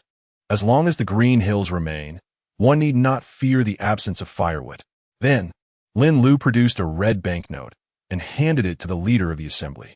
Take this back and review it. We will discuss the remaining salaries when we purchase goods tomorrow. The system, in its cunning, allowed salaries to be spent only on the island, making it impossible to take any home. Everyone understood that carrying too much money back was futile. A couple of notes for their compatriots would suffice to broaden their horizons. As the workday drew to a close, the crowd bid farewell to Lin Lu. Wei Zhongxian had initially intended to stay overnight, but, considering the need to procure items the following day, decided it best to return and confer with his sovereign. After a brief hesitation, he took his leave. This old Wei is quite the schemer, feigning reluctance to enhance his presence. Lin Lu remarked to Jinyiwei. In my opinion, this old fellow should be paired with Zhao Gao and made to work all day. Jinyiwei replied. Did you learn that from Cheng Yaojin? Lin Lu inquired. Indeed, I find it quite easy to say. Zeman, make the most of your time to improve yourself. We must assist our father in generating revenue. Chaoang declared. What a pity, when Boss Chow comes next time, he may face a pay cut. Lin Lu sighed. Please do not blame yourself, Lin. The current situation is indeed critical due to the ongoing war. The young master speaks the truth. Jinyiwei concurred. Let's not dwell on such matters. Allow me to present you both with a little something. With that, Lin Lu handed them a family visit card. What is this? Chaoang asked. Boss Sima has been eliminated, and this is your reward, a chance to return home. However, I am unsure if you two qualify as employees or if you can use it. Lin Lu explained. It seems the duration is 24 hours. You may go after completing your purchases tomorrow. Both were immensely excited. Lin Lu had no idea which era they would visit. It should be the 8th year of Jinan, at least. After all, Cao Cao would recognize them. Should they end up in another time, it would be quite alarming. Even if it were the 8th year of Jinan, it might still be quite a shock. Lin Lu pondered. The two were filled with enthusiasm and prepared to kneel on one knee, clasping their fists in gratitude towards Lin Lu. No, no, no. In the future, please refrain from treating me like a fool, General Dian. Lin Lu hastily helped them to their feet. Jinyiwei found himself at a loss for words, resorting to a flurry of vague explanations. After their playful antics, Lin Lu did not forget to remind the two to deliver the Baixing pill to Cao Cao. Naturally, Lin Lu also remembered to expand the workforce at the base. However, the system yielded no response when he attempted to recruit. Calling out twice with no reaction, he pondered the lack of prompts for task completion. He then decided to invoke a specific summoning for the Tang Dynasty, seizing the opportunity presented by Cao Cao. Ding! Congratulations. Host, you have successfully recruited an employee, Yang Yuhuan, from the 22nd year of the Kaiyuan era, in October. Impressive indeed. Yet, Lin Lu was curious about Yang Yuhuan's current age and whether she had entered the palace. Upon consulting the records, he discovered she was merely 16, set to wed Prince Shou in December. Was this a deliberate move by the system? Lin Lu dismissed the thought and promptly messaged Cao Ong to prepare the necessary materials. With one recruit secured, he decided to utilize the remaining two tasks.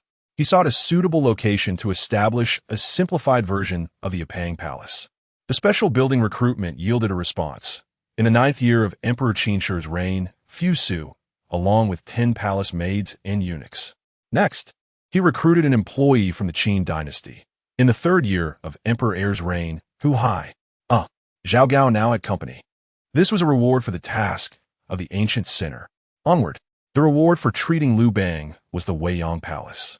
Lin Lu opted to place the Weiyang Palace at a distance to prevent daily skirmishes between Qin Dynasty employees and Han Dynasty staff.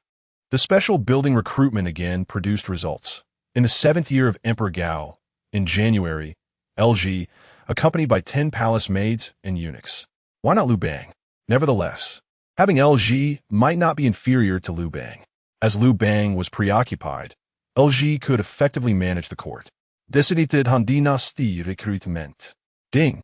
In the 6th year of the Yuan Shou era, Hua Tsubing, accompanied by 24 exiled soldiers. Intriguing. This implied the arrival of an injured soldier. Secretary Cao, it seems, you have some overtime ahead. Upon seeing this string of illustrious names, Cao Ong was left utterly astounded. All were renowned figures. There was no need to research Hu Hai. He would accompany Zhao Gao.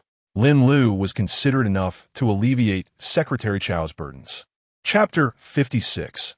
Awaiting dawn in the 22nd year of the Kaiyuan era, in the month of September, Yang Yuhuan, who had yet to receive the imperial marriage proposal from Li Longji, needed to complete a dance at home. Suddenly, she received a system notification. At merely 17 years of age, she blossomed into a remarkably beautiful young woman, possessing an ethereal grace befitting her lineage from the illustrious Yang clan of Hongnou. Upon receiving the notification, her delicate brows furrowed slightly, prompting her to seek out her father, Yang Xinyan. Is there something troubling you, my son? Meng Tian inquired, observing his young lord lost in thought. Concerned for this recently appointed nobleman by the emperor, he sighed inwardly, blaming the Confucian scholars for the young lord's woes. Hearing this, Fu Su shook his head, dismissing thoughts of the future and mundane affairs, bewildered by the machinations of unseen forces. In Xianyang, upon receiving a report from the Haibing Tai, Emperor Qin Shihuang Sumunid Fangang. An hour later, cries of Your Majesty. Your Majesty, I am wronged. Zhang Han has slandered me. Echoed in the court. Continue. Minister Zhang, he commanded, is it true that the elixir of immortality does not exist? Peixian? Fang Liang, Han Exin. In the 3rd year of Emperor Qin Ershi, Hu Hai finally discerned the whereabouts of the eunuch Zhao Gao. When confronted by Hu Hai, Zhao Gao remained silent, leaving Hu Hai inexplicably uneasy. Zhao Gao mused that, given Hu Hai's actions, he would likely receive similar treatment. Upon his return, Zhao Gao found himself unscathed, not even bearing the slightest mark from Wei Zhongxian's cunning schemes. For the sake of delectable meals, I have endured, but when the day comes for my resurgence, he thought, allowing himself a moment of fantasy, particularly since he now had a kindred spirit alongside him. Yet, the thought of self-destruction lingered as his solitary escape from his predicament. In the 7th year of Gao Zu's reign, L.G. contemplated the secret missive in her hand, reflecting on the recent notification she had just received. No wonder Liu Bang had vanished for a while today. It appeared that fate had ultimately favored her. A cold smile crept across LG's face. Emperor, one of Han. Danger looms. On the road back from Peixian to Chong'an, Xiao Hoing was reporting to Liu Bang. After expressing admiration for the influential Wei Zhongxian, they began discussing their plans for purchases the following day. In the 6th year of the Yuan Shou era, in September, Hua Zubing swayed unsteadily atop his steed, suddenly receiving alarming news. His accompanying guards were likewise informed. Due to Hua Zubing's actions against Li Guang's son, Li Gan, he was ordered by Emperor Wu of Han to retreat to Shuofeng to avoid scrutiny. General, please rest for a moment. We can depart at the hour of the rabbit tomorrow. It is not too late. Hua Zubing shook his head, gritting his teeth as he mounted his horse. The emperor has commanded me to head to Shuofeng. I cannot pause for a moment until I arrive. The cavalry, resigned, followed their general, though Hua Zubing appeared pale and unwell. Upon hearing Wei Zhongxian's account, Chongzhen erupted into hearty laughter. Wei Aiqing, it is surprising that you have fallen into Zhao Gao's trap as well. As for that 1,000 tales, although Chongzhen is concerned, how could one allow outsiders to bully his own ministers? Wei Zhongxian could only feign wiping sweat with a handkerchief. This was a form of concealing one's weakness. Thus Wei Zhongxian did not hide this from Chongzhen. After all, it is possible that among these 20 individuals, there could be spies sent by Chongzhen. Therefore, by taking the initiative to speak, one could still gain favor. Wei Aiqing, do you think Lin Zong might treat it similarly to how Zhao Gao was treated? Chongzhen suddenly expressed his worries. After all, he is a deposed monarch. Wang Qingyan looked at Wei Zhongxian with fear, recalling the unimaginable suffering endured by Zhao Gao. The old servant mused that it should not be the case. For he is but an old servant, Wei Zhongxian remarked. Setting aside such matters, let us discuss our purchases for tomorrow. Chongzhen gazed at the 100 yuan bill Wei Zhongxian handed him, feeling quite pleased. He began a plan. In truth, most considerations had already been made. Tonight, we shall rest side by side. Wei Zhongxian, here we go again. Empress Zhou, here we go again. In a sorrowful tone, after Chongzhen finished speaking, he glanced apologetically at his daughter-in-law. Watching the father and son admiring the 100 yuan bill, Empress Ma and Changxi were both a loss whether to laugh or cry.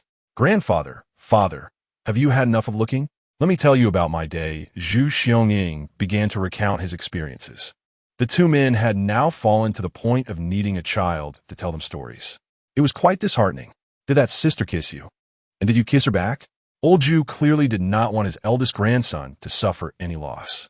He directly inquired. Empress Ma shot him a reproachful glance, pulling her eldest grandson closer. After learning about tomorrow's wages, everyone began to discuss again. To their surprise, the wages far exceeded expectations. A few started to entertain other ideas. According to our plan, those palace maids and eunuchs should bear the burden of the paperwork. Let us save where we can. Old Zhu began to reveal his selfish intentions once more. Empress Ma did not refute him.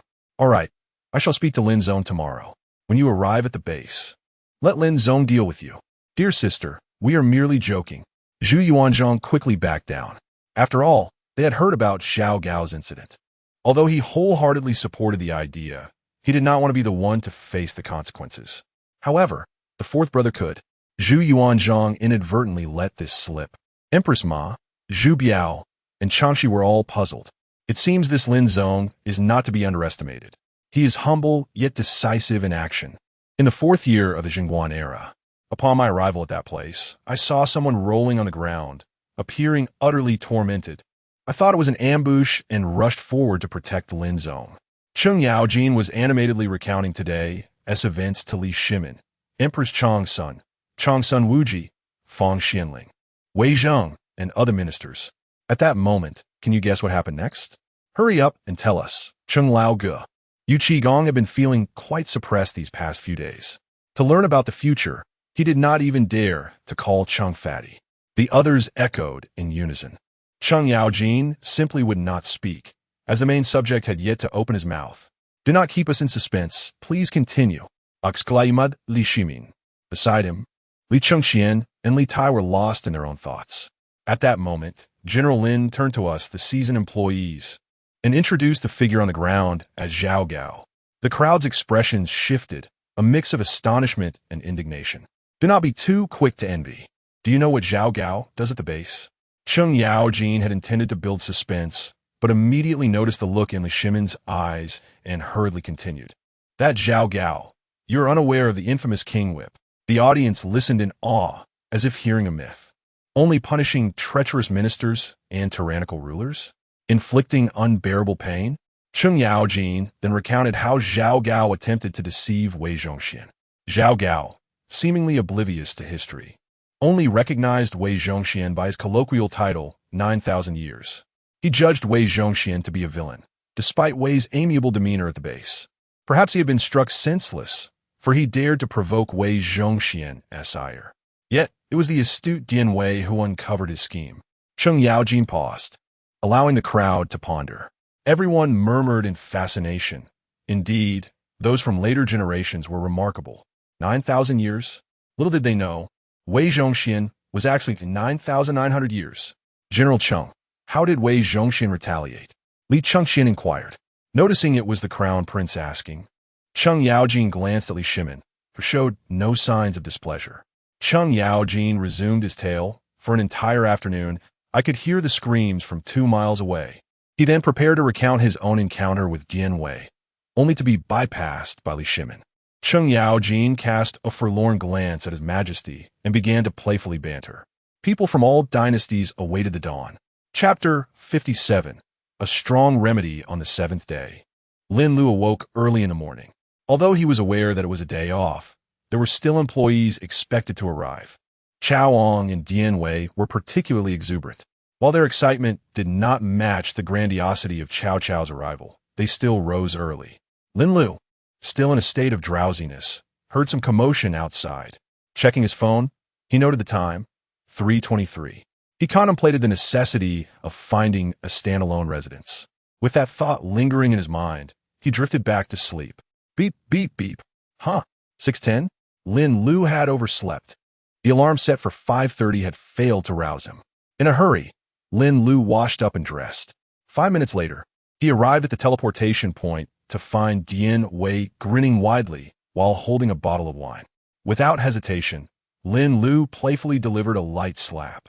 "Old Dian, why were you and Chaoong making such a racket outside in the middle of the night?" Jinyiwei, unfazed, was making exaggerated eye movements at Lin Lu. "Oh, so you didn't sleep well, and now you're sporting a cross-eyed look, huh?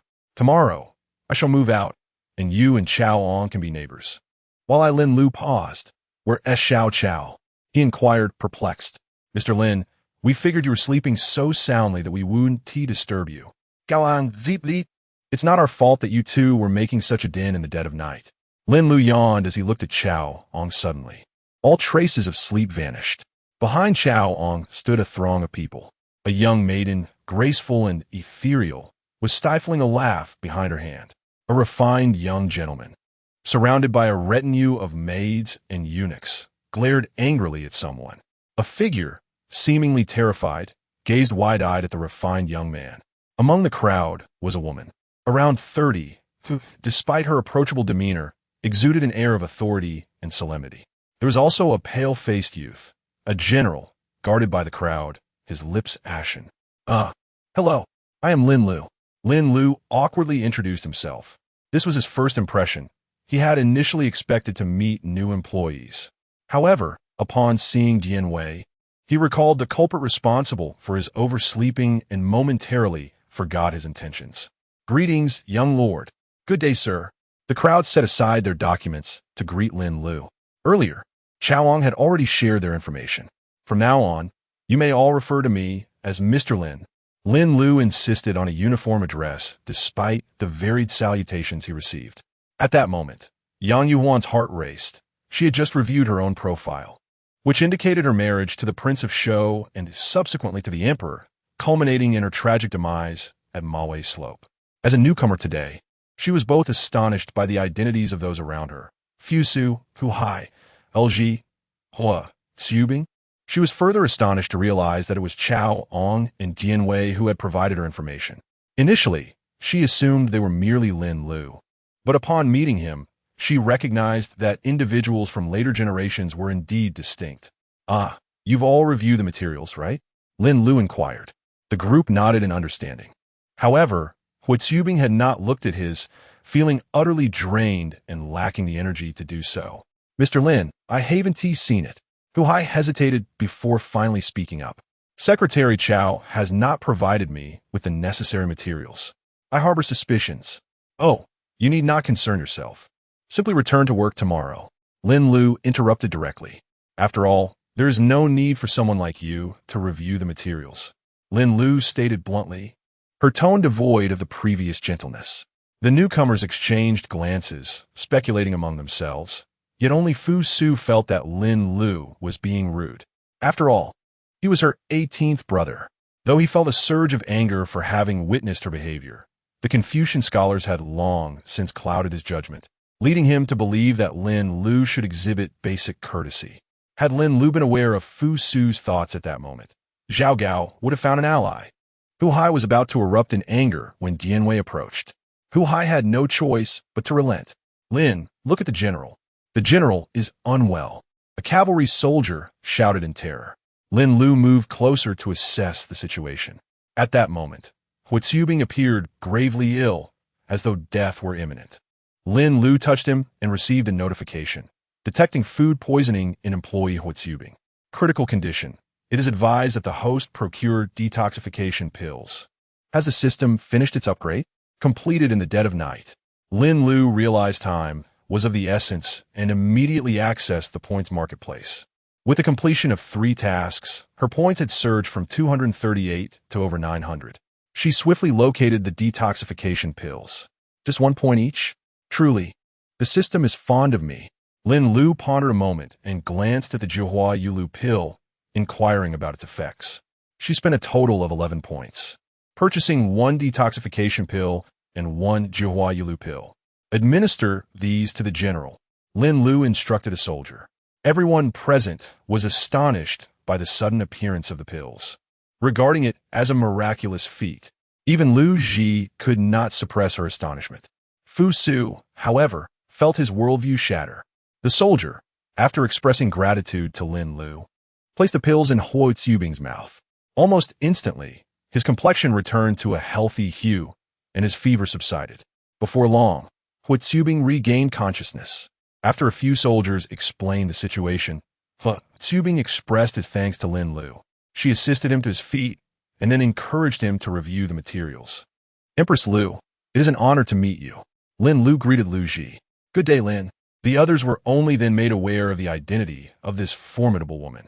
Although Huizubing and his companions may have harbored reservations about this poisonous woman, upon encountering someone of ancestral stature, they still approached to pay their respects. Yang Yuan hurriedly greeted Lu Ji as well, thinking it wise to learn from her. For who knows when she might enter the palace and wield power. At this moment, Yang Yuan felt increasingly reluctant to marry into the imperial family. Yet the decree of the emperor was unassailable. It is always prudent to leave a favorable impression. She sighed inwardly, wondering what her father would do upon discovering her disappearance. As a woman of the family, everything is dictated by interests. Her father had likely already begun to maneuver. To be a celestial maiden who could transcend time, a celestial maiden must surely befit an emperor. Alas, you are Yang Yuan, truly deserving of the title of one of the 4 great beauties. As Yang Yuan regained her composure, Lin Lu had already greeted her. Hello, Miss Lin, she said, addressing her with a sense of familiarity. No need for the miss. Just call me Lin. Lin Lu quipped, causing Yang Yuan's face to flush a deep crimson. Embarrassed, she felt a twinge of awkwardness. Lin Lu realized that her playful remark might have been somewhat inappropriate and hastily offered an explanation. However, Yang Yuan was not only beautiful, but also possessed an exquisite figure, perfectly proportioned without an ounce of excess. It was no wonder that the emperor had ceased his morning court sessions. Yang Yuan understood that Lin Lu was merely jesting.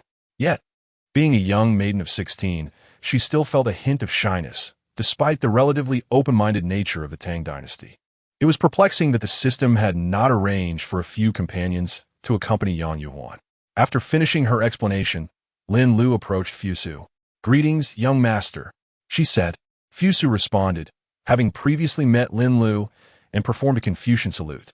At merely 18, he exuded an air of scholarly formality. "What were you doing before arriving here?" Lin Lu inquired. "In response to Miss Lin, I was serving as a military inspector in Chongzhen." Fusu replied, suggesting that he had been ensnared by the doctrines of Confucianism. "It appears you have been relegated to military duties. Perhaps a more vigorous approach is warranted. What is your opinion on the actions of that individual?" Lin Lu pointed toward Hu Hai. Fusu took a deep breath. "I am, of course, filled with immense indignation," he declared. "Furthermore, I wish to see if I can personally guide my younger brother back onto the righteous path, for as Confucius said, education knows no boundaries." The assembly fell into silence. Even Yang Yuan could not help but wonder just how entrenched Fusu's beliefs were.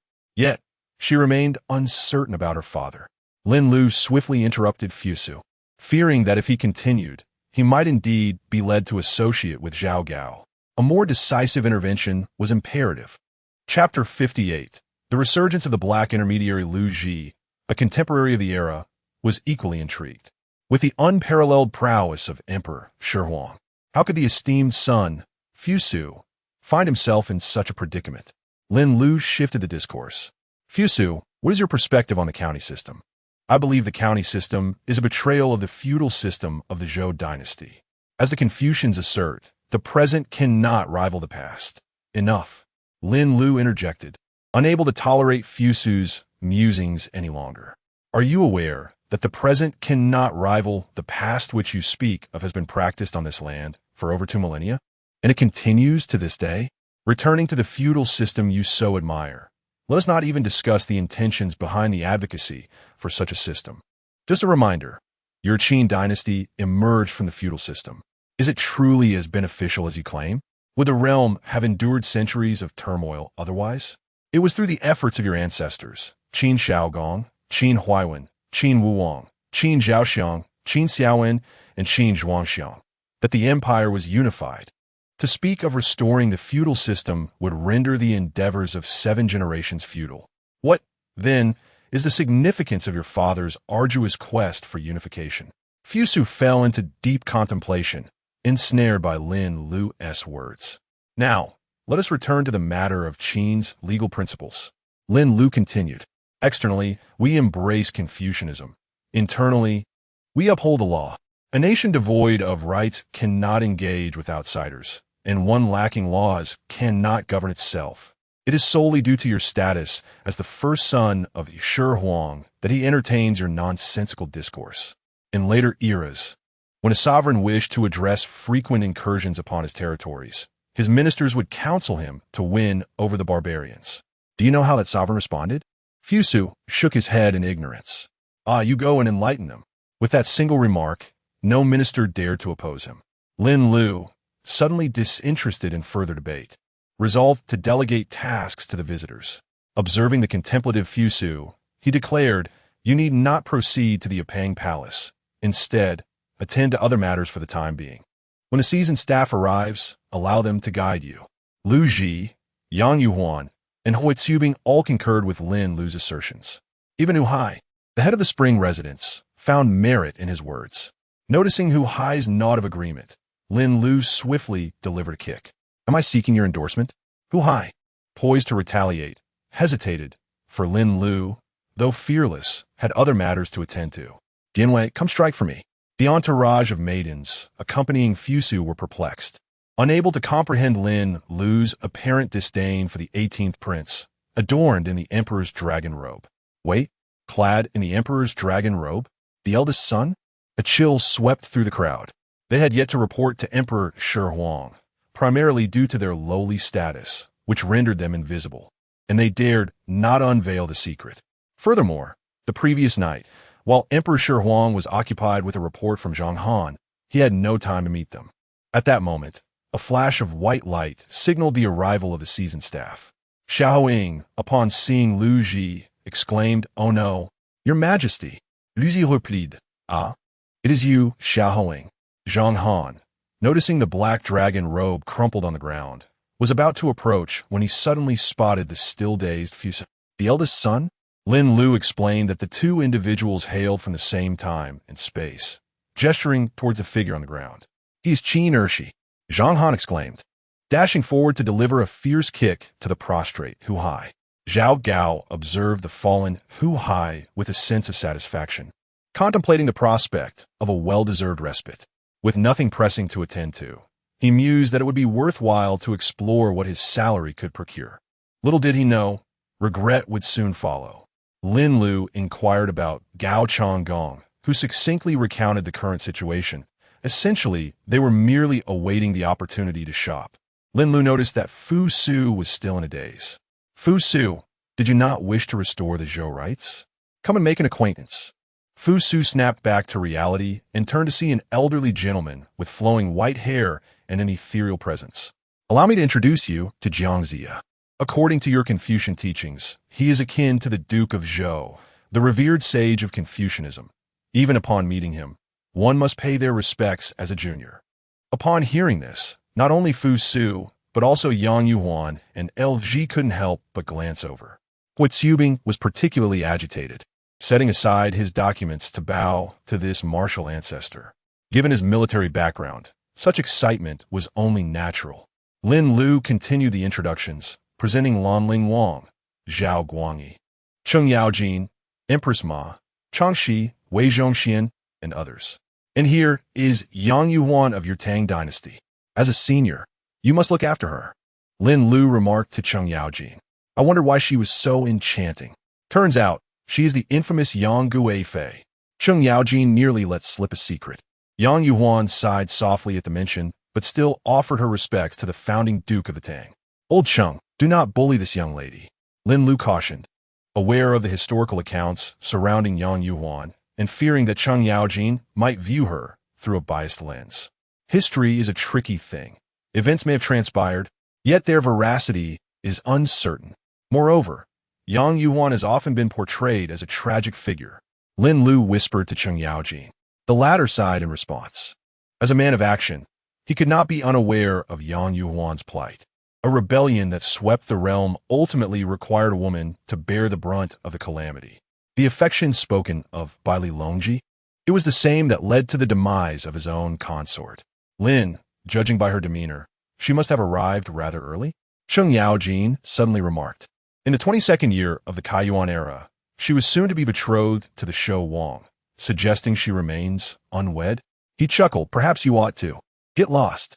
Are you itching for a beating from Jinyiwei? Cheng Yaojin laughed as he scampered away. Lin Lu, who already found Yang Yuan to be quite beautiful, reminded himself that she was, after all, an ancient figure and merely 16 years of age. Cheng Yaojin was certainly tempting fate. Yang Yuan observed the banter between Duke Lu and Lin Lu.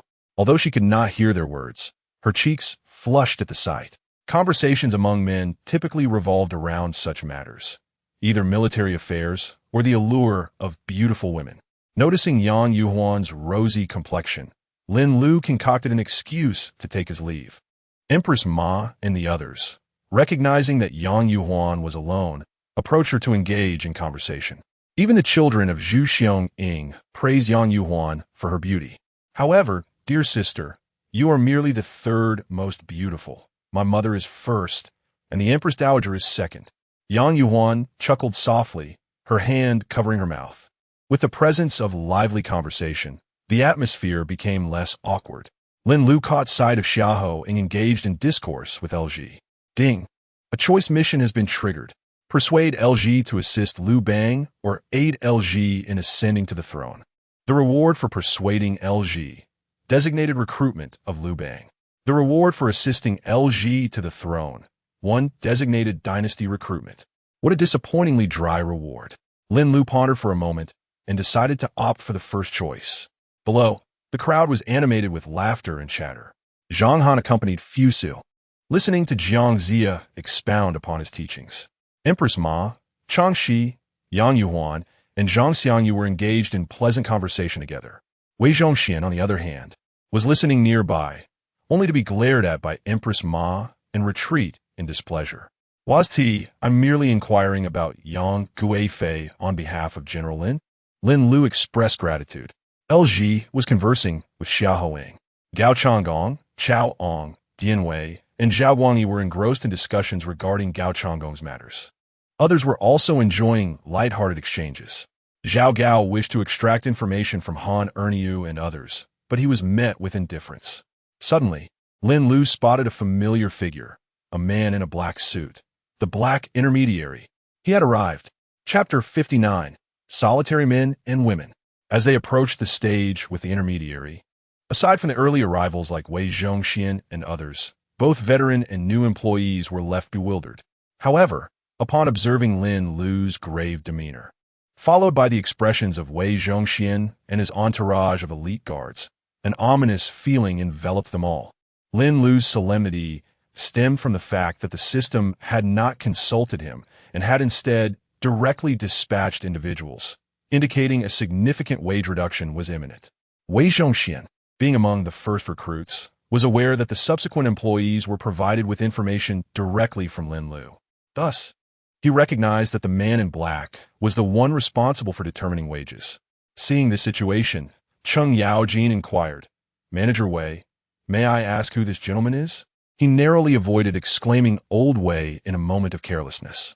Wei Zhongxian pretended not to hear, huffing in indignation. This matter was of great concern to everyone's interests.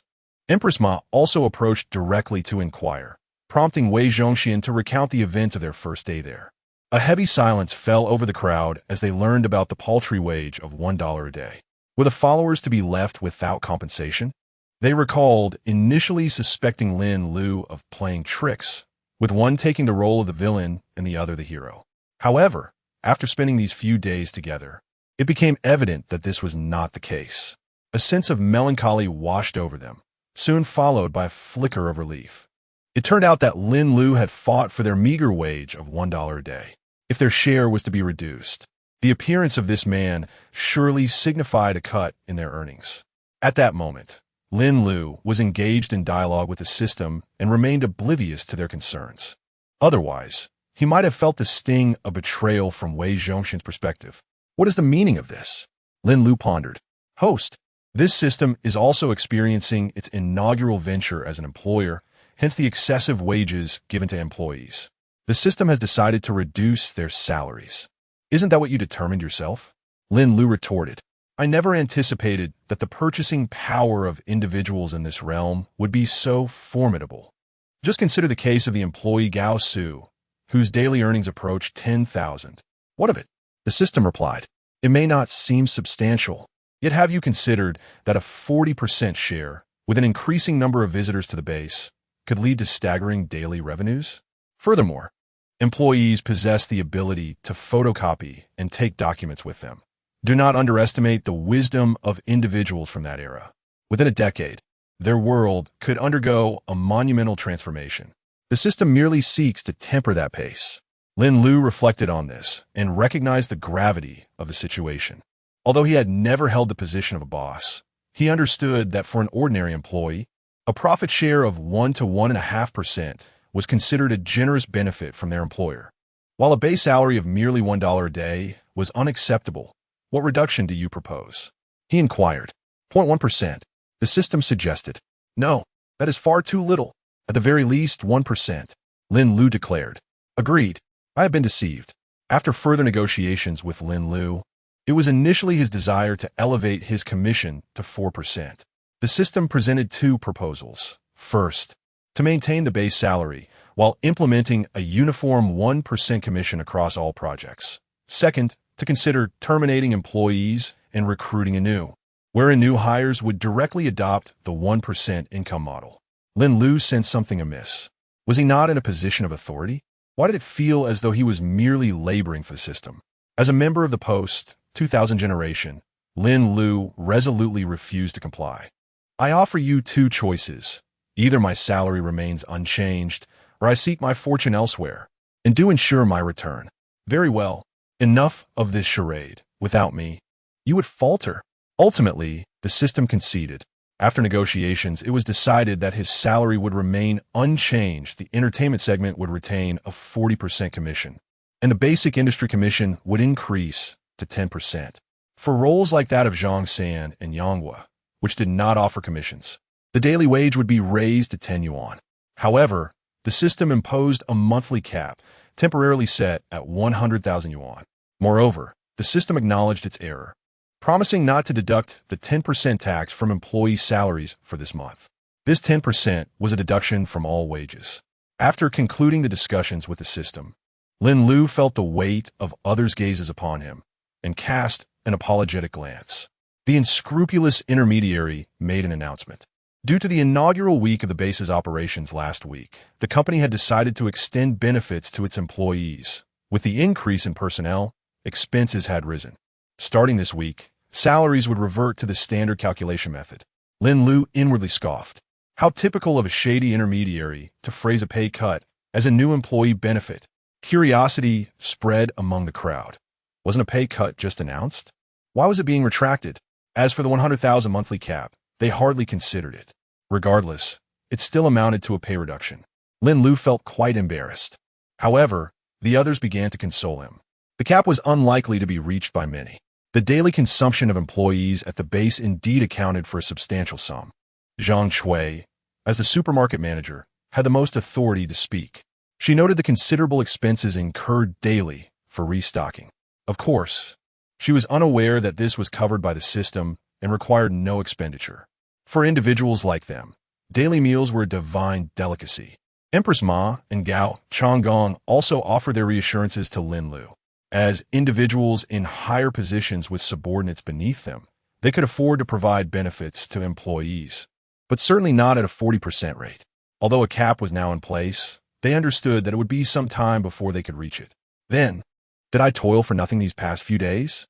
Cheng Yaojin murmured, prompting a hearty laugh from the crowd. With the increase in personnel at the base, it was possible that the cap might eventually be reached, but that was a matter for another day. Let it be. No need to dwell on it. Future matters shall be addressed in due time. After regaining his spirits, Lin Lu witnessed the employees embarking on an exhilarating shopping spree. Weapons? Purchase. Communication devices? Purchase. Finisult?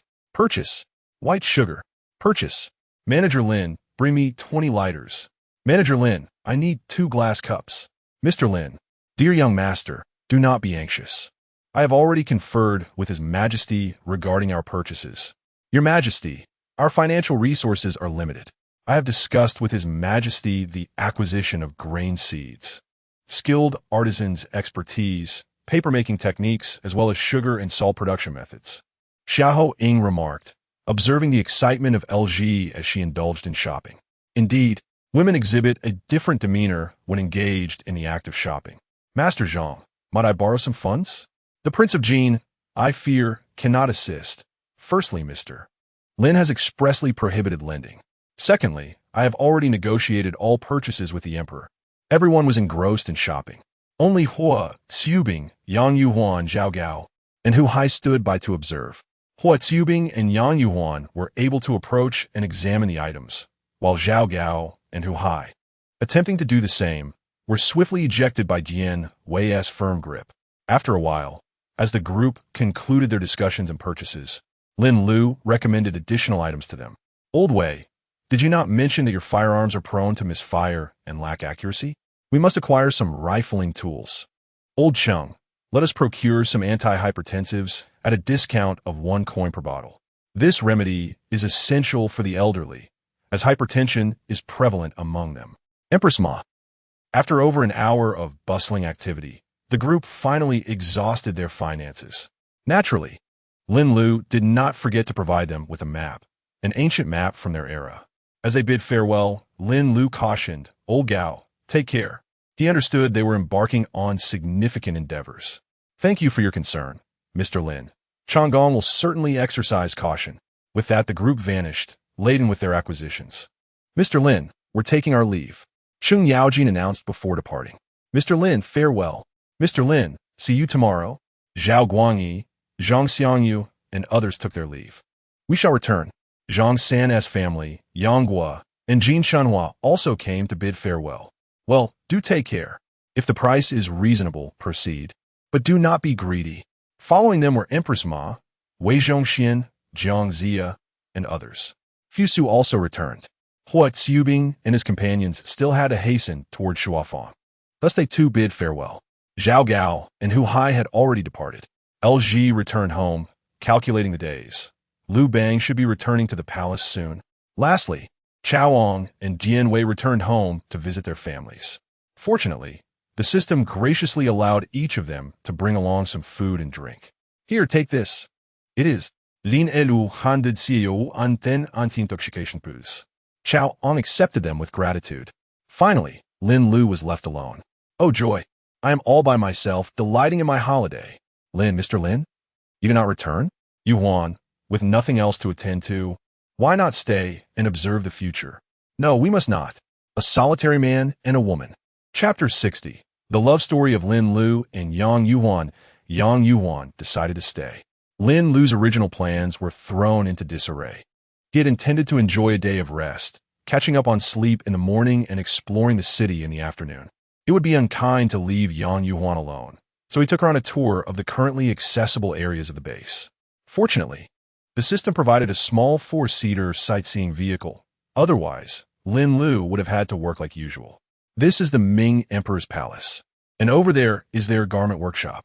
The Ming Dynasty emerged approximately 400 years after the Tang Dynasty. That area is the racetrack, where only the Bai Bao Xianbei army of Lanling Wang is present at the moment. However, with Hua Xiubing's arrival, we might consider allowing their cavalry to join in to enhance the performance. Lin Lu explained to Yang Yuan. This field is where the Duke of Lu worked like a cow. You wouldn't believe how Chang Yaojin had Jinyiwei, he continued, eliciting peals of laughter from Yang Yuan.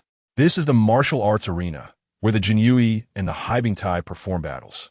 Nearby are the workplaces of Zhao Gao, Zhang Han, and others.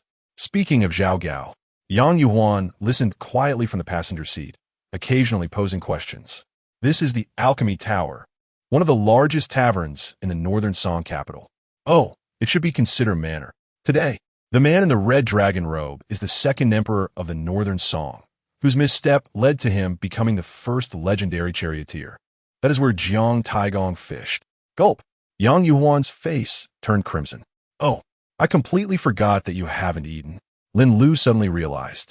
Today was a staff holiday, so no one was cooking. The longtime employees had already had their meals. Lin Lu, who had developed the habit of skipping breakfast in college, inadvertently caused Yang Yuan to miss hers as well. After parking the vehicle, he took Yang Yuan to the supermarket to grab something to eat. This is milk, and this is bread. What flavor do you like? We have meat floss, dark chocolate, cranberry. Lin Lu listed off a variety of options. Don't worry, all these foods are provided by the base and won't cause any issues due to your constitution. He mentioned the ancient people's lactose intolerance, adding, just follow Lin's arrangement. Yang Yuan, unsure of what was delicious, could only rely on Lin Lu's recommendations. He selected meat floss and chocolate, then grabbed a bottle of pure milk. Since they were already at the supermarket, he decided to pick up a few items for himself as well. Yang Yuan imitated Lin Lu, tearing open the packaging and taking small bites. At that moment, a young couple approached the entrance. Why isn't it open today? The girl lamented. Don't worry, Ting Ting. Let me check. The boy, appearing somewhat slender and shy, grew flustered upon hearing her words. He had mustered great courage to ask the girl out, intending to confess his feelings today. What would they do if the place was closed?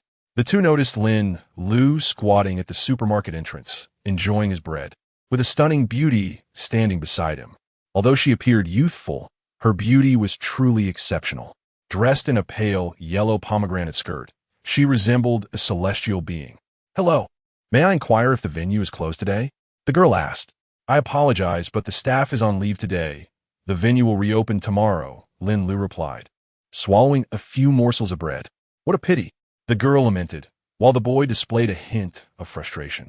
Although Lin Lu had never experienced romantic love, he could discern the subtle undercurrents between them.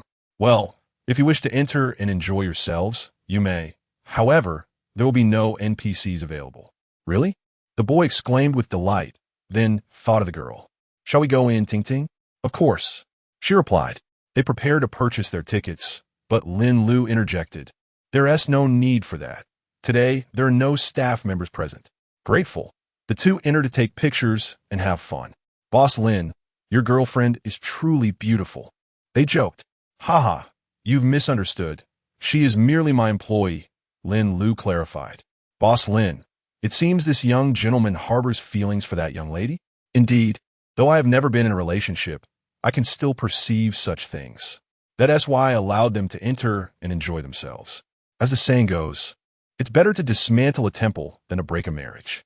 Boss Lin, in your time, can one go out on a date without parental consent? Asked Xiao Yang. Ah, my dear Yang, our era is quite different from yours. We now value the concept of free love. Free love? Yes. It means that both parties choose each other before introducing themselves to their parents. Though it may not always lead to success, parental influence is considerably less prevalent nowadays. Oh, I see. Yang Yuan responded, enlightened. Lin Lu had more to express, particularly since this was the youthful Yang Yuan, a time of chaos and disorder. The tumultuous era was not merely a phrase. To say nothing of the present lady, historically, she had even attended to the aging Lin Lu Shan, who was over a decade her senior. The notion that nothing transpired during their days together was incredulous. Moreover, it was Yang Yuan who pioneered undergarments. Boss Lin, did you just claim you have never been in love? Is that true? Yang Yuan queried, immediately regretting her words. Lin Lu found no offense in her inquiry and regarded her as she covered her mouth. He began to recount his past. From my first year to my third year in college, I immersed myself in gaming. Several girls expressed their interest, but I was indifferent and ignored them. In my fourth year, as graduation approached, I encountered a girl who piqued my interest. We exchanged contact information and met twice, but ultimately, it did not progress. At that time, I pondered if my allure was lacking. However, during a conversation with a friend, I realized how foolish I had been. You couldn't succeed even after 2 outings? My friend had asked. I recounted my experiences. The first time, I took her on a tour of the campus, and the second time, we wandered aimlessly. On that second occasion, she noticed a cat and went to play with it. In that moment, I envisioned a future where we lived together and cared for a cat. However, at that moment, I did nothing but quietly observe her from behind. Then my friend remarked, "You do realize that this pursuit seems more like walking a dog, right? Strolling around the playground, and you managed to arrange 2 outings. Impressive. At the age of 22, chasing someone resembled walking a dog. The playground spanned 400 meters, and we merely wandered for 3 hours. A true gentleman would never casually take a girl's hand." As Lin Lu recounted this tale, Yang Yuan, despite recognizing it as Lin Lu's love story, couldn't help but chuckle, especially recalling how she had just been aimlessly led around by Lin Lu. Feel free to laugh if you wish. My apologies for my rudeness. Yang Yuan stifled her laughter and said to Lin Lu, "And what happened next?" Then it was deleted, Lin Lu replied wistfully. Yet, she genuinely wished her well from the bottom of her heart, acknowledging that it was her own loss. Upon hearing this, Yang Yuan was at a loss for words to comfort Lin Lu. After a brief moment of melancholy, Lin Lu ceased to linger on the matter. "What about you? Are you planning to remain as a favored concubine, or will you seek another path?" Yang Yuan's expression turned slightly somber at this inquiry. Lin Lu seemed to grasp the implications. A living person vanishing without a trace, ascending to another realm, favored by deities, a celestial maiden among mortals, a rare treasure, awaiting the right offer. Ding! The system issued a task. Beauty short life. The host must assist the employee in altering the course of fate. Tools provided: a one-time time travel talisman from ancient to modern. Task reward: a simplified version of the Taiji Palace. One-time recruitment of designated Tang Dynasty employees. Chapter 61. The unyielding strength of Lu Ruo. A new task has presented itself. The intention is quite clear now. A teleportation talisman to transport an important figure. It hinges on the machinations of Yang Yuan's family. Will they manage to draw Yang Yuan into the gaze of Li Longji ahead of time? The Prince of Shou? Merely a piece in Li Longji's game. Lin Lu perceives her as a wife figure, thus enhancing Yang Yuan's appeal. Has no one ever spoken to Li Longji of Yang Yuan's beauty? Lin Lu cannot fathom it. As for marrying a daughter-in-law, what does that signify? A day that sees the demise of 3 sons is worth pondering. Lin Lu retrieved the teleportation decree and handed it to Yang Yuan. If perchance you are reluctant to wed into the imperial family, present this to Li Longji when you meet him. Let him silently recite ancient-style tourism base thrice in his heart. Upon uttering this, Lin Lu suddenly considered that a melodious name was in order. I thank you, Director Lin, Yang Yuan replied, accepting the token, which felt as smooth as jade, a chill seeping in her palm. After imparting the necessary instructions, Lin Lu glanced at the time, well past 10 in the morning. It seemed that a nap was out of the question for today. With little else to do, he retrieved a mobile phone from the system and began to teach Yang Yuan its usage. This is the search function, and these are the English characters. A, B, C, D, E, F, G. We typically refer to them as ABC, or even a bow key in a playful tone. You can utilize voice input, since you are just beginning to learn. As Lin Lu spoke, he pressed the voice input button. Today's temperature. Yang Yuan diligently practiced, repeating the phrases after him. Suddenly, Lin Lu recalled something significant. Girls. They are quite different from boys. Back in school, girls would often attend lectures. He remembered the time when the few boys remaining in the humanities class would boast about tattoos.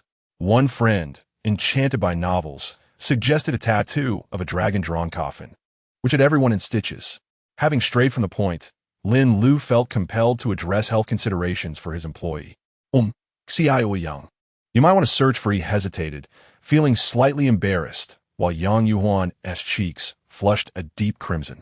Women's health, she began, nervously initiating a search. Lin Lu feigned ignorance, turning away. This door is indeed grand. After a moment of awkward silence, Lin Lu returned. That reminds me, there will be new female employees. Yang Yuan understood, her expression shifting to one of comprehension. What does Director Lin think of me? Lin Lu anticipated her inquiry. I once added a girl as contact information, but upon learning she was a high school student, I regarded her merely as a younger sister. Oh, a senior in high school, a repeater, age 19. Understanding dawned upon Yang Yuan, and she broke into a radiant smile. Then, Director Lin, I shall make a trip to the supermarket. Lin Lu did not follow them. Moments later, Yang Yuan returned. The young couple from earlier approached, hand in hand. Lin Lu remarked, Well done, my boy. You have not let down your benefactor. Upon seeing Lin Lu, Yang Yuan's scrutinizing gaze made both of them somewhat bashful. The girl, who had been so carefree moments ago, now appeared quite shy. You are Yang Yuan? She inquired, stepping closer and noticing Yang Yuan's name tag. You must dance beautifully, then. The melody of feathered garments. Lin Lu pondered how to arrange work for Yang Yuan. The system was quite versatile, yet it felt somewhat lacking in intelligence. It promised to provide work arrangement suggestions, but had only done so once or twice. My lady, indeed, Yang Yuan replied. I have practiced dance since childhood. However, we are not performing today, as the establishment is closed. Lin Lu picked up on the conversation. Both were recent graduates entering the workforce, thus well aware of the struggles of laborers. If you request a day off or overtime, they could trace your genealogy in return. Thus, they did not press the matter further, merely taking a photo with Yang Yuan before preparing to leave. Boss, she truly isn't your girlfriend? The boy asked. No, she is merely my sister. Lin Lu clarified. Why isn't your sister wearing purple? The girl, though not comprehending, absorbed the question. Come on, you two. I was already annoyed seeing you together. Lin Lu feigned impatience. The boy whispered softly in the girl's ear, causing her to display a look of realization. They both departed with cheerful laughter. As noon approached, Lin Lu had not intended to cook, but with an employee present, he found himself in the kitchen after many years. He prepared tomato, scrambled eggs, steamed eggs, potato shreds, and braised eggplant, though he had no meat dishes. Indeed, Lin Lu was not adept at cooking meat. Yang Yuan observed Lin Lu cooking, noting the difference of modern individuals. In ancient times, unless one was a chef, individuals of any standing would maintain a distance from the kitchen. Typically, in farming households, it was the women who prepared meals. Soon, the meal was ready. I cannot cook meat dishes, so you'll have to make do, Lin Lu said politely. Oh, but it should have been me cooking for you. Yang Yuan replied. You can cook as well? Lin Lu inquired, despite knowing that she was destined to become the famed Yang Guifei. She hailed from a prominent family. Indeed, I'll learn from the servants. Then I must seize the opportunity to witness the culinary skills of a noble consort. Lin Lu exclaimed apologetically, realizing he had misspoken. He then reflected on the future. Most visitors will still likely refer to you as Yang Guifei, so I understand. She responded. Lin Lu recalled a rumor about Yang Yuhuan having body odor. Although he had not detected any during their time together, he considered the possibility of her sweating while dancing during work. To be cautious, he exchanged a point in the System S shop for a beauty pill, initially just to test it out, and was surprised to find it could be redeemed even outside of emergencies. After the meal, Lin Lu conveyed some matters. After Yang Yuhuan returned to the year 22 of the Kaiyuan era, she found herself on a vast island, now occupied solely by Lin Lu.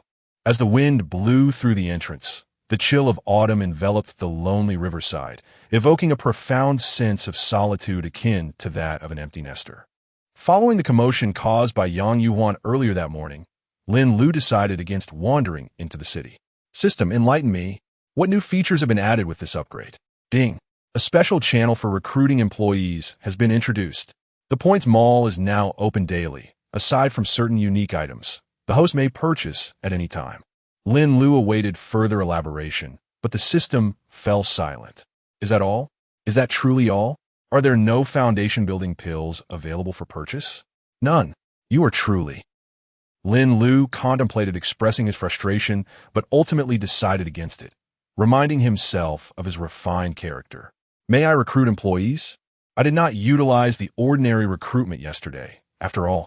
Indeed, how many recruitment opportunities do I possess? One. The system upgrade has reset the host's opportunities. Remarkable. Lin Lu was left speechless, feeling undeniably slighted. Shaking his head, he considered himself fortunate to still have one chance remaining. Let us commence the recruitment. Ding. Congratulations, host. You have successfully recruited an employee. Yang Jian from the first year of Renshou? Goodness. Yang Jian of the Sui Dynasty? What a miraculous draw. Chao Secretary, you have work? Silence ensued. Oh, I forgot. Chao's secretary has gone home to visit family. Truly, I have become an empty nester, my memory failing me. Lin Lu then proceeded to research information independently. Meanwhile, in the year of Renshou, within the mountains, a 60-year-old man was being relentlessly tormented by mosquitoes. Yet, he was not clad in coarse garments, but rather adorned in a dragon robe. It was none other than the disgruntled Emperor Yang Jian of the Sui Dynasty, who had left home in a fit of anger. It seemed his wife had even summoned sorcerers to persuade him to return. For her sake, I shall reluctantly acquiesce and head back, he thought to himself. Certainly not because he was unable to endure the mosquito bites. Chapter 62, Braised Pig's Head, Take Care. Father Master Lin busied himself for an hour, gathering information. The absence of Xiao Chao was indeed a nuisance. Lin Lu tapped away at the keyboard, diligently researching. The favor of palace maids? A tearful departure instigated by the Empress's wrath? The bond between Emperor Sui I and Empress Dugu was undeniably profound. In the year 602 AD, Empress Dugu passed away. Year 1 Renshou? In 601 AD? Does that imply that Empress Dugu had but a few years left to live? Dugu Qialo, who departed this world on September 15th, 602 AD. Yang Jian had little time remaining as well. Lin Lu muttered to himself, fervently sifting through a plethora of information. Almost done. Time to wrap it up. Lin Lu thought. Although Li heir did not come, his granduncle had arrived. They say the Sui and Tang dynasties are inseparable. Lin Lu was quite eager to discern whether that was indeed the case. Subsequently, Lin Lu opened a short video application, randomly selecting an empty shot and adding a brief caption. The base will resume operations as usual tomorrow. To his surprise, he discovered a video that garnered over 200,000 likes. Intrigued, he clicked to delve deeper and found a staggering 230,000 comments. Lin Lu was puzzled. Typically, the ratio of likes to views is 1 to 10. In less favorable cases, it could be 1 like for every 100 views. The alignment of comments and likes piqued his curiosity. He ventured into the comments section. The first comment boasted over 30,000 likes. Lin Lu found it hard to accept that Chao Ong was younger than him, fixating on an image of Chao Ong. The accompanying text read, "Brother, your serious word demeanor is quite appealing." The second comment, with over 50,000 likes, featured Lin Lu substituting for Jinyiwei, addressing Zhang Chui. "Little sister, do not fear. I hold no interest in you. I am W." Wei Zhongxian offered Lin Lu a respectful bow in his comment. The text associated with Wei Zhongxian read, "Boss, I am a eunuch." Lin Lu's response was simply, "That works." Another comment noted, "No wonder I saw Lin Boss asking Wei Zhongxian to visit his room that night." While passing by the staff canteen, Lin Lu scrolled through the comments, feeling increasingly flustered. How had this straight man found himself so thoroughly bent? Suddenly, a particular comment caught his eye, garnering only a few hundred likes. "Just the thought of Lin Boss watching this video, braised pig's head in hand, makes me laugh." Lin Lu exclaimed, "Oh dear, lies cannot hurt, but the truth is a sharp blade. The ticket price will increase by 1 yuan next time." Having finished his retort, he prepared to turn off his phone and retire for the night. Little did he know, the comment had received an immediate response. "Oh, has the braised pig's head replied? Raise it by another yuan. That works." In the tone of Wei Zhongxian. "You too, raise it. That works." In the tone of Wei Zhongxian. "That works." X10086. Before long, the replies to this comment had multiplied into the thousands. Lin Lu glanced at them, feeling indifferent. Engaging with the audience was, after all, a facet of managing an account. As for the price hike, Lin Lu chuckled. He didn't even know who was on the other side of Douyin. How could he raise prices? And as for claiming to be W, he chose to disregard it. A true man requires no explanation. Although Lin Lu stated this, he nonetheless shared a video. As soon as it was posted, the comments began pouring in. One day, when Jinyiwei teaches him a lesson, he'll learn to be humble. In response to the comments, Lin Lu hastily deleted the video. Truly, rumors spread like wildfire. Resolving to put it out of his mind, he decided to retire for the night, as he needed to rise early the next day. In a state of drowsiness, Lin Lu felt as if he had forgotten something important. Han Wendy, danger! In the 8th year of Jinan, generals such as Su Chu, Zhang Liao, Xiahou Dun, and Chao Ren gazed upon the eldest son of Prime Minister Chao Ong, alongside Jinyiwei. The seasoned warriors displayed expressions reminiscent of having encountered a microcosm. Indeed, they had witnessed such an event. In the Battle of Wansheng, Chao Ong, Jinyiwei, and Chao Anmin had all perished over a decade ago. Suju stam, this. He had felt the absence of the prime minister in the tent that morning, but the scene before him was beyond comprehension. Chao was initially astonished by the presence of the two. However, after a lengthy explanation, he felt a sense of gratitude towards Lin Lu, despite their brief reunion. "Once I conclude my affairs, I shall make haste to work. Father, do not rush. It is imperative to address the matters of war first." The two then placed their numerous gifts down. After a moment of hesitation, Chao summoned several generals into the room, leading to the current scene. With a brief explanation from Chao, the others regained their composure. "Where is Mother? Since my return to the base, I have dispatched individuals to search for her." However, Chao Ong understood Chao's underlying concern. After all, Mrs. Ding, having lost her child, might not be easily persuaded, as long as Mother is well. Chao Ong reassured himself. "General Chaorun, you have aged," Jinyiwei remarked with rare sentiment. "General Jinyiwei, you remain unchanged from the days of yore." Gaozhen Zipli. "So you are Su Chu? What is the matter? Care for spar?" Su Chu, having never encountered Jinyiwei, could not suppress his eagerness. "Gome, brute, what day is it today?" Noticing the situation between the two, Chao interjected. Su Chu offered his apologies, leading to hearty laughter among them. Moments later, everyone turned their attention to the wine that Chao Ong and Jinyiwei had brought back. This was akin to the bulk white liquor of later generations, lacking in potency.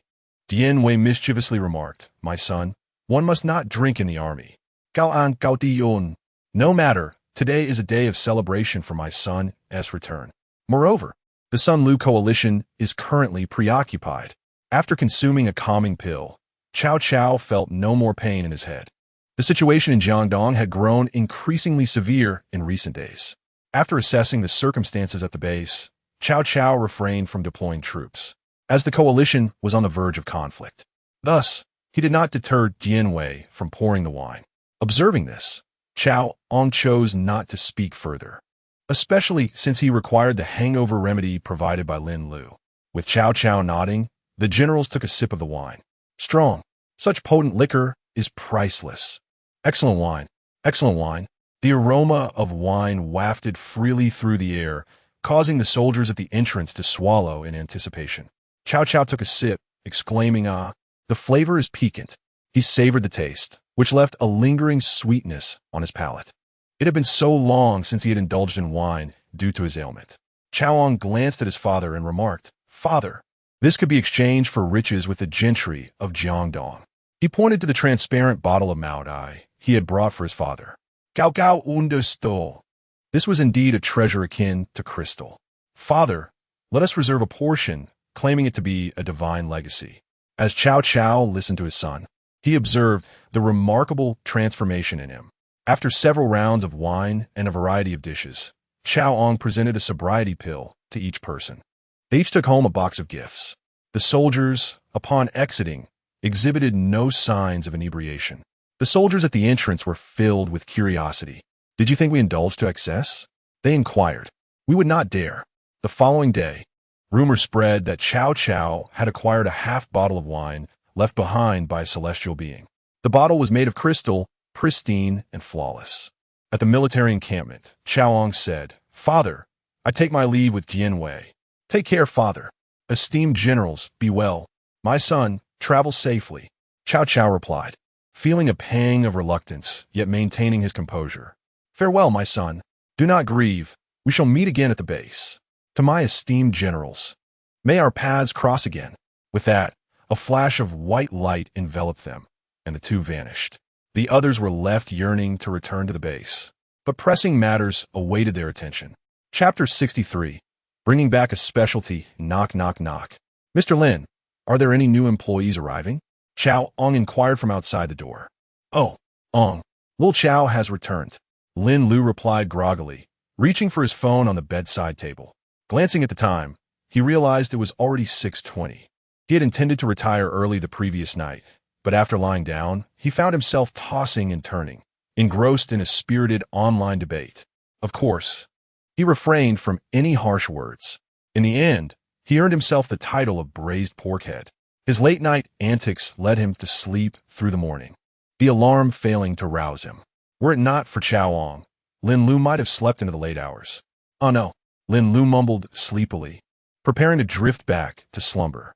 Suddenly, his eyes shot wide open. Yang Jian. Meanwhile, at the employee transfer point, Yang Jian shivered in the brisk autumn morning breeze. "Where on earth have I arrived?" An elderly man stood alone in the square, with no one around to respond. Yesterday, Yang Jian had returned home, brimming with pride, conversing with Empress Dugu. If the Empress wishes for me to return, I shall return. There is no need for the alchemist to deceive me." Empress Dugu wore a perplexed expression. "Your Majesty, what do you mean?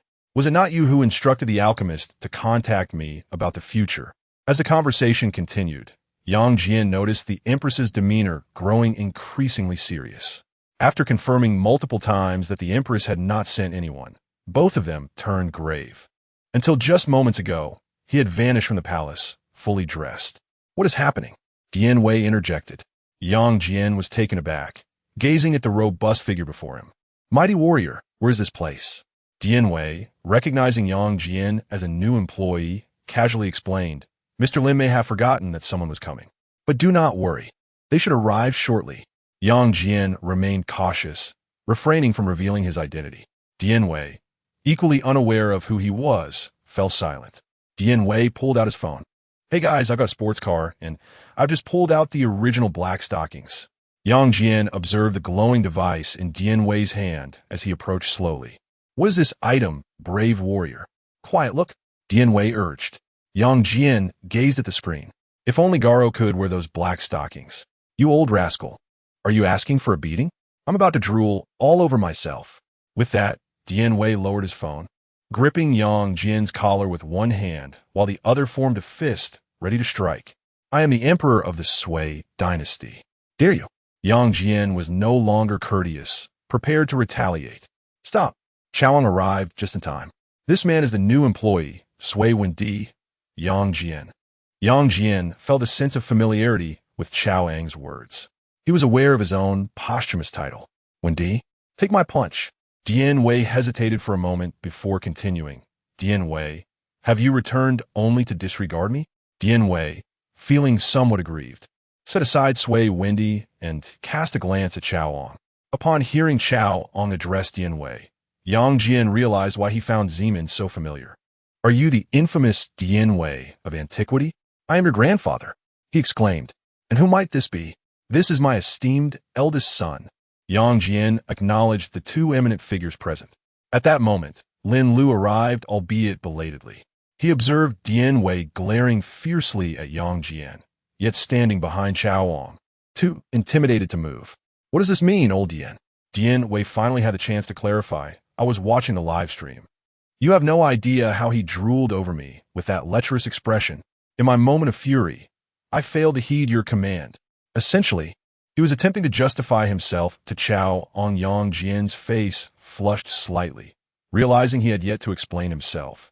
Lin Lu took hold of Jinyiwei's phone and, upon opening it, discovered a female streamer in black stockings dancing passionately. I was merely. Yang Jian, an elderly man, blushed as he recounted the events. Age brings vitality.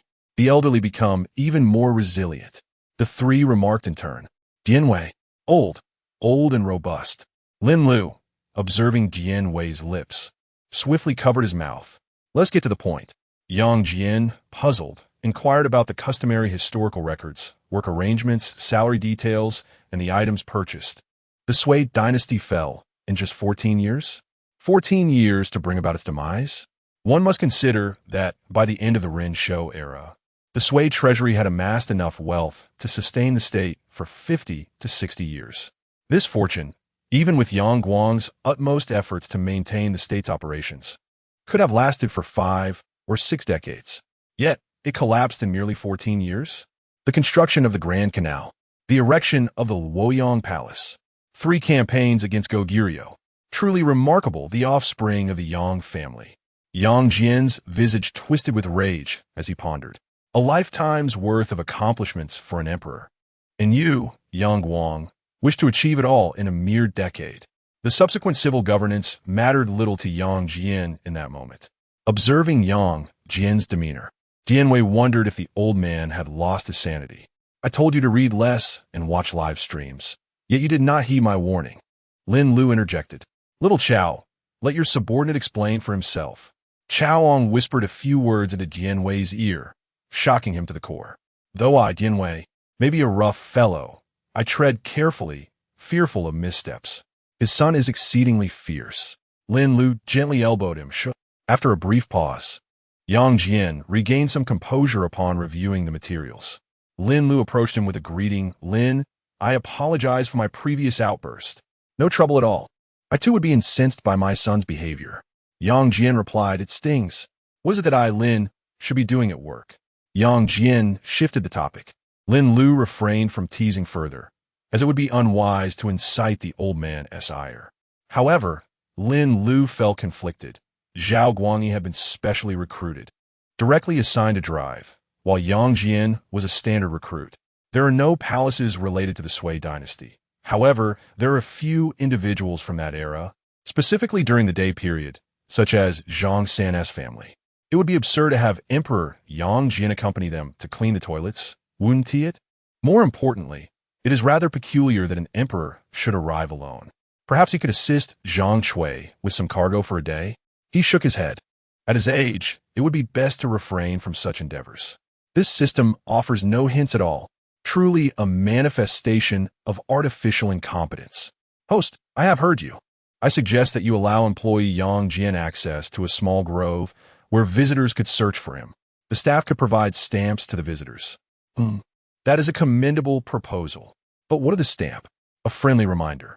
The imperial seal of the Sui Wen Emperor has not yet been lost. Remarkable indeed. By heaven's decree, may he reign long and prosper. Read this. Hiss. Consider these characters. Which one does not drive one to madness? Should I happen to find this seal, ought I to seize it from Yang Jian? Perhaps it would be wiser to take the one belonging to Liu Bang, which remains intact. Hey. Host, are you indulging in fantasies again? Hurry and grant the employee leave to retrieve the seal. Oh. Understood. After relaying the message to Yang Jian and completing the leave paperwork, the system chimed. Task initiated. A quarrel at the head of the bed and reconciliation at the foot. The Empress Dugu and Yang Jian share a deep affection, yet a minor disagreement has caused discord. The host must assist employee Yang Jian in restoring their marital harmony. Props provided: black stockings. Prop description: a pair of black stockings. Rest assured, they have not been worn, and there is no foot odor. Special reminder: host, do not wear them yourself. System rewards: a simplified version of Jinyiwei City. Designated recruitment of Sui Dynasty employees once. Did you just eavesdrop on our conversation, system? Absolutely not. Who would believe you? Ahem, Emperor Wen, I cannot visit the Sui Dynasty, so please bring back some local specialties. Lin Lu handed the stockings to Yang Jian, who was preparing to open them. Hurry back. Come back soon for breakfast. Chapter 64. The transaction. General Lin, what specialty do you bring? Jinyiwei inquired with curiosity. Silk stockings. Lin Lu replied candidly. My lord, you must be jesting. Pray do tell. Jinyiwei's tone carried a playful lilt. Behave, or you shall be deprived of liquor for an entire week. Jinyiwei retorted. Isn't it said that the men who dote on their lovers live the most fortunate lives? He mused, though he felt somewhat disgusted by the rumors surrounding him from the night prior. As today, as sole newcomer, Yang Jian completed his tasks. There were still a few minutes before 7 o'clock. He decided to wait a short while to join his colleagues in the cafeteria, primarily for fear that Yang Jian might struggle to find it alone upon his return. Upon his return, Yang Jian rushed to retrieve the imperial seal, while Empress Dugu was presumably attending to state affairs, something the ministers had grown accustomed to. Upon returning to his chamber, Yang Jian intended to use his card to revert to the base, but was suddenly drawn to the specialty Lin Lu had gifted him. Out of curiosity, he opened the package. Is this not the very silk stockings that General Jinyiwei mentioned in his live stream? His cheeks flushed at the thought of declaring in front of others that he would forgive his wife upon seeing her in such attire. Indeed, the texture is exquisite. Yang Jian glanced around. Come in. He summoned a eunuch. Leave. Should someone arrive, notify me at once. Yes. Once the eunuch exited, Yang Jian looked around again. Let me try this on for the Empress. He then slipped off his undergarments. Truly a marvel from a later era. Smooth and form-fitting. He chuckled, envisioning how exquisite it would be if Jialuo were to wear them. The Empress approaches. The eunuch bellowed. Regrettably, Yang Jian was lost in his fantasies and did not hear. What is the commotion in the Emperor's chamber? Empress Dugu, aware of Yang Jian's absence, reprimanded the eunuch. Wait, could it be? She pondered. You shall remain outside. Yes. Upon saying this, she hastened into the room. The moment she entered, she beheld Yang Jian clad in half of the silk stockings. Your Majesty, what is this? I am merely addressing work necessities. I see. What brings you back, Your Majesty? I thought the eunuchs were announcing your return. Yang Jian briefly recounted the events, initially intending to elaborate on history, but recalled Lin Lu's words urging him to be swift. Let us discuss in detail upon my return after work, he concluded. Though puzzled by Yang Jian's sudden ire, Empress Dugu nodded in understanding. As Yang Jian began to remove the stockings, she interjected, Did you not just say this was for work? Indeed. I had forgotten. Reluctantly, he donned them once more. Ahem. Then I shall return to my duties. Your Majesty, do take care. Ahem. I shall see you this evening. With that, he impulsively leaned in to kiss Empress Dugu. How brazen, are you not ashamed? She blushed slightly. Yang Jian smirked, then vanished from view, hoping his attire would adequately conceal the silk stockings. The barrier could indeed be erected, yet he regrettably forgot to pray that no one would be present beside him while he visited the restroom today. Primarily, he was unaware of this. Lin Lu encountered the returning Yang Jian. How is it? The Imperial Seal, I have brought it. I refer to the specialty I promised you. Did Empress Dugu find it to her liking? Quite so indeed. Yang Jian's demeanor appeared somewhat strained. As long as she likes it, Lin Lu thought little of it, considering this was perhaps the simplest task he had undertaken, completed in less than half an hour. The bond between the two of them is indeed profound. Lin Lu could only surmise. Come, let us dine at the cafeteria. Everyone has already made their way there. Subsequently, Lin Lu introduced the individual beside him. This is Wei Zhongxian, someone from Millennium after your time. He serves as the base manager and is currently the third in command at the base. Zhongxian has met Emperor One of the Sui. Yang Jian returned the gesture of respect towards Wei Zhongxian, appreciating his courtesy. After all, Lin Lu had mentioned that all employees at the base are equal. Others had initially intended to wait, but Lin Lu had dismissed them. A few minutes later, Lin Lu escorted Yang Jian to the cafeteria. This is Jiang Taigong. Yang Jian was taken aback and promptly bowed. Fusu, Zhang Han. This is Empress LG of the Han and Xiaohoing, Hua Tsubing, and the Prince of Lanling, Gao Changgong. I specifically wish to mention these individuals to you. They hail from the era of your son, and of course, lived during your time as well. Zhang San, Wang Shi, Zhang Fu, Zhang Gui, Zhang Kui. The five, upon realizing they stood before their founding emperor, were overwhelmed with emotion, tears brimming in their eyes. The reign of Emperor Kai Wang. It feels as though it was merely yesterday. Then brief introductions followed for Cheng Yaojin, Yang Yuhuan, Zhao Guangyi, Zhang Xiangyu, Empress Ma, Changxi, and others. And these two, Hu Hai and Zhao Gao, they felt embarrassed.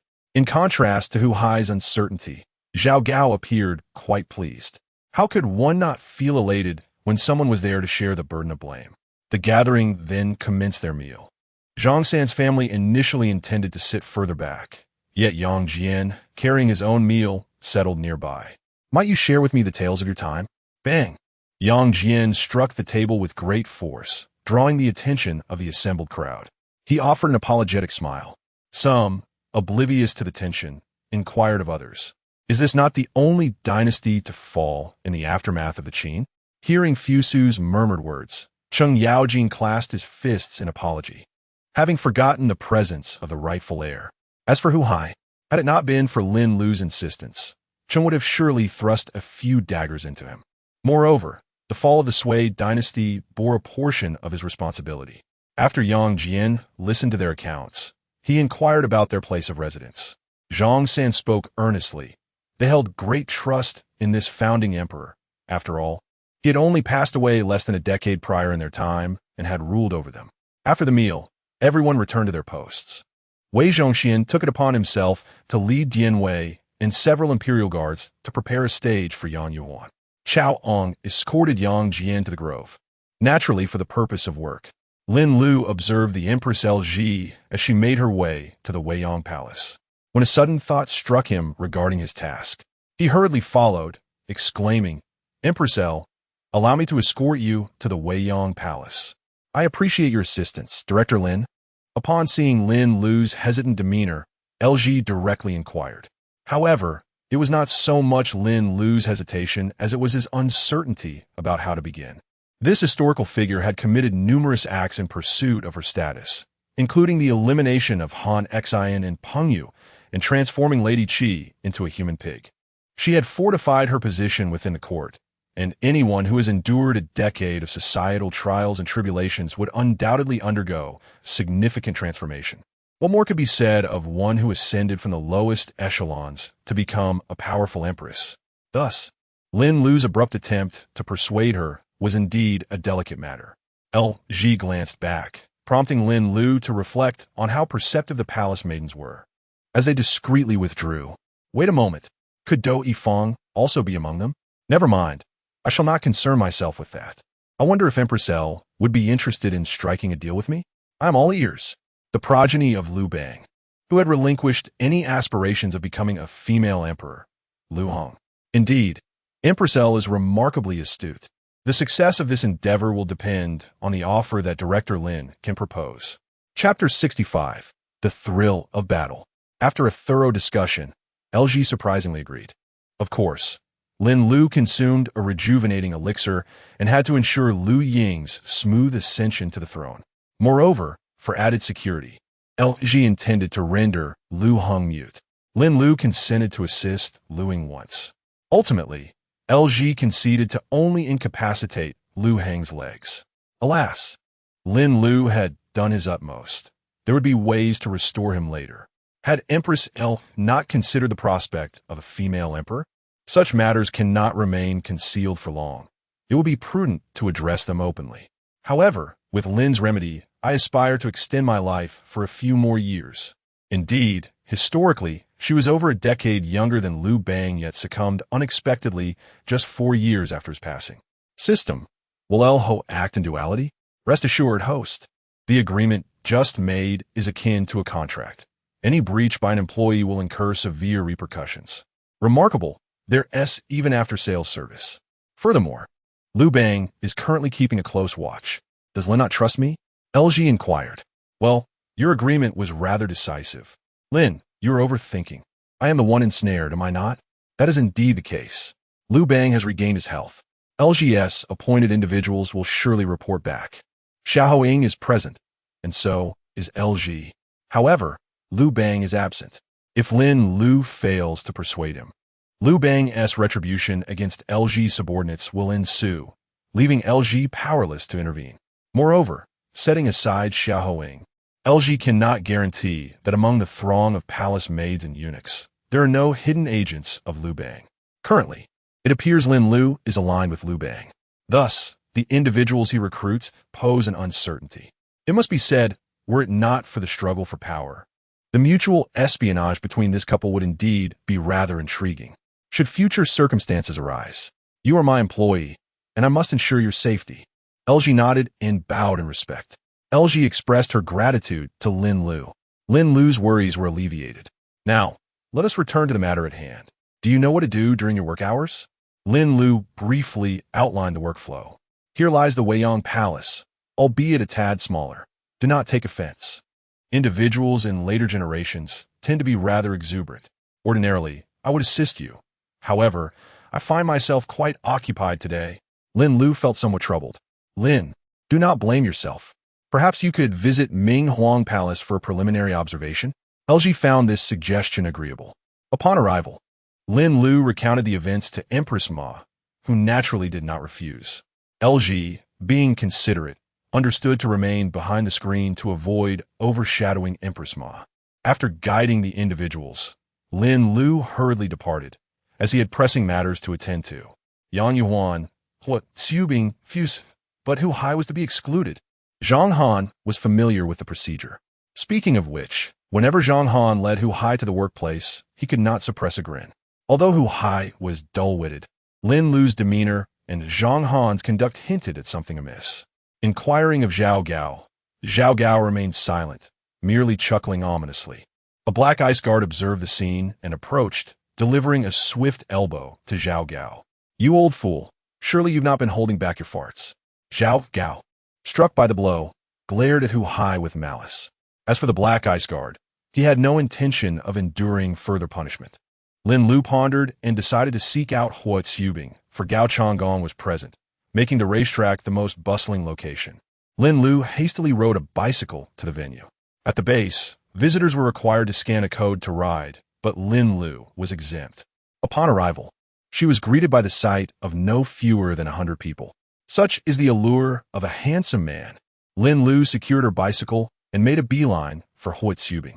Truly, the youthful general was striking. I recall that Hua Xubing passed away in his 20s. Hey there, would you like some candy? Hua Xubing's face flushed slightly, as he had yet to encounter such boldness.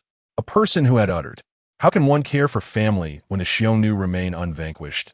was naturally indifferent to romantic pursuits, especially when approached so directly by a woman.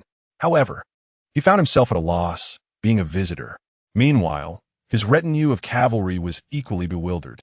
Lin Lu had issued several reminders regarding Hua Xubing, as his temperament was somewhat well known. From a distance, Gao Changgong observed with a smile, relieved that the pressure had lessened. Just then, Lin Lu approached. Oi, don't harass my employees. Is it permissible to harass you then? Not quite actually. General Lin is rather handsome. It's just that Lin Lu anticipated a comment about him being aloof, but instead, she heard he has like a braised pig's head and bent. A girl chimed in. Lin Lu was overjoyed until that moment. when her expression soured. What? Is that true? Whether or not he was bent, she knew he was indeed a braised pig's head. She then opened her phone and accessed the comment section, where several individuals exchanged incredulous glances at Lin Lu. Firstly, I'm as straight as a steel rod, and secondly, I'm not a braised pig's head. All right, you may be straight, but you are indeed a braised pig's head. Braised pig's head. Count me in. Count me in. After a brief argument with them, Lin Lu swiftly changed the subject. Ahem, I am here to introduce our new project. Hua Zhubing will lead 12 cavalrymen against Gao Changgong and his 12 Baibao Xianbei soldiers. Aware of their anticipation, Lin Lu wasted no time and, after briefing both parties on the essential precautions, declared the commencement of the match. Lin Lu intended to test the waters while the crowd was still sparse. After all, Hua Zhubing's cavalry was light, while the Baibao Xianbei were heavy cavalry. She aimed to observe the effects before refining the rules. Both sides, being of military background, were naturally thrilled at Lin Lu's announcement, eagerly preparing for the contest.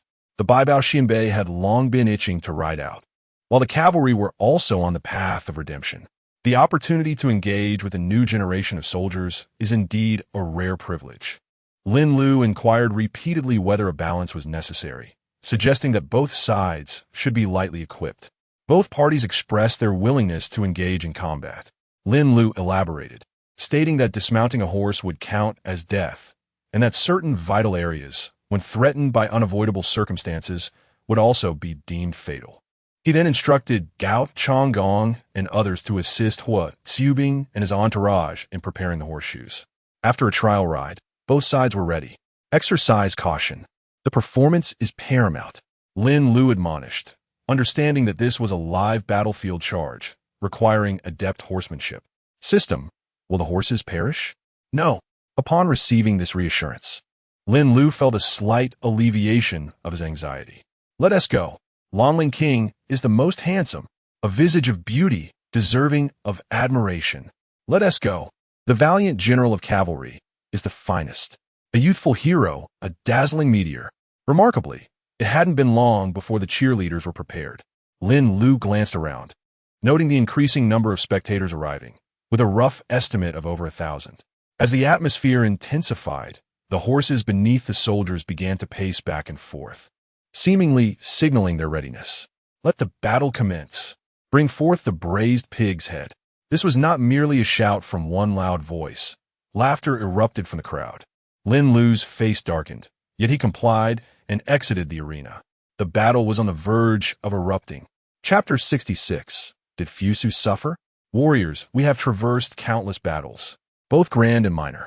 From the Battle of Hushi to the decisive clash in the northern desert and the Battle of Gaolan Mountain, we have emerged victorious at every turn. Yet today, we may face the most formidable war in our history. Perhaps our adversaries know us even better than we know ourselves. Hua Zhubing gazed upon the heavily armored soldiers 100 meters away and inquired, Are you afraid? Not afraid. For the glory of the Han. For the glory of the Han. My comrades, I shall refrain from elaborating on the foes we confront today. The illustrious twin generals of the Han. The young commanders famed for their prowess. But have we ever faltered due to the renown of our enemies? For the honor of Great Qi, let us vanquish our foes together. Kill, kill, kill. As the pre-battle fervor reached its zenith, more and more individuals gathered.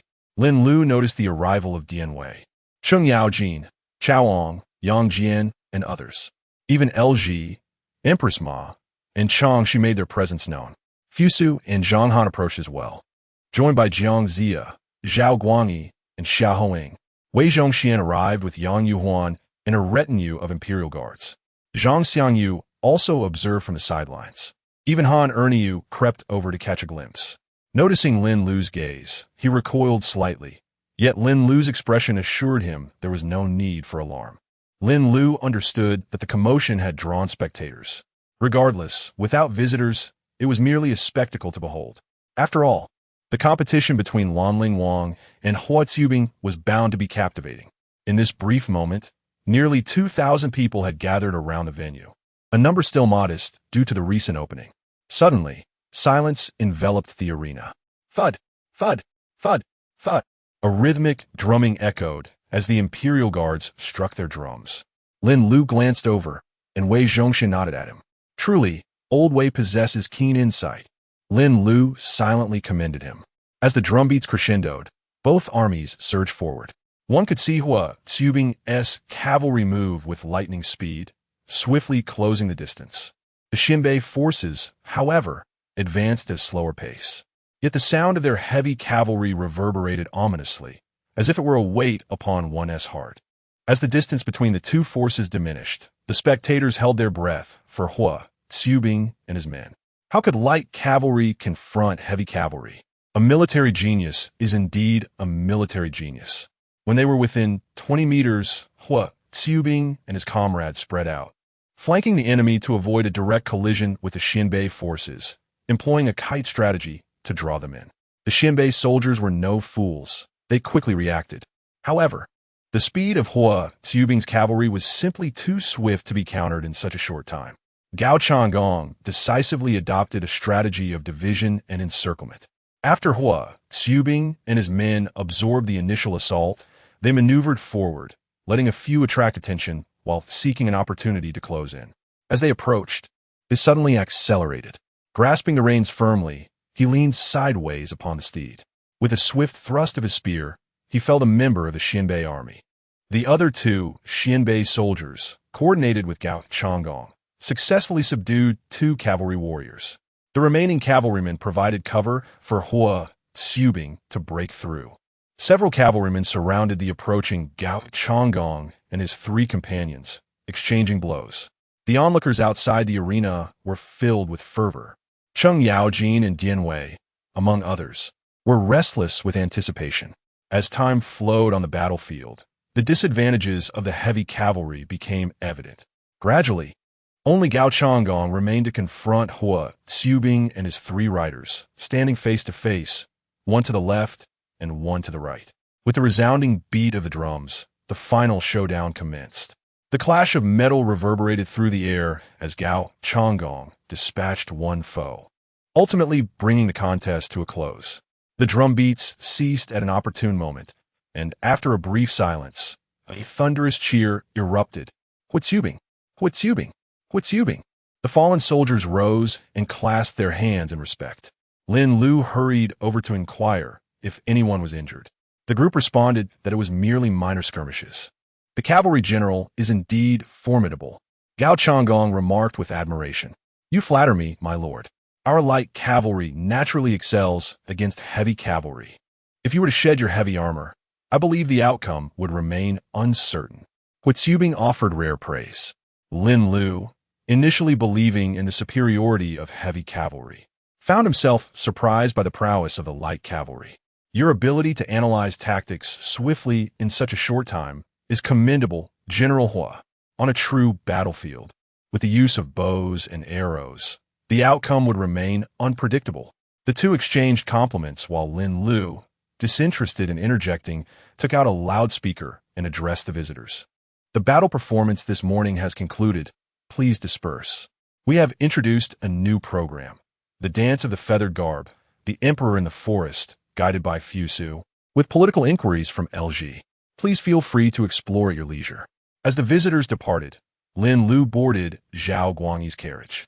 Zhao, have you been in contact with any wealthy patrons? No. Why? I fear, General Lin, that you are testing me. Lin Lu is at a loss for words.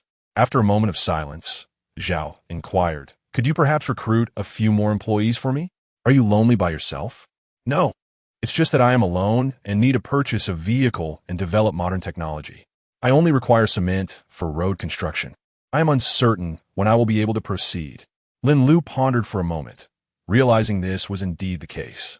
Yang Jian has just arrived, but if all goes well, there will be several more employees by tomorrow. Although Cheng Yaojin operates solo, he is involved in a lucrative entertainment venture.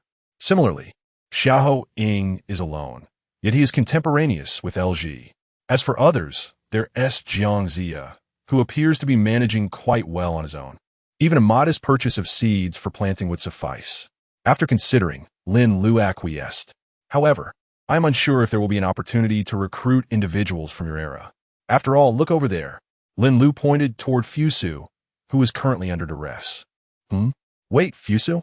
Stop the carriage. Lin Lu called for a halt and then disembarked. We shall discuss this later, he asserted before swiftly making his way over to assess the situation. Upon seeing Lin Lu, Zhonghan felt as if he had grasped a lifeline. General Lin, the braised pig's head has arrived. Lin Lu cast a disapproving glance at the individual. What is going on? Zhonghan gently recounted the events that had transpired. It turned out that before attending the performance, Kuhai had already commenced operations and, after being struck multiple times with a whip by several tourists, was writhing in pain on the ground. One of the tourists suddenly inquired about Zhonghan.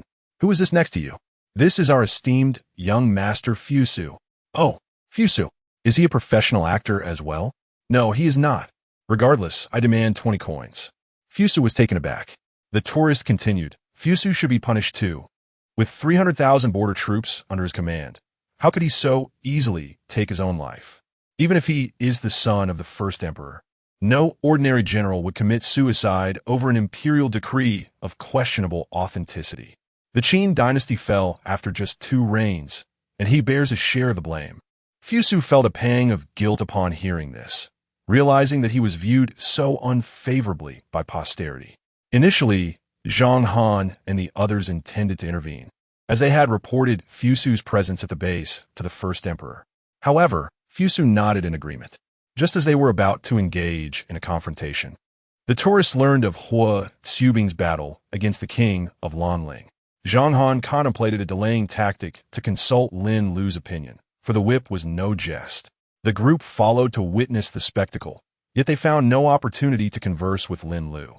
As Lin Lu conversed with Zhao Guangyi in the vehicle, they unknowingly circled around twice.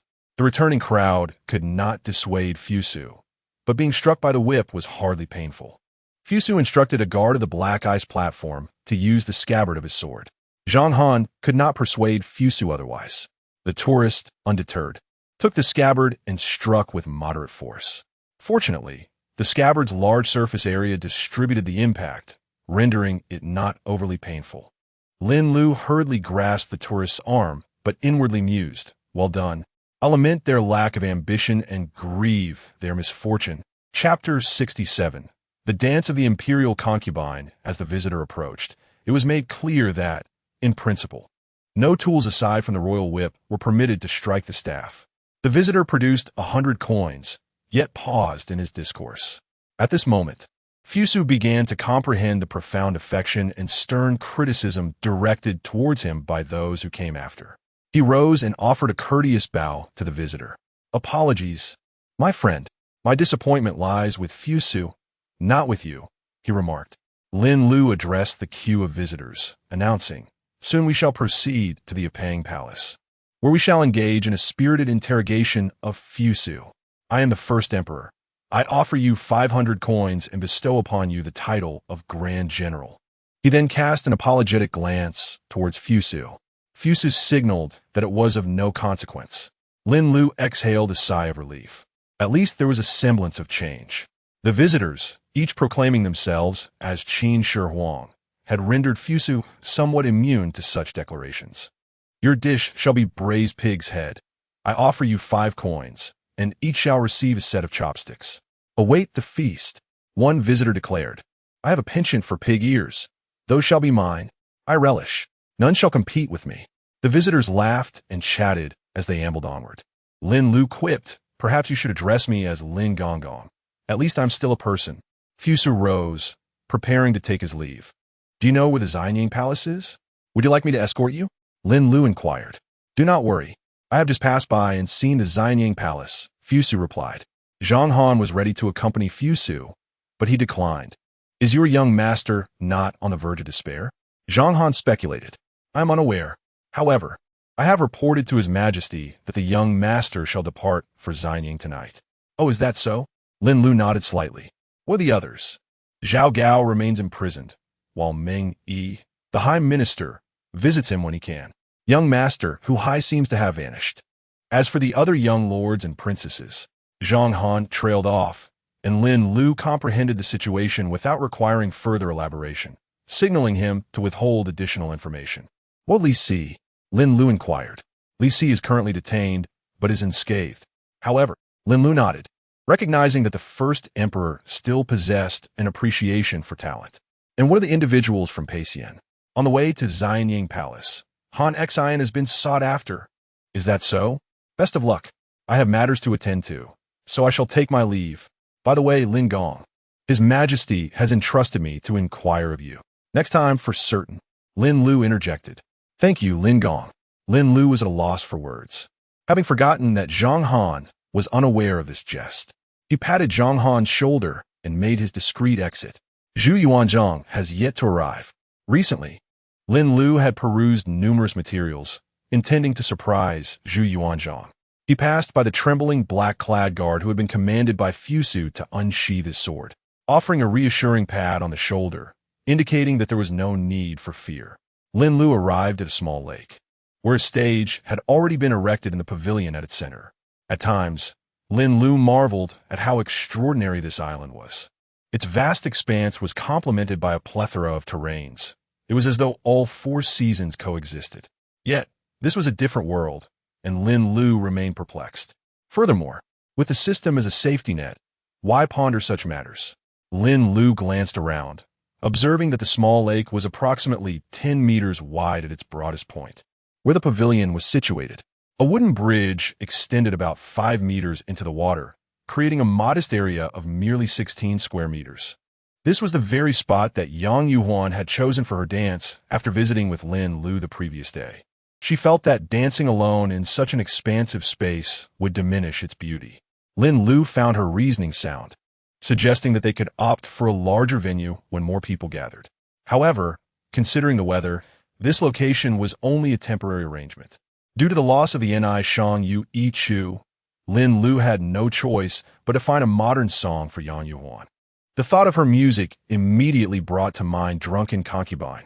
Thus, he took the initiative, the love and hate encapsulated in a fleeting moment, raising a toast to the moon.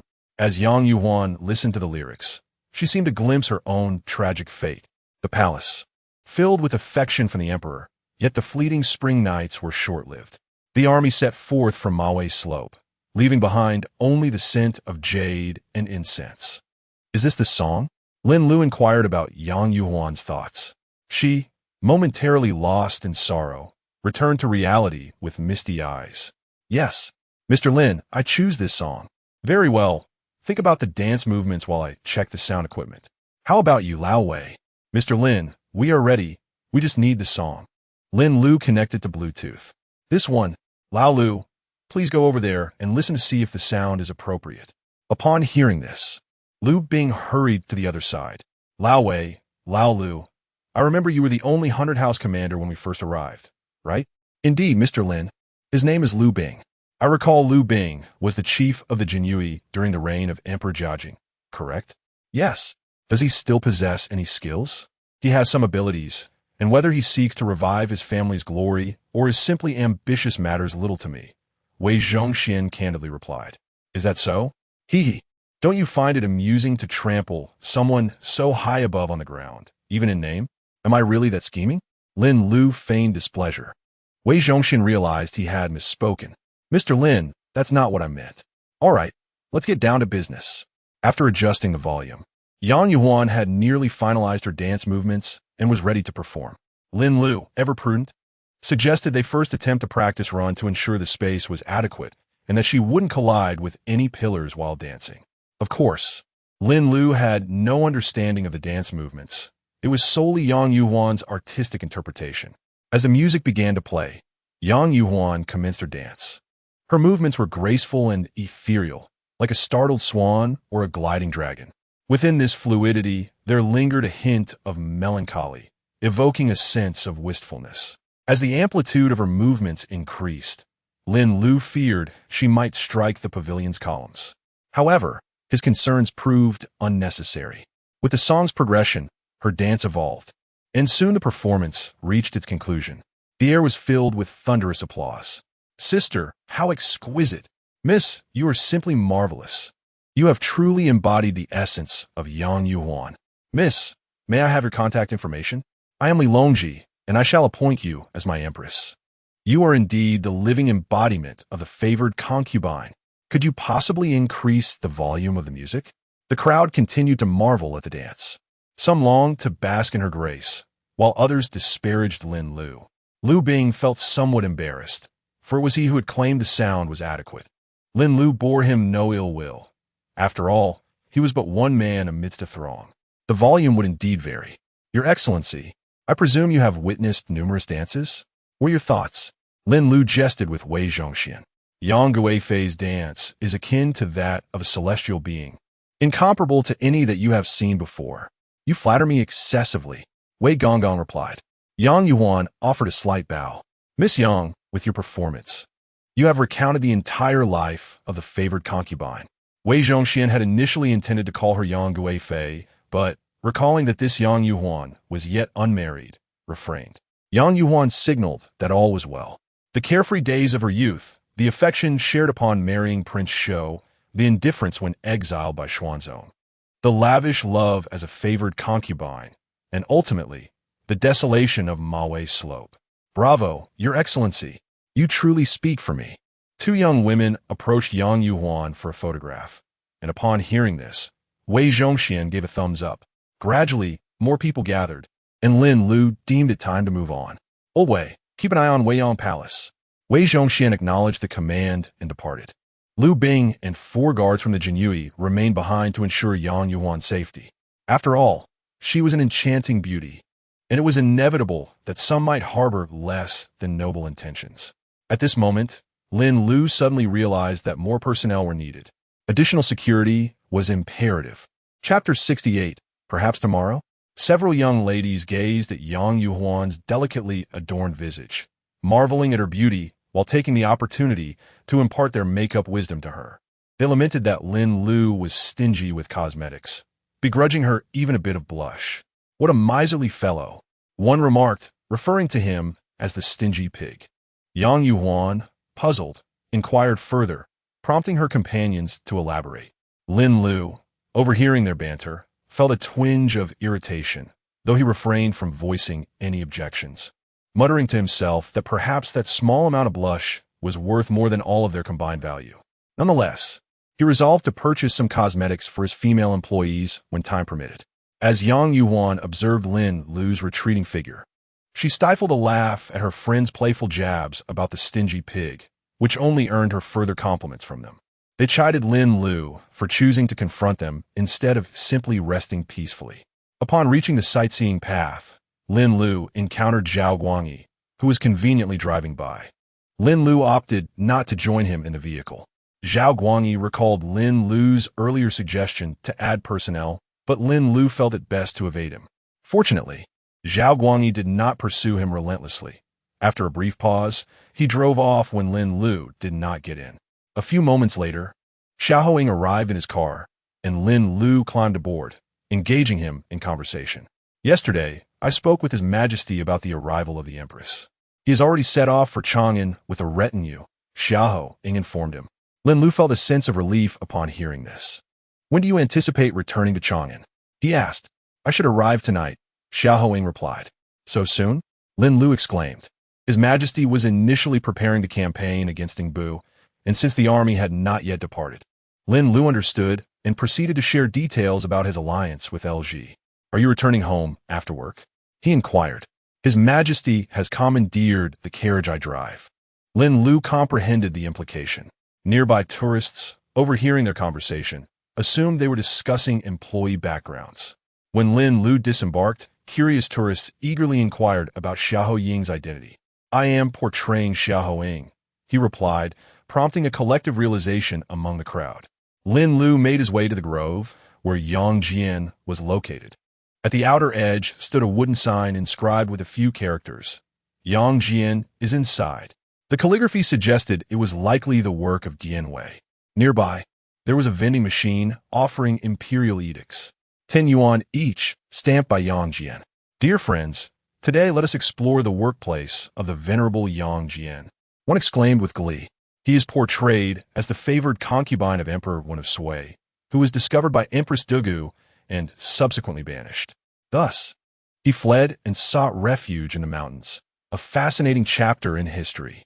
Let us, along with Brother Jinyiwei, hunt for this rascal. As Lin Lu entered the grove, he spotted Cheng Yaojin and Jinyiwei live streaming. Their lines flowed effortlessly, and they even included the word banished. Stingy pig? What stingy pig? The audience in the live stream began flooding the chat with comments. Upon the host accessing the video account, the most liked and commented post revealed the answer. A spectator sent a voice message expressing gratitude for the audio barrage. Curiosity piqued. He opened it to find himself feeling the piercing gaze of Lin Lu, who appeared ready to strike. The two promptly considered fleeing. Halt! Lin Lu commanded Jinyiwei. Are you not going to help with the goods? Leaving Zhang Chui alone in the supermarket? Hee. I'm merely providing guidance for Brother Cheng's livestream. Jinyiwei replied. Indeed, Lin. My brother Jin is assisting with my broadcast. Cheng Yaojin chimed in, as he pried Jinyiwei's fingers off the mobile device one by one. After acquiring the selfie stick, he gradually made his exit. Hey folks, we're off. With that, he vanished in a flash. Brother Jian, may you find your own fortune. As Yang Jian began to speak of the downfall of the Sui dynasty, his voice grew fainter. Once they had distanced themselves, the barrage of comments resumed. Are you not concerned for your brother Jinyiwei? Hee, not my concern. The comments flooded the screen. Now, that is what I call true rolling meat. The lively atmosphere in the livestream room, filled with around 100 viewers, was infectious. Jinyiwei endured Lin Lu's interrogation for a time before obediently heading to the supermarket to fetch supplies. Only then did Lin Lu begin to scrutinize the surrounding forest. It must be said, aside from its occasional erratic tendencies, this system was indeed impressive. The forest spanned approximately the size of a football field, with trees arranged to form a labyrinth. Each intersection bore directional signs to prevent visitors from losing their way. Autumn sunlight filtered through, casting dappled shadows on the concrete path. Lin Lu's interest was piqued as he began to wander in search of Yang Jian. Since Cheng Yaojin had ventured in one direction, he decided to explore another. Along the way, he encountered several groups of tourists, all praising Yang Jian's seal. Those 8 characters resemble a genuine royal seal. Indeed, the script appears to be small seal script. However, a true royal seal should be a larger square. What you don't realize is that what you describe pertains to the royal seals depicted in contemporary dramas. The authentic royal seal is actually this size. Could this possibly be a genuine royal seal? Wouldn't I be at a loss if I carelessly stamped it on a piece of paper? A visitor who had spent no money pondered regretfully. Several tourists continued their discussion as they exited.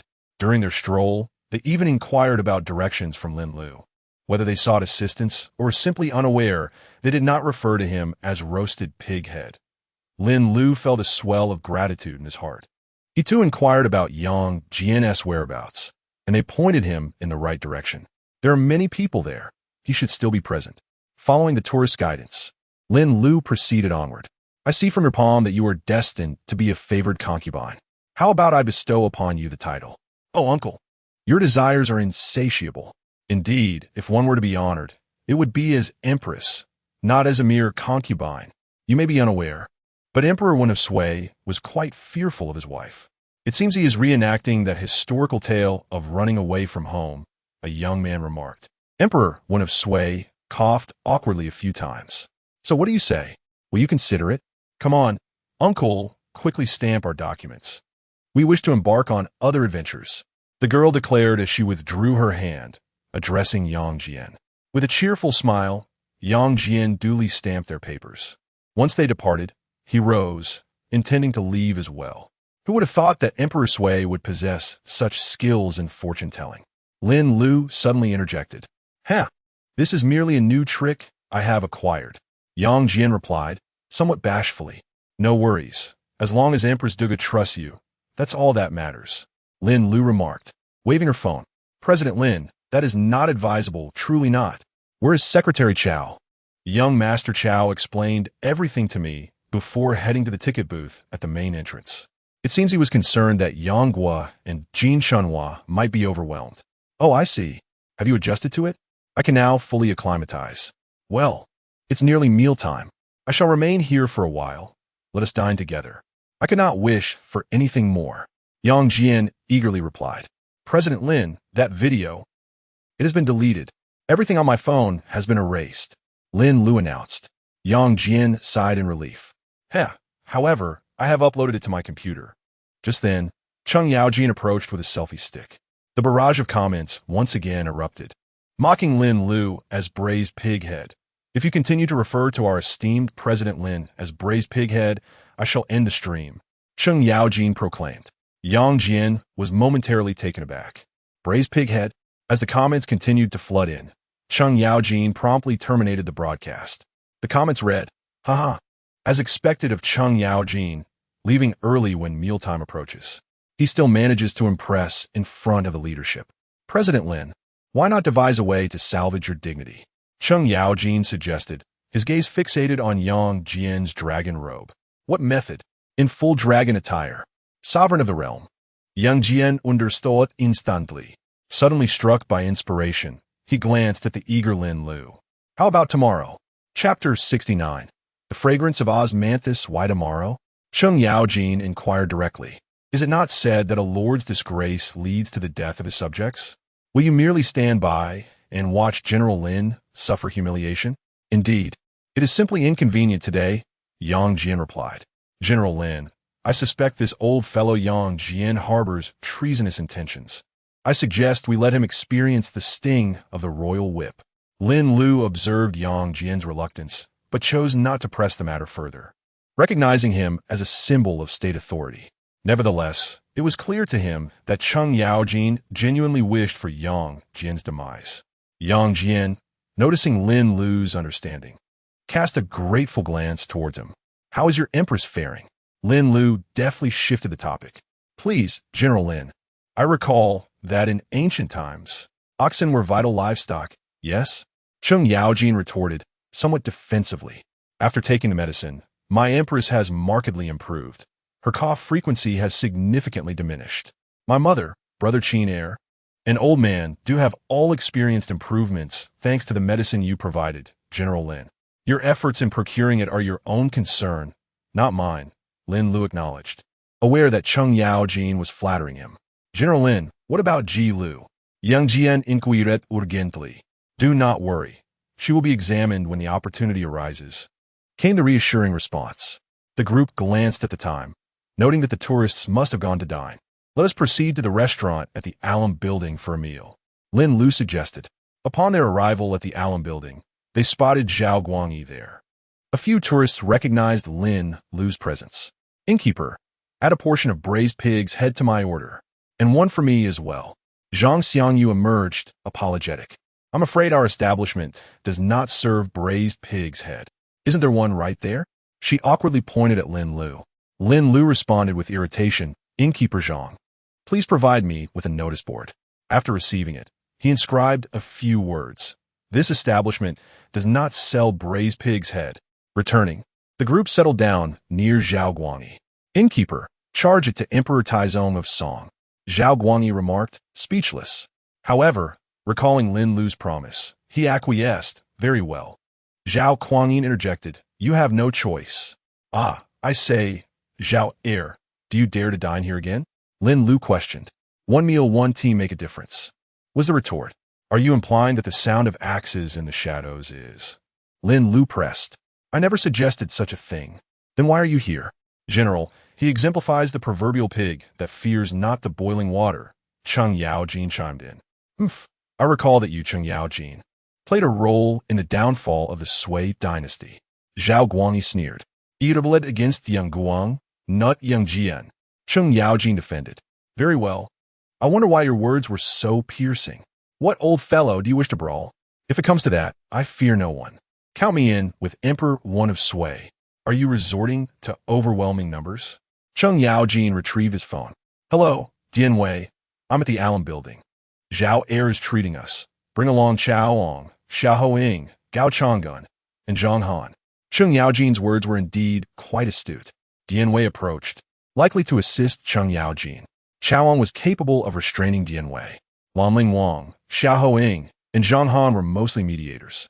Although it was Zhao Guangyi who had extended the invitation, it was Cheng Yaojin who had summoned them, utilizing another S resources to trade on one S own favor.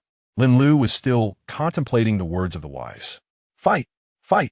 Cheng Yaojin, fear not, we stand with you.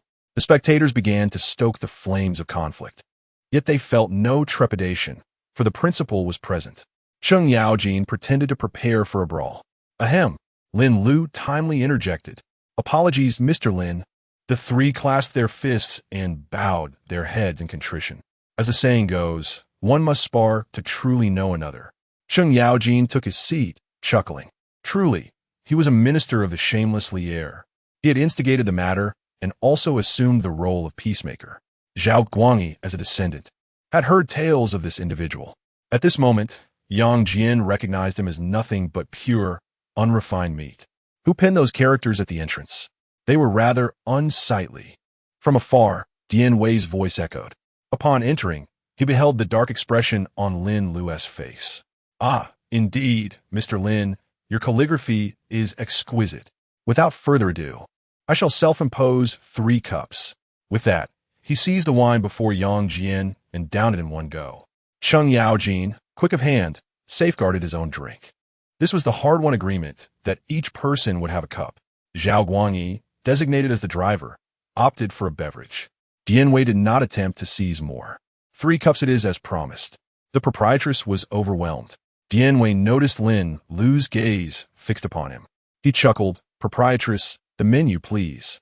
At this moment, Xiahou Ying spoke up. You are too kind, Emperor Song. I did not expect others to join us. Dian Wei was aware of Lin Lu's visit. It turned out Xiahou Ying felt rather uneasy in the company of LG. Especially after gaining insights into history, he felt a prickle at his back. The opportunity to distance himself was indeed welcome. Chao Ong, meanwhile, was dining in the cafeteria as the stand-in for the absent Lin Lu. Gao Changgong was engaged in consultation with Zhang Zia and had not come over. Zhang Han, noticing Fusu's distracted demeanor, dared not leave. It was said that young Master Fusu had endured a thorough interrogation from the guests, leading him to question his own learning. Dian Wei perused the menu, casually ordering several dishes. Zhao Guangyi said little, merely observing Lin Lu, his intent unmistakable. Lin Lu felt a twinge of embarrassment, as he had initially intended to come and jest. This fellow had turned it into a spectacle. Zhang Xiangyu, not one to linger on words, instructed the kitchen and then had the front desk record the orders. Zhao Guangyi imagined he could see the sly grin of his elder brother. Regardless, it was still not time. Soon, everyone began to dine. Proprietress, a large bottle of Sprite, please. Zhang Xiangyu took note. The drinks circulated thrice, and the dishes varied 5-fold. I shall make a brief visit to the restroom. Yang Jian rose. Ah, I shall accompany you. Dian Wei followed suit. In the restroom, are you in need of relief? You seem to be staring at me. Dian Wei remarked to Yang Jian beside him. Haha, I feel nothing at the moment. I am merely brewing. Once Dian Wei finished with his trousers, he prepared to exit. Suddenly recalling Lin Lu's suggestion to wash his hands, he turned back. Observing Yang Jian pering closely, he stealthily entered to take a look. What a surprise! Dian Wei stifled an exclamation and promptly exited the restroom. Yang Jian remarqued, I can't shake the feeling of being watched by countless eyes. Lin, let me tell you. Fortunately, Dian Wei maintained his composure and refrained from speaking out loud. After hearing this, Lin Lu was taken aback. This matter is known only to you and me. It pertains to the audience with a sovereign. It must not be spoken of recklessly. All right, Lin, I desire to indulge in a drink. Zhang, bring me a jug of wine. Charge it to Zhao Heir's account, Dian Wei stated. No need, I can handle it myself. Lin Lu was determined not to acquire a reputation for being unreliable in front of Zhao Guangyi. Yang Jian then emerged, while Lin Lu's demeanor remained unchanged. Dian Wei struggled to suppress laughter. Is there something amiss? Cheng Yaojin inquired, noticing Dian Wei's reaction. If a third party learns of this matter, I shall dismiss Cao Cao. Lin Lu had no choice but to threaten Dian Wei in a hushed tone. Instantly, Dian Wei ceased his laughter and obediently drank. Lin Lu thought to himself, oh, you cunning Yang Jian, indulging in such antics while expecting me to clean up afterward. Lin Lu was aware that Yang Jian, having watched the live stream, could not possibly be oblivious to the fact that it featured women's attire. After dining, the group gradually returned to their dormitory. Zhao Guangyi detained Lin Lu, who had initially intended to flee, but found himself unable to escape. Moreover, Zhao Guangyi meticulously recorded a bill amounting to 350 yuan. Zhang Xiangyu had also commented, 1 yuan per meal. Lin Lu found it quite impossible to evade the situation. Just as Lin Lu prepared to reveal the truth, he suddenly caught a whiff of the fragrant osmanthus wafting from downstairs. Is it the scent of osmanthus? Lin, please don't. Ding! A special recruitment has commenced. Osmanthus fragrance. Upon hearing this, Lin Lu turned to Zhao Guangyi and said earnestly, it's available, but I recommend you go personally. Otherwise, my staff and your extra wages may be at risk. A few minutes later, Zhao Guangyi appeared at the palace. Prepare 500 cavalry and 3,000 Imperial Guards. Accompany me. Chapter 70. Osmanthus and osmanthus cake. In the confines of a prison cell in Yongning Town on Hebei Road, a ragged young girl gazes vacantly out the window. A delicate orange-yellow osmanthus blossom dances in the breeze before gently descending into her outstretched hand. Trembling, she brings the flower to her nose, inhaling its sweet fragrance. The chill of autumn's wind permeates the cell, swirling restlessly. Beneath her tattered prison garb, the gusts cause her clothing to billow, tugging at scabs on her wounds, eliciting muffled groans of pain. Here, eat quickly. Make sure you're ready for tomorrow's journey. A coarse prison guard barks as he delivers her meager meal. The girl remains silent, lost in thought, fixated on the osmanthus in her hand. After muttering a few more curses, the guard turns and exits. An older guard, unable to bear the sight, approaches the girl to offer some comfort. Child, you must eat. Have a few good meals. You won't have another chance in this life. At his words, she fights back tears. Sir, could you please check on my grandmother? Trembling, she retrieves a single copper coin from beneath the straw on her bed and places it in the older guard's hand. I understand that everything costs money in here. This is all I have. The older guard, holding back tears, accepts the coin. The girl kneels, bowing her head in reverence, trembling as she implores, please, sir, do not tell my grandmother that I have left. She is quite elderly if it cannot be hidden. Just say I departed peacefully. The guard, unable to contain his emotions, turns away to discreetly wipe his tears, his heart heavy with the burden of what he cannot reveal. The executioner is to use a dull blade tomorrow. With a silent gaze towards the heavens, he gestures to the girl, indicating his understanding. She remains on her knees, bowing deeply, until he disappears around the corner of the cell. Her name is Osmanthus, and she hails from Osmanthus village in Yongning Town. A month prior, her family, devoid of a male protector, fell victim to the harassment of a local tyrant. Fortunately, the villagers intervened, allowing the elderly woman and her granddaughter to escape unscathed. However, fearing retribution, they refrained from reporting the matter to the authorities. Little did they know, the tyrant would turn the tables, accusing them before the county magistrate. At the tender age of 21, Osmanthus had not yet married, and the tyrant claimed she had seduced him. The situation seemed irreparable. Thankfully, the magistrate, possibly pressured from above or for reasons unknown, did not shield the villain. The tyrant was publicly chastised with 20 lashes. When Osmanthus's grandmother arrived to retrieve her from the courthouse, their joyful reunion was interrupted by a fleeting figure, the one Osmanthus had longed for. Osmanthus, wait for me to finish high school. I will carry you away in a grand procession. The boy, still a child, had once vowed to her, in the future, we shall buy a house in the county town. You will make osmanthus cakes, and I will teach the children. Under the osmanthus tree, they dreamt of their future together. Osmanthus, don't sell your cakes anymore. I will stop studying, the boy had said, watching helplessly as she faced the tyrant's bullying while fiercely protecting her cakes. Osmanthus, peace will reign. I am determined to become the top scholar in the capital, he declared, clenching his fists.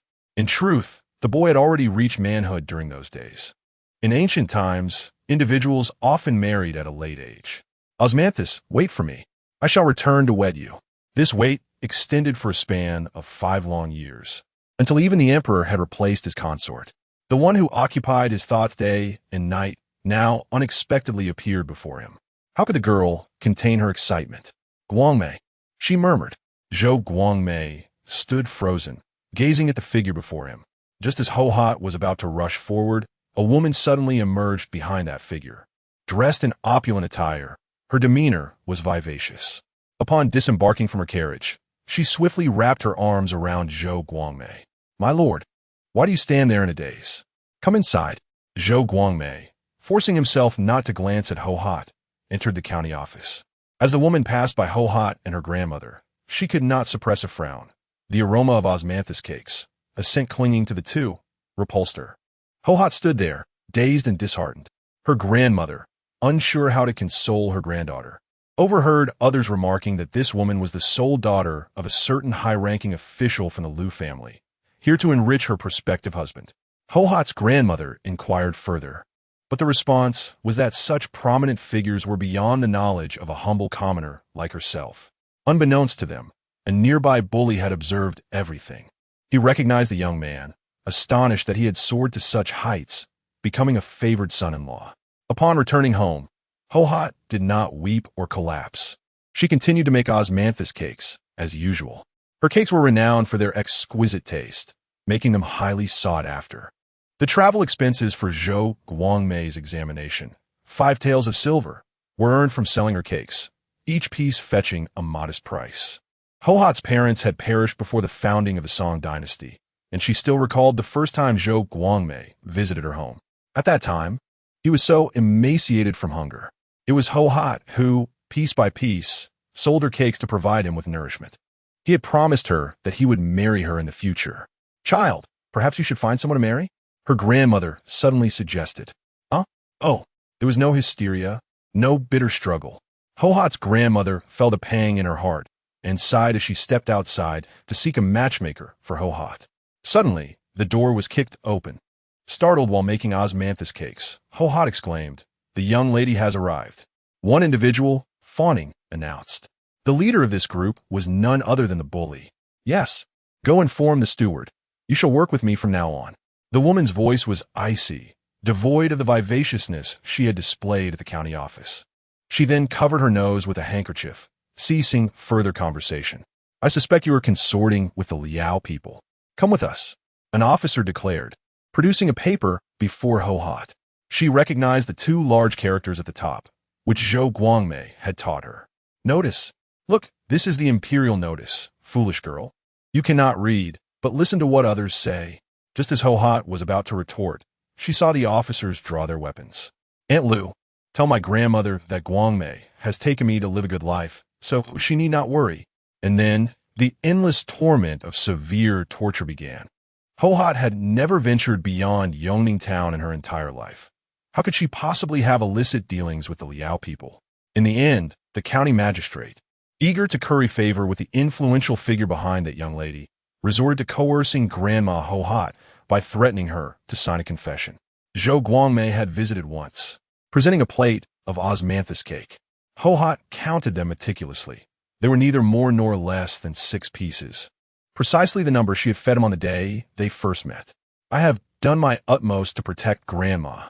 Zhou Guangmei seemed to exert every ounce of his strength in uttering those words. "Thank you, Ho Hot. I was once the scion of a wealthy merchant, wronged by treacherous individuals. It was a Ling who aided me in avenging this wrong." Ho Hot should have realized by now that a peasant child could not possibly bear the name Guangmei, could not be literate, nor could their eyes constantly yearn for distant horizons. Then there was the woman named Ling, who, suppressing her disgust, approached the prison cell. "I deceived my lord, claiming I would facilitate your swift release. I have specifically arranged for a dull knife. They say the sensation of being cut piece by piece is the most agonizing. My belongings are not to be sullied by your lowly touch." Ho Hot listened in silence, offering no retort. Ultimately, the woman resorted to torturing Ho Hot with instruments of punishment. Ho Hot cried out in pain, but did not yield. The bully leaned in to whisper to the woman. Ho Hot, in abject submission, knelt. The bully proposed defiling Ho Hot, and the woman, gazing down at the humble figure before her, acquiesced, if not for the intervention of the old jailer. "But she is but a dying wretch." Ho Hot murmured to herself, "Let the girl retain her purity." The old jailer found himself at a loss for words of comfort. Time returned to the present. Ho Hot placed the osmanthus blossoms outside the window. "Fly, my flowers. Go and glimpse the world beyond Yongning town." "Hey, your osmanthus cake has arrived," came the irritable voice of the jailer. This was Hohat's final meal, which she consumed in 3 bites before calmly walking toward the execution ground. The execution site was set outside the city gates, where the populace pointed and gossiped about this traitor. Some, recognizing Hohat, felt a pang of sympathy. Throughout, Hohat remained silent. A sound of weeping arose from the crowd. A hurried glance revealed her grandmother among them. The woman sneered, knowing she had orchestrated the notification herself.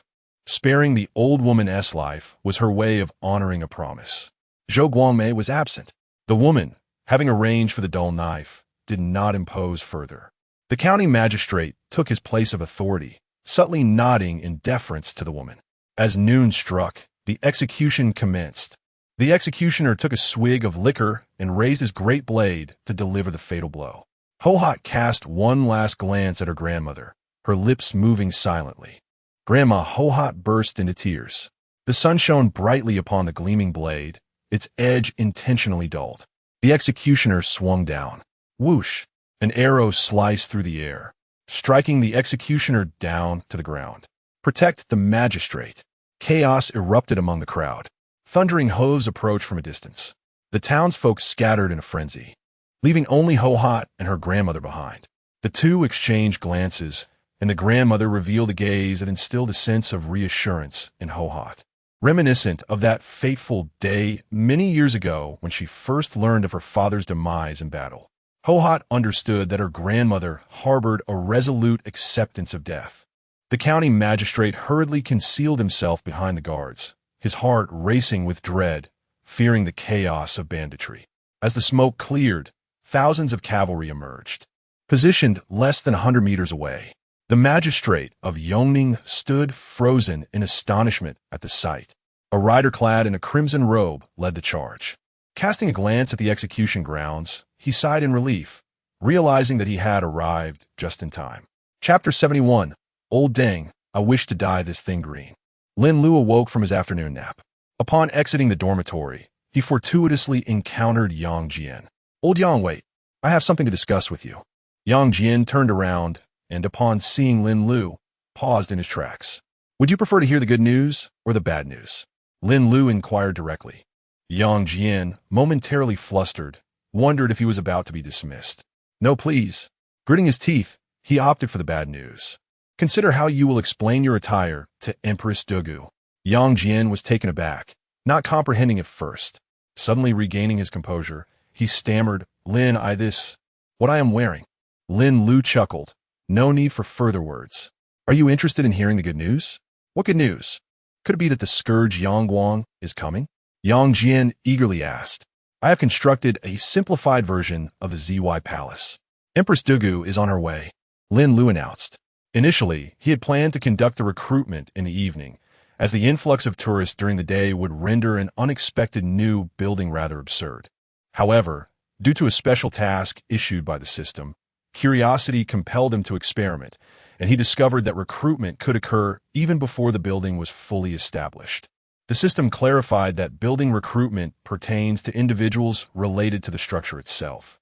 Special recruitment is designated for those pivotal in historical transitions, marking a significant distinction between the two.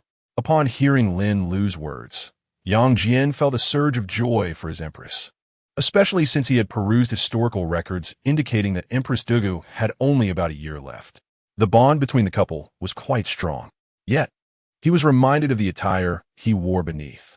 Y&T he removed it during his midday rest. He had simply forgotten. Alas, he mused, it was rather comfortable. Enough of that. Yang Jian hastily explained to Lin Lu.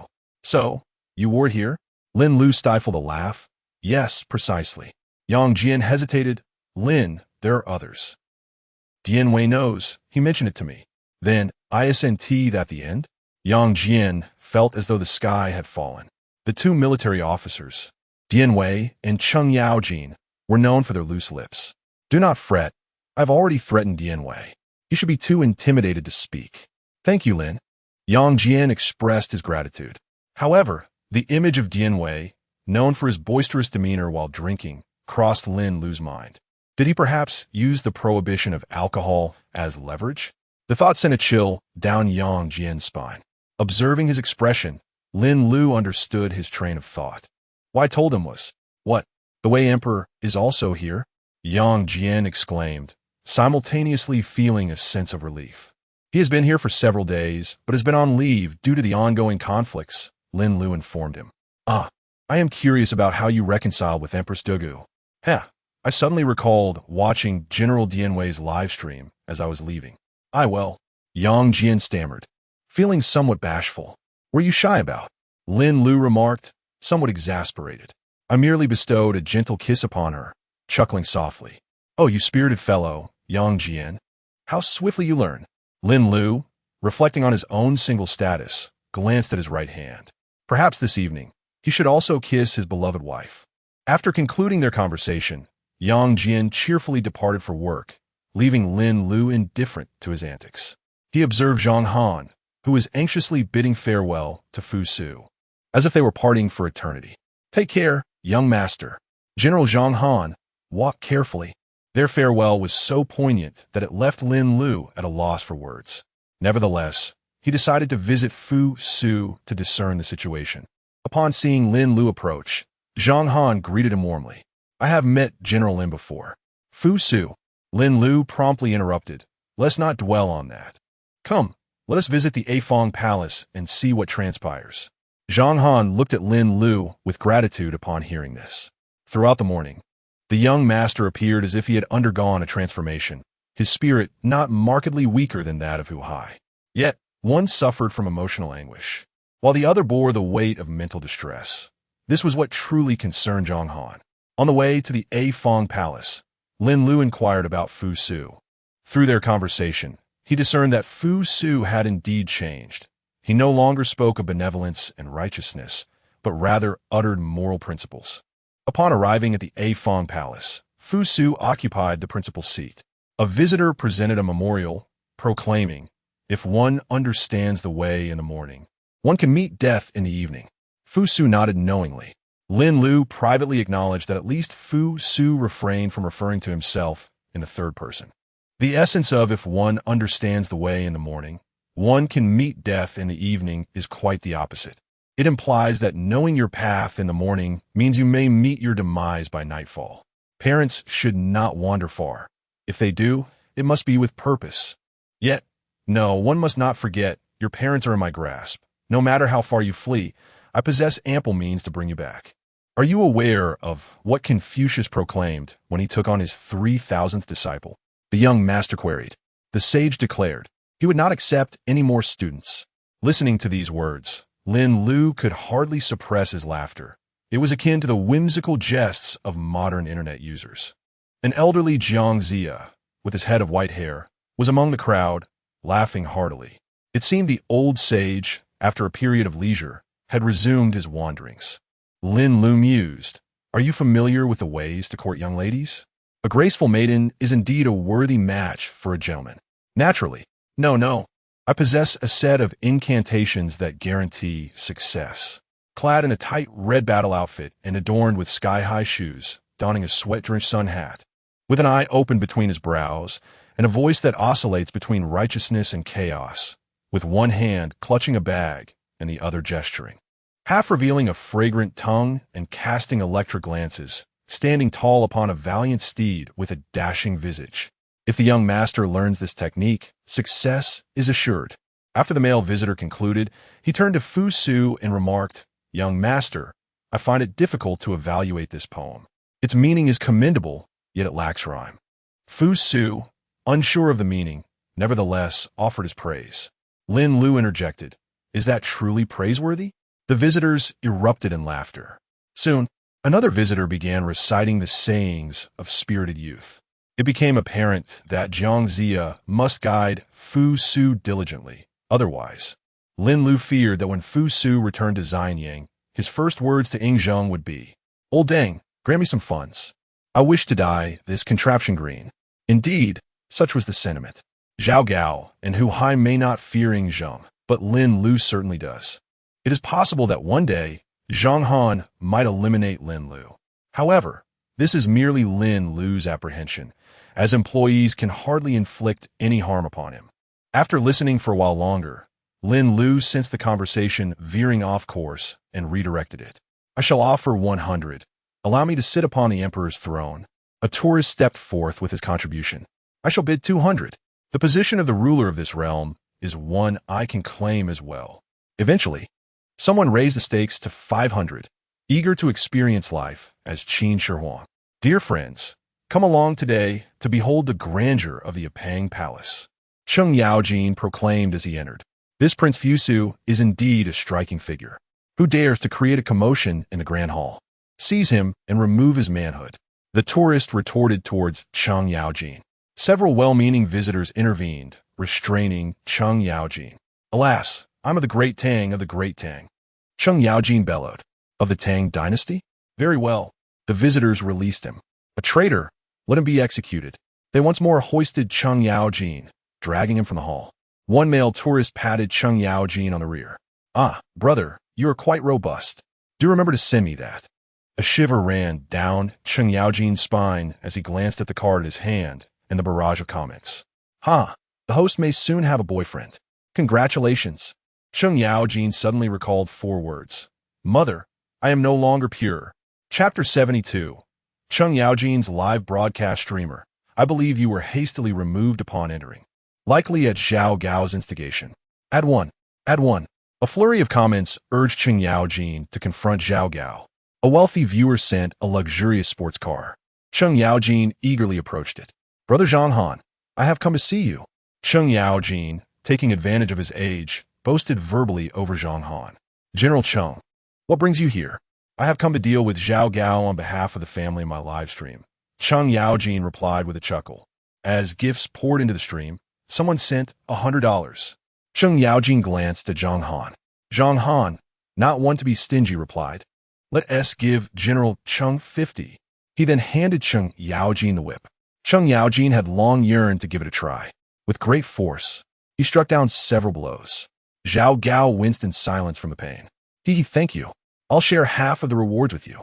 Unbeknownst to Cheng Yaojin, the system had already allocated $10 of the 50 to Zhonghan's account. Who was that figure in black? Asked a commenter. Could it be Ying Zheng? His aura seems lacking. No. We are professionals. How could this be the first emperor of Qin? Cheng Yaojin explained. This is Qin Heir Hu Hai. And Hu Hai is also here. Thanks to my good friend for the grand sports car. Hit me. The comments quickly followed. All right. Soon. Hu Hai was in tears, sniffling and sobbing. Family, these are professional actors. Do not attempt to imitate. Cheng Yaojin continued, striking at a black-clad guard. This is unprofessional. They cannot convey such pain at all. Whether it was Cheng Yaojin's explanation or the unique rules of this world-s live streaming, there were no penalties imposed on him. Let us head over to the restaurant.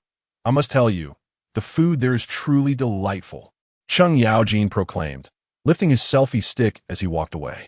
Meanwhile, Zhonghan continued to welcome the slowly arriving visitors. Should we ask President Lin to promote us with a loudspeaker? Zhao Gao and Hu Hai exclaimed, no. Please.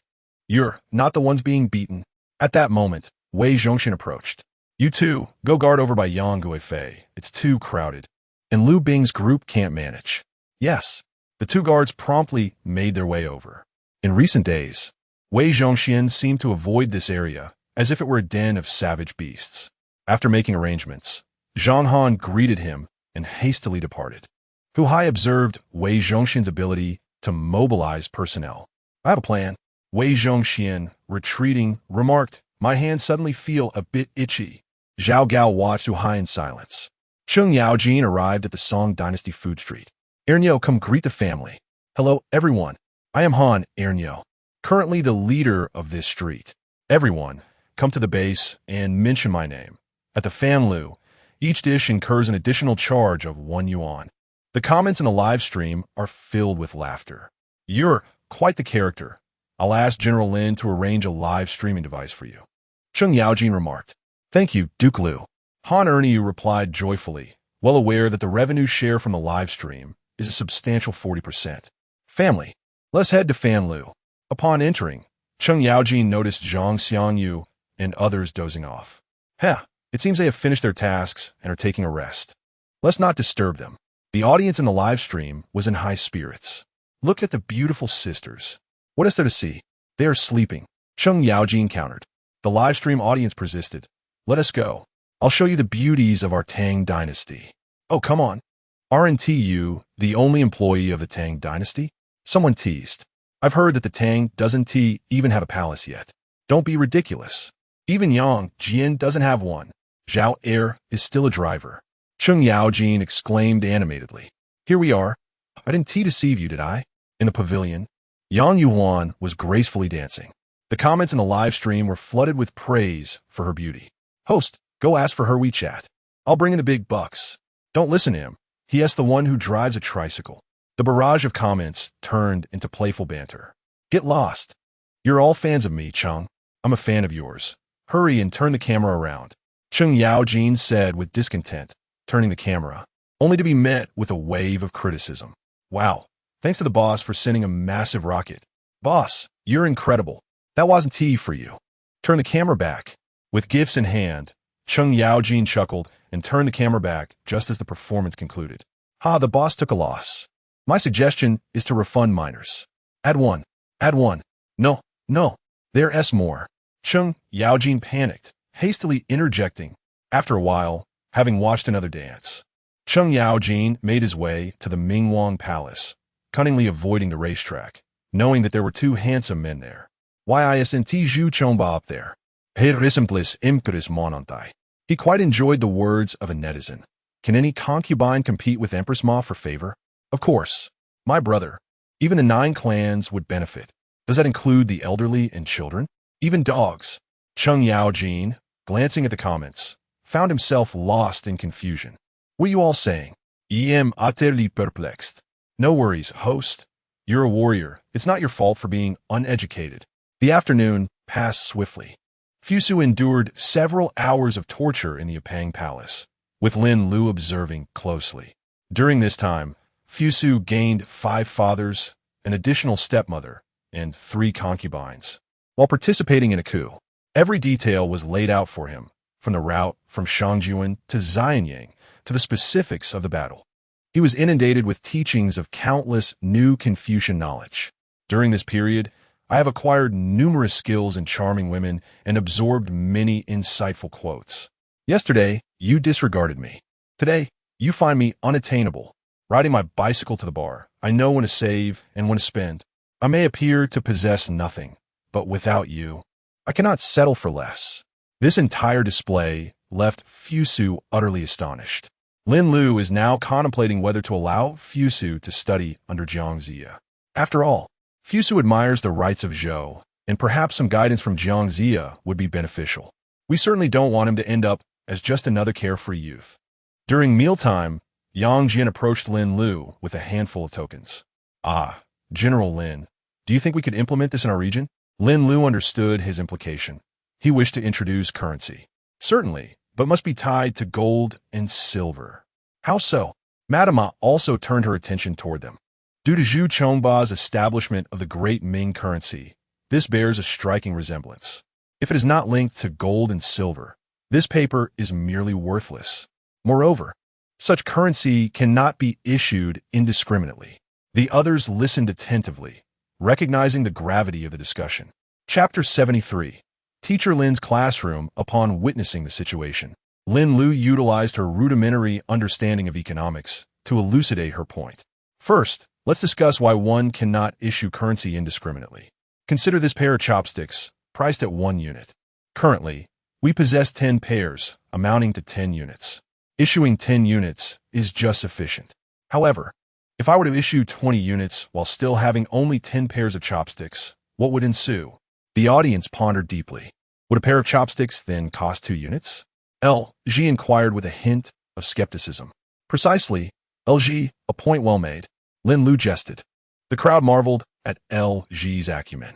But what if I were to issue merely 5 units? What would occur then? Cheng Yaojin remarked. Correct, yet not entirely. Lin Lu commended him with a thumbs up, yet continued. As a merchant, if I possess 5 additional pairs of chopsticks, I must find a way to sell them. Thus, prices would inevitably drop. This reflects what we now refer to as economic principles, inflation and deflation. For instance, during years of calamity, grain prices surge, while in bountiful years, they plummet. It's a similar logic. The assembly fell into contemplation. Among them were individuals of varying status, yet all were subject to these economic laws. Noticing that thoughts were converging, Lin Lu addressed Empress Ma. Have you grasped why unbacked currency is akin to worthless paper? Empress Ma, please allow Lin to elucidate further. Zhu Xiong requested Lin Lu to elaborate. Observing Empress Ma's expression, Zhu Xiong understood that the matter was likely related to her Ming Dynasty. Lin Lu, not wishing to keep them in suspense, produced a sheet of paper. Now, I declare that this piece of paper is worth 100 units and can serve as your salary. Would you desire this paper? Indeed, the crowd responded eagerly. Lin Lu felt akin to a teacher. Now, if I assert that this paper is worth 100 units as your salary, yet I do not reclaim it, would you still wish for it? No. The crowd pondered. Zhu Xiong stated directly, yes, precisely.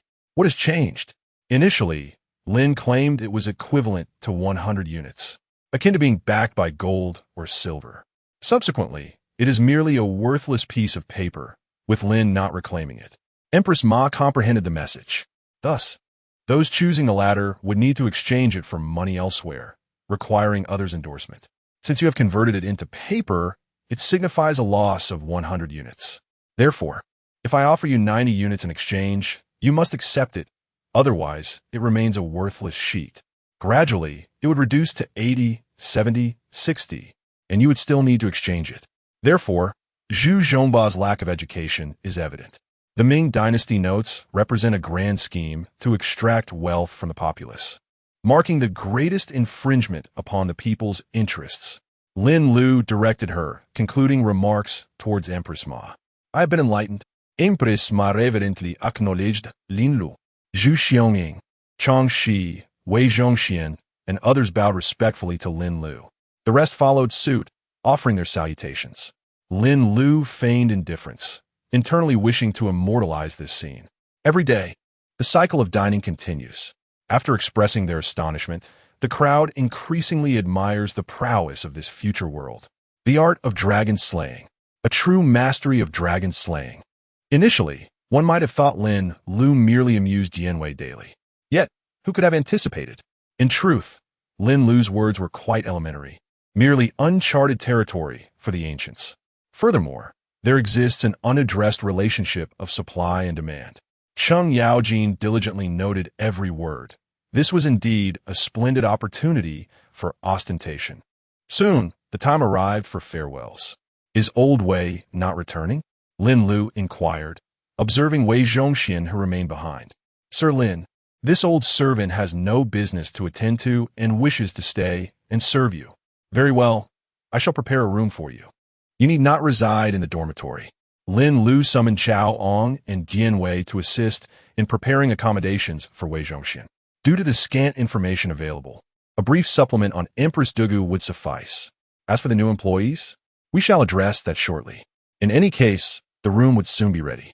Now, what might transpire if we only issue 5 coins?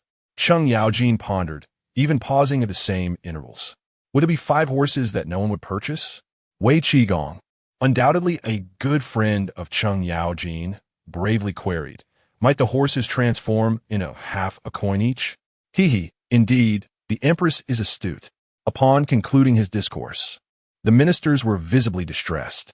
They recognized that this was not merely Cheng Yaojin's wisdom, yet they were left with no choice but to listen.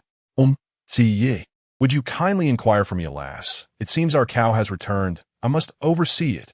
Your Majesty, I take my leave. In his haste, Cheng Yaojin forgot to inquire and dashed away, unaware that this was his final opportunity for grandiosity. No killing of cows. The voice of Li Er resonated from behind. The ministers hurriedly bid their farewells. Fear not, Your Majesty. I shall inquire on your behalf regarding Cheng Fatty, Wei Qigong assured. Kuming, how are matters progressing? Indeed, it is a miraculous remedy. Du Ruhue marveled. Yes, Your Majesty. Should we not have Duke Lu bring something for Sir Lin? Empress Chong's son chimed in. I fear that Sir Lin may look down upon my offerings. Perhaps I might bestow myself as a gift to Sir Lin as an employee. Lier seemed to aim for a dual purpose. Du Ruhui pretended not to hear. Before long, Wei Qigong returned, brimming with excitement. Your Majesty, I have one. I have one. Li Er gazed upon him with envy. Your Majesty, the young prince has indeed transformed remarkably, Zhang Han reported to Qin Shi Huang. Oh, pray elaborate. Ha ha ha. Sir Lin truly possesses a method. Has Fusu set forth? Reporting to your Majesty, I have conveyed the truth. Excellent. Yingzheng mused for a moment. Zhang Aiqing, would you kindly inquire for me? Your Majesty, I have only been away for 2 days. My foundation is still unstable. I shall do my utmost. Zhang Han, unsure of how to broach the subject, could only respond to Yingzheng. Your consideration is indeed thorough. Aiqing, the upper county is not far off. Within a carriage, one wondered what this crimson battle attire resembled. LG, you venomous woman. You. Liu Bang stormed back to the Weiyang Palace, enraged upon hearing of Liu Heng's demotion. Upon entering the queen's chamber, he beheld LG, more accurately, the LG rejuvenated to her youthful 20s. The queen radiated beauty today. As he spoke, he leapt in her bed. You rascal, one prolonging years, the other returning to youth. My lord, within 5 days, we shall reach the border troops. Indeed, it is a pity about that divine artifact. Wealth is but a transient concern. General, has the prince already set forth? The news from the capital is absolutely credible. This future truly captivates the imagination. What Master Lin said today indeed astonished Xiangyu. What of Prince Jin? Were his thoughts? Prince Jin, for reasons unknown, is absent this evening. I did not dare to inquire further from Master Lin. Minister Zhang, do take a well-deserved rest. Zhang Xiangyu took her leave. After their discussions concluded, my queen, a kiss. If you please. Your Majesty, could you not be so frivolous? I must attend to duties tomorrow. Just one kiss. The Empress Dugu relented and received a peck from Yang Jian. Ahem, Your Majesty, do you mean to imply I misunderstood? Is this attire meant for me? Yes, indeed. Yang Jian shifted the blame to Lin Lu. Yet, Dugu Empress gazed at the remnants of Yang Jian's leg hair on the stockings, unable to don them. As for Yang Wang, Yuanji, Li Yuan, there will be ample time to deal with them. The two had already decreed for Yang Yong to govern. A perfect opportunity to assess his capabilities. When Li Longji encountered the unexpectedly appearing Yang Yuan, his mind was momentarily clouded by desire. Ultimately, ambition triumphed over lust. Fortunately, at this moment, Li Longji remained the architect of the prosperous Kaiyuan era. He swiftly resolved to venture into the future for a glimpse. Upon hearing that Wei Zhongxian would not be returning, Empress Zhou lamented, Alas, Your Majesty, I still have state affairs to attend to. Your Majesty, the imperial lineage is also for the sake of the great Ming stability. Chapter 74. The return of Wei Zhongxian. A few individuals quickly set up an apartment for Wei Zhongxian. It was time for Lin Lu to commence the recruitment. Initially, Lin Lu intended to utilize the task rewards to directly recruit Liu Bang. However, he decided it was best to let Liu handle his affairs first. System: recruit security personnel. Ding! Congratulations, host. You have recruited 20 members of the Xuanjiao army led by Wei Qigong from the 4th year of the Jingguan era. This is getting interesting. Lin Lu thought to himself. Wei Qigong and Cheng Yaojin were notorious rivals, and it was likely Cheng would have a difficult time upon his return. Lin Lu chuckled inwardly. Both were among the 24 meritorious ministers of Lingyan Pavilion, with Wei Qigong ranked 7th and Cheng Yaoji 19th. This clearly indicated that Wei's contributions surpassed those of Cheng. Continue. Ding! Congratulations, host. You have recruited Li Bai from the 22nd year of the Kaiyuan era. Wow! Lin Lu exclaimed in surprise. Secretary Chao, hurry, we have work to do. Prepare some of Li Bai's ancient poems. The longer, the better, and let him recite those written after he turned 35. After reviewing the materials, Lin Lu noticed that Li Bai had indeed turned 35, and he quickly assigned tasks to Chao Wang. Once that was settled, he proceeded. Ding! Congratulations, host. You have summoned Yang Zixing from the 2nd year of the Shaoxing era. A formidable figure has arrived. I just wonder if he is already allied with you, Wumu. Lin Lu murmured as he informed Chao Ong of the new arrival. Wei Zhongxian listened with rapt attention, his spirit stirred by the procession of illustrious figures. First a meritorious minister from Lingyan Pavilion, then the immortal poet, followed by a legendary warrior known for his prowess in battle. There's still one more chance. Continue. Ding. Congratulations, host, you have recruited Li Si, a Lu family couple from the year 421 of the Lu Song Dynasty. No need to look further. They're ordinary folk. Lin Lu felt a twinge of disappointment, but reassured himself that such fortunate occurrences could not happen every time. Today had already brought unexpected joy. After Lin Lu provided the list to Chao Ong, he began to research the relevant information. Fortunately, Wei Qigong and Cheng Yaojin were contemporaries, allowing for some time savings. Old Wei, would you be interested in a fortuitous opportunity? Lin Lu initiated a conversation with Wei Zhongxian. Please speak, General Lin. Wei Zhongxian replied nervously. Could it be that you intend to send me to Zhonghan?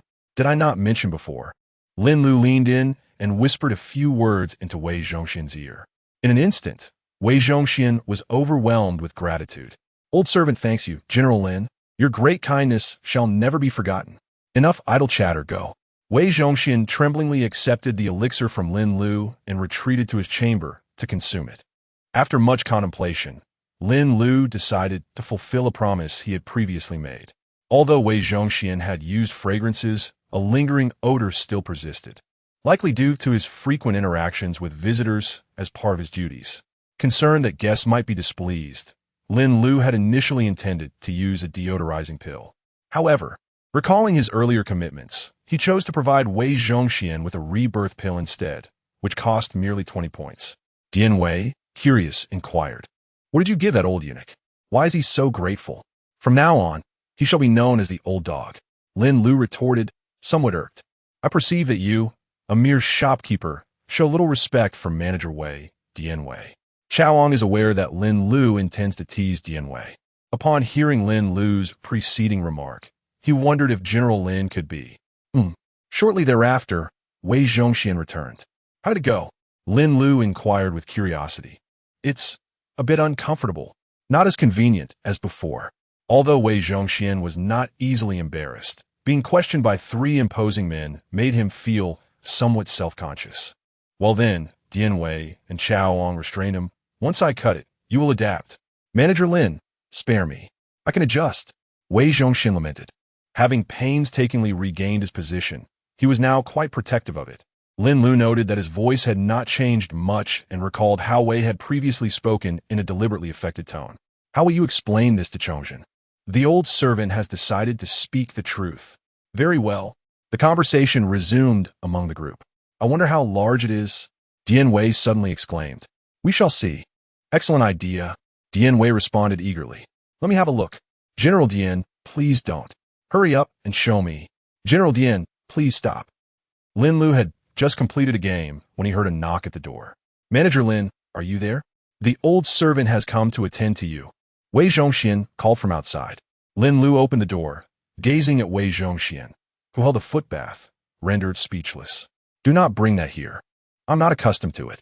The old servant has grown accustomed to serving the master for many years. Wei Zhongxian implied he wished Lin Lu to appreciate his goodwill. "I bathe daily," Lin Lu replied. "Shall we bathe together?" Noticing Wei's hesitation, Lin Lu jested then. The old servant takes his leave. Chao Ong should also be unaccustomed. Perhaps he can wash Dian Wei. Lin Lu remarked directly at Wei Zhongxian. With a swift motion, Wei Zhongxian poured the water into the toilet. It seemed Dian Wei had left a lasting impression on him. "Old servant, I take my leave."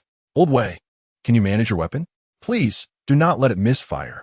Lin Lu, contemplating Wei Zhongxian's abilities, playfully cautioned, "Is it not simple to charm a young lady?" The old servant knows his limits. Wei Zhongxian hastily assured him. "Marshal, could this lad be up to some mischief? Tomorrow at the hour of the rabbit, all shall be revealed."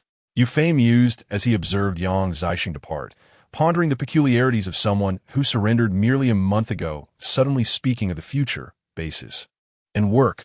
It was truly perplexing. The bustling streets were aglow with lights.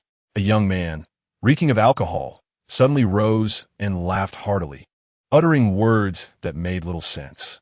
The future? Li Bai have arrived. For some, this night felt exceedingly long. Among them was a red-robed eunuch, Wei Zhongxian, who tossed and turned in bed, unable to sleep. Firstly, it may be the first time staying overnight at the base. Secondly, I am now able to continue the lineage of the Wei family. My heart is filled with excitement, making it difficult to fall asleep. While I was bathing earlier, I felt an overwhelming sense of unreality. I wonder what will happen to the emperor tonight if I do not return. Wei Zhongxian murmured. His eyelids grew heavier, and eventually he slipped into a deep slumber. It seemed like merely an instant when he was awakened by sounds from outside. Glancing at the time, he realized it was already 5:30. He had been asleep for several hours. Hastily, he got up, dressed, and freshened up. Good morning, Director Lin, Secretary Chao. General Jinyiwei. Morning, morning, morning. You old fellow. Rising so late, did you? Chaoong playfully struck Jinyiwei. Do not mind him, Master Wei. Jinyiwei means no harm, just speaks without a filter. Wei Zhongxian smiled in gratitude at Chaoong. Lin Lu pretended to be serious, stating, on this day, XX year, at 5:50 a.m., Jinyiwei bullies his colleagues, deducting 20 from Chao's salary. No, Director Lin, I just have a fondness for Master Wei, Manager Wei. Chaoong knew Lin Lu was teasing Jinyiwei. However, Wei Zhongxian felt a chill upon hearing the word fondness. Had it not been for Chaoong's timely intervention last night, the brothers would have truly met Jinyiwei with unguarded honesty. As they chatted, they arrived at the teleportation point. Chapter 75. A permanent rule. Several individuals arrived at the teleportation point, where they had already gathered. Empress Dugu spotted the short-haired Lin Lu. I have the honor of meeting you, General Lin. Empress Dugu greeted courteously. Indeed, time does not diminish the beauty of a lady. Lin Lu complimented her in return, recognizing her as the eldest among those present at the base. I, Wei Qigong, pay my respects to General Lin, announced Wei Qigong, accompanied by the Xuanjiao army, who also bowed in reverence. Truly, as a guardian deity, he exuded an impressive aura. Hearing this, Wei Qigong realized it might pertain to his future endeavors. This fat fellow Cheng has deliberately kept this from me. Well, here I am now. Li Bai, hearing the introductions, felt a surge of emotion. I have the honor of meeting you, General Lin, the poet immortal, Tai Bai. Indeed, he is elegant and extraordinary. Lin Lu observed the young man before her with admiration. Yang Zixing, I pay my respects to General Lin.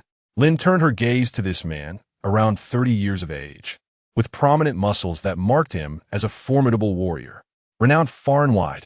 Noticing the crowd's unfamiliarity with the young man, Chaoong briefly explained.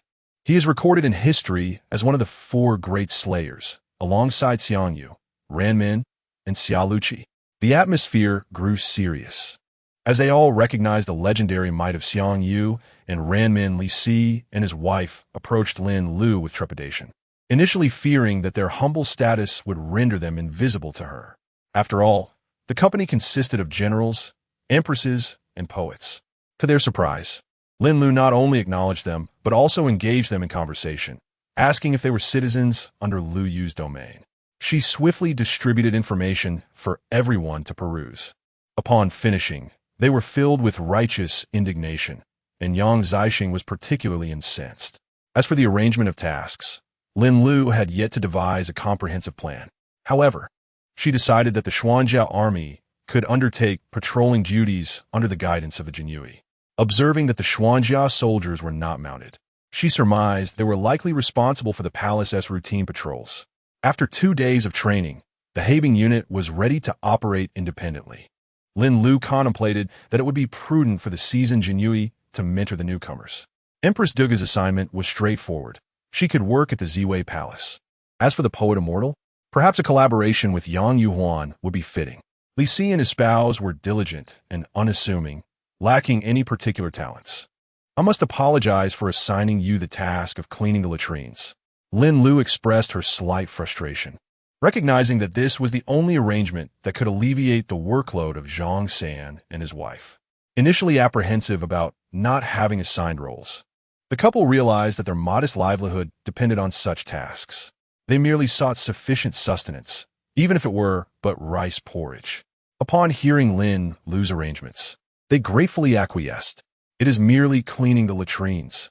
As rural folk from ancient times, they were no strangers to the state of their own privy. At that moment, the personnel responsible for employee meals arrived. Prepare more dishes. We have many new employees. Understood, General Lin. A chef from the kitchen of the Alchemy Tower responded, concluding the work arrangements. The crowd resumed their perusal of historical records. The Kaiyuan era lasted for 29 years, and currently, it was the 22nd year during the Tianbao period. There is still time, Li Bai murmured to himself while examining the materials, lamenting, alas, how I cherish our great Tang. Enough of your sighing. Recite the poem Farewell to the Dreaming Wanderer of Tianmu. Lin Lu remarked. Observing the text, he noted that it was composed during the Tianbao period. Did I write this? Li Bai glanced at the signature, which read Li Bai. Indeed, why else would I refer to you as the immortal poet? Lin Lu replied. Did you know that the first ancient poem taught in elementary schools for future generations was penned by you? Which poem is that? Li Bai inquired, quiet night thoughts. Before he could pose another question, Lin Lu urged, hurry, recite it. You shan't have breakfast until you've memorized it. Of course. Lin Lu was merely teasing and had no intention of being overly serious. You have written so many poems. At that moment, a group arrived. Old Black, what brings you here? Why shouldn't I be here, Fat Chong? Just because you are here does not mean I cannot be. Then I am unable to. I don't care about your excuses. Old Black, help me out. All right, fight that lad over there. If you win, I shall assist you. Yu Qigong pointed at Yang Zaixing. Why don't you go? I've already fought him. We are evenly matched. Yu Qigong Lit. Fat Chong, if you win, I shall heed your words. Yu Qigong was determined to trick Xing Yaojin. Earlier, he had been referred to as Brother Cheng with a hint of awkwardness. Now that an opportunity arose, how could he refrain from taking advantage? Cheng Yaojin inquired about the Xuanjiao army, which followed Li Shimon's orders. Here, Lin Lu ranked first, while Yu Qigong was second. Naturally, they were hesitant to divulge the truth. With a discreet gesture from Yu Qigong, the soldier finally admitted that is indeed the case. Observing the antics of the two, Yang Zixing chose to ignore them. Zhongxian, you noticed the absence of Zhao Guangyi. Does Lin not know about Prince Jin? Oh, he has been dismissed. Lin Lu replied. Dismissed?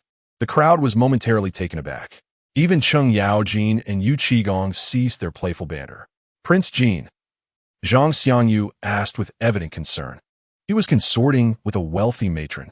Lin Lu teased Zhang, who represented Zhao's interests. Alas, this plight only burdens the common folk of our great song. Zhang Xianyu sighed, unable to chastise Lin Lu. Hearing this, Yang Zixing and Li Si turned their attention towards them. Great song? Zhao still owes you quite a sum, does he not?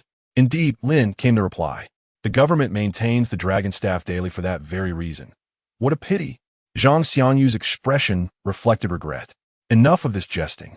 He has matters to attend to and has taken leave. Lin Lu decided not to tease the group any longer. The party proceeded with great vigor toward the dining hall. Along the way, Yang Jian introduced his companions to his wife.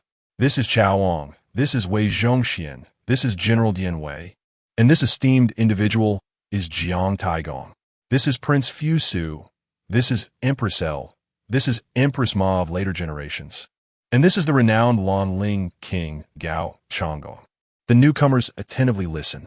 This is Yang Yuhuan, and this is... Suddenly, a pause ensued. Is this the Emperor Wei Wu? Yang Jian felt a twinge of uncertainty. Wasn't Chao only about 1.60 meters? And is that truly the dragon robe? Lin Lu observed with curiosity. Li Longji has met Lin before. A man spoke. Yang Yuhuan stepped forward to provide an explanation. Li Bai exclaimed, recite poetry? What poetry could I possibly recite? Your Majesty, it's the illustrious Yang Guifei in person. Lin Lu remarked, so soon? I have yet to prepare any materials. Li Longji appeared to be over 45 years of age, just as he was about to speak. Take this Iron Mountain strike. Feel the force of my meteoric kick. One after the other, they collided and exchanged blows. It was none other than Wei Qigong and Cheng Yaojin. In an instant, they nearly knocked the dragon robe off Li Longji. Observing the beleaguered Li Longji, Li Bai quietly picked up the scattered materials. Upon hearing the commotion, Li Longji recognized the two and, though confused, found himself subjected to a flurry of strikes. Lin Lu instructed others to separate the combatants. Phew, there is still some fight left. It would be troublesome if someone were to be seriously harmed. I lack the teleportation talisman to bring him back. After handing over a pill, he inquired, why did the two dukes act in such a manner? At this moment, Li Longji was not yet the foolish ruler of the future. Though anger simmered within him, he patiently questioned the two. Lin Lu, without further ado, produced his phone to show Li Longji a video of the Ungshi rebellion. After watching, Li Longji found it utterly incomprehensible. How could he have been so foolish? All of this stems from your desires. My recommendation is to sever the root for everlasting governance. Lin Lu stated, sever it now. Cheng Yaojin and Wei Qigong declared as they prepared to take action. Suddenly, Cheng Yaojin recalled something and turned to Wei Zhongxian, exclaiming in surprise, Wei Lao, have you grown a beard? Wei Zhongxian touched his face and indeed found it a bit prickly. Chapter 76. Between equals, what transpired last night remains a mystery to all. The only observable change was a sudden appearance of stubble on a eunuch's face, which Lin Lu chose not to explain, and the others refrained from inquiring further. Chao Ong then instructed Wei Zhongxian to procure a razor from the market for grooming purposes, prompting Wei Zhongxian to hastily take his leave. Lin Lu observed the dazed Li Longji without uttering much. Old Cheng, you and your companions are in charge of showing Xian around. He assigned directly to Cheng Yaojin, primarily concerned that once matters were resolved, they might depart immediately. Since they had come, it would be delightful to allow him some recreation today. Lin Lu had faith that Cheng Yaojin and Yu Qigong would graciously entertain Li Longji. Yang Zixing seized the opportunity to approach Zhang Xiangyu. Greetings, esteemed elder, he said, to which Zhang Xiangyu appeared puzzled. Yang Zixing offered a brief explanation. You may call me Zhang Gui. Zhang Xiangyu responded. May I inquire which Jin Wan you refer to? That would be our illustrious Emperor Taizong of Song. Zhang Xiangyu clarified. Yang Zixing, brimming with excitement, then elaborated on his origins. The second year of Shaoxing? That is post-Jinkong, is it not? During the meal, the couple, Li Si and his wife, were astonished by the lavish spread before them. Zhang San encouraged them to partake at their leisure, assuring them they could request more if needed. Lin Lu suddenly remembered that Yang Jian and Empress Dugu had arrived. Who is overseeing the state? He inquired. The duo replied that Yang Yong was acting as regent, which would also serve as an opportunity to assess his capabilities. Lin Lu could only respond, should you require assistance, do not hesitate to request leave. Both expressed their gratitude, promising compliance. I must tell you, the Song Emperor fled overnight in a donkey cart. Yang Jian recounted the disgraceful tales of Zhao Guangyi to Empress Dugu. This Li Tang, yes, it was established by your good nephew Li Yuan. His son set a commendable precedent for the Tang. He mused on which ancient figure had been so vexed by his wife that he took refuge in the woods. Upon hearing disparaging remarks about his Tang dynasty, Cheng Yaojin interjected, while Yu Qigong inquired in jest. The two shared a hearty laugh, prompting Li Longji to join in, only to receive a sharp glare from them. These two showed no respect whatsoever for the reigning emperor of the future. Meanwhile, Fusu sought counsel from Jiangxia. Great Duke, I find myself somewhat perplexed, and wonder if you might illuminate my path? Jiangxia gestured towards the empty bowl before him. His implication was that a clear conscience leads to... No. I meant to say, once you have finished, would you kindly refill my bowl? As Zhang Han, ready to take the bowl for more rice, Fusu had already risen to serve himself. As he passed by Hu Hai and Zhao Gao, he cast a significant glance at the two. See, is this not a transformation? Jiangxia remarked to Zhang Han, who appeared contemplative. After the meal, Lin Lu instructed Wei Zhongxian to escort Empress Dugu to the Ziwei Palace for her duties, and Yang Jian expressed his desire to accompany them. Lin Lu advised him to obediently venture into the small grove. The project specifically set up for you has closed down after only a day of operation. Lin Lu jested. Your Majesty, do not fret. I shall make time to visit you shortly. Dugu Kia Aizu chimed in. Well, perhaps it would be best to refrain from that. After uttering these words, Yang Jian dashed away. Lin, my health.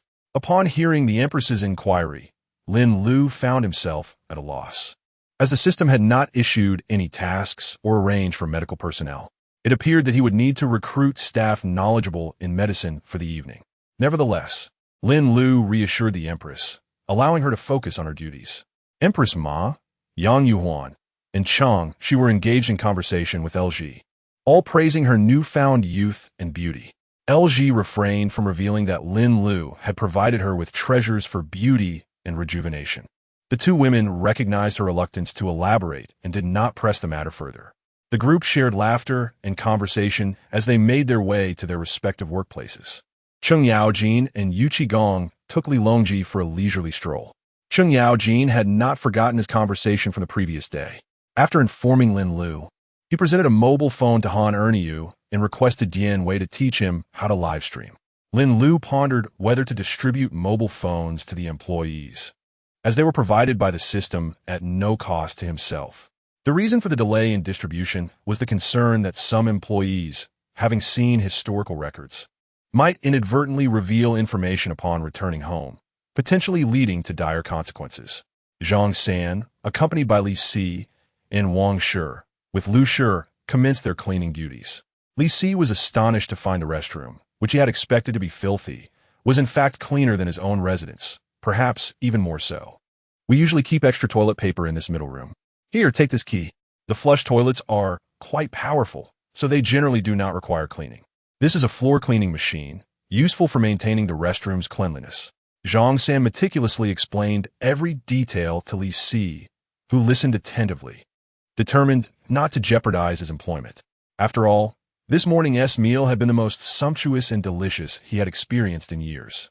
Lin Lu presented Li Bai with two options. First, to open a bookstore named Li Bai Bookhouse, allowing him to write poetry and create verses for visitors in a fixed location.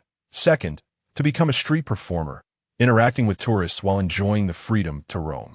The ethereal poet chose the latter, embracing his carefree spirit. Yang Zixing was assigned by Lin Lu to the racetrack, as he held a keen interest in a young general. Hua Zubing, Gao Changgong, and Hua Zubing, having heard Lin Lu mention that he was one of the renowned 4 great hunter slayers in history, could not help but feel a competitive urge arise. Observing this, Lin Lu hastily interjected that each had their own strengths. Hua Zubing then informed Lin Lu that they had arrived in Shuafeng at midnight and had already made contact with Chang'an, though they were uncertain when a response would arrive. Lin Lu felt a surge of excitement. Excluding Zhao Guangyi, Yang Jian, Liu Bang, and Li Longji, there have been direct interactions. This implies a connection with the likes of Qin Huang, Han Wu, Tang Zong, Song Zhu, Ming Zhu, and Chongzhen. One wonders when they might be summoned. After a brief conversation, Lin Lu departed the racetrack with Yang Zixing. Who is this young man? A visitor inquired, eyeing Yang Zixing, who was closely following Lin Lu. Yang Zixing, I wonder how he compares to Jinyiwei. Another visitor expressed curiosity. Subsequently, several tourists fervently insisted on a contest between the two, offering generous rewards in the process. Lin Lu took out his phone to notify Jinyiwei. Jinyiwei had just finished instructing Han Erniu on how to livestream. Upon hearing of the impending duel, he eagerly made his way over. Cheng Yaojin and Yu Qigong sauntered in alongside Li Longji. Yuqi, is this the one you referred to as your equal? Cheng Yaojin remarked, observing Yang Zixing, who was performing admirably against Jinyiwei. He expressed his frustration to Yu Qigong. Although Cheng Yaojin had previously sparred with Jinyiwei, both had held back. However, it was evident that both contenders were now exerting their utmost effort. The strikes were resonant and impactful.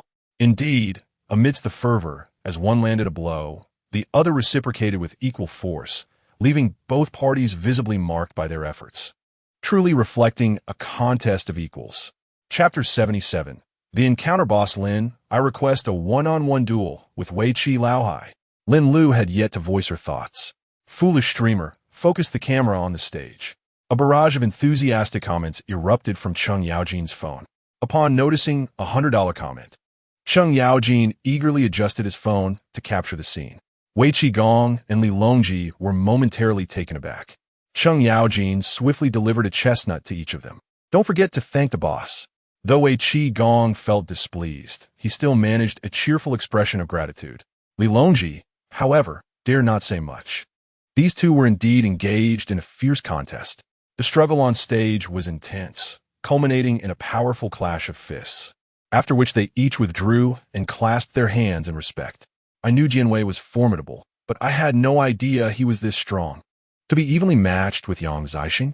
You see, if it weren't for the stolen armor and dual halberds, if Boss Chow had the desire, I believe Zhang Xiu would have to entertain him for a night. Are you familiar with Jia Su? The crafty strategist, though he rarely devised plans throughout his life. The incident in Wansheng was a rare occurrence. Why? It was due to the underestimated combat prowess of Jinyiwei. The tourists began to chatter animatedly. Aside from the initial bidding, some even rewarded them with tokens. Both combatants expressed their gratitude with a bow. Seeing this, Cheng Yaojin and Wei Zhongxian had long vanished, not wishing to embarrass themselves in the presence of such brilliance. Their personalities were inherently inclined toward banter and jest. As they passed by Yang Yuhuan's performance area, Li Longji found himself entranced. After being thoroughly beaten by Cheng Yaojin and Wei Zhongxian, he thought to himself, I see you and that old fellow are still up to mischief. Cheng Fatty, shall we have Boss Lin take care of him? Excellent idea. The comments inquired about the identity of the person in question. He is none other than our Emperor Li Heir's great-grandson, Li Longji. And you dare to take him down? No worries, my emperor is unaware. Moreover, he might even raise both hands in approval while at work. Cheng Fatty was indeed correct. The two continued to engage with the comments. Meanwhile, Li Longji could not help but steal glances at the dancing Yang Yuan. Let me tell you, Boss Lin has reserved Yang Yuan. Cheng Yaojin leaned closer to whisper. Li Longji, discerning the gravity of the situation, immediately shifted his gaze. Isn't that the little poet Li? Cheng Yaojin remarked upon seeing Li Bai surrounded by a throng of ladies. Li Bai had encountered the emperor, Duke Lu, and Duke Yi. He recognized the hierarchy and knew to address Li Longji first, as they hailed from the same era. Cheng Yaojin casually draped his arm over Li Longji's shoulder. This is your poet from that time.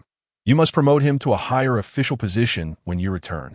Li Bai observed the somewhat awkward position Li Longji found himself in, unsure whether the nobleman was aiding or embarrassing him. As a loyal subject witnessing his emperor in a compromising situation, Li Bai first pleaded on behalf of Li Longji before expressing his gratitude to Cheng Yaojin. The sage has aged. May the nobleman show a bit more kindness. After thanking the nobleman for his goodwill, Li Bai departed. Cheng Yaojin chuckled, releasing Li Longji and drawing closer to Li Bai. Poet immortal, why not compose a poem for me? He proposed. You wishful thinker, if anyone should be receiving poetry, it ought to be me. I am the gatekeeper of future generations. Yuchi, do you fancy a duel? Come forth, who fears whom? The onlookers were eager for the two to engage in a brawl. Observing the commotion, Li Bai glanced at Li Longji and made his exit, soon surrounded by a throng of admirers. At just over 30, Li Bai was precisely their type, his ethereal and carefree demeanor captivating their hearts. The morning slipped away in a flash as Cheng Yaojin guided Li Longji on a brief tour. Along the way, some tourists approached for photographs. Li Longji, feeling somewhat shy, marveled at his own image on the phone after the flash, exclaiming in wonder, eliciting laughter from the crowd. This old man is truly immersed in the role. Surely he does not expect to be appointed as a grand general. Upon learning of his identity as Li Longji, one passionate Tang enthusiast could no longer contain himself. Old man, take this punch. It's bad enough that you've taken a young bride, but now you've ruined the grandeur of the Tang Dynasty. Why didn't you die 20 years earlier? Cheng Yaojin and Yu Qigong hurried to intervene. Good sir, under normal circumstances, tourists are not permitted to strike employees, especially since this old fellow has yet to officially commence his duties. Yu Qigong added. However, before he could finish, the tourist brandished a 100 yuan bill. Prepare yourself. A punch straight as Mount Tai. Logically, Li Longji should embody the ambitious emperor he once was, unwilling to endure such treatment. Yet, outnumbered and feeling guilt over his historical legacy, he acquiesced. Though the punches from Cheng Yaojin and Yu Qigong were heavy, they were delivered with care. Li Longji took it as a means to acclimate to his work environment, far preferable to the beatings he had previously endured under Zhao Gao and Hu Hai. During lunch, Lin Lu specially took Li Longji to the fan building. Your Majesty, what insights have you gained from this experience? I have gained much enlightenment. I have decided to bestow the title of National Spirit Maiden upon Yang Yuhuan. Li Longji's declaration revealed his intentions, and Lin Lu had no doubts, for the system had already notified him of the task's completion. Ding! Congratulations to the host for completing the task. A Fleeting Beauty's Fate. Task Reward. Simplified Tai Chi Palace. 1 recruitment of designated Tang Dynasty employees. Lin, might I work here? Li Longji inquired. Nearby, Zhang Xiangyu was discreetly listening, uncertain whether to focus on Lin Lu or Zhao Guangyi. It's possible, but has fate brought you to this point? Lin Lu's response was vague. Although Li Longji felt a twinge of disappointment, he refrained from pressing further. Fortunately, the system was considerate enough to allow him to finish his meal before departing. Lin Lu, observing the patrons at the fan building, retreated behind the front desk to play on his phone, waiting for someone, a person who had yet to return since yesterday. He hoped they would arrive in time. Ho-Hot closed her eyes, awaiting the arrival of death. As I opened my eyes, I beheld a man clad in an unfamiliar crimson robe. Several guards approached to untie Ho-Hot. The woman named Ailing appeared pallid and stricken with fear.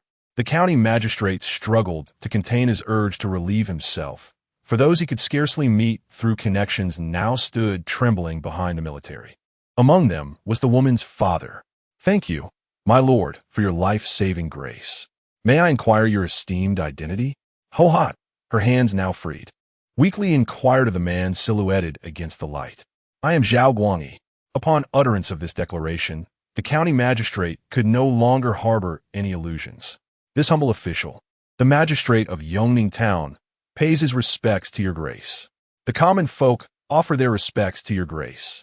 The crowd knelt in unison. Zhao Guangyi dismounted and assisted the struggling Ho-Hot, who attempted to bow. Take care and rest well. Zhao Guangyi turned and noticed a company of riders swiftly approaching from afar. The newcomers were none other than the transport commissioner of Hebei, Fan Xiang. He had only learned of the urgent military report that had summoned this nobleman to Hebei, leaving him quite startled. And now, he found himself in this modest Yongning town. Your humble servant, Fan Xiang, the transport commissioner of Hebei, pays his respects to your grace. Rise, my dear official, Zhao Guangyi replied, showing concern for his subordinate. Then, with a piercing gaze, he stated, this matter must be presented in a memorial. I shall personally review it. Yes. Fan Xiang observed Zhao Guangyi departing with Ho-Hot and her grandmother, feeling utterly bewildered. Nonetheless, he resolved to oversee the matter personally. Meanwhile, Lin Lu glanced at the time. It was getting late. The patrons of the Fan Lu had nearly finished their meals. Suddenly, the main door swung open, and Zhao Guangyi entered, accompanied by a frail young girl. Owner of the menu. Lin Lu, upon seeing the girl behind Zhao Guangyi, let out a sigh of relief. Chapter 78. Surviving the aftermath, Zhang Xiangyu gazed inquiringly at the individuals accompanying Zhao Guangyi. Though she was not intimately acquainted with every staff member, it was evident that this young girl exhibited signs of malnutrition and trepidation, unmistakably a newcomer. Lin Lu, upon noticing the arrival, took the initiative to greet her. Ho-Hot, is it? I've been waiting for you. As she spoke, she produced a healing pill. The girl, timidly acknowledging, replied, I have met General Lin. Despite Zhao Guangyi having briefed her extensively, the atmosphere of this place induced an involuntary sense of anxiety within her. After all, she had just been at the execution ground, first encountering the Emperor of Song, and then inexplicably finding herself here. Such miraculous events stirred her soul profoundly. Moreover, Zhao Guangyi had just shared that the true savior was this short-haired gentleman before her. Do not be nervous. Once you are here, we are colleagues. There is no need to refer to yourself in such terms, Lin Lu reassured her. This pill will aid in your recovery. Ho-Hot hesitated to accept it, glancing furtively at Zhao Guangyi, only to discover he was preoccupied with ordering food, paying her no mind. Lin Lu, noticing her hesitation, added, do not worry. Even Zhao must heed my words here. Though Ho-Hot felt flustered, she eventually accepted the pill, intending to stow it away for her sovereign. Lin Lu urged her to consume it immediately. After a moment's hesitation, Ho-Hot acquiesced, swallowing the pill, which dissolved effortlessly. Shortly thereafter, she felt a tingling sensation throughout her body. When she lifted the sleeve of her new attire, gifted by Zhao Guangyi, she observed that the scabs had fallen away, revealing fresh, unblemished skin beneath. Seeing this, Lin Lu promptly instructed Zhongxian to escort her to the staff changing room. "You have worked hard, Zhao heir," Lin Lu remarked, noticing his weary appearance. "Not at all. The thought of buying a faster carriage brings me joy." Zhao Guangyi chuckled heartily. "Were there any unforeseen incidents along the way?" "None to speak of, save for the moment when I arrived, just as the executioner was about to strike. I shot him down with an arrow. I made it just in time, without even shedding my dragon robe. Had I been a moment later, calamity would have ensued."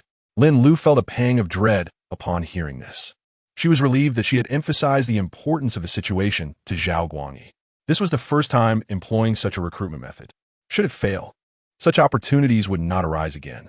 Of course, Lin Lu was exaggerating to instill a sense of urgency in him. The absence of future recruitment chances was a consequence of his own actions. Zhao Guangyi had inadvertently offended all dynasties. This was the very reason behind the grandiosity of his current endeavors.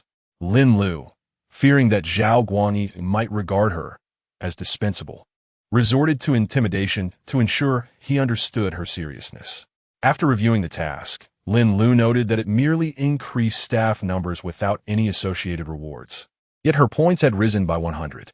Phew, at least there's some reward. Before long, Zhongxian emerged with Ho Hot, taking over Zhao Guangyi's menu and selecting several additional dishes.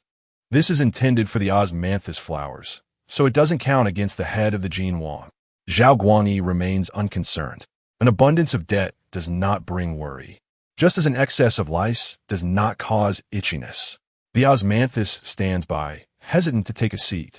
After all, the esteemed figure before her is a member of the Song dynasty's royal family. As a humble commoner, how could she dare to sit at the same table? Lin Lu beckons her to sit down. Zhao Guangyi, with an approachable demeanor, encourages her to join him and to relax. "What is your surname?" Lin Lu inquires. In response, "I am surnamed Ma," a name that resonates with the simplicity of a rural folk. "Well, I shall call you Osmanthus." "Yes, let's dine first. We shall discuss work after the meal," Lin Lu states upon seeing the dishes have been served. With few guests present, Zhongxian sits beside the timid young girl. Offer her dishes. Although the girl has recovered significantly after taking Lin Lu's medicine, her spirit still appears somewhat deflated.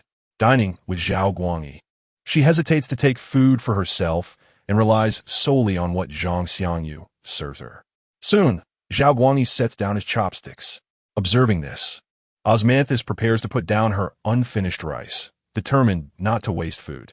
Noticing her evident hunger, Lin Lu, with a gentle turn of phrase, says, "You seem to be still hungry." Osmanthus, misinterpreting these words as a reprimand, feels a bit flustered. "Dear Sister Osmanthus, just focus on enjoying your meal. Lin is merely teasing you." Zhongxian compassionately reassures her. After glancing at Zhao Guangyi, Osmanthus resumes eating. "Do not mind me. Just ensure you eat your fill." Having only consumed a few pieces of osmanthus cake that morning, her hunger resurfaces now that she is out of danger. Lin Lu observes Osmanthus eating and chooses not to inquire further, deciding to step outside to allow them some comfort. "How did you arrive here?" Lin Lu asks Zhao Guangyi. "We found a carriage and were transported here." Of course, Zhao Guangyi would never engage in such antics as disappearing under the watchful eyes of thousands of soldiers. "I have ordered that no one approaches the carriage before 7 o'clock tonight. Are you not concerned that you might end up back in Yongning Town?" Lin Lu jests. "I am the emperor of the Song. Even if I were in Yongning Town, what of it?" Zhao Guangyi inadvertently reveals a hint of arrogance. "Huh, just wait until you return and someone has taken over. Then you will be humbled." Lin Lu laughs teasingly. "Lin, could you not think of me in such a way?" Zhao Guangyi responds, somewhat speechless. Lin Lu has discerned that their arrival point is fixed, while their departure point is transient, potentially a carriage, horse, or room. For instance, Xiaoying and Fu Su operate in this manner. In a moment, have Zhong send them to the dormitory. "I shall return to take a nap." Lin Lu yawns, suggesting that Osmanthus should rest today and begin work tomorrow. Zhao Guangyi, not devoid of human sentiment, nods in agreement. Time swiftly passes. As the afternoon work hours approached, Hohat initially believed she would be laboring. However, Zhang Xiangyu informed her that she was not required to work that day. Moreover, due to the lack of visitors at the Alchemy Tower, it was a fortuitous opportunity for Zhang Xiangyu to guide her on a tour of the base. The two followed the tourists and first visited the Ming Huang Palace, where visitors fervently debated the necessity of diminishing the power of the civil officials. Next, they explored the Weiyang Palace, where the crowd offered various strategies for eliminating Liu Bang, leaving the palace maids and eunuchs trembling with trepidation. They then proceeded to the Ziwei Palace, where numerous young ladies were reporting grievances against Empress Dugu, claiming there was a lecherous old man lurking in the woods. Could it possibly be Yang Jian? This infuriated Empress Dugu to the point where she nearly took matters into her own hands. Subsequently, they visited the Apang Palace, where a throng of people confronted Fusu, bombarding him with quotations and sharp rhetoric that left him momentarily speechless. With each of Zhang Xiangyu's continued explanations, Hohat felt as though she had been struck by lightning. Each personage was a figure of immense stature. During this time, Cheng Yaojin and Wei Qigong passed by, and Zhang Xiangyu greeted them. Upon learning that one of them was Wei Qigong, Hohat shyly mentioned that her family Estor still bore his image as a guardian deity, which delighted Wei Qigong immensely. He promptly declared that he would look after Hohat at the base. Cheng Yaojin, feeling slighted, playfully tussled with him as they wandered off into the distance. Hohat observed the unfolding scenes before her, and at that moment, a profound sense of having survived a calamity surged within her. Chapter 79. Reclaiming the homeland in the racing grounds. Lin Lu unexpectedly encountered two leisurely wanderers. Gui Hua appeared somewhat reserved, yet mustered the courage to greet Lin Lu. With a cheerful smile, Lin Lu urged her not to feel anxious. It seemed the braised pig's head often suppressed its subordinates, judging by its demeanor. A few tourists nearby began to tease Lin Lu, while Zhang Xiangyu whispered a few words into Gui Hua's ear, prompting her to hurriedly explain to the tourists. Their laughter echoed, treating the situation as mere jest. At that moment, a group of Imperial Guards passed by, leading two armored soldiers. Lin Lu called them over to apprehend one of the tourists. To everyone's astonishment, that tourist spent 100 coins to have Lin Lu carried away. Gui Hua was left wide-eyed, as Zhang Xiangyu chuckled and clarified the situation. Most of the competitors who participated alongside Hua Xubing ended up victorious. The Xinbei army had now also discarded their heavy armor, resulting in a mix of wins and losses. Come, let's take a ride in Prince Jin's carriage, Zhang Xiangyu exclaimed, suddenly struck by inspiration as she pulled Gui Hua along. They stopped at the station where the sightseeing vehicle passed. The first carriage belonged to Lu Er, but they didn't board it. The next was occupied by Xiahou Ying and his companion, who also did not take a seat. The third carriage was that of Zhao Guangyi. From a distance, Zhao Guangyi spotted the red-clad Zhang Xiangyu. Although many tourists donned ancient attire at the base, the distinction in demeanor was palpable. With a stern expression, he ordered the two to board the vehicle. Swipe your cards, he commanded. We are employees. We need not swipe. Zhang Xiangyu proudly displayed her work badge. Next time, do not bore my carriage. It affects my revenue. Zhao Guangyi grumbled. Gui Hua was at a loss for words. Ahem, has the prince forgotten the considerable debts owed at my establishment? What the prince owes has nothing to do with me, the emperor of the great song. Zhao Guangyi, he retorted defiantly. If you wish to settle accounts, go find your prince. What a predicament, directly ensnaring oneself. The tourists were entertained by the banter among the three, bursting into laughter. Zhao Wei, are you truly or something? You ensnare yourself. With such a thick skin and demeanor, it's no wonder you became the charioteer of Gaoyang River, facing an army of 10,000, utterly unperturbed. Had you been the slightest bit flustered? TSK? Firstly, I must clarify that I am not the charioteer of Gaoyang River. Secondly, this time, the title should rightfully belong to the commander of the Liao army. Go on, boast all you wish. Instead of dreaming here, why not produce that wealthy lady's postcard from the other day and take a gamble?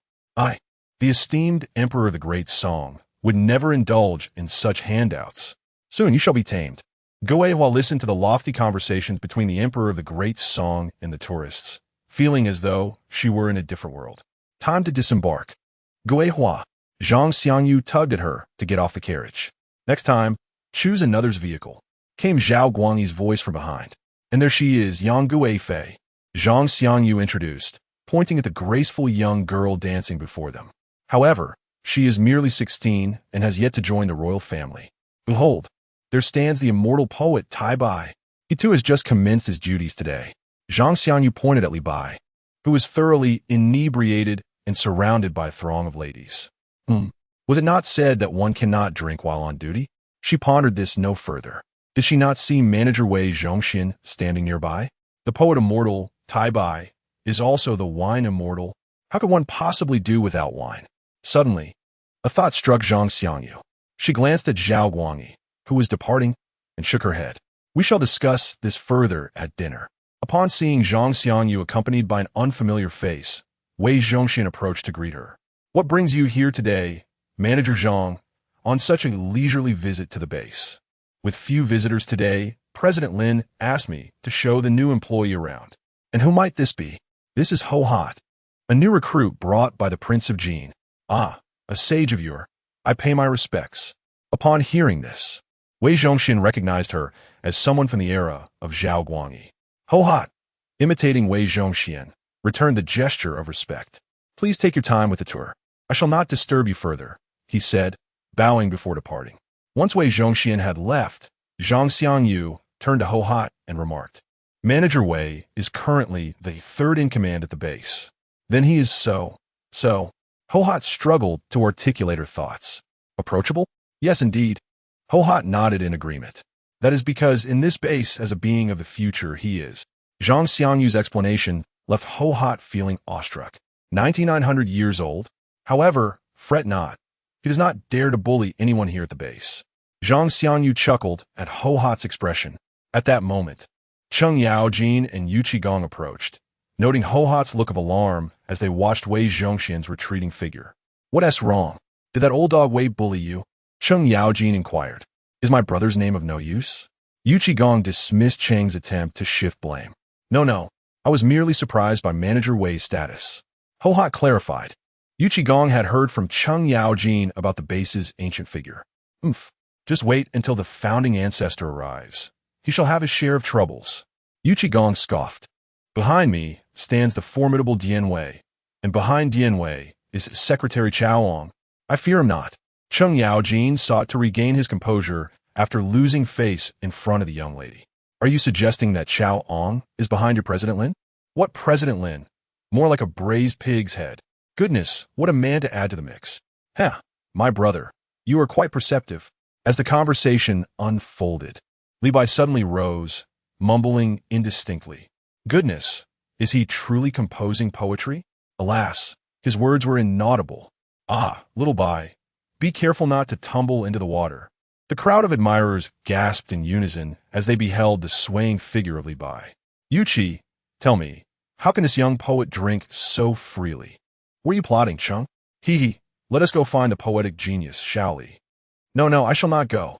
I have already stated that Wei Qi Lao He is even more timid than I am, yet you still do not believe. The barrage is filled with praise for the streamer's prowess. It appears that Cheng Yaojin took advantage of the absence of Wei Qigong in the past and made a wager with the barrage, confidently asserting that Wei Qigong would surely not dare to drink on the job. Oh, you rotund Cheng. Upon seeing the barrage mocking him, Wei Qigong seized the opportunity to snatch the phone from Cheng Yaojin's grasp. Family, guide me. I wish to witness the place where Cheng, the hefty one, boasts. Wei Ji Lao Hai, Han. The two of them then dashed away together. Lin Lu, accompanied by Yang Zixing, entertained the crowd with fitness demonstrations, performing flips and one-handed push-ups. The audience gazed at Yang Zixing's well-defined muscles with envious admiration. A young lady wiped her mouth and reached out to touch, eliciting cheers from those around. Finally, Zhang Xiangyu took Ho Hot to the fishing spot of Jiangxia. Fortunately, today Jiangxia had finished his duties and did not wander about. Ho Hot marveled at the celestial figure before her. Jiangxia greeted the two ladies with a cheerful demeanor. Time swiftly passed, and the end-of-shift announcement rang out. After the visitors departed, Yang Zixing turned to Zhao Guangyi, clad in a crimson robe, and remarked, as a minister of the Song Dynasty, "I have had the honor of meeting Emperor Taizong. Ding. Quest activated. Reclaim the homeland." Chapter 80. Escape from the Imperial Prison Task Description. Assist employee Yang Zixing in aiding Yu Fei in a northern expedition to reclaim lost territories. Task item provided. Time-traveling talisman. Task reward. Simplified version of Bianjing City. Recruit a designated Song Dynasty employee once. The old routine. The dilemma lies in whom to bring along. Yu Fei. Zhao Go. It seems unlikely that Zhao Go could be reached. Even if Yu Fei is brought along, success is not guaranteed. This predicament left Lin Lu in a quandary. After listening to Yang Zixing's account, Zhao Guangyi endured his frustration, but ultimately could not restrain himself from cursing Zhao Go and Qin Hui. "Zhao, I have a way to bring someone here.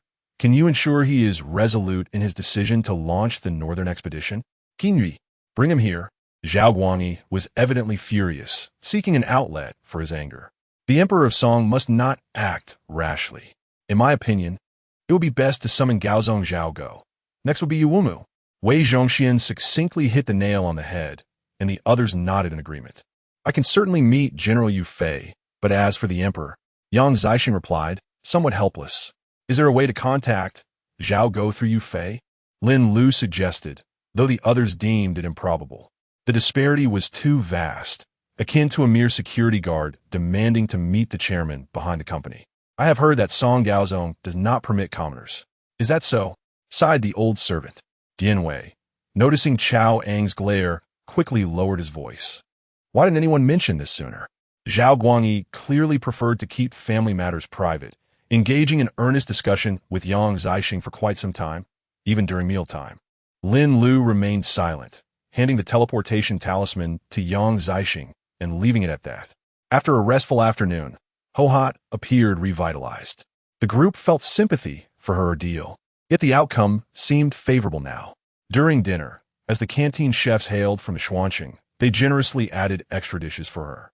Hohat contemplated bringing some back for her grandmother, and Zhang Xiangyu even set aside a portion for her. However, she had to inform her that it could not be taken home. "Yet fret not. While the Prince of Jin may owe me, I trust he would never neglect your grandmother." Upon hearing this, Hohat felt a pang of regret that her grandmother would miss out on the delicacies of the modern world. Casting a glance at the distant Zhao Guangyi, she reflected that life was indeed better now than before, and she finished every morsel in her bowl. Observing the completed meal, Lin Lu announced, "Starting tomorrow, I plan to equip everyone with a mobile phone." The group, lacking mobile phones, erupted in cheers. "Yet you must be mindful," Lin Lu cautioned.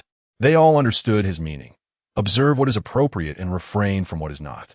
Everyone nodded in acknowledgement. As time drew near, the group bid farewell to Lin Lu. Heading home. "Stay safe." Lanling Wang, Fu Su, weary from his travels, must remember to take care of himself. "Zhao, you two should return and rest well after last night's exertions. Fear not, for Li Longji shall no longer force you into wedlock with Prince Shou. Congratulations in advance to the poet immortal for his imminent elevation. Please convey my regards to Liu Bang, Cheng Yaojin, and Wei Qigong. You both performed admirably today." Lin Lu refers to the lesson the two imparted to Li Longji. "My gratitude to General Lin. There is a matter that His Majesty wishes to inquire about." "Next time indeed." Finally, Wei Zhongxian has departed as well. He must return to discuss his affairs with Chongzhen. Lin Lu pondered deeply. Presently, there are 4 palaces: Mingwang Palace, Ziwei Palace, Weiyang Palace, and Ipang Palace. Mingwang Palace is filled with whimsical political inquiries, while Ziwei Palace serves as a site for complaints against the lecherous Yang Jian. Weiyang Palace stirs up schemes for LG to eliminate Liu Bang, whereas Ipang Palace is hastily transforming Fu Su into a spirited young man. It appears there is a distinct lack of entertainment options, Lin Lu mused. Even the initial concept remains elusive. The original prisons across various dynasties were intended for detaining miscreant visitors. Currently, there are merely a few dozen guards, 20 from the Jinyiwei, 20 from the Haibing Tai, and 20 from the Xuanjiajin. Aside from the four at the city gate, who patrol daily, oversee Hu Hai and Zhao Gao, and ensure the safety of Yan Yuan, there are hardly any who can be mobilized. Thus, Lin Lu resolved to recruit more guards tonight. Alas, this wretched system does not lend me a hand. As a reclusive individual who rarely ventures beyond my door, I find it exceedingly difficult to devise new programs. Lin Lu began to voice his grievances about the system. I heard you host. Ding. Detection of monotonous entertainment projects. Assisting the host in establishing a new amusement project. Escape from the Imperial Prison. Description of escape from the Imperial Prison. Visitors enter the prison due to their offenses and must complete the daily tasks assigned by the prison warden to escape. The newly added staff will be arranged by the host. Very well.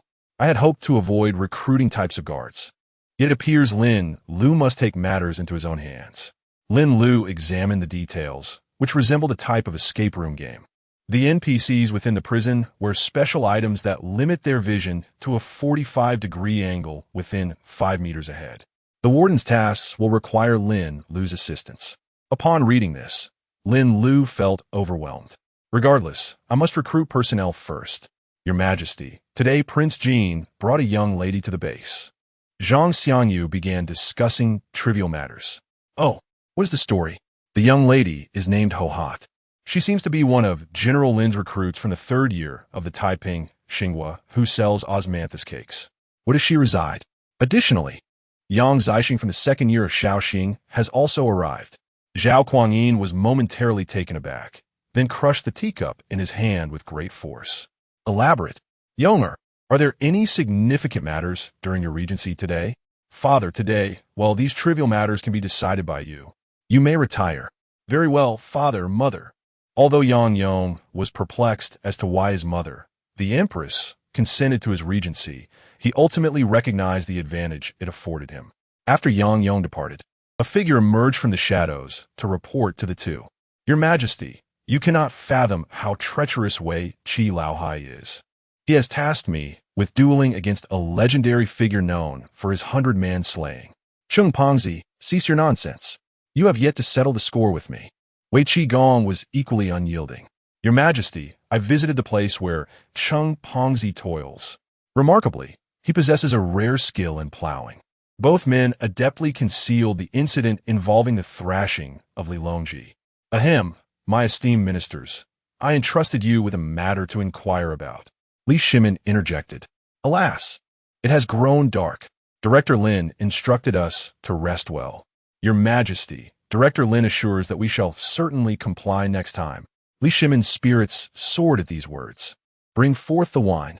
Cheng Yaojin observed that it was merely the bulk wine he had procured, and each received but half a bowl. Nobunde directo en una remarca, on Li Shimin's audacity. Grandfather, when do you suppose the potatoes will sprout? A young child inquired of Jiang Zia. Soon, soon. The elder replied with a gentle smile. Quickly, quickly. Wei Aiqing is indeed remarkably robust. Your Majesty, should I not return to the estate to rest? Why must we concern ourselves with such trivialities between sovereign and minister? Your Majesty speaks wisely. It is evident that Lord Wei has earned Director Lin's favor. Chongzhen nodded in agreement. Chapter 81. A puzzling conundrum. Lin Lu observed that there were only 3 recruitment opportunities available today. After contemplation, he decided to utilize one immediately. The system prompted a recruitment for protective personnel. Ding! Congratulations, host! You have successfully recruited 20 members of the Jinyiwei from the 21st year of the Jiajing era. How intriguing! Is this recruitment specifically tailored for the new project? Lin Lu mused. Surely, their leader must be Lu Bing, right? Lin Lu glanced at the list. Wang Chao. What a pity, otherwise it would have been 2 Lu Bings. Lin Lu hesitated for a moment. Random recruitment. Ding! Congratulations, host! You have summoned Su Wu from the 6th year of the Yuan Shou era, September. Lin Lu pondered, could this be the same Su Wu who tended sheep? He searched for information online. At this time, Su Wu had not yet embarked on his diplomatic mission. Continuing with the final attempt. Random selection. Congratulations, host. You have recruited Tang Jian from the 4th year of the Tang Jingguan era. How fascinating. I recall that when Li Jing was sent to the Eastern Turkic Khaganate, both parties had agreed to cease hostilities. Yet, Tang Jian remained within the Eastern Turkic camp, and Li Jing launched an attack. Lin Lu chuckled. Thus, Li Jing owes no one in the Tang Dynasty, except for Tang Jian. I wonder if the map brought back by Chang Yaojin altered this particular event. Remarkable. 3 recruitments, 1 Jinyiwei and 2 envoys. Just right. The 2 envoys can temporarily serve as NPCs for the Edict prison, Lin Lu thought. Now, on to the highlight of the day, the summons for the task reward. The system first placed the Taiji Palace. Lin Lu selected a location, and the Taiji Palace was established. Recruitment for personnel. Ding. Congratulations, host. You have recruited Li Yuan from the 4th year of the Jingguan era. Lin Lu was slightly taken aback. He initially expected either Li Longji or Li Shimin. Instead, it was Li Yuan who had come. Well, that saves him from having to keep Li Shimin busy with more siblings. There is still one more recruitment for Tang Dynasty personnel. System. Initiate the specified recruitment for Tang Dynasty employees. Ding. Congratulations, host. You have recruited Li Zhongxian from the 4th year of the Jingguan era. How intriguing. Today, there were 5 recruitments in total, 3 of whom hailed from the Tang Dynasty. Secretary Chao, the task has arrived. Lin Lu hurriedly began to seek out Chao Wang. He still needed to study how to approach tomorrow's new project effectively. Chao Wang entered and glanced at the list. Not many, mainly because 3 of them are from the same time period. After a quick look, he hurried off to his tasks. In the 21st year of Jiajing, Liu Bing listened to reports from several subordinates, his brow slightly furrowed. Although the emperor was obsessed with immortality, the sudden claim by these subordinates that they had been recruited to travel to the future could not be dismissed as a mere aspiration to curry favor with the emperor. However, if their assertions were false, and he reported this, given his emperor's keen intellect. After much hesitation, Liu Bing took a deep breath. You shall kneel and await orders. I will report this. Liu Bing hastened to the palace to deliver his report.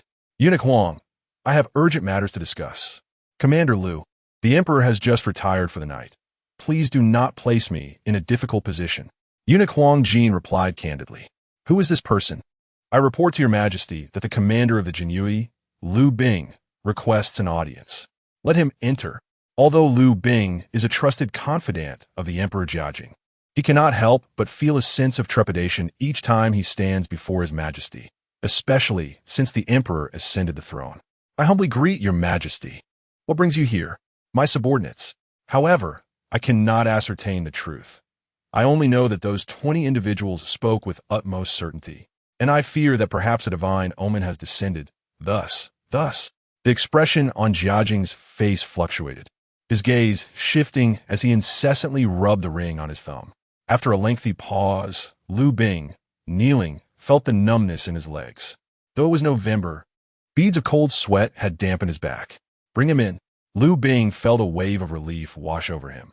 At least he had passed this first hurdle. Now, he awaited the hour of the next day. In the 6th year of Yuan Shao, Su Wu was idling at home. With several victorious battles led by Hua Xubing, the borders had stabilized considerably.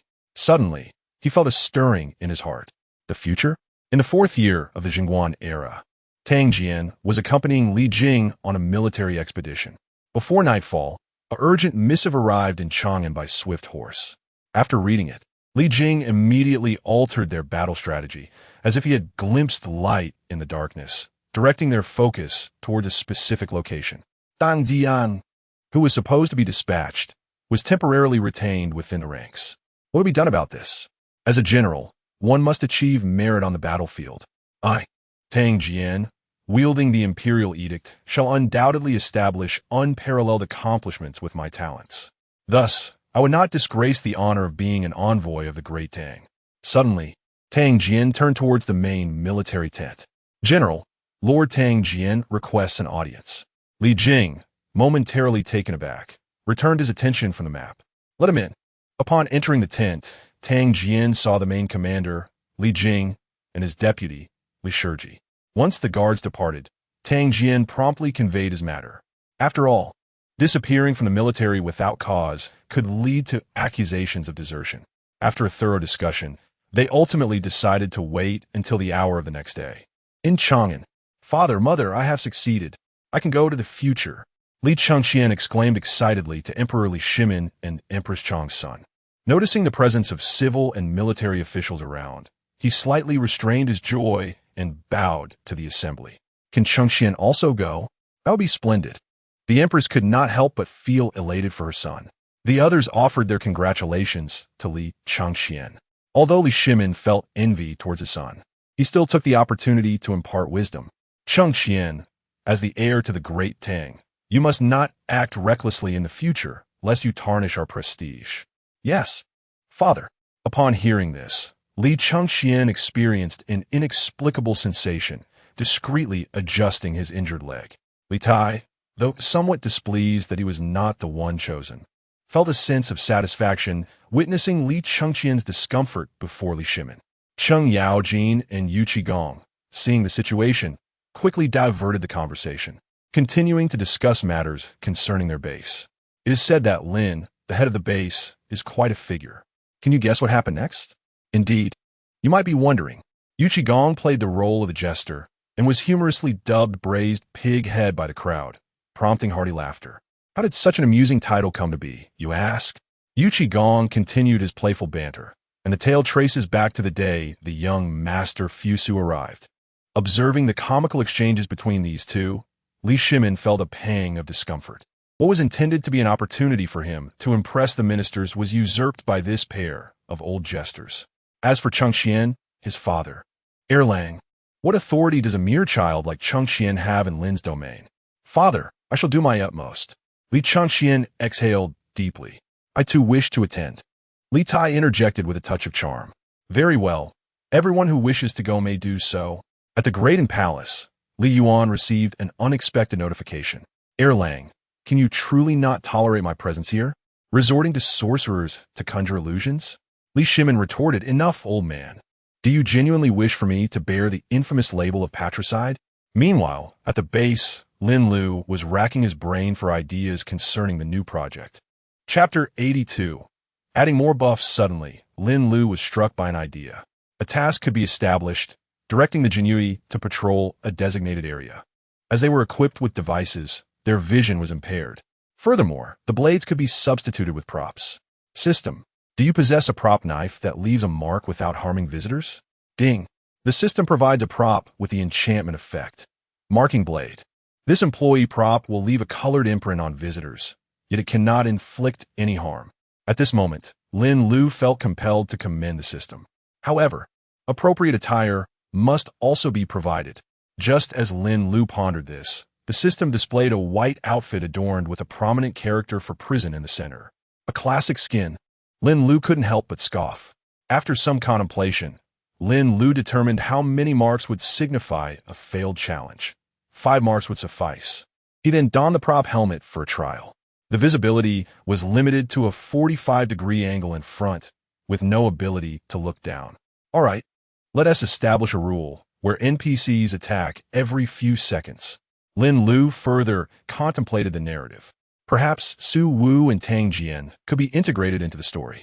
For instance, to escape, one could seek out the two to retrieve a diplomatic token, and then approach the commanding officer for a pardon or defeat him.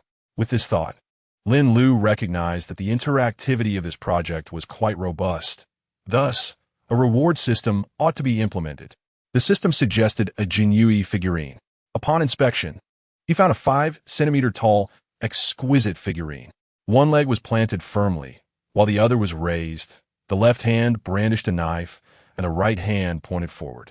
No, this resembles a chivalrous hero, he exclaimed. My apologies, I picked the wrong one. The system presented the authentic Jinyiwei knife-wielding stance. The figure was slightly hunched, grasping the knife with both hands in a half-squat position. The base bore inscriptions: a mere imperial prison, escaping alive, a near-death experience. Lin Lu surveyed it with satisfaction. And what a failure, he inquired. Failure? There is none, came the reply. But wouldn't that mean visitors spend their money in vain? Lin Lu realized the truth of this. The system then produced another figurine, a prisoner with a large iron ball chained to his feet, arms dangling limply, and mouth agape. Looking utterly grotesque, the base read, prison disaster, an inescapable calamity. Lin Lu observed that rewards were likely distributed based on visitor performance. 3 marks or fewer would yield the initial rewards, while 4 marks or more would grant the latter rewards. It was evident that the rewards for clear accomplishments were crafted with greater finesse. However, Lin Lu remained uncertain whether these would truly captivate visitors. All would hinge upon the participation level of the visitors the following day. At that moment, Lin Lu was wholly absorbed in the creation of his project, completely oblivious to the matters concerning Li Yuan and Yang Jian. The next day, promptly at 6 o'clock, the Jinyiwei, led by Wang Chao, knelt on the ground. Sensing the shift in the ground beneath them, they all exhaled deeply, with a sense of relaxation washing over them. Several of those kneeling could no longer endure the numbness in their legs and collapsed onto the ground. Upon realizing the extraordinary technique at play, he hastily arose and knelt once more. Su Wu swiftly surveyed the surroundings. Before him stood 3 individuals, 2 adorned in peculiar attire. One with short hair, beaming cheerfully at the crowd, and the other, though possessing long hair, was clad in an apron reminiscent of the garb worn by Jinyiwei during his labor. Another figure donned armor. It was Tang Jian, who had just exited Li Jing's tent, and upon noticing the timing device pass by, he couldn't help but mock himself. In the blink of an eye, he found himself in this very place. The Supreme Emperor? The Crown Prince? He gazed incredulously at the elderly and the youth before him. You're Tang Jian? I am grateful that the Supreme Emperor remembers a humble servant. Grandfather? Ah, Chongzhen, you have come as well? Li Yuan remained in a state of astonishment. That wretched son of Li Shimin has wronged you. Li Chongxian immediately understood that his grandfather had misjudged his father and hastily offered an explanation. Upon hearing this, Tang Jian grasped why Li Jing had altered his military strategy after receiving the secret missive. Lin Lu, straightforward and direct, introduced himself. Greetings, everyone. I am Lin Lu, the head of the base. You may refer to me as Director Lin. The group of Jinyiwei promptly raised their hands and knelt in reverence. We salute you, Director Lin. The remaining 4 followed suit in greeting. There is no need for such grand gestures. Please recount the events leading to your arrival, Lin Lu requested, while instructing the handing over of documents to the other 4. He had no intention of allowing this group of Jinyiwei to learn too much for their own good. Given Jia Jing's unpredictable nature, the Jinyiwei recounted the events following their notification the previous day. You have worked hard, kneeling all night. It was no trouble. Who among you is Wang Chao? I am. Lin Lu glanced at him. He was indeed the first name on the list, and likely their leader. Suddenly, he spotted another individual who bore a striking resemblance to Wang Chao, albeit appearing slightly younger. Who is this? Reporting to Director Lin, this is my younger brother, Wang Ban. A sudden thought struck Lin Lu. He wondered if the system would be cooperative. Draw your sword, Lin Lu proclaimed. The 4, previously engrossed in the documents, snapped back to attention. I said, draw your sword. Confused, Wang Chao complied and unsheathed his weapon. Director, what? Does this mean we cannot escape death today? Lin Lu approached him with a determined stride. System, enchant. Lin Lu then produced a prisoner's garb and swung down with all his might. He donned the attire directly. Director, allow me to wear it. Wang Bon exclaimed. Hurry. Lin Lu disregarded him, urging Wang Chao instead. Wang Chao hesitated. Ultimately, he could not bring himself to strike. Fear not. Nothing will happen. Lin Lu reassured him upon noticing his reluctance. I merely wish to test the effects of the item. Finally, summoning his courage, Wang Chao swung his sword at Lin Lu. Lin Lu felt it, akin to being struck by a foam stick, the sole distinction being the crimson mark it left behind. Everyone was left in stunned silence. An extraordinary technique. This was precisely the effect Lin Lu sought. Since the Jiajing period's Jinyiwei has no intention of revealing history to them, they must employ means to allow them to witness miracles. Otherwise, it would be difficult to convince Jiajing with his temperament. Lin Lu, having achieved his objective, inquired within the system. System, do the visitors perceive this effect as well? Indeed, the enchantment merely leaves traces behind. Due to special circumstances, you only possess work-related information. Lin Lu addressed the group of Jinyiwei. Wang Chao seized the materials and began to peruse them, increasingly astonished. The divine artifacts of the future are truly captivating. It was only at this moment that Lin Lu sought out Su Wu and his companions. Your general of the cavalry, Hua Xiubing, is also present here. Though the news has likely not yet reached the capital, Su Wu expressed surprise and inquired about some historical data from Lin Lu. Although Lin Lu had only partial understanding, he still explained. Then came Li Yuan, Emperor Gaozu of Tang, a name I have long revered. Lin Lu responded courteously. What do you think after reviewing the historical materials? Lin Lu provided him with concise information, including the details of his passing. Li Yuan exhaled in relief upon reading that he had died of old age. Please, trouble yourself to escort me home. I am but an old man. Li Yuan sighed. Do you not desire to meet Li Jianqing from the era of Wuda? Or perhaps the earlier Empress Taimu? Li Yuan paused, lost in thought. Li Chongxian was merely 11 years old at this moment, contemplating the information in his hands. In the future, he would rebel and die in a foreign land the following year. Do not fret. Every opportunity for change exists. Lin Lu reassured him. If I were you, I would choose to collide with the spirit tablet of Empress Chongzhen before Li Shimin, bestowing him with additional buffs. Lin Lu whispered suddenly in his ear, encouraging him to embrace the balance of fate. Chapter 83. Li Bai is indeed a scholar. Li Qingqian's lips moved, as if he wished to articulate something, yet words seemed to choke in his throat. This is not your fault. Since you have come, you must live out your own new self. Lin Lu patted him on the shoulder. An 11-year-old child is daily compelled to learn about governance, the principles of statecraft, Confucian classics, and military strategy. The pressure is simply overwhelming. After all, Li Ji is only 2 years old. It is time to allow Li Chongxian some respite. At worst, history might repeat itself, and he may not become emperor. Li Yuan and Tang Jian, standing nearby, were left perplexed. Once Lin Lu walked away, they inquired about Li Chongxian. Li Chongxian glanced at Lin Lu, seemingly enlightened, and assured the two that all was well.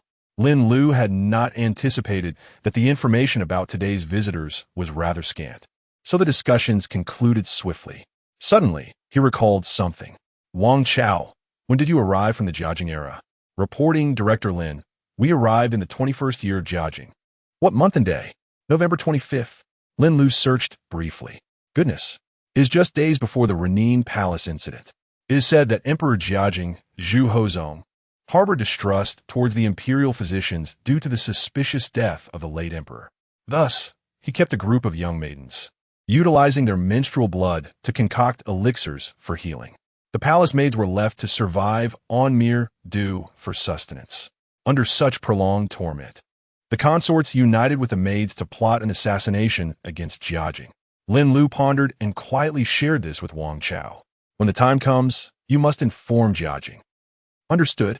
Li Yuan, Su Wu, and others conversed with Chao Wang and Jinyiwei.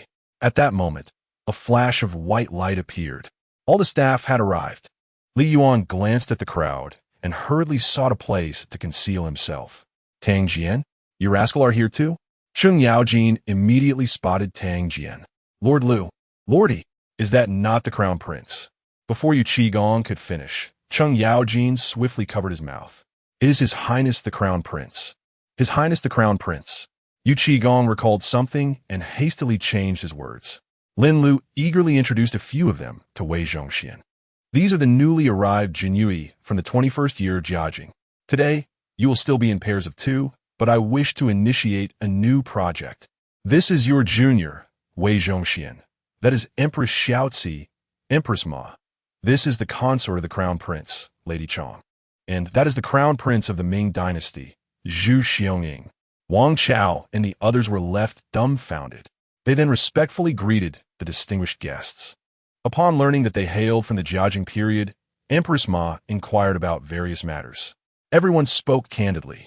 Lin Lu, on the other hand, pulled Wei Zhongxian aside, seeking his counsel for his project.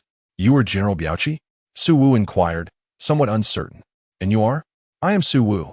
I had the fortune of witnessing your gallant form upon your triumphant return from the northern wilderness. May I ask how the general fares?